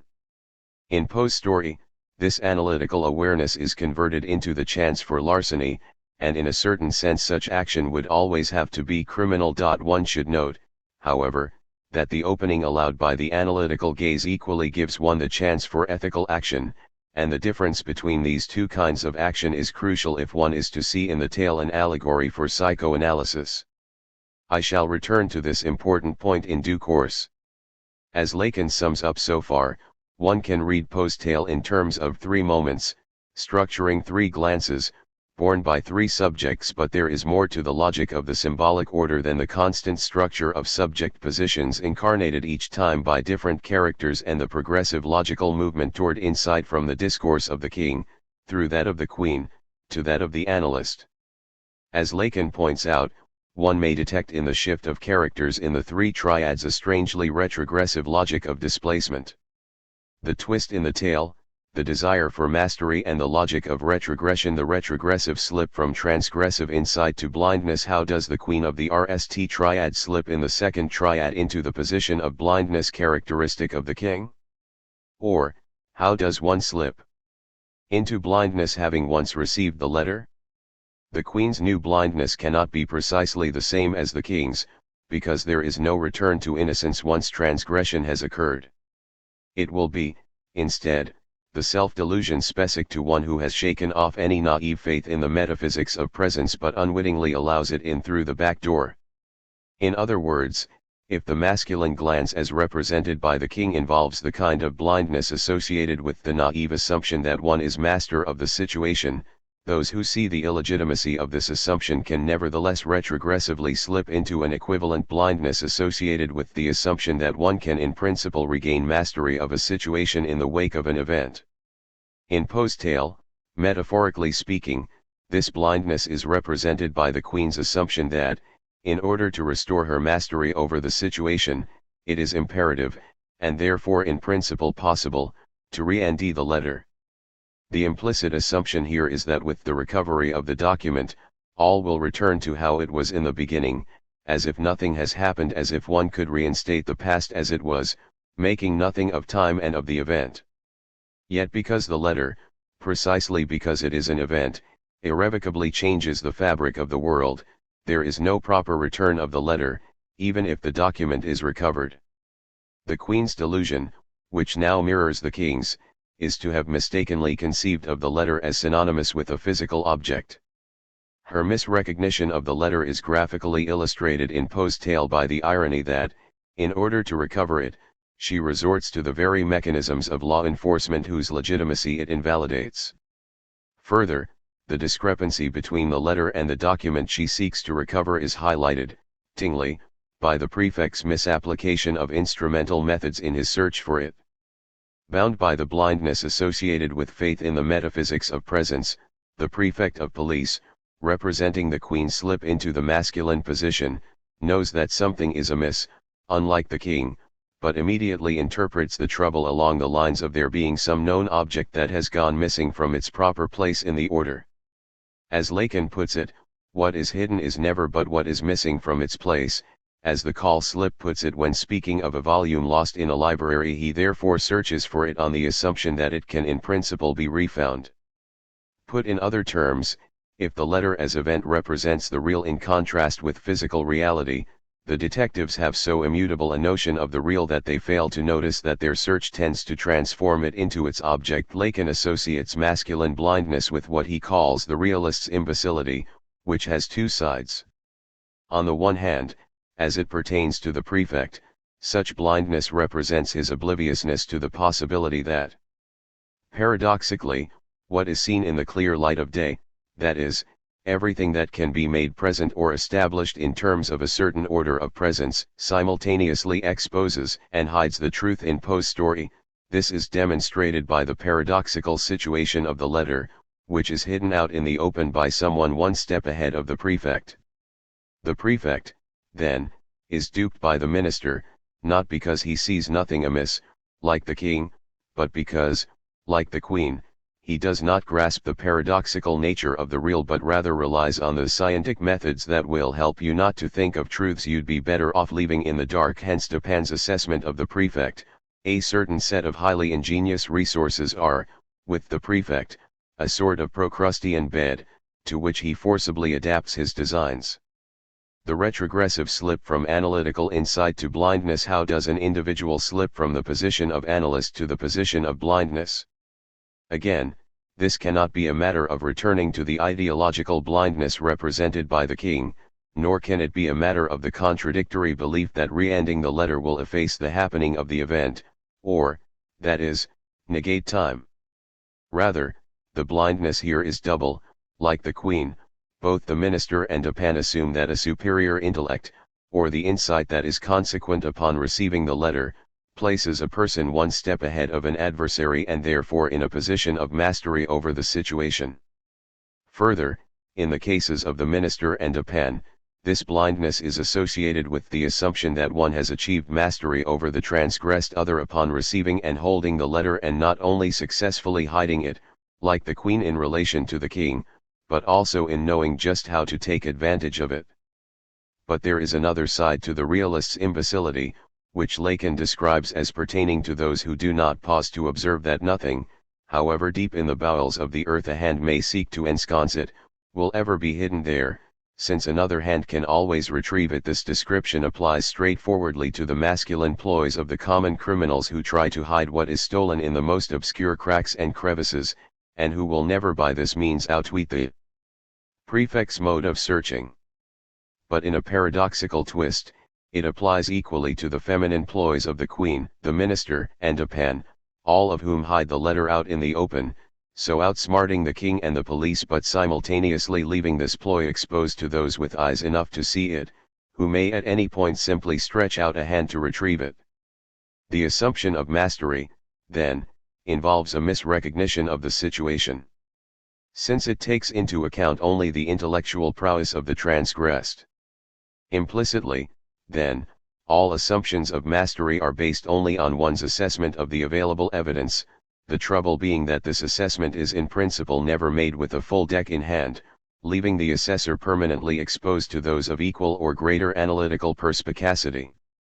This means, in the end, that, like the king, the transgressor remains blind to the tricks of those who see more clearly.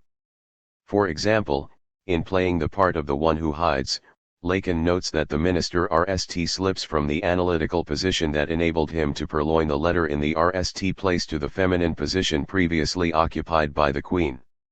Here we nd that, in holding the letter, a man enough to defy to the point of scorn a lady's fearsome ire undergoes to the point of a metamorphosis the curse of the sign he has dispossessed her of. So we nd him trapped in the typically imaginary situation whereby he sees that he is not seen by the police. The minister acts as a man who realizes that the police's search is his own defense, since we are told he allows them total access by his absences, but, lulled into the false sense of invincibility afforded by their blindness, he fails to recognize that outside of that search he is no longer defended. In short, he misconstrues the real situation, in which he is seen not seeing by someone who sees further than he, Dupin. What, then, does Dupin grasp that the minister misses? Precisely that in the game of odds and evens, a sharper intellect would expose his ploy. If Dupin in this tale emerges as the mark of a supreme analytical intellect, are we to suppose that this character ought to stand as a model for the analyst, or the psychoanalytically realized subject, in psychoanalytical theory. And if the task of the psychoanalyst is to engender the power of the analyst in the analysand, does Dupin's method of detection provide a model for analytical interpretation? Clearly not, for it is not fortuitous that Lacan emphasizes the savageness of Dupin's attack on his adversary and alter ego in this tale, the other analyst and his mirror image, whom he labels that monstrum horrendum, an unprincipled man of genius. The implication here is that the aggression is a function of identification and that this act of aggression establishes that Dupin, as much as the minister, deserves the label of monstrum horrendum. Lacan's analysis of Dupin as a character is important because it details his view of the kind of insight that makes for an analyst and what kind of blindness threatens any analyst with the logic of retrogression. Dupin's insight is laid out in the contrast Lacan details between his narration of the second scene in Post-Tale and the prefect's narration of the RST. In constructing the work so that the scenes are narrated by characters occupying different subject positions, Poe offers a comparison between the masculine blindness of the prefect and Dupin's analytical insight insofar as they make opposite use of the powers of speech. Between the two scenes, Lacan notes, a transition is made here from the domain of exactitude to the register of truth. I shall return to the ambiguity of Lacan's notion of truth, suffice to note here that at bottom he links truth to the notions of event or trauma. As Lee notes, in the Freudian thing, the thing in question here being quite precisely truth, Lacan adopts a Heideggerian account of truth, understanding truth as essentially a state or process of disclosure, but a truth is a particular disclosure, the effect of which is that reality is no longer the same for us as it was before. Truth, by extension, is linked to the recognition of the consequent unavoidability of aporias in any narrative. Accordingly, Lacan calls the RST dialogue between the prefect of police and Dupin, and companion, a play without words, suggesting that it is a play unaware of its aporetic literary character. The prefect of police narrates without knowing the conditions of his narration. He simply tells it the way it is. His narration, Lacan notes, takes on the character of a game played as between a deaf man and one who hears. The real complexity of the event certainly emerges in the dialogue, but only for the analyst, here Dupin. Lacan has in mind, for example, the following early exchange between the prefect and Dupin. The prefect begins by contradicting himself.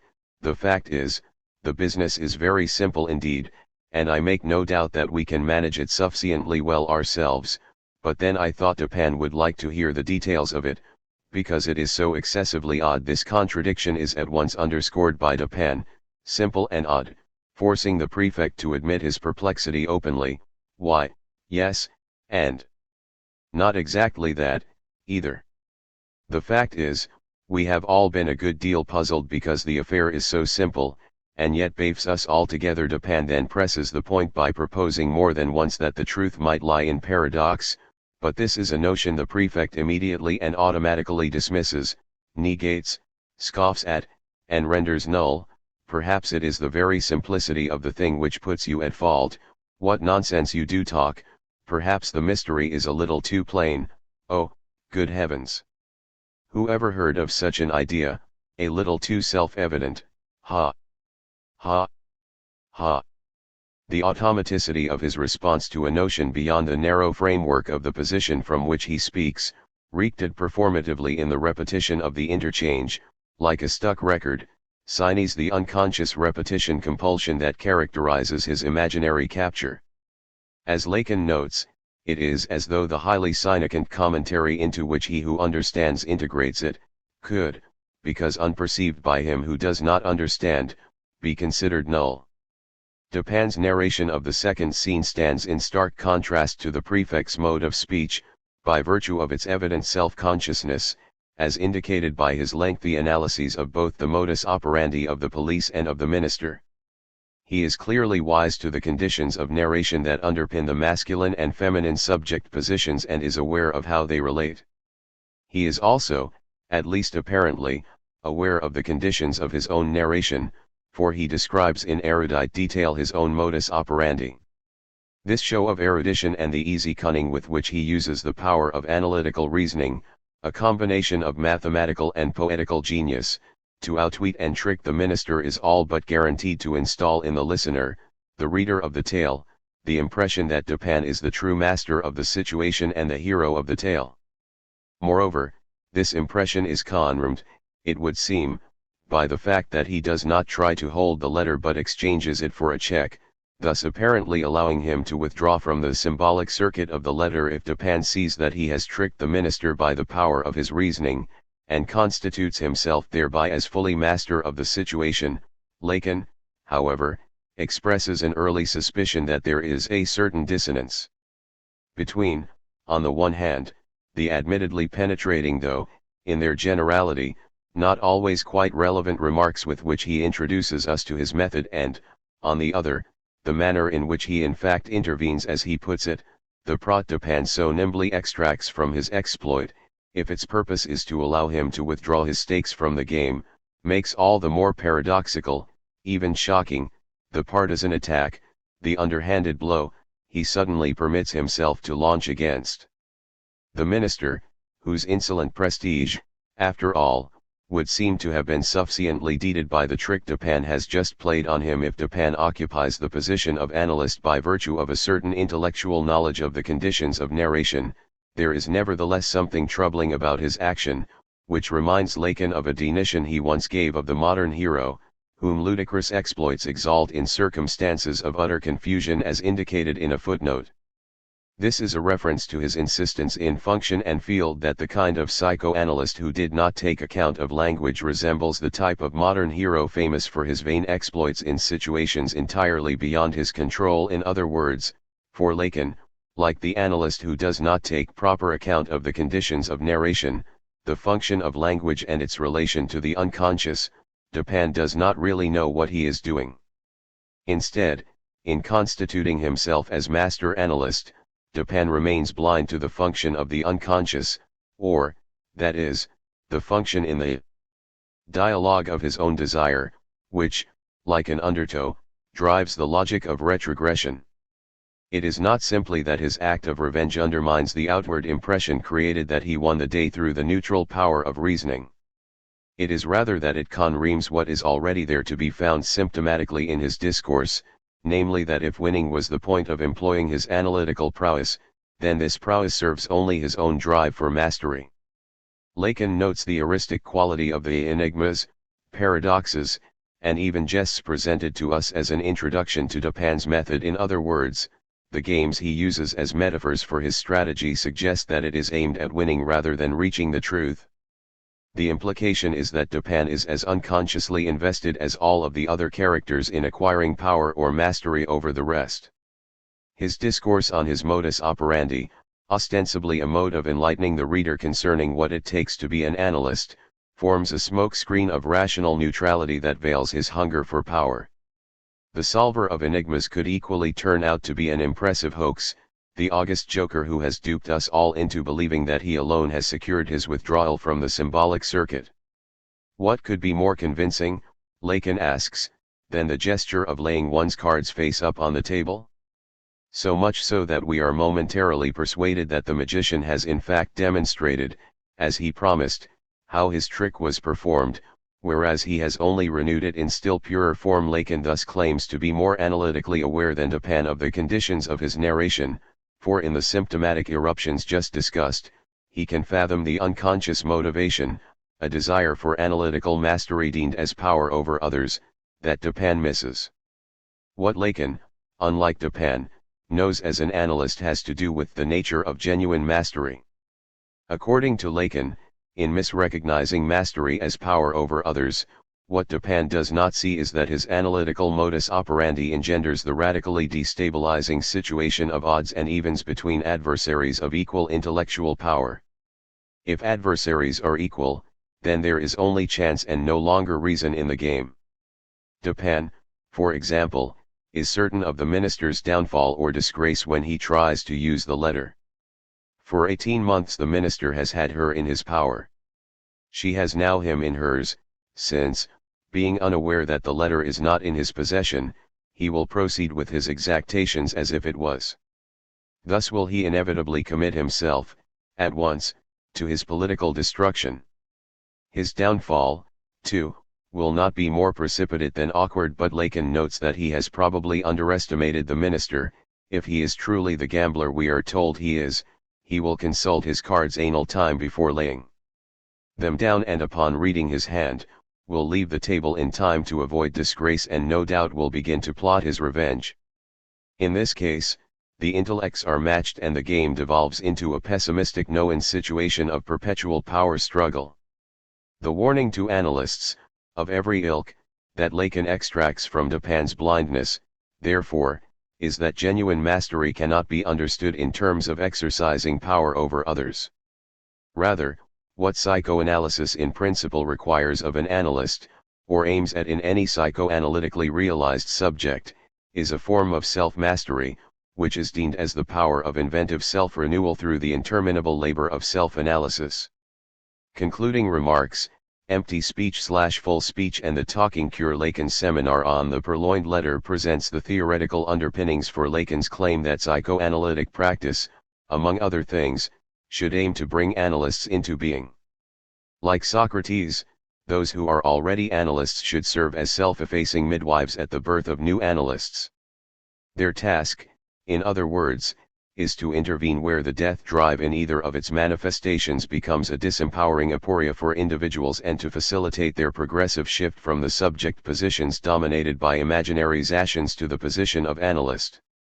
To make this shift requires not only the birth of self-consciousness, deemed as a progressively achieved insight into the unconscious conditions of narration, but also a grasp of the intersubjective dynamics of the unconscious desire for mastery and the permanent risk this poses of blinding retrogression. These requirements are not restricted to the analytic dialogue but apply generally to ordinary dialogue in any context, precisely because speaking is in principle structured in terms of call and response. As Lacan puts it in another text, in analysis, a subject offers himself as being capable of being understood, and indeed is capable of being understood. That is, a listener is inscribed in the very notion of speech. There is no speech without a reply, even if it is met only with silence, provided that it has an auditor. To speak at all is to place another in the position of analyst, or, that is, constitute another individual intersubjectively as the other whom I call upon to recognize my desire. Because of the responsibility consequently conferred on any auditor in her/his capacity as other, dialogue in general is a situation of risk and responsibility, for it is here that the subject comes into being. As Lacan puts it, henceforth the decisive function of my own reply appears, and this function is not, as has been said, simply to be received by the subject as acceptance or rejection of his discourse, but really to recognize him or to abolish him as subject. Such is the nature of the analyst's responsibility whenever he intervenes by means of speech. The risks and responsibilities are magnate in the analytic dialogue because the psychoanalyst is charged with the task of deliberately abolishing and recognizing the analysand as subject, making the analytical dialogue extremely vulnerable to the retrogressive undertow of the analyst's desire for power.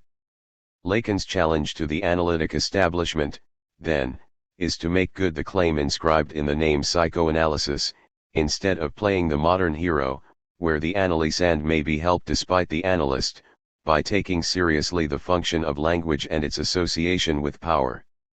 As he insists, whether it sees itself as an instrument of healing, of training, or of exploration in depth, psychoanalysis has only a single medium, the patient's speech. That this is self-evident is no excuse for our neglecting it. The movement of call and response, according to Lacan, lies at the heart of the function of language in analysis. Further, in accordance with the structuralist division between parole, individual speech or narration, and langue, the conditions of the narration, he divides the analytic dialogue into two parts: the RST concerned with the here and now of the analysand's free association, and the second focused on the anamnesis or recollection, which makes possible the symbolic interpretation of the analysand's discourse within the analytic dialogue. Analysands begin by taking the risk of narrating their life stories by means of free association, of saying whatever comes to mind, and the analyst assumes the responsibility of offering an acute, interventionist response, where often enough the intervention takes the form of silence.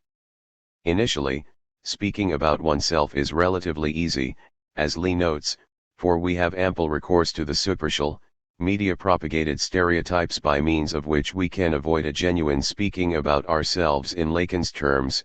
The moi is a concatenation of unrictively absorbed or passively received identifications, a caring doctor, an academic, an obsessive-compulsive. However, precisely because the subject is split and the je is in principle in excess of any moi identifications, Lacan argues that frustration, sometimes coupled with aggression, is the inevitable ultimate consequence of free association. When the je tries, in analysis, to gather the moi identifications into a coherent narrative, it nds gaps, discrepancies, and contradictions it is ordinarily entirely unaware of.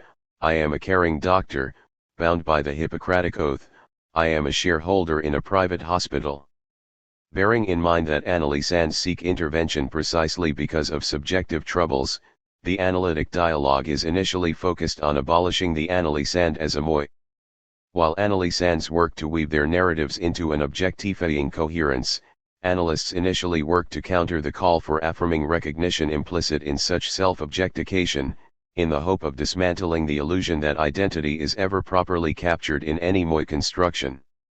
The RST insight gained from free association, then, is that all self-identifications are essentiational, derived from the alienating misrecognitions of the mirror stage.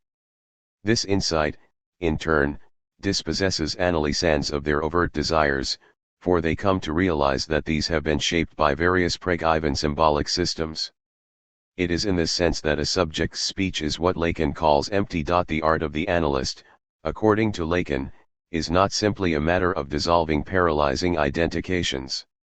Psychoanalysts are also responsible for facilitating the analysand's reconstitution of a more satisfying narrative identity, that is, the reconstitution of a discourse that manifests the analysand's truth. Lacan's notion of truth, as mentioned, is notoriously paradoxical.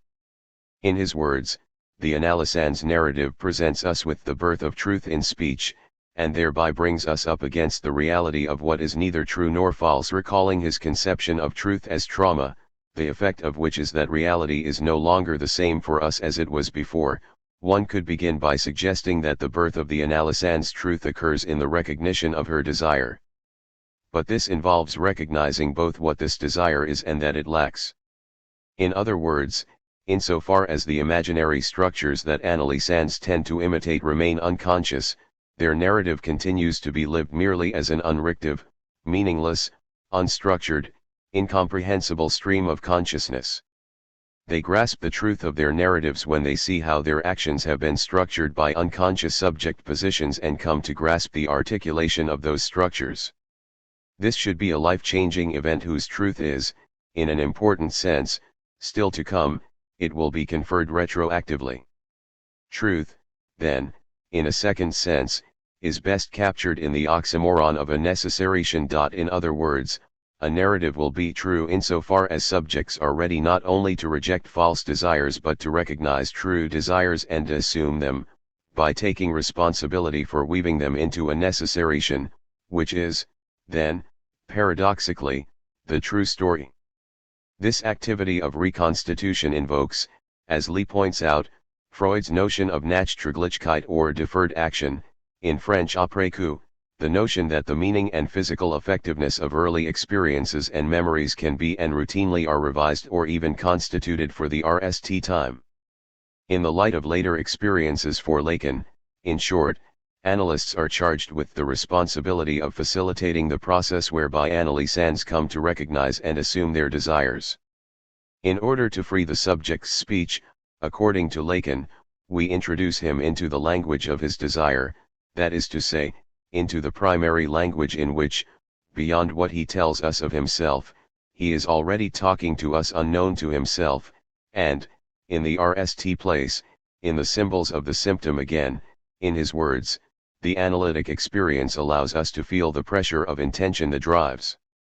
We read it in the symbolic meaning of symptoms, as soon as the subject throws off the defenses by which he disconnects them from their relations with his daily life and his history, in the implicit nality of his behavior and his rejections, in his unsuccessful acts, in the avowal of his privileged fantasies, and in the riddles of his dream life. We can measure it partly in the demanding tone that sometimes underlies his whole discourse, in his unished sentences, his hesitations, his inexacions, and his slips of the tongue, in the inaccuracies of his descriptions of events, irregularities in his application of the analytic rule, late arrivals at sessions, calculated absences, and often in recriminations, reproaches, phantasmic fears, emotional reactions of anger, attempts at intimidation. Analysts, then, help analysans break down zated desires by intervening at the point of such symptomatic interruptions in the otherwise meaningless or empty speech, of free association. Lacan calls such analytical interventions punctuation breaks. He notes that the absence of punctuation is a source of ambiguity in ancient manuscripts. Moreover, he adds, the punctuation, once inserted, xes the meaning, changing the punctuation renews or upsets it, and a faulty punctuation amounts to a change for the worse, just as a punctuation mark retroactively confers sense upon a relatively indeterminate or ambiguous concatenation of words. So careful analytical questions or gestures have the effect of conferring meaning on the analysand's discourse. Through carefully chosen breaks in the associative discourse of their analysans, analysts highlight features of their imaginary moi identities, allowing them to grasp, for example, the gap between subject and predicate inherent in a statement of the form I am. A caring doctor. The analyst's punctuating intervention, then, which has the effect of compelling analysans to clarify something ambiguous and construct a symbolic interpretation of it, brings into existence a signification that, as Lee puts it, was only virtually present in the discourse. For Lacan, the further analytic task involves empowering analysans to construct their own punctuation marks, to take on the responsibility of becoming the je who narrates, punctuates, confers meaning, in short, actively constructs the necessary narrativation. Such active interpretation, while a necessary step, however, is not sufficient to transform the empty speech of the analysand into the full speech of the psychoanalytically realized subject. Analysis cannot end at this point, for it is entirely contrary to the spirit of Lacanian psychoanalysis to imagine that its aim is to arrive at any objectifying discourse that simply helps analysans ende out anew who they are. Instead, Lacan is persistently at pains to oppose the kind of analysis that leads an analysand to the point of saying I am. In Lacan's words, psychoanalysis may accompany the patient to the ecstatic limit of the thou art that, in which is revealed to him the cipher of his mortal destiny, but it is not in our mere power as practitioners to bring him to that point where the real journey begins. I take him to mean that analysts can help analysans recognize their desires, but, in the same sense that one cannot die for another, analysts cannot relieve analysans of the responsibility involved in assuming them and, thereby, stepping into the aporetic circle. Truth, accordingly, in a third sense, for Lacan, is a matter of recognizing temporality and change, unlike the queen, who desires to negate time.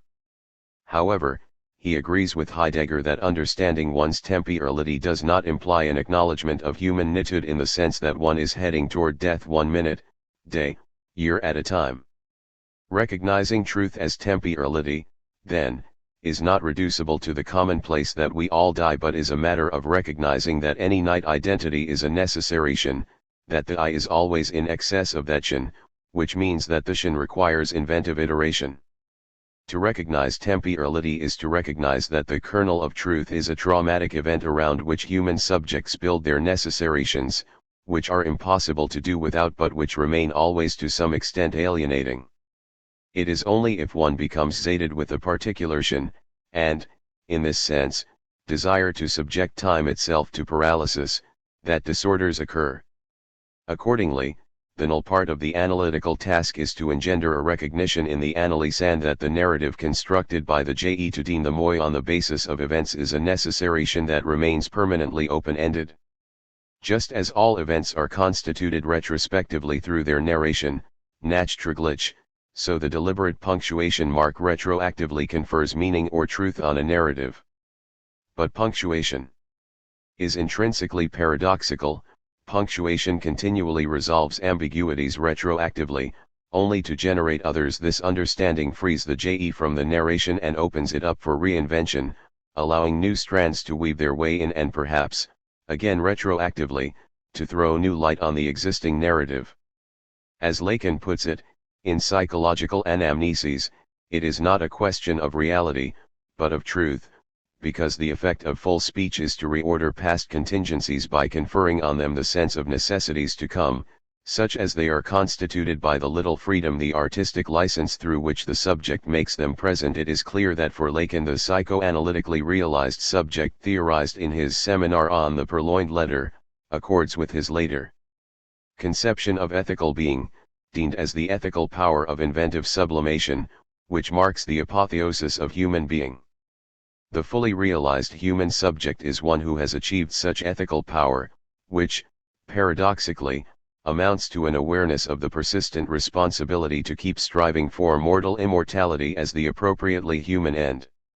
This should not be taken to mean that at any point psychoanalysis produces subjects who can nally claim to be fully realized or ethical. The psychoanalytically realized subject is, paradoxically, one who knows in what sense the task of becoming an analyst is interminable. Conclusion. To do justice to Lacan. To review the course of this study, I have tried to demonstrate how the plural logic of the aporia emerges from out of the relative ruin of the transcendental tradition, for which Freud, among others, is engeared, and how it comes into its own in Derrida's thinking as a repetition compulsion that one could also call iterability. Turning to the family resemblance that joins Derrida to Lacan, I have described how this logic informs Derrida's reading of key Freudian texts. Turning to Lacan, I have tried to demonstrate that he rereads Freud's texts in terms of a structural logic that accords precisely with the plural logic of the aporia. This makes of Lacan's return to Freud just as much an iteration of psychoanalysis, or an inventive repetition, as Derrida's. Thus, in response to Derrida's question, is there some psychoanalysis in his, yours, mind that can hold up or that is coming? Both thinkers produce the yes and no answer by which psychoanalysis becomes the traumatic event of psychoanalysis. The brothers both kill and rescue Father Freud by reinventing him.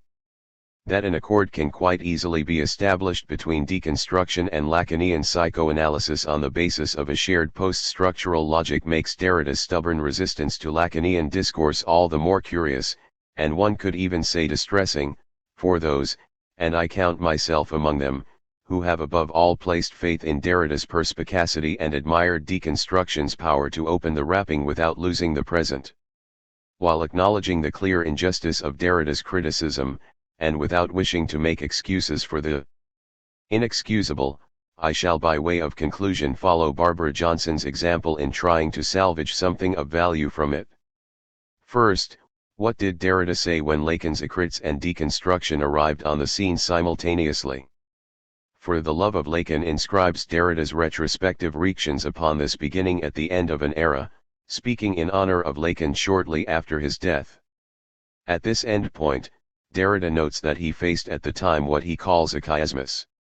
Granting that Lacan's encounter with the philosophers was so much more interesting than what was then going about in a dogmatic slumber under the name of psychoanalysis, Derrida, the deconstructive philosopher, nevertheless found Lacan's philosophizing reconstitution of psychoanalysis too at home with the philosophers. Moreover, he found that Lacan's handling of philosophical reference was in the best of cases elliptical and aphoristic, and in the worst, dogmatic. Further, he criticized Lacan's frequent, decisive, self-condemned, and sometimes incantatory recourse to Heideggerian discourse, which is paradoxical, because Heidegger's texts are themselves in any case a call for deconstructive questions to be asked. The paradox is deepened, he insisted, if one notes that ever since Freud, psychoanalysis has moved to deconstruct the privilege of presence. Looking back, Derrida claims to have been provoked into this kind of discussion, which prompted his critical essay Le Facteur de la Vérité, by Lacan's seminar on the Purloined Letter, which he describes as a forceful, relatively coherent and stabilized configuration of a discourse at the time of the collection and binding of Acrites. Citing Lacan, who granted the seminar the privilege of opening the sequence of the acrits despite the diachrony. He insists upon the status of this seminar as a retroactively effective punctuation mark, which is thereby given the privilege of gearing the synchronic configuration of the set and thus binding the whole together, and he claims this privilege as legitimation for his privileged interest in the seminar. He reiterates that the seminar on the purloined letter, which was placed RST in acrits and intended to be the difficult way into Lacan's writings, binds together at least 8 of the most deconstructible motifs of philosophy. One could list them quickly as the motifs of the proper and circular trajectory, truth as adequation or as unveiling, full speech and future anterior, privilege of the living in discourse and reduction of mechanical repetition and essential iterability, the transcendental position of the phallus, phonocentrism, the reduction of the paragonal effect, and the reduction of the effects of the double.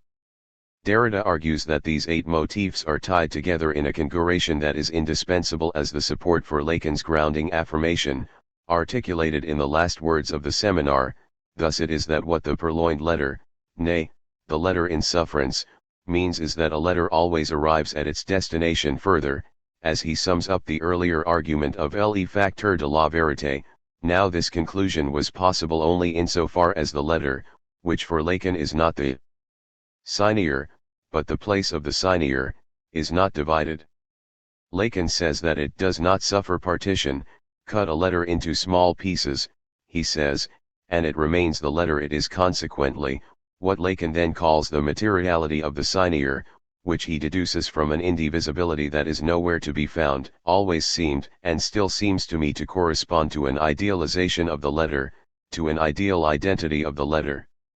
In Derrida's estimation here, Lacan's surreptitious idealization, based on the indivisibility of the letter, is directly challenged by the work/play of difference, in view of which he insists that no letter ever has a proper place insofar as the there where it should be, or would otherwise have been, is always divided, and not only by a binary opposition but by various kinds of difference. Concerning this letter, which Lacan says does not bear partition, Derrida notes, by contesting this thesis, which I hold to be dogmatic and idealist, by giving the counter-demonstration that the letter is divisible, I was recalling in effect a principle of interminable analysis. In other words, because of such trouble at the origin he accordingly insists upon the phenomenon of destinierance, which in his words enacts an internal drift on the destination of the letter, from which it may never return. Such an internal drift ensures that the phrase I fail to arrive means at the same time I do not arrive. And I fail or I do not arrive because I arrive again, even in arriving, always to some subject. The letter takes itself away from the arrival at arrival. That, in this sense, the letter may always not arrive is supposedly what one learns not from Lacanian psychoanalysis but from deconstruction. To sum up, toward the end of the Derrida insisted upon a rift between deconstructive philosophy and philosophical psychoanalysis.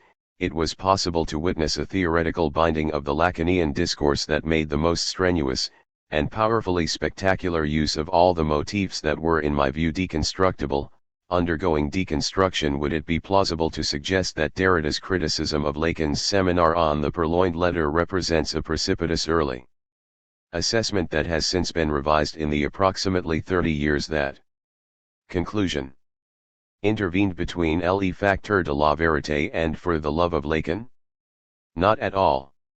In fact, Derrida has not moved an inch from his earlier stance. In his words, so, since then? Since then, have we exited from this chiasmus? I do not believe we have, and yet, it is not at all difficult to undo the axial argument of Derrida's criticism by demonstrating that Lacan's insistence on the indivisibility of the letter is by no means a fundamental idealization, akin to one of Husserl's eidetic structures, that supports a covered metaphysics of presence. Given, as argued in the previous chapter, that the letter is another nickname for a transgressive event, Lacan's insistence that it cannot be divided evokes no thing in itself but the real in its unspeakable singularity, for an unspeakable it happens, on his account, is only measured and divided up retroactively in its narration, and it is thereby in principle misrecognized. Lacan's point here is, simply enough, that however one may, and must, divide the traumatic event up into units of understanding, however one may interpret it or take its measure via the partitive article, the letter as a, down to the smallest possible grid of analytical measurements, one will still have missed it, for it does not submit to such processes of analytical, interpretative division. Whatever we do by way of analysis, it remains excessive, an event in its singular unspeakability. Or, in different terms, as Johnson argues, by saying that the letter cannot be divided, Lacan does not mean that the phallus must remain intact, but that the phallus, the letter, and the signier are not substances. Moreover, Lacan repeatedly affirms that the real is a matter of splitting rather than presence or absence. When Derrida insists upon the ineluctable divisibility of the letter or the name, indicating thereby that what is original/originary is not a substance but the size sign and division of difference, he is not, therefore, in fundamental disagreement with Lacan, for indivisibility and innate divisibility turn out to be different ways of saying precisely the same thing about the real. In turn, a dissolution of the axial disagreement concerning the indivisibility or otherwise of the letter undoes Derrida's argument concerning the important motif of circular return or repetition. Derrida ties the motif of circular return to a snippet from Lacan's seminar, where, speaking of the purloined letter, he comments, "Since it can be diverted, it must have a course which is proper to it." This is listed as, in Derrida's words, the motif of the proper and circular trajectory, of the reappropriating trajectory of the letter that returns to the circumscribable place of lack from which it had become detached, that letter about which Lacan says that since it can be diverted, it must have a course which is its own. And a straight path, obviously a circular straight path.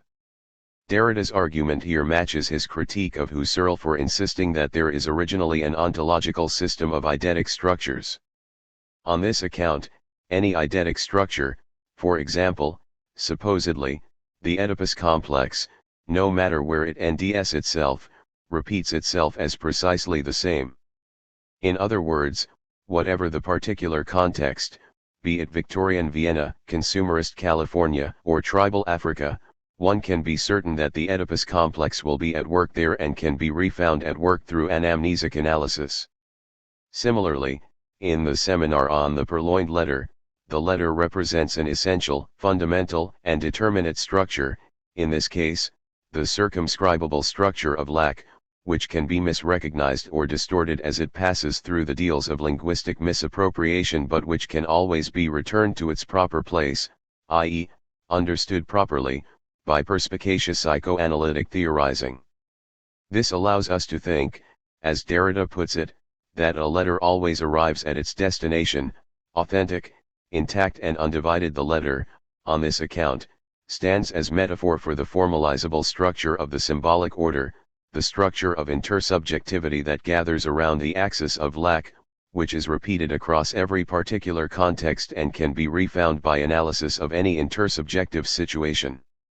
Derrida argues that this repetition compulsion, deemed as a structural determinism, is, from Lacan's point of view, the true subject of post-tale, whereas according to Derrida, post-tale makes of chance as writing what we shall be careful not to call the real subject of the tale, as criticism of the kind of structural determinism that underpins institutional psychoanalysis. Derrida's argument might well hold water. Yet, if his critique of what he calls psychoanalysis might be entirely justified, as Johnson notes, it does not quite apply to what Lacan's text is actually saying. Why not? Because, as I have tried to demonstrate in the previous chapter, the formalizable intersubjective structure, both simple and odd, indivisible and divisible, to be refound in every situation associated with the incidents of the letter, the event and its narration, turns out to be a precise equivalent of the plural logic of the aporia, which, notably, imposes itself upon Derrida's own texts in a number of different contexts, with what he describes as a formalizable regularity. In other words, to return to the metaphor of circular return, the so-called proper path of the letter, which is diverted through the misrecognizing misappropriation of paranoiac idealization or hysterical transgression, turns out to be the impasse of an improper paradox or aporia. The terrain, then, has shifted in this way from circular return as the repetition of the eidetic structures that belong to a metaphysics of presence to the iterable logic of quasi-transcendental thinking. Here, one might remind oneself of Lacan's conclusion. Words, we cannot say of the purloined letter that, like other objects, it must be or not be in a particular place, but that unlike them it will be and not be where it is. Wherever it goes, one must wonder how this could be anything but a statement of something precisely equivalent to Derrida's destin errance. Notably, because Derrida argues that the 8 motifs listed above are tied together in a mutually supporting configuration, pulling the thread of the axial claims concerning indivisibility and circular return that they support must in turn unravel the entire configuration. Without going into detail, one might argue that Lacan's discourse concerning truth cannot be reduced to a matter of adequation or unveiling, that neither lack, absence, nor the phallus, fullness, is granted the status of a transcendental synod, but both give way to the quasi-transcendental function of the real, which is neither the absence nor the fullness of being but a fundamental splitting akin to difference, that empty and full speech are not terms that tie Lacan's discourse to Heideggerian jargon of authenticity but serve as respective markers for the misrecognition and the acknowledgement of the plural logic of the aporia, and so on. Along with Zizek. Therefore, one may counter Derrida's oversimplifying reduction of Lacan's conclusion, that a letter always arrives at its destination, to the quintessential circular motif of the metaphysics of presence, by arguing that his reproach, a letter can also miss its destination, involves a misreading of Lacan's thesis that reduces it to precisely what Lacan calls into question. Insisting upon taking Lacan at his word, Zizek argues instead that this proposition is far from being univocal, it offers itself to a series of possible readings, all of which oppose its reduction to the terms of a metaphysics of presence. Brutally reducing Zizek's arguments to formulas, these readings claim that the letter always reaches its destination because, its destination is wherever it arrives, what goes around comes around, one gets out what one puts in, and, we all die.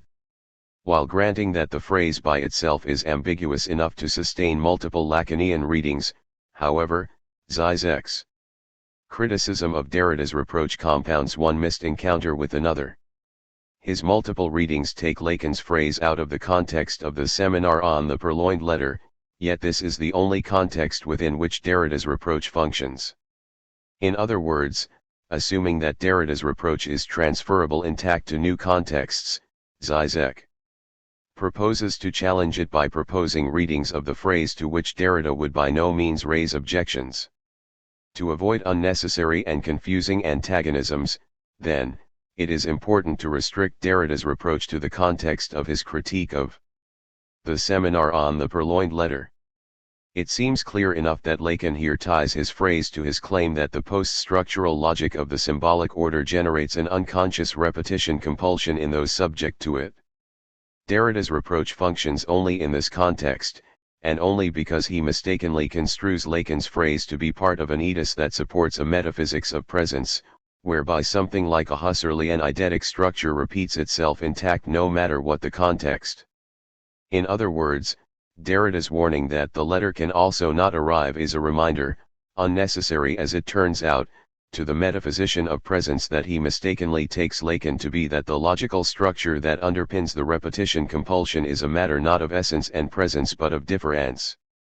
Derrida's error of judgment, then, is not a blankly rigid resistance to the multivocality of a phrase, how could it be, but a violent strategy of persistently attenuating out ambiguity and paradox in the seminar on the purloined letter, framing its meaning as a univocal endorsement of the metaphysics of presence. As Johnson argues, Derrida's argument with the seminar on the purloined letter rests on a violent reading that depends for its force upon the presupposition of unambiguousness in Lacan's text in the terms of this study. Derrida persistently refuses to see in this, and whatever of Lacan's texts he did open, any equivalent of the plural logic of the aporia. What is problematic and interesting for this is that Derrida's reading here does not match the spirit of inventive iteration with which he reads Freud's texts. His response is blunter than one is accustomed to, lacking in the overly nuance one has grown to expect from him. Is it plausible that Derrida intentionally frames Lacan simply as a consequence of personal acrimony or sibling rivalry? One would not like to think so. That Derrida, around 30 years later, did not move an inch from his earlier stance unfortunately belies Barbara Johnson's more charitable suggestion, namely, that because it seems so easy to counter the axial argument around which the entire edus of Derrida's critique turns, his adly inaccurate reading of Lacan's seminar might have been not a matter of oversight but of intentional framing, a parody rather than a mistake. In her words, Derrida being the sharp-eyed reader that he is, his consistent forcing of Lacan's statements into systems and patterns from which they are actually trying to escape must correspond to some strategic necessity different from the attentiveness to the letter of the text which characterizes Derrida's way of reading Poe. Johnson's suggestion that Derrida might be less concerned here with what Lacan's text says than with its textual effect, with how it is likely to. Conclusion. Be read, NDS. Some support from William Kerrigan and Joseph Smith, who comment on his growing interest in the performative dimension of a reading that would function by allowing itself to become, in Derrida's words, an example of that of which it speaks or writes. They add, Derrida's interpretations often radicalize rather than diminish chance. Neither his examples nor his example illustrate in the conventional way. They question, make questionable, and often because they are questionable. Granted that Derrida's criticism of Lacan's seminar on the Purloined Letter is entirely questionable, it becomes more productive, whatever his intentions might have been, to read the protocols for reading Lacan that derive from it as less about theoretical content than about rhetorical strategy. I wish, then, to take up Barbara Johnson's less likely but more inventive suggestion and consider what would happen if one treats Derrida's reading as a parody that mirrors what this text may potentially produce as an effect. Johnson's suggestion takes on its importance, plausibility aside, if one interprets Lacan's seminar as a response precisely to a question Freud posed in the form of a joke concerning the nature of truth. Why are you lying to me? One character shouts breathlessly. Yes, why do you lie to me saying you're going to Krakow so I should believe you're going to Lemberg, when in reality you are going to Krakow? Freud's comment concerning the serious content of the joke is as follows: is it the truth if we describe the way things are without troubling to consider how our hearer will understand what we say? Part of the argument of Lacan's seminar is that one does not speak the truth in the domain of exactitude or in free association, for here one is not aware of the conditions of the narration. Derrida turns this question onto Lacan. If Lacan insists that one cannot speak the truth unless one knows the conditions of the narration, then does he speak the truth if he does not explicitly mark and problematize the potential textual effects of the metaphysical baggage attached to the philosophical terms he imports into psychoanalytic discourse? Lacan refashions all of the terms he makes use of: truth, real, full and empty speech, symbolic order, immortality, ethics, and so on, but Derrida argues that he does not deal carefully enough with the metaphysical baggage that still produces its effects. Derrida's concern would be this: Lacan was not careful enough in following his own psychoanalytic advice, namely to remain vigilant concerning the word and to pay careful attention to its truth deemed in terms of its effects, rather than adequation. Because of an overly cavalier use of metaphysically loaded terms, one can press the ambiguities of his text into the service of a relatively coherent metaphysical reading that ties up a number of mutually reinforcing motifs, such as the one Derrida deliberately frames here. Although there might be warrant for not doing this in Lacan's text, there is nevertheless enough of a thoroughgoing metaphysical residue in his terminology to allow one very easily, but misleadingly, to tie it up into a systematic endorsement of a metaphysics of presence. On such a reading, Derrida's service to Lacanian scholarship would be to alert prospective readers to the textual effects of these intertwined motifs. As an aside, this insistence on taking an interest in the textual effect of the words one chooses rebounds as kind of ironic after effect, because it is precisely against the, albeit opposite, textual effect of his own words that Derrida is constantly forced to apply deconstructive counterarguments. If, on the one hand, Derrida reduces Lacanian discourse to a covered metaphysics of presence, then, on the other hand, he converts it into a free-play relativism. he persistently complains about an argumentative looseness and opacity that, in his view, enables any reader to make Lacan say anything, just as it pleases him or her.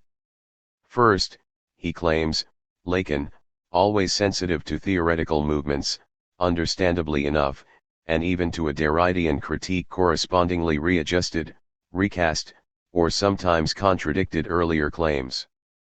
But he thinks that Lacan's discursive sensitivity to sea changes in philosophical spirit goes hand in hand with a rhetoric intimating that what has been changed in his discourse after the fact, a shift, for example, from speech to writing, was in fact always already there in his discourse from the beginning.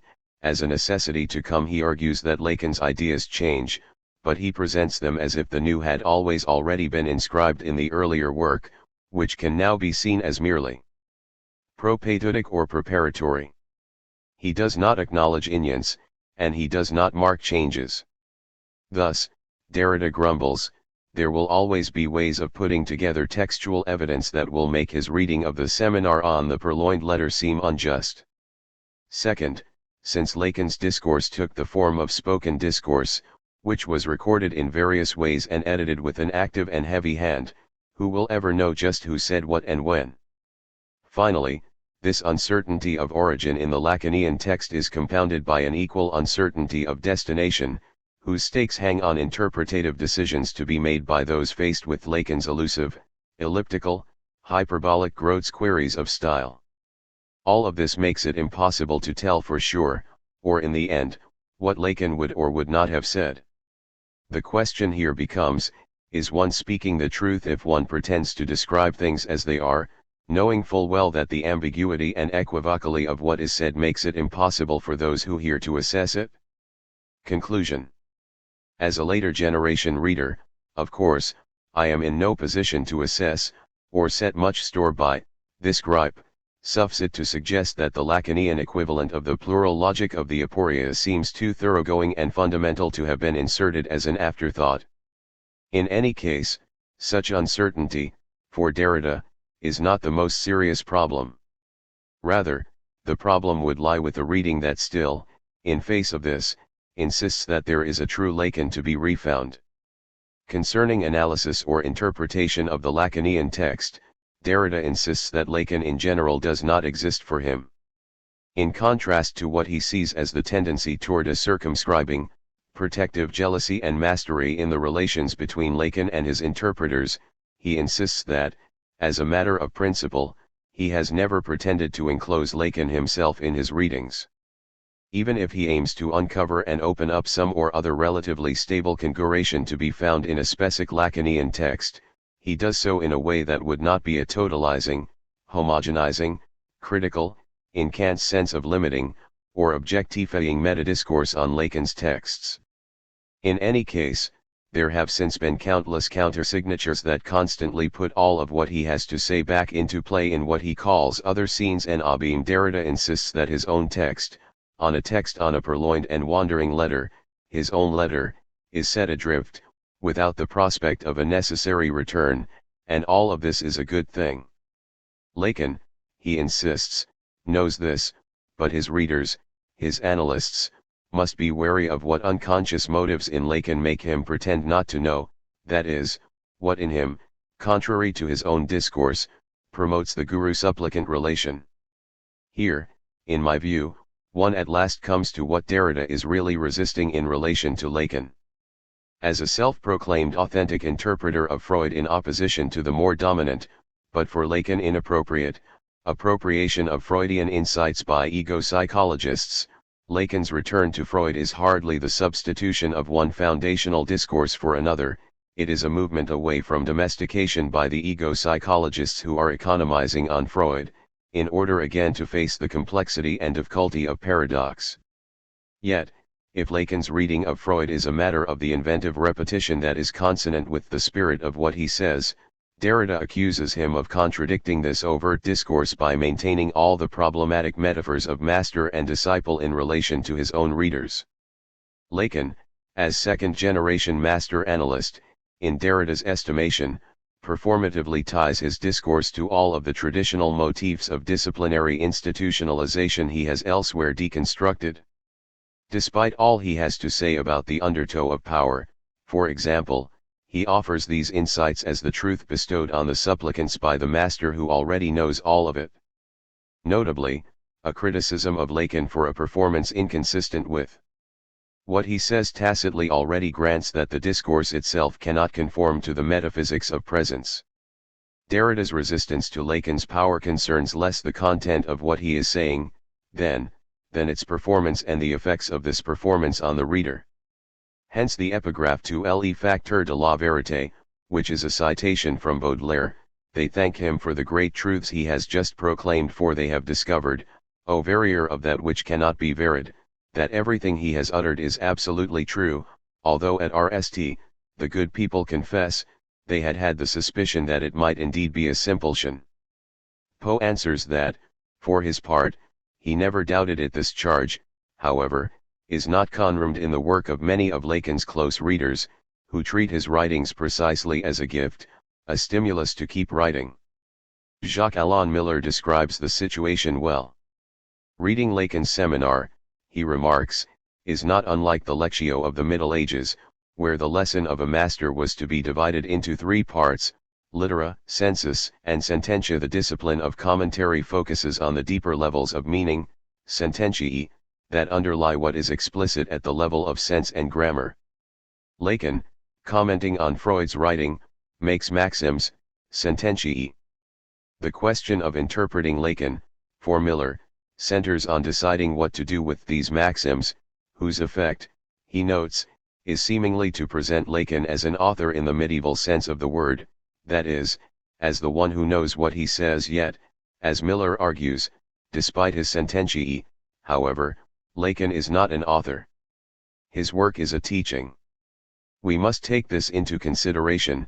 We must know that following his star requires that we do not synchronize and dogmatize this teaching, that we do not hide but rather stress its contradictions, its antinomies, its deadlocks, its difficulties. For a teaching on the analytic experience is like work in progress and implies a back and forth motion between text and experience. When it comes down to it, the connect, due to which many Lacanians and Derridians refuse to acknowledge each other even before texts are opened, is to a large extent about legitimation. In a border dispute with Lacan concerning the status of institutional and non-institutional analysts/analysans, Derrida poses the problem of the right to psychoanalysis. Here, he notes that Lacan insists twice on Derrida's real status in this regard, whereas he of all people should have been suspicious of the limits or borders of these institutional sites. First, Lacan insists that Derrida is really an institutional non-analyst. According to Lacan, Derrida, who is not an institutionally recognized analyst and who is therefore, by implication, a philosopher only, does not deal with people who are suffering.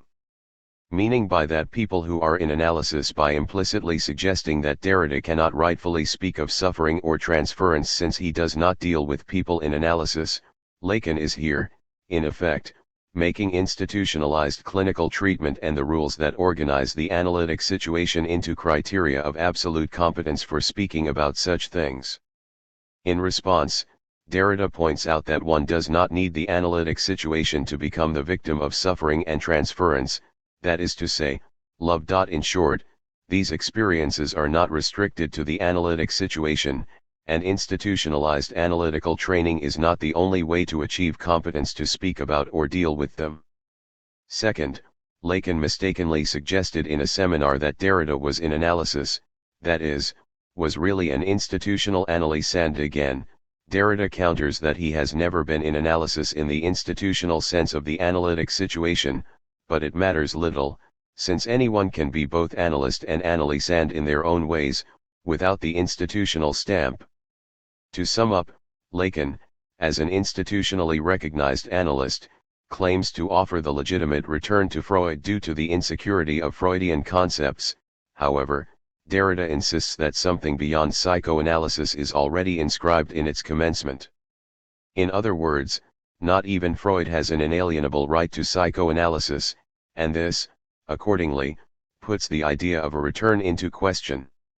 Derrida has an interest in challenging Lacan's institutional grounds for legitimation, for they in principle deny that a Derridian reading of Freud can have a bearing on psychoanalytic practice, since Derrida operates not as an institutional analyst but in the interstice between literature and philosophy. Hence the border disputes between the inside of institutional psychoanalysis and its marginalia, for example, deconstructive philosophers deeply interested in psychoanalytic events. In spite of Lacan's ceaseless resistance to the psychoanalytic master discourse of ego psychology, Derrida insists upon the paradox of his insistence upon institutionalizing psychoanalysis. But one could just as easily argue here for an adherability, consonant with the spirit of his discourse, for the sake of which Lacan kept reinventing the institution. Against the backdrop of these critical thrusts and counter-thrusts, it seems fair to call Derrida's refusal to budge regarding his initial assessment of Lacanian discourse an injustice. Moreover, given the abundant evidence adduced here to the effect that their thinking is characterized by an isomorphic logic, their divergent intellectual temperaments and discursive styles notwithstanding, one might question Derrida's curious resistance to what seems clear enough to many other readers. To speculate about the source of such resistance does not really fall within the purview of this study. Rather, the philosophical question that directed the various investigations that compose its overall argument was simply whether Derrida's deconstructive philosophy and Lacan's philosophical psychoanalysis are as different as they are often made out to be. A recognition that they are not, moreover, promises both mutual clarification and generative cross-fertilization. Both Derrida and Lacan recognize the power of psychoanalysis to address contemporary political and ethical issues, and both challenge traditional institutional psychoanalysis to step beyond its domesticating tendencies and address these issues in the radical way of which it is capable. Derrida argues in Without Alibi that the issues around war, sovereignty, and cruelty, i.e., the death drive, are as pertinent today, in the face of globalization, as they were on the eve of the Second World War, when Freud and Einstein corresponded. He argues that institutional psychoanalysis has failed to speak up here, in a domain where psychoanalysis specially, because of its concept of the death drive, has something to say. On the other hand, it is precisely the Lacanian challenge to institutional psychoanalysis, with its emphasis on the death drive, that in principle opens up the way to rethink these issues, via, for example, notions of radical evil and sublimation, and there is plenty of evidence in practice that the Lacanian revisions have enabled thinkers to address relevant ethical and political questions. Textual difficulties, differences of style that derive from and appeal to different temperaments, and unjust criticism and counter-criticism should not be allowed obscure the deep theoretical accord between Derrida and Lacan, evident in their shared aim to theorize the human condition as an ineradicable state of aporia, and to do justice to this rupture in their texts and practice. I am convinced that the plural logic of the aporia provides a tremendously helpful key for understanding the complexity of both Lacan's and Derrida's approach to the ancient and specially vexing phenomenon of errance that Plato, for example, raises in the Timaeus, namely, that despite our best efforts at resolving different kinds of theoretical, ethical, and political difficulties, such resolutions inevitably end themselves troubled in turn by further difficulties.